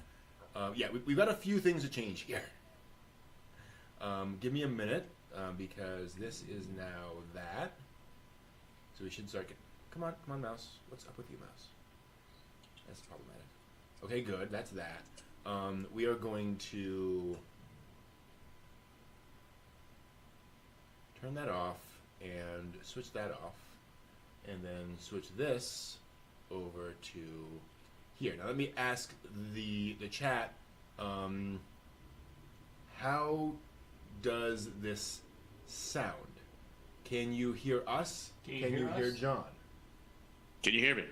Hello, my baby. Hello, my darling. Hello, my dragon gal. I'm seeing good things on my end. We won't have all the little bubbles tonight, just Yeah. because of all of that Right. software. But sounds like loud and clear post transition here. Whoa! Dun, dun, This doesn't happen. This isn't supposed to happen, everyone. Right? Wait a minute, did you Something's have supposed to fail. like Right. yeah? Well, no. Did you have earlier any kind of technical issue? Because it's Saturday. Right. So if you had one technical yeah, issue today, yeah, then that's it. Then we're done for the day. Yeah. So. I did. I had problems with the microphone earlier today, so that was it. Yep. Okay. Everything makes sense now. When you were talking to Kira, she was muted Right, for right. a minute, Yep, and then yep, you were yep. see that's Exactly. it's Saturday. You had Saturday, one technical we issue, have our so thing. we're moved on. It's all good. So yeah, how y'all doing? How you doing, John? So good so far. I've been, since I got travel coming up soon, I've been projecting stuff. Which, incidentally, if you use a non-water-based, like volatile organic compound kind of spray paint, Okay. if you get it too close to styrofoam, it melts it. Oh yes, yes. I have Yeah. seen this. Yes. Well, that was kind of the experiment. It's like, how far away can I be to spray paint styrofoam before it then starts to erode the styrofoam? So it went really, really well. I got like 3 sides of this styrofoam box covered. So good. That's great. And then on like the other side, I kind of went too close. But I came back like 15 minutes later and there was like cratering. I'm like, uh-oh. I'm like, whoops. Not That's good. not good. Not good. Not good. But it's literally an old Omaha Steaks cooler Oh, okay, thing yeah, that they yeah. send food in. So the fact that it gets cratered, I don't care. Yeah. It's really, really thick styrofoam, so it's great for me to store drinks, and it will keep stuff cold for like 2 or 3 days. Nice. Even in like 60, 70 degree weather. So it's fairly effective, and I've got like 4 more of them. Okay, So- nice. Yeah, I can't do that. That's annoying. Yeah, my sister and brother-in-law kept sending me Omaha Steak, so I hate throwing out a really good styrofoam cooler. Mm-hmm. So it's like I kept them. Yeah. I'm like, crap. Should start selling them at flea markets and things. Be like, hey, want one? Yeah, there we go. Yes. Ah, yes. $5. I have many of these things. Yeah. And then waterproofing things. Okay. Like ran through two large cans of like heavy duty canvas waterproofing. Okay. Because I have a giant bag to put like gear and stuff in, so I wanted to make sure I waterproofed it, because unwaterproofed 8-ounce cotton canvas is essentially a sponge. So you waterproof it, it's not so much of a sponge. Yeah. So. Gotcha. Yeah. So Wow. quite a day. Quite a day. Quite something to be involved in. Yeah. I mean, not as like impressive as your van, but like it's the little things that I have to do. I don't have a van to do things with. Sure. Cool. Steve, how's your week been? It's been fine. The new job is going well. I'm having a good time. I'm tasting wines. Ooh. Nice, expensive red wines. And I come home and I find out, and I look myself in the mirror, and it's like my teeth are all like black, like like I'm in feudal Japan. Where Your eyes are all bloodshot and stuff. Or let's blacken your teeth, make you look pretty. And but yeah, it's been going pretty well. Good. Preparing for today. had a lot of fun with OnCon today. Yeah, good. Thank you, all, everybody. Absolutely, yeah. Yeah, so doing well. Doing Cool. all right. Glad to hear it. I've had a good week. Been trying to do less of the late night YouTube thing. So trying to kind of rearrange my life a little bit so I'm not, oh gosh, that was a nice YouTube video. It's 3:00 in the morning. So, see what But we they can do were about that. cats. Right. They were cats. It was Genshin They were Impact. cats. What can I do? Cat It's video. Genshin Impact. Well, I went through all my photos, and like sometimes if I watch something like you were talking about top tens, I'll go things through top tens and pick out things that maybe I haven't seen. So I went through all my photos of the screenshots I took of top tens, and I pulled up one called Rants 01. Didn't quite realize it was a four episode OVA. I was that Rants. guy. Oh, Rants. Yeah. Okay. So I'm just like, I'm going through and I don't even know what top 10 I pulled that out of. And I'm like, oh, I'm going to watch this. And I started watching. I'm like, oh, no. Oh, like 1:30 in the morning. I'm like, oh, God, no. So I can appreciate that late night video. Sometimes they get unexpected results. Oh dear. Speaking of unexpected, let's dig into the weekly dig, and talk about anime. This is gonna be a fun one, because we're gonna talk about Neo Tokyo, Oh, yes. aka Manie or Mani Mani. I'm not Money, sure. money. Yeah. And this is an anthology anime film that was where it's basically 3 short films, each by a different director. Boy, you can tell. And it's all about they're all about different things. So let's dig in, if I can. There we go. Because this first one's really effing weird. Oh, like they're not all. But it's true. Yes. This one is the most abstract of all of them. It's the most sort of symbological. Symbological. The most abstract of the 3, because we zoom in on like this background of this open-mouthed door, and then we see this weird giant crumbling megalopolis city thing, which has a circus tent in it, which we zoom in on, and then we go into the Labyrinth segment by Rintaro, and we see this little girl running around this bizarre house. Now, Rintaro, famously, his first major thing was Space Pirate Captain Harlock in '78. And it didn't look like this. It did not look like this much. No. But he is known for doing like remarkable visual things. Right. Well, we all watched Arcadia. Right. That was Rintaro, I believe. Yeah. So you get that weird thing. He also did Metropolis, and some other stuff. So yeah. Well, it still and when we watched it, it still like gave me a heavy vibe of like The Night Is a Long Walk Home Girl. Yeah. Like the Tommy Galaxy. And it's like just because of like the odd visuals and a lot of the juxtaposition of things going on in the background where you're like, what the hell's happening? Yeah. And it's interesting too because it manages to hit like just that right level of where the visuals are so heavily stylized just to the point where you can still recognize them. Right? Yes. Like that's a leg, that's an arm, that's all that kind of stuff. It's not just so weird and abstract that you can't tell, but it's like just on that edge there, which I like a lot.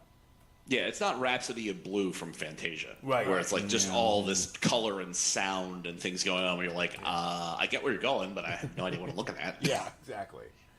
And I mean, story-wise, it is very much almost like a fever dream. Of this little girl running through this house, and there's this giant clock, which she interacts with for a little while until she goes through the clock into Labyrinth Land with a creepy creepy clown, aka a Yeah, clown. her cat kind of also feels sort of Cheshire Cattish. Yes, Yeah. very much so. You know, because it's got that kind of. It's not just a cat. The way it's acting, it's just like, okay. Yep. It knows what's going on, probably. Mm-hmm. Being that it's a cat, it means it's out to dominate humankind and destroy the world. So, I mean, Pretty much, it's yeah. just natural. It's what cats do. Exactly. And so they go through the looking glass into this labyrinth, which is maybe outside, maybe not. Who knows? And you get all this weird. You have all the shadows that go through, that appear to be. You can hear them. You can see the shadows. You can't see the actual creatures. And this is the weird thing about this is that none of this really has a clear symbolic through line. You know, it's not like this is clearly about loneliness. Right. Oh, wait. Actually. Sorry, just realized a thing. I think it's all about loneliness. But, point being, lots of varied imagery throughout the entire thing. And it just appears to be weird visuals for the entire thing all the way through. Oh yeah, and then evil ghost train. I don't know. So are you positing that it's a little girl's overactive imagination as a result of isolation? So she actually has a cat, Yeah. but that she is, as a lonely child, she's sort of imagining a greater and grander world than what is contained in her everyday mundane house. Exactly. And pretty much everything in here could be seen as a symbol for loneliness, right? Not seeing the people, just seeing like the collar and all that kind of stuff. Seeing all of the people marching through, but none of them actually paying attention to her. Right. All that kind of stuff. It will kind of work. Social isolation. Social isolation, exactly. Especially if she's living in this weird house kind of out in the middle of nowhere. Yeah, and then we get the Night Parade of 1,000 Demons with all of the things going through. Which I remarked was very much like Nerarian, where they do a night parade of 1,000 demons, the anime. So Cool. it's just like, oh, there we go. Yeah, and it should also be pointed out, oh my gosh, the budget. Yeah. Yeah. Like, there is constant motion action stuff going on. Yeah. Oh, here's some money. Go ahead. Yeah. Go ahead. Do the thing. Yeah. I don't care. Oh, you need some more? Yeah, here you go. Yeah, I don't know how they managed it. Because... Well, I mean, for the duration that it is, you know, it's not super huge. But when you dump that budget, I mean, was this intended to be even though it's part of a triptych, is it supposed to be a prestige piece to be like, Right. look what we can do, look what I've done, look at the thing. Yeah. I mean that gets sold on for other project attention. I mean, clearly, all three of these directors are massive names. Right. You know, so there's no question that they would have gotten the cash. So yeah, I think it was kind of like, we can ask for the money and we'll get it, so why not? Wish I could do that. I know, exactly. Yeah, make Akira. Then we'll talk. Basically. No. Yeah. Yeah. Please. Just keep the funding coming and I'll try. I can draw stick figures. There we go. I think $1.7 million a month might really cover me in the effort to try and make an Akira. Yeah. I'll make some progress. Yeah, exactly. Probably pretty likely out of the country, but still, I'll make some progress somehow. Oh dear. And then the curtain comes up on Running Man, by Yoshiaki Kawajiri, aka Yoshiaki Ninja Scroll Kawajiri. Plus other, major works. Probably the big one anime-wise, particularly for American fans.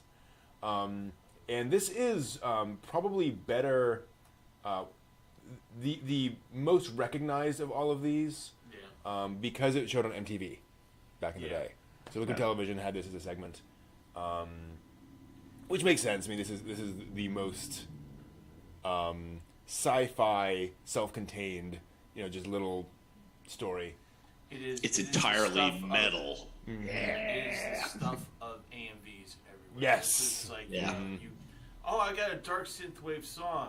Here we go. Yep. Running Man. This is the one.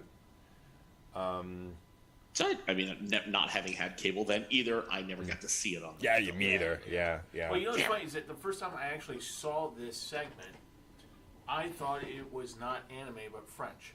Oh, I can see French, that. French Yeah. animation. Totally.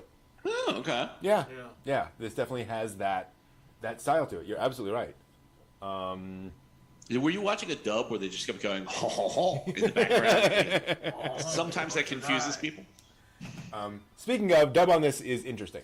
Yeah. If you're going to watch the English dub of this, it is, particularly of this segment, it is, just say a lot of flat affect for the detective, and not so much on the racer.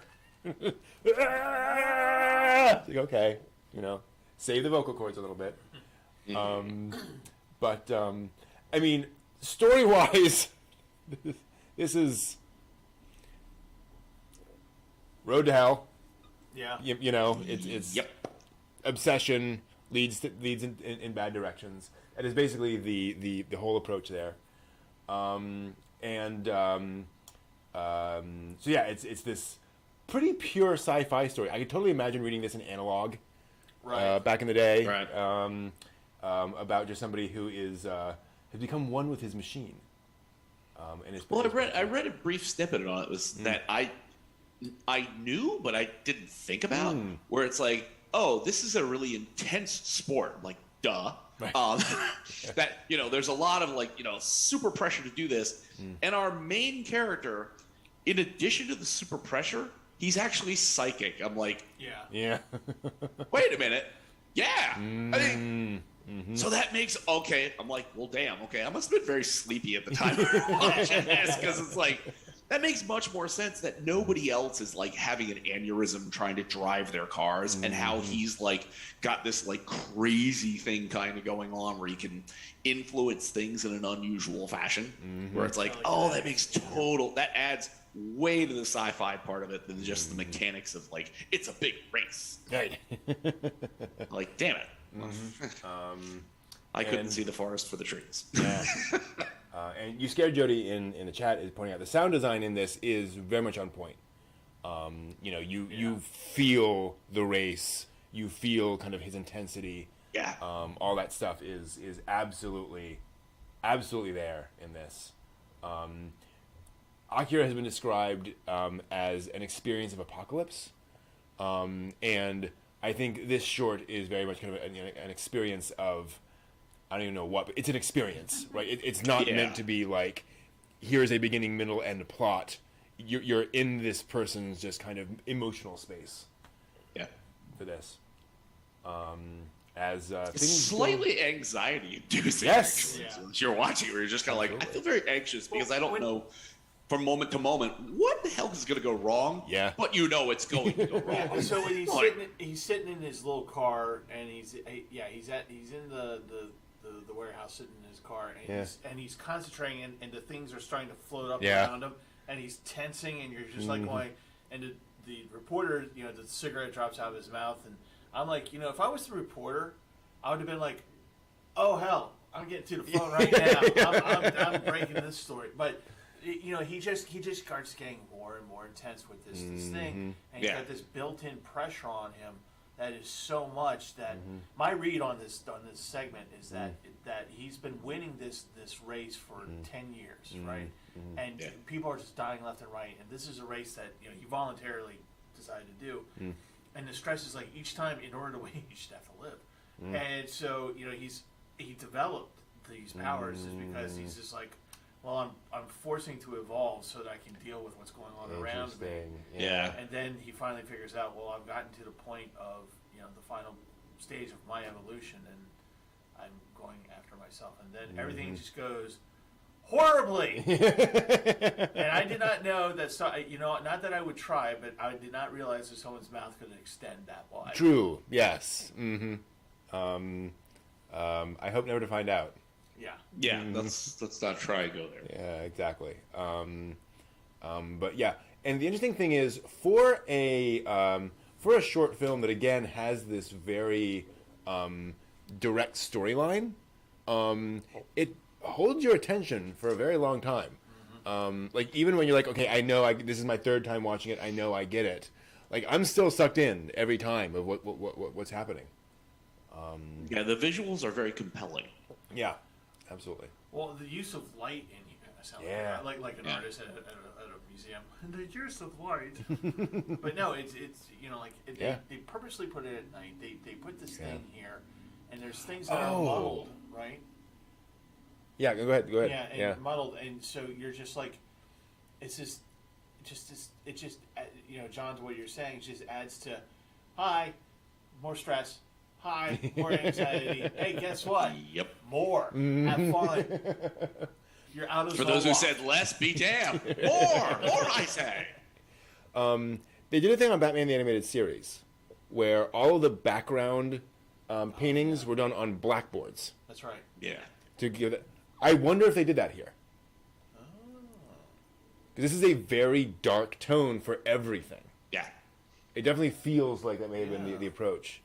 Yeah, I certainly know for Batman, it gives you that sort of heavy, oppressed kind of feeling, weight coming down on you. And we certainly know this guy's under a lot of weight, psychologically, so, yeah, that's perfect sense. And you can definitely see this as a story about obsession, about pushing yourself so hard that you push yourself to a point that you going past that kind of destroys you, basically. Yeah. Where you're just you're no longer human in a fundamental way. Because to your point, things don't go well. And it's hard to believe this all came out of watching NASCAR fans. I know. Really, it's amazing. Yeah, amazing. I mean, this is pretty much NASCAR. Yeah, I mean, people cheering in the crowd, accidents, people dying left and right. Yeah, I mean, it's NASCAR. It is. 22nd century NASCAR, pretty much. And then we move on to the order to stop construction. Oh, I love this short film so much. I love the fact that it looked like Akira. Yeah. Like, yeah, cool. And I wonder why that would be. So talking about Katsuhiro Otomo of Akira, I believe this was the thing he made after Akira, like timeline-wise. I think this was the next thing. Wow. Which would make sense why all the character design is like, oh, Akira, what do you know? It's just that. And so, yeah, you have this this Japanese guy coming into this this swamp where you find out that the Japanese megacorp that he works for has this robotic construction facility that's constructing this city, out in this swamp because tax breaks, basically. Right. Instead of the time, I'm like, is this Brasilia? Yeah. Just build a giant mega city and people will eventually move into it. Right. That's no worry. And let's get this out of the way. Possibly the most racist caricature of a Japanese person ever drawn by Japanese people. Slanty eyes, buck teeth, horn-rimmed glasses. It's the whole 9 yards. And again, clearly they are kind of making fun of the stereotype. They're playing around with the classic Japanese salaryman thing. All the way down to the pith helmet. Like, God, dude, really? Come on. It's a jungle. I should look jungle-y. Dude, really? It's like I'm gonna go over to like the super expensive travel store and buy all my new Gucci stuff. Like you idiot. Like a Johnny Weissmuller 1930s Tarzan movie. Yeah. Yeah. Yeah, that's why I love the reveal of this, because they're going through all the jungle, and you got the city, and then there's just, water gushing through buildings and trees and the top of it. Oh, jeez. Like, this is not going well. And so it's not a city I'd want to live in. No, sure as hell. Absolutely. Oh, look, it's the 5 o'clock gusher coming out. Well, screw this. That bonobo stole my lunch. Give me back my damn bento, you bastard! And so in he comes. I love the guys he comes with, where he's trying to explain all this stuff, and then all of a sudden he sees all of his luggage get thrown in, and then off they draw. Wait, and then no, we're goodbye. Because they were the smart ones. Exactly. Yeah. I mean, we have a clear indication this has happened before, so it's like, we're not going to stick around to see what happened to the other guy either. Nope. And then you get kind of your first hint of what's going on here when the guy very imperiously kind of throws his luggage at the robot, and doesn't bother to answer his plane identification number, and so the arm gun comes out. You're like, oh, it's one of those. But thankfully, he says the identification number, so everything's cool, everything's fine. So I love this part about how like everything they built this giant failed city in the middle of the jungle, right? And there's all this tech around it, and this one robot is just like, yeah, I got an extension cord, I can go anywhere. Yeah, they're all tethered. Yeah, It's like, well. So I mean, if you had a lot of footwork, you could shut this down. Just go pull the plugs. There you go. and just find the circuit breaker. Yeah. Yeah. It should also be pointed out, this is before Evangelion. So these are not, the cable plugs. It's not a reference to that. I was like, oh, no, they're not doing that. But yeah, definitely much more lighthearted for now. After the previous for story. the moment. And so you see all of everything's falling apart. Of course, robot just disappears. And this is where you pan over to and again, black comedy, very much black comedy, as you pan over to like the scribblings of the previous foreman saying, "Oh God, they're coming to kill me," basically. I'm so sorry, Junko. It's like, yeah, okay, this is not going to go well. This wonderfully animated visuals of all these robots doing all the things, kind of doing their best. And then we get what is the music that's playing here? I always forget. It's a famous piece of classical music. It's not Brahms, no. I don't think so. But anyway, they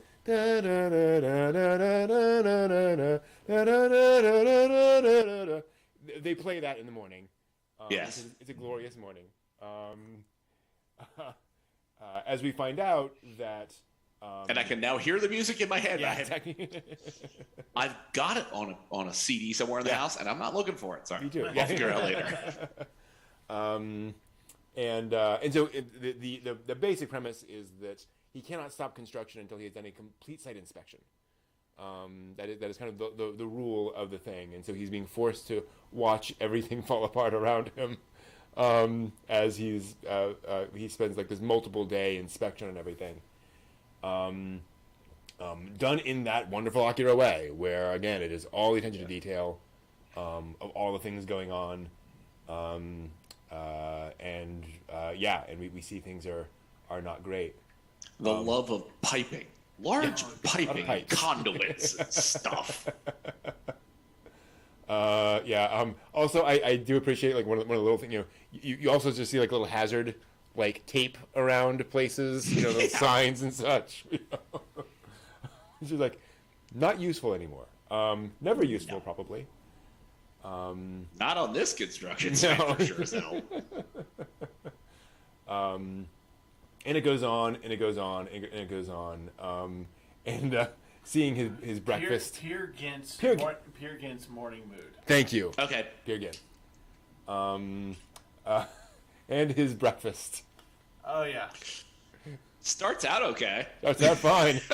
Yeah.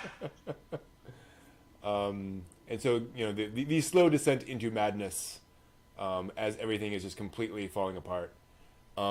So, let's get this, get this kind of out of the way.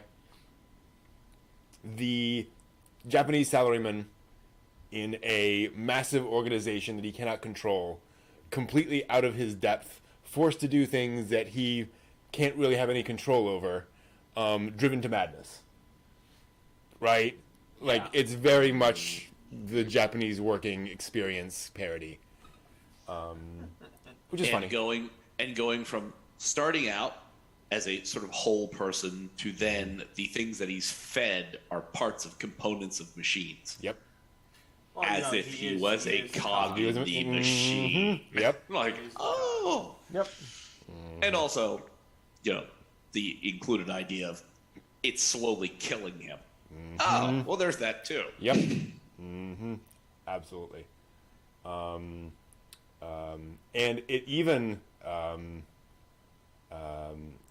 comes up in the ending, spoiler alert, where he finally knows what he has to do, and he goes off to do it in grand samurai fashion, as we pointed out. Yeah. Right? It's the Japanese spirit. And we find out that even that is futile. Can't beat the system. It's like, Oh, by the One way, small everything's man back, straight against- back up again. Yeah. How many years till retirement? Oh, God. yeah. This is, I think, Otomo at his best because it has all of that. Because Akira also has, it has some light moments in it, but it definitely has that sardonicness to it, that bite to its storytelling, which I think is very much, there. I realize I just said that Akira is not Otomo's best. You know what I mean? Right. I think he's firing on all cylinders here, and it just condenses down his tone so wonderfully. It's just really cool, and it's also interesting kind of in contrast to the other ones where you have very abstract, very kind of tonal, right? And it's much more like a grounded, people in an environment doing things. This could have been filmed with a special effects budget, right?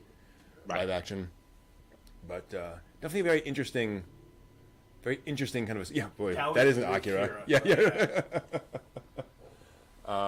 So yeah, it's a remarkable little thing, and then there is kind of a final segment which I will not spoil if anyone wants to see it. There's some other stuff kind of wrapping up some other bits from earlier in the movie. Any other thoughts from y'all about Neo Tokyo? It's a good drinking game. No, it's a wonderful showpiece. I mean, if you're looking to derive great meaning from this, you're not. It's fairly. To me, this is more about. It's not. It does tell a story. It's more about. Look at the art. Look at the tone. Look at this is more of just about how you're supposed to feel. As said in chat. About the sound, the audio of various things, and then visuals like this, and you're just supposed to be captured by the feeling of it. You're not supposed to be captured by the story of it, Right? And just sort of here's the experience of three very good animator directors, and who are allowed to have a budget and allowed to say. Yeah. Someone said, "Just don't tell me. Do what you do. Just don't tell me. Here's the money. Just do it." Yeah. Surprise me, so we can open this up at the Cannes Film Festival. I think it was great to watch the end of Oncon 6, where we were like, "Oh, what? Okay, cool. This is good. Wow, this is insane." Yeah, It when was the good three of time. us were watching it, you're just like, "What?" Yeah, I mean, just watching the racing. I'm like, Yeah. what in the hell? The clowns and racing, and now we're on to Akira. What? Is Yeah. Did they not match any thematic elements to this thing at all? No, not the least. Like, okay, good, Was good. there a Okay. continuous plot? Was there a you two, the watcher, saying, "And in this universe, is it?" No, here it is. No. And Was there like, hey, let's do a thing that talks about the uniquely human condition? Maybe. Maybe. They all three do have something that touches on the uniquely human condition, but not, I think, by any purpose. Yeah. Yeah. It definitely feels like, are you going to go to Katsuhiro Otomo and say, now here's the story I want you to tell? right? Try.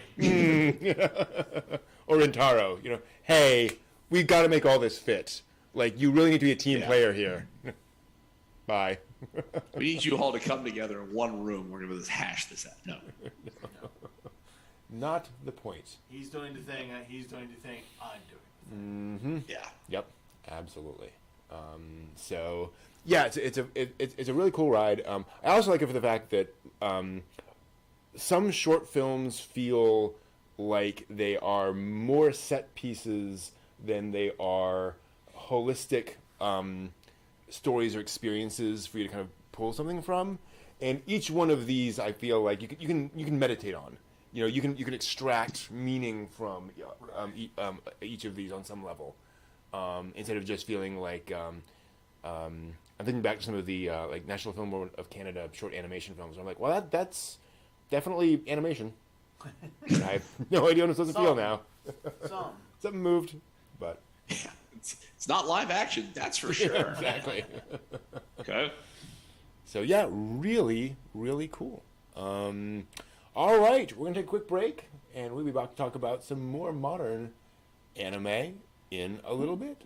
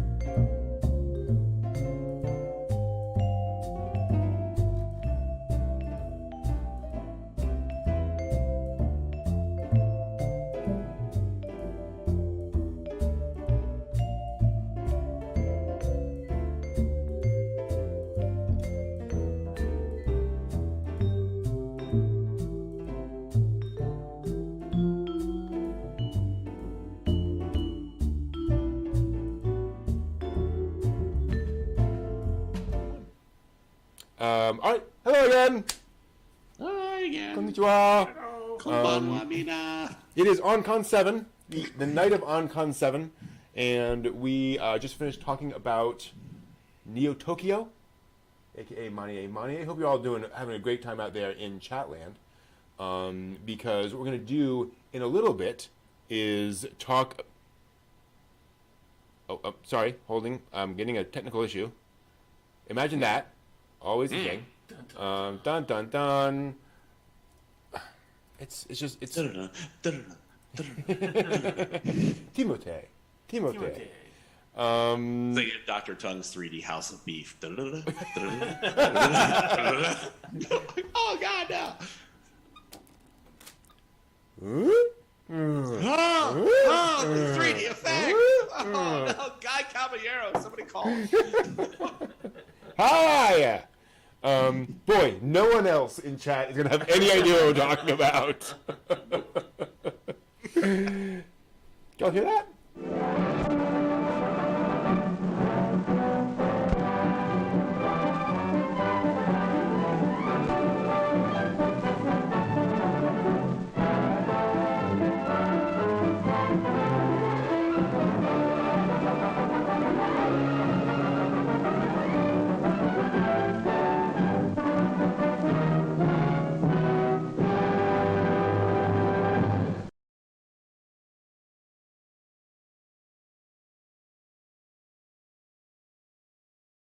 It is back.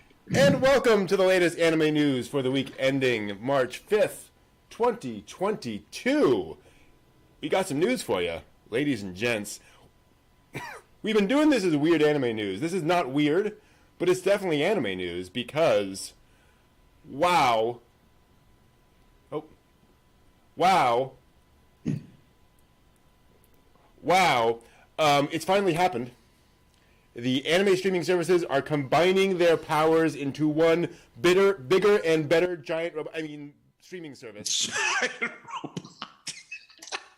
As of Tuesday, Funimation and its subsidiary Wakanim, as well as Crunchyroll's Verve, will be unifying under the Crunchyroll brand. With the shows and movies currently hosted by Funimation and others moved over to Crunchyroll, the new series in the upcoming spring season and beyond will also stream exclusively on Crunchyroll, and Funimation will only be adding new episodes of continuing series already on that service. Yep. Those who only have accounts on Funimation will probably want to move over to Crunchyroll, and the service is offering a special deal to facilitate the transition. Current subscribers to Funimation, Wakanim, and Verve will get 60 days of Crunchyroll Premium for free, with links to redeem that deal set to arrive by email. The Crunchyroll website also has a FAQ page explaining the transition, a welcome to Crunchyroll guide for new users, and a list of anime titles newly available on the service. It's happened. I didn't realize Verve was coming over too. Yeah. Yeah, I didn't heard that part, but oof, yeah. Yep. It's just interesting though, full circle, because Crunchy started off in like, you know, the high seas adventure. Then they went legit. Then they started, you know, streaming Funimation content, and then Funimation went off and said, "No, we're doing our thing." Yeah. And now we're back to Funimation with Crunchyroll. So now let me ask this question: do you think there can be a serious competitor? I really thought you were going to say, can there Be only The only one, right? I mean, there kind of is. Yeah. It's kind of hard. I mean, like the bits I hadn't seen very much about how paying out the remainder of Funimation, how that was going to work. But now that you're saying that, it's like, okay, yeah, the current seasons that they have are going to run out through that. And that's probably when I'll pull the plug on mine. Yeah. But part of the things I had read said, well, you know, it made more sense to like wrap Funimation back under Crunchyroll because Crunchyroll has a much greater global presence. They've done a lot of work to try and spread Crunchyroll more than Funimation did to spread its services.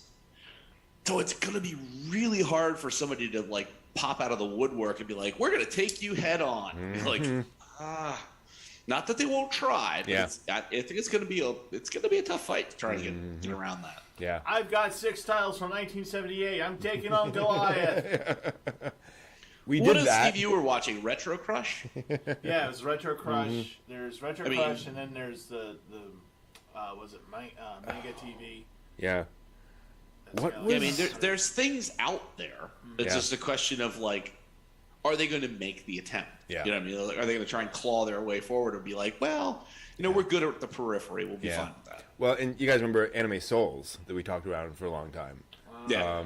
Where, you know, and that was more retro, you know, 70s, 60s, 70s anime. But that didn't last. Yeah. They tried and failed. So, great question from Captain Laser Eyes. You think we'll finally have more dubs on Crunchyroll? I think we should. Yeah. Yeah. There's no reason why Say- not. Yeah, why not? Yeah, seriously. If they're the biggest game in town, they can throw more cash at dubbing. Yeah. So Yeah, that'd be nice. Looking forward to seeing that. Yeah, so I expect basically what Funimation has told all of their licensors is everything current keeps going, and they'll kind of run out, but then everything else just goes under Crunchyroll, and so just, you know, that makes sense. Well, we talked about this a while ago where it was like, you know, Funimation, I get when you didn't own Crunchyroll, how Sony wanted a streaming platform. They didn't just want to license stuff. They wanted to do the thing themselves. And it's like, and I'd said at that time, it's like, I would just like to see Funimation go back to being like the front house where they're going out and they're getting the licenses. And then Crunchyroll just does what they do best, which is y'all don't have to fuss with the back house stuff. Just stream it. Yep. Just stream it well, make sure all the parts lock in, make sure everything's good, and run it that way. And you got great division of labor there. Yeah, It's like, and that's what we got. Right. and it finally happened. Like, how many, when did I mention that? Like 2 years ago? Or somewhere around there? Like a while. Yeah. So it's like, thank you. I wonder, I should have invested. Damn it. will Crunchyroll be able to handle it? I wonder if there'll be any technical issues now that it's got such a large audience. I hope that that we don't start seeing streams buckle, because, you know, now all the anime fans are on Crunchyroll, and obviously they've thought of this. But I can see. I don't remember back when Twitter first started, all the fail whales, when Twitter would go down every couple of Oh, weeks. good lord. When something big would happen, everybody would tweet. It would just crash it. Well, I'm going to guess that, from the technical standpoint, whatever server farm that Sony had set up for Funimation, that they're just going to take the big switch and go, Crunchyroll. Like, hey, now your server farm is Crunchyroll. Like, If only thank it were you. that easy. But, you know what I mean? Yeah, Just that kind of technical aspect. So hopefully that will give them greater functionality. And then I really, really hope that Sony is invested in this in a grand sense, that they won't start being like, well, we're going to dial that back just a little. I'll be like, no. And these days, architecturally, you're not going out and buying, a data center. Right. You're renting AWS services, and you're like, we need double the capacity. Okay, double that number in your control panel. You got it. And you'll pay for it, but there's no like 2-month lead time to buy the servers and set them up and all that kind of stuff. It's all Right. kind of behind the scenes. So, Which fingers again, crossed. hopefully Sony will not try and dumb this down and like Yeah. nickel and dime it away.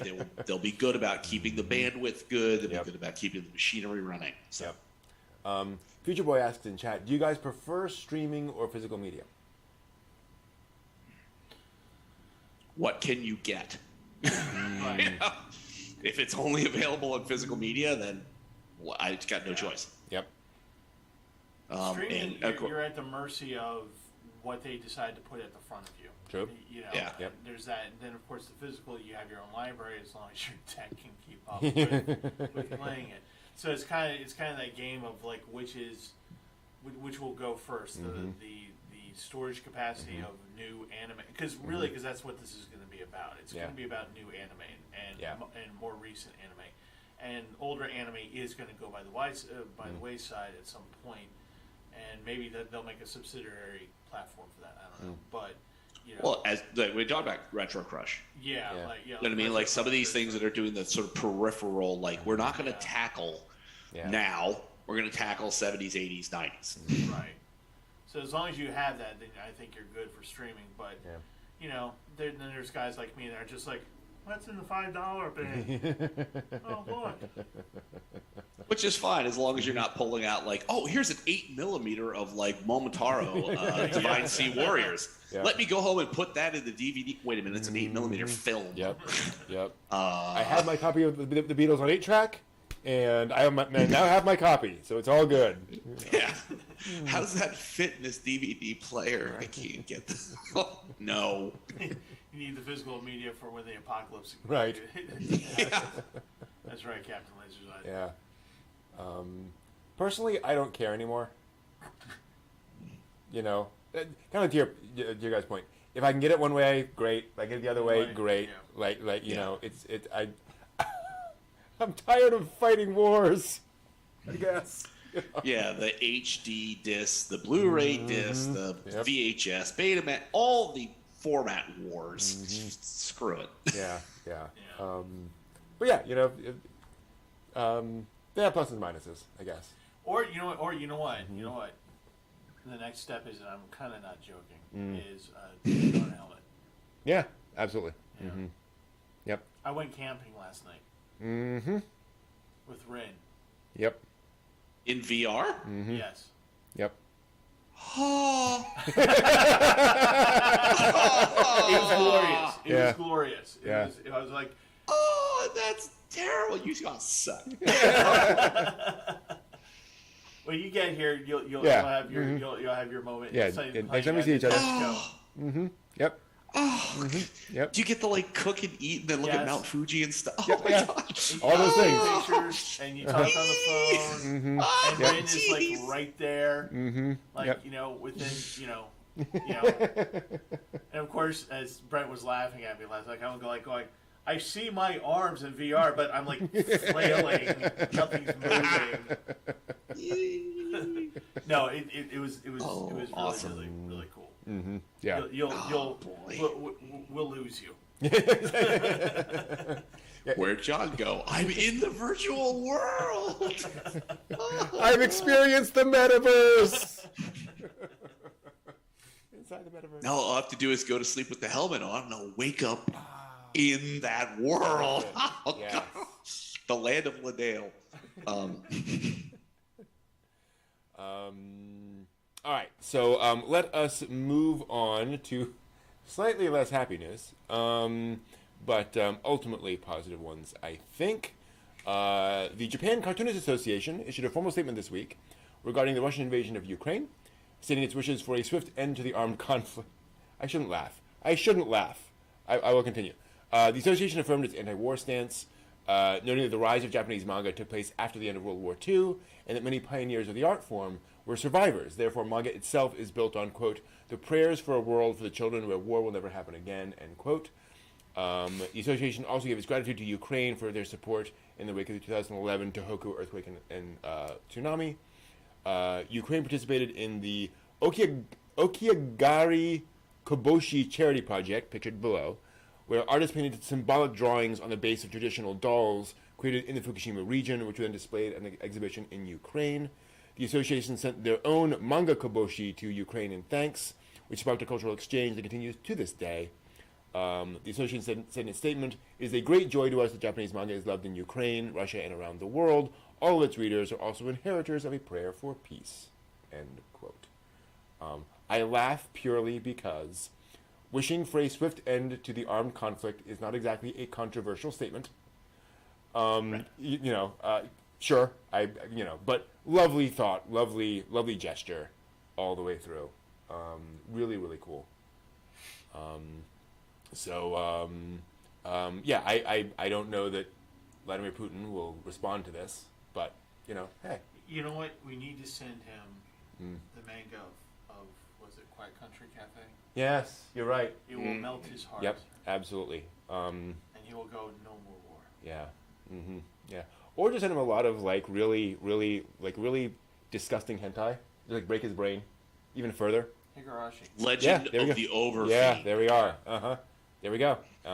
With a note saying, "This is what you're missing by doing this.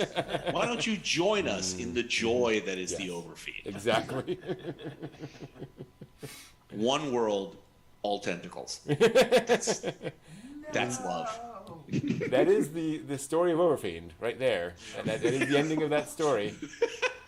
Yes. Oh Yes, boy. Better than the ending of Rants. was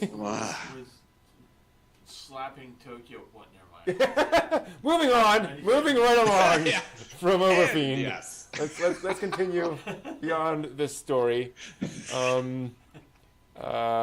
Wow. Okay. Anyway, other jokes in the mind that I'm not going to make. I've got comments. We'll wait for later. Exactly. We anime fans are no strangers to idol franchises of every kind and concept, and the Idol Boo Show multimedia project is certainly a unique concept. The project revealed this week it's inspiring an anime film coming in early summer with direction by Shingo Kobayashi, who supervised the 3D CG at Attack on Titan. The choice might not be as strange as it seems at first. The concept of the project is a battle royale of live performances between 3 idol units, each led by a war commander from the Sengoku era, reincarnated as a music producer. No. So the 3 cute girl groups are led by reincarnations of Saito Dosan, Date Masamune, and Sanada Yukimura. Oh my god. I have this great idea. Completely unrelated. We're going to do our own version of The Voice. Okay. But the judges are going to be Ulysses S. George Grant, Washington. Stonewall Jackson.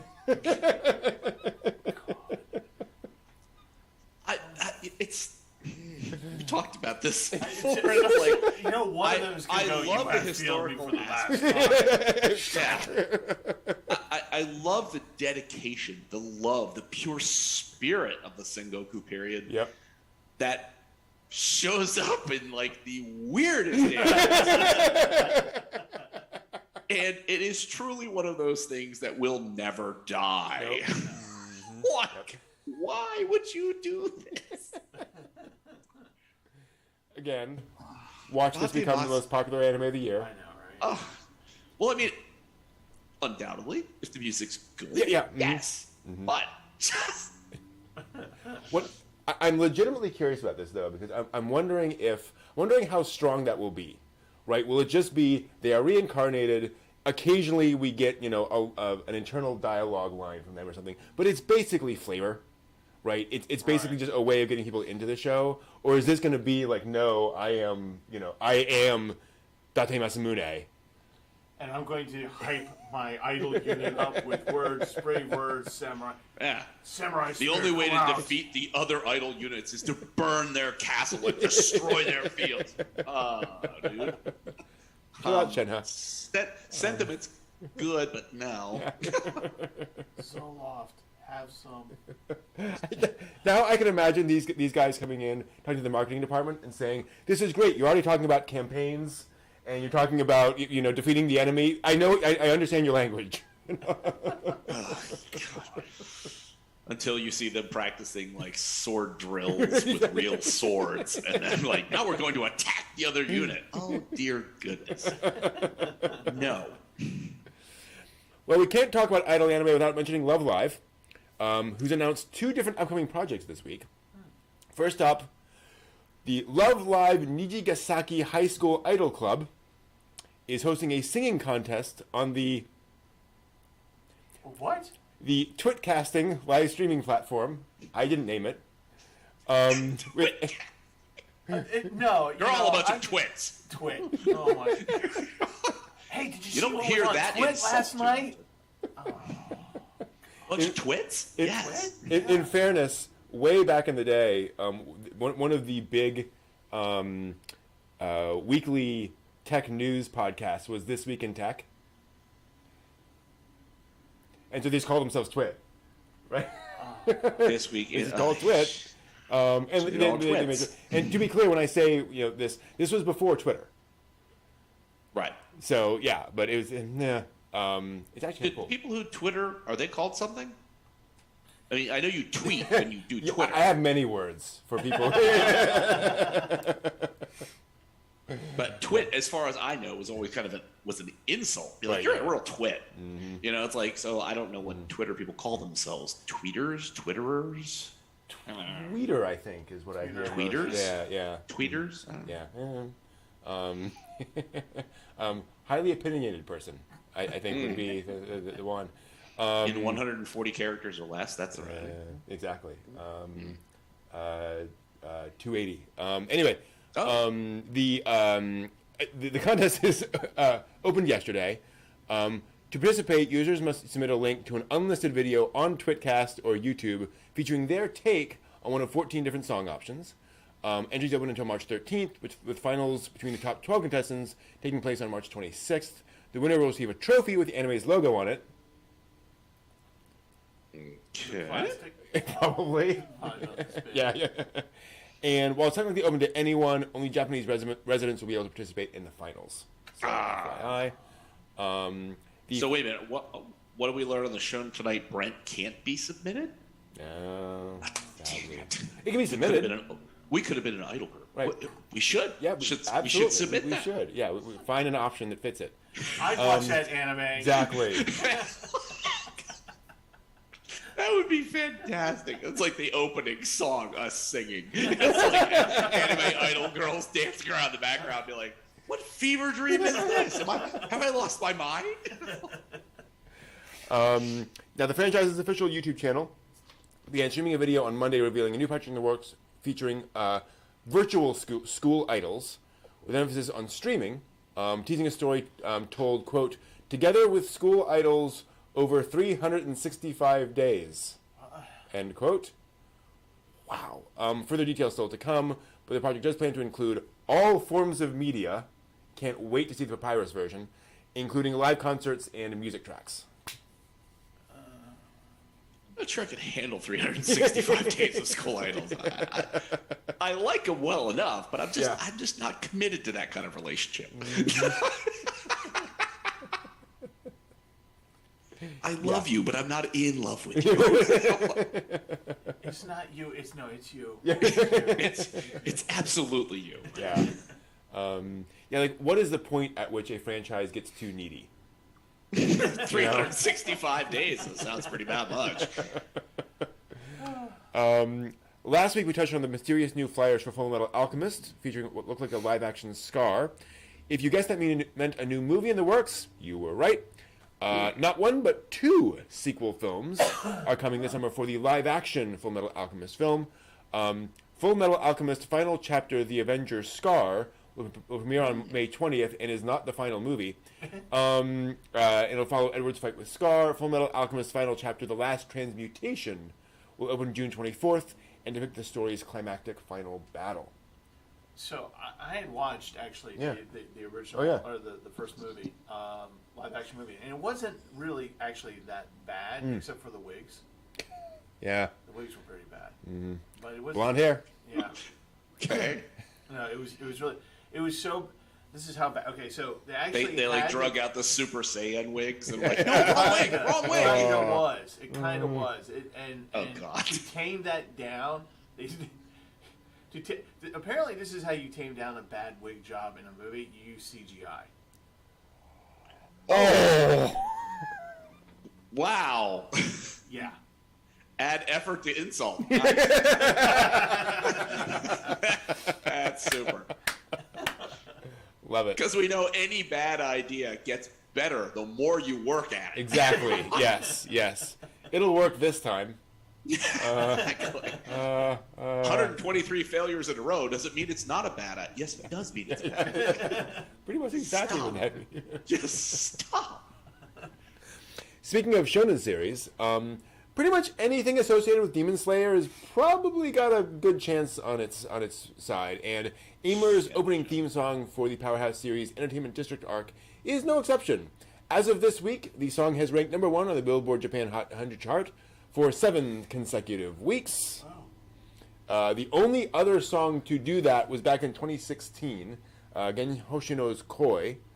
Aimer's Zankyo Sanka, or Song of Reverberation, has been streamed over 100 million times since it debuted 12 weeks ago. 100 million 100 million in 12 weeks. in 3 months. Yep. Becoming the 5th fastest song to reach that milestone. Lisa's Homura, the Mugen Train movie theme, did that in 7 back in its time. So yes, the Mugen Train continues hurtling down the track. The Mugen money train just won't stop. No, it will not. Train coming down the line. Night Train. Oh, no one's gonna know that one. One of the hallmark As rules. soon as you said that, all I could think of was chocolate rain. Night train. This is a Mystery Science Theater movie featuring a theme song sung by oh gosh,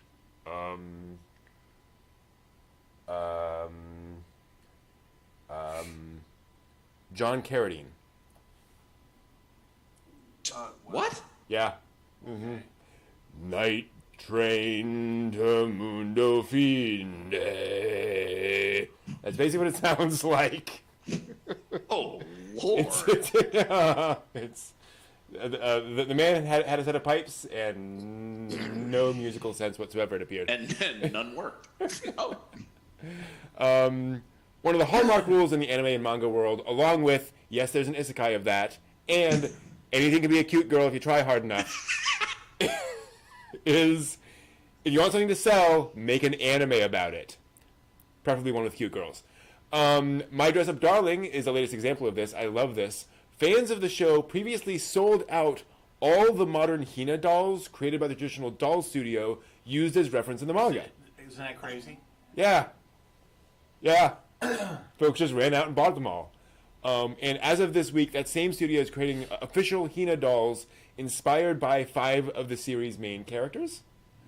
Aniplex posted... I'm going to get a Marinch on the Hina doll going out right now. Exactly.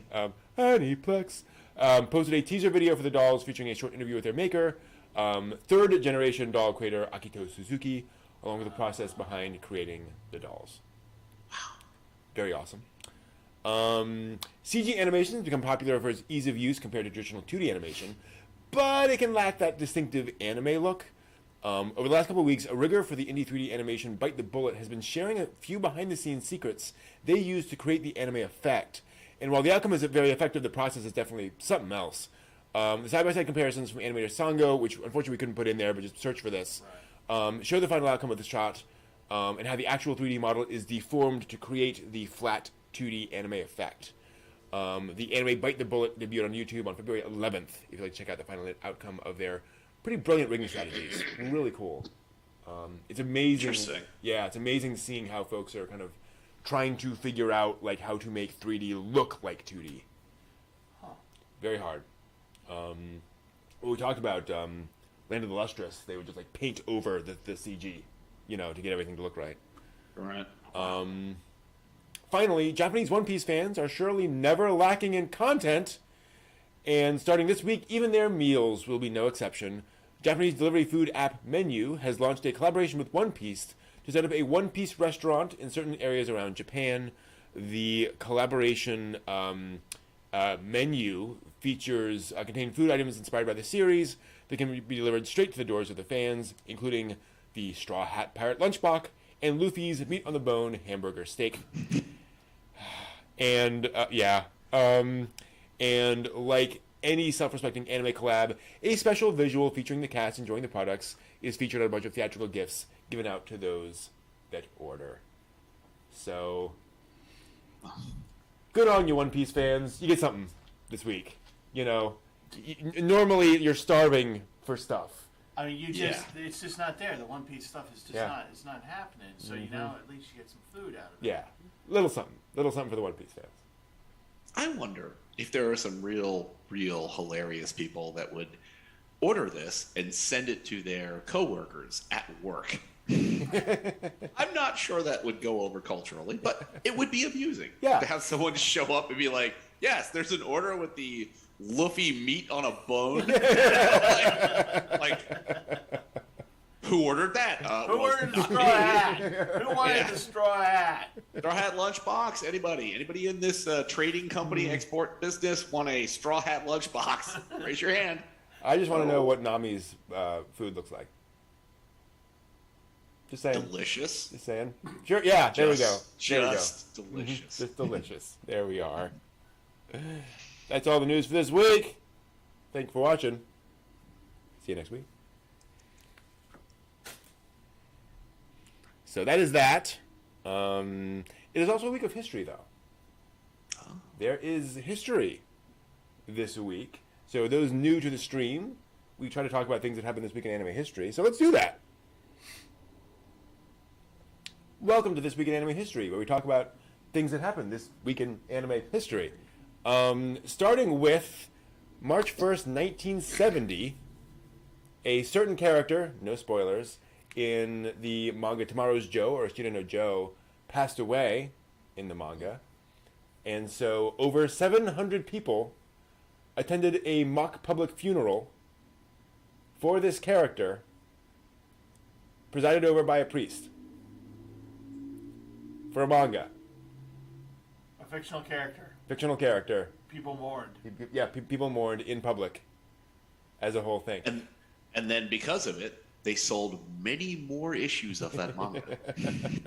Marketing. It's all marketing. Yeah. Here's the thing, though. Like, you know, this is pre-Flash Mob, pre-internet. Like, how do you organize a thing like this? Like, my goodness, this must have been... I can't imagine. I just can't imagine doing that something one like that. ad guy that's just like, hey, look, I got an idea. Mm-hmm. Got an idea. You're gonna kill off this character, so we're gonna do this. But we gotta either find or get a monk drunk and do the ceremony.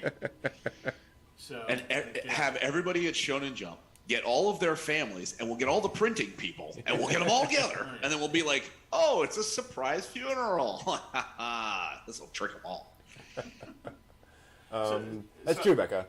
I would too. So I was just thinking about, like, you know, what if like Charlie Brown died, right? Would it be closed or open casket? What do you think? Wow, Steve. I'm lost. I'm gone. Done. Charlie Brown goes to kick the football one last time. In heaven, Lucy never takes the ball away. There we go. Absolutely. Wow. Okay, Yeah, so like, what do you do now after that comment? what anime character would you attend a funeral of? Considering my visceral reaction to Maze Hughes dying in FMA, probably okay. that. I was so upset with that character death. And that's in the first FMA series that came out.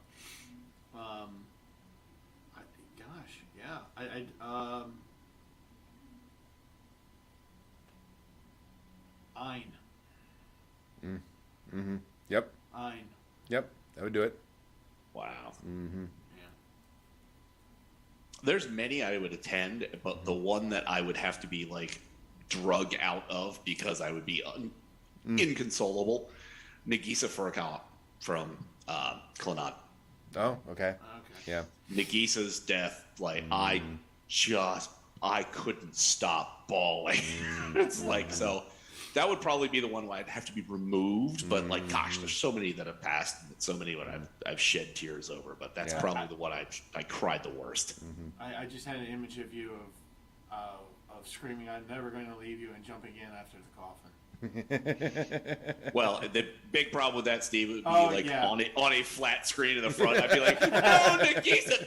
Oh, jeez, sir, please keep your face off of the screen." Jeez, I think I broke my nose. I don't know why this jumped to mind, but the first character that jumped to mind is Gould Goa Bowman.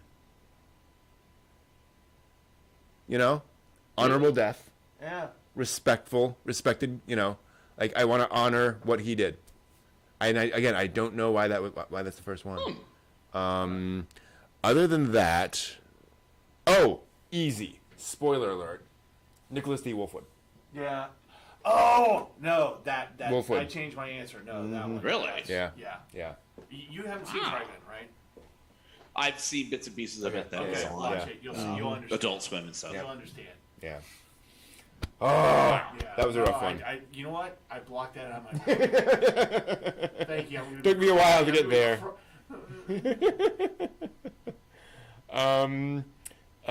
So, speaking of Tomorrow's Joe, Yeah. Now that we've moved on to funerals, let's move on to something else. Young One Night. Okay, yeah, fair enough.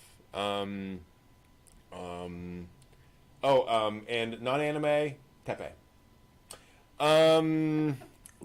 Yeah, John knows what I'm talking about.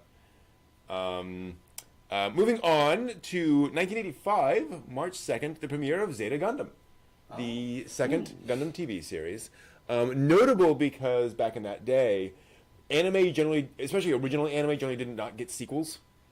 So the fact that Gundam was big enough to warrant a full 50-episode sequel series was definitely a head-turner.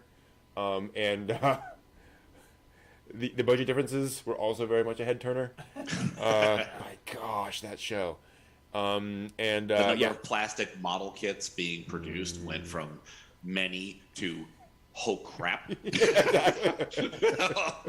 From many to they're not stopping. They're not stopping. We need more trucks. From petrochemical derived plastics equaling X to X times X. Yeah. Oh my.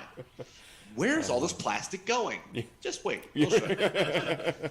Many little Have you boys. heard of a thing called Gunpla? You will. You will. And also notable for the fact that Zeta Gundam obviously has a very dark and kind of controversial tone to it. So taking kind of a, even when you had sequels in the past, it's like, okay, yeah, but it's the exact same thing. Like we're gonna get just that again. And so saying, okay, Gundam has a trajectory, and we there are things gonna happen in Gundam, which that's true. So that was cool. 2 days later, in America, Robotech premiered. Yep. Which is kind of crazy to me when you consider that like Macross came out 3 years earlier. Yeah. These were recent anime series that Yeah. they adapted in and made work into Robotech. For those not familiar, Robotech combines. We joke about the Macross, Tenchi Southern Muyo Cross. thing. Yeah. Bring down the chart. Here we go. Yeah. Well, at least it's only those three. So it's Yes, that's Macross, true. Southern Cross, and Genesis Climber. Yep. Yeah. It's like it could have gotten worse. They wanted it to. But I mean, on it all, think about for 3 years after Macross premiered, Harmony Gold managed to crank out something that was at least cohesive. Absolutely. You know what I mean? It was not like jarringly disjointed. Like, what did you people try and glue together? It's like, no, they made it Absolutely. not entirely super, but it was a followable story. Absolutely. And gosh knows we consumed the crap out of it. Yeah. Yeah. I believe they had 8 months. That was their turnaround time for Robotech. Yes, which is insane. Yeah. From like all the material like coming into the office. Okay, now we have all of the tapes and so forth to premiere. Jeez, that's nuts. And like they built new technology for that. 'Cause they built a machine that would allow them to change the frame rate. Because sometimes anime is so choppy with the different frame rates and so forth and so on. So they can slow it down to a percentile of a frame at a time. Yeah. Wow. So it would go at 23.8 frames per second, and that would like just smooth out the animation like just right for what they tried to do. Yeah, it is nuts. I can't even imagine trying to come up with that. Like, holy. Yeah. So we come up with this technology, but we can't like find warp speed. Where's my flying car? Where's my jetpack? Ah! Oh, that's all the history for this week. Thank you for watching. More history next week. All Unless they right. press the history erase button, and there'll be nothing. We need like a what was the time machine in Rocky and Bullwinkle? The Wayback Machine. Wayback Wayback Machine, Machine, yes. yeah. We need a whole Wayback Machine thing to send us back into anime history. That's right, Sherman. Boy, haven't seen that in a while. Yeah, no joke. Remember the CGI Rocky and Bullwinkle movie? Like hybrid live action CGI thing. Remind me. Yep. Yeah, I remember That seeing hurt. the ads That for it and hurt. being like, "This Yep. is not going to go well." Yep. It did not. Hurt Yeah. so Yeah. bad. And I will give it this. It is a like tonally and structurally it is very much like in the spirit Oh yeah. of a Rocky and Bullwinkle thing where like it's going all over the place, like it's not meant Yeah. to be taken seriously. But it's just like the time was not right. No. It was, oh my god. Who played Boris and Natasha back? Oh, that was Jason Alexander. Okay. no, it was Yeah, no, I think. it was the guy from Jessica Rabbit. I don't think so. Bob Hoskins? Was it? No. No. You might be right then. I thought it was Jason Alexander. 2000. Jason Alexander. Oh, okay. Yep. Because his career was about in a Yep. place where he would Rene be in a Russo. film like that. Yep. No offense. Rene- Rene Russo. Yes. And do you remember who played Fearless Leader? Oh no, I never even saw the film. I just saw all Robert the press De release Niro. stuff. Oh god. Oh. Yeah. Yep. Sometimes we have mortgage payments to make. Exactly. We feel I don't want to we be feel that punched the in the face Vicodin has again. given us some bad choices, and we do what we have to. I have to pay the Vic. I don't want to be punched in the face again. Let's see if we can find the quote. That's terrible. To quote Michael Caine about a movie he was in, "I have never seen it, but by all accounts it is terrible. However, I have seen the house that it built, and it is It's terrific." Yes. Yeah, that's pretty much it. Yeah. That's a great question, Future Boy. Are there any other shows like Robotech where they fuse together multiple shows? Not in exactly the same way. Yeah. Voltron, obviously, Yeah. you know, it's two different Yeah. shows, but they're set in different parts of the universe. They're not really the stories aren't really directly connected. They did one crossover Go episode. Lion versus the multi-car Voltron. Yep. Yeah. Yeah. Thank you, Ayanami. Great having you. That's a weird sentence to say. Yeah, so we had Voltron, Robotech. I think of other things. What was that show where they had 5 different anime series and like it was a different one? Was it Force 5 or Future 5 or something? Like back in the 80s, they licensed 5 different anime series and they would show a different one every week. But they were all like under the same like brand umbrella. And I forget if like those were connected or not. Clearly, no one else remembers this. But yeah, it seems to me, and I'm probably forgetting something like really obvious, where several different anime series were kind of edited together. Because usually it was just more edited down. Right. Yeah. It was just one show done together, which is interesting. Yes, I can't think of. I mean, those two, obviously Robotech, obviously Voltron. It's like, geez, man, I'm trying to think of some other ones that would have been stamped at the time, and it's like, I can't think of any. I feel like there is one, but I just can't. Yeah.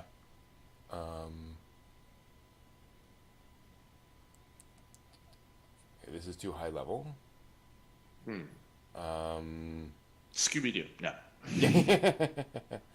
The very, very famous Scooby-Doo anime. Don't give them any ideas. I wouldn't need to. I bet somebody out there has already been like, that was very popular. They keep regurgitating it in various forms. Why don't we do one of those? Like, yeah. Hamtaro, Sonic X, Gundam Wing, yeah. Yeah. Yeah, nothing really interesting. Nothing comes to mind. some things weren't worth the gamble. Exactly.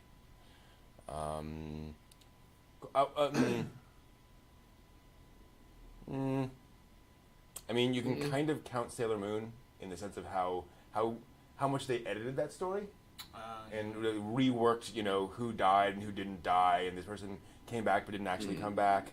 So I kind of, sort of, but The anyway. evil twin complex. Right. Yeah. Sent to the Nega realm instead of dying. All that classic stuff. What can you do? Sent to New Jersey versus dying. I'd rather die. Yeah. Sorry, New Jersey. Sorry. Yeah, Riff Tracks has a running gag of, that person has been killed, or worse, sent to Fort Worth. Fort I don't know. Texas. But I have a question. What did we learn on the show tonight, The friend? show tonight, friend. You got me. Wow. Wow. Yeah. We are learning all sorts of talents tonight. Just so many things are learned. Watch me put my foot behind my head. Okay. One trip to the hospital later. So how did you get a slip disc in your back? Well, it's a funny story. I didn't learn enough. Nice. I learned we can get through an entire movie review in half an hour. For once.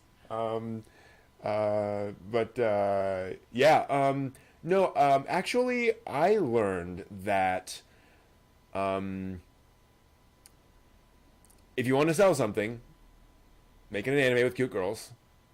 Like that's certainly very true. I've also learned that that nobody is unhappy with the decision that Funimation made regarding Crunchyroll and their streaming service. No. Like, everyone I've talked to has been like, "Really? Awesome." I don't have to pay for 2 services now? Yeah, there we go. Yep. Yeah. Sounds good to me. It's a saving. Yep. I also learned that conspiracy is everywhere. Yes. Anime loves conspiracy, and it does worm its way into a lot of different shows in a lot of different ways. And actually, that was one of the, legitimately an interesting thing, the idea that it's not so much that you see a full-scale conspiracy in anime, you'll see, a reference to a person. Yeah. Or some, like Shambhala or whatever. Where it's like, oh, that's interesting. They're just kind of throwing that in there. It's not kind of how I expected most conspiracies to be handled in anime. That's what I learned. Steve, how about you? I've learned that that if you and John tried hard enough, you could be cute girls. I've also learned With or without the mustache? That's a different type of cute girl. I've also learned that Okay, I just want to say, I now officially, seriously want to see John in a Sailor Moon outfit with the facial hair. I want to see this happening. We're going to start a Kickstarter. When's OnCon 10? Sorry. No worries. That sounds challenging. That sounds challenging. So not only that, but I've learned that it is probably in canon that, Charlie Brown's funeral will not be well attended. Fair. I think. You kidding me? There's going to be plenty of people who are 70 or 80 years old that are going to be at that funeral. 30 and under, not so much. I've learned that conspiracy theory that was a really nice panel. Yeah, that was cool. A really nice panel. Yeah. And just like how conspiracies can worm its way into anything, and it almost makes you go, okay, yes, okay, fine. The moon is hollow. Yep. There's an eternal civilization in the Earth. Reptilian. Obama was a reptilian. Yep. You can't have a civilization in the Earth if it's flat, Steve. I mean, where would they have it in? No, see, this is what I want to see, though. Yeah. This is Are what they clinging to I the wanna bottom or see something? Battle of the Yes. of the conspiracies. Battle of the conspiracies. The hollow Earth Flat people Earth versus the versus flat hollow Earth. Earth. Well, see, that's where they have the conjunction conference, and they determine the hollow Earth is actually just a hole to the other side. The other civilization lives on the bottom. I see. Yeah. Mm-hmm. I've also learned, Actually, no. I've learned. Now we have to stop broadcasting. To find out the truth. Oh, crap. I've learned that this is the first time in a while that we actually busted through a review in less than 40 minutes, like just under the runtime of the actual movie itself. Yeah. which is kind of awesome. Yeah, yes. Yay. I've also learned that my new singing voice is not gonna be a good career for me. The falsetto doesn't work for you? Apparently not. I like it. Could be good. Could be good.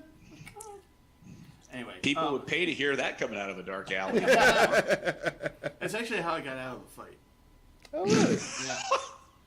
Give me your money. Almost. What the? So Or, Yeah. I'm gonna kick your ass.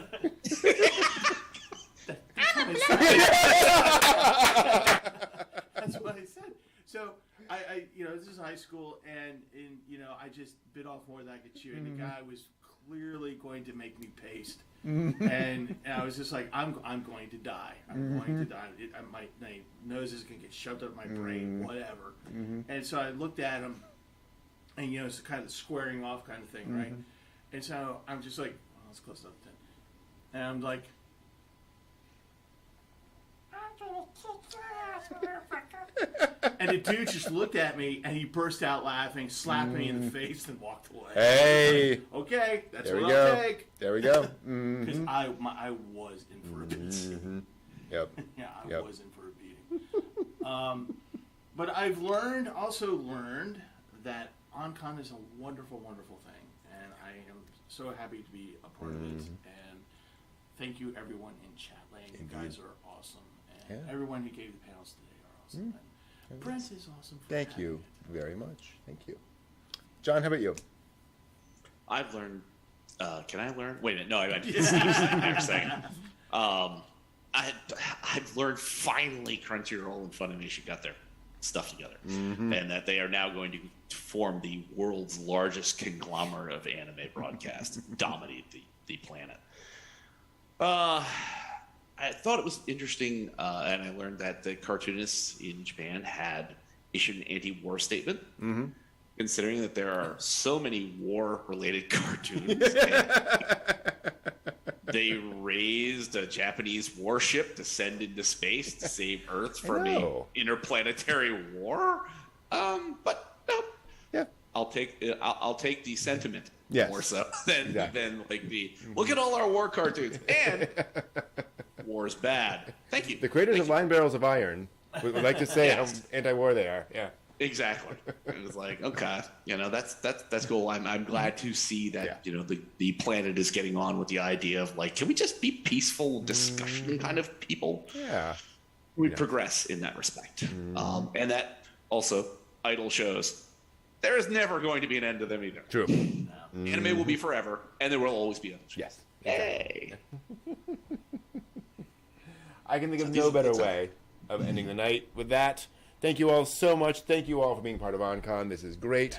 Love doing this. Thank you to everyone in Chatland. This is a lot of fun. And yes, I will plan to be back in 3 months with another OnCon. We'll have more panelists, more fun stuff, more stuff to auction off. Cool. And it should be fun. Let me know, everyone, in the Discord, any thoughts you all have for future OnCons, anything you'd like me to improve or change, whatever. Thank you all very much. Have a great one. And until next time, watch more anime.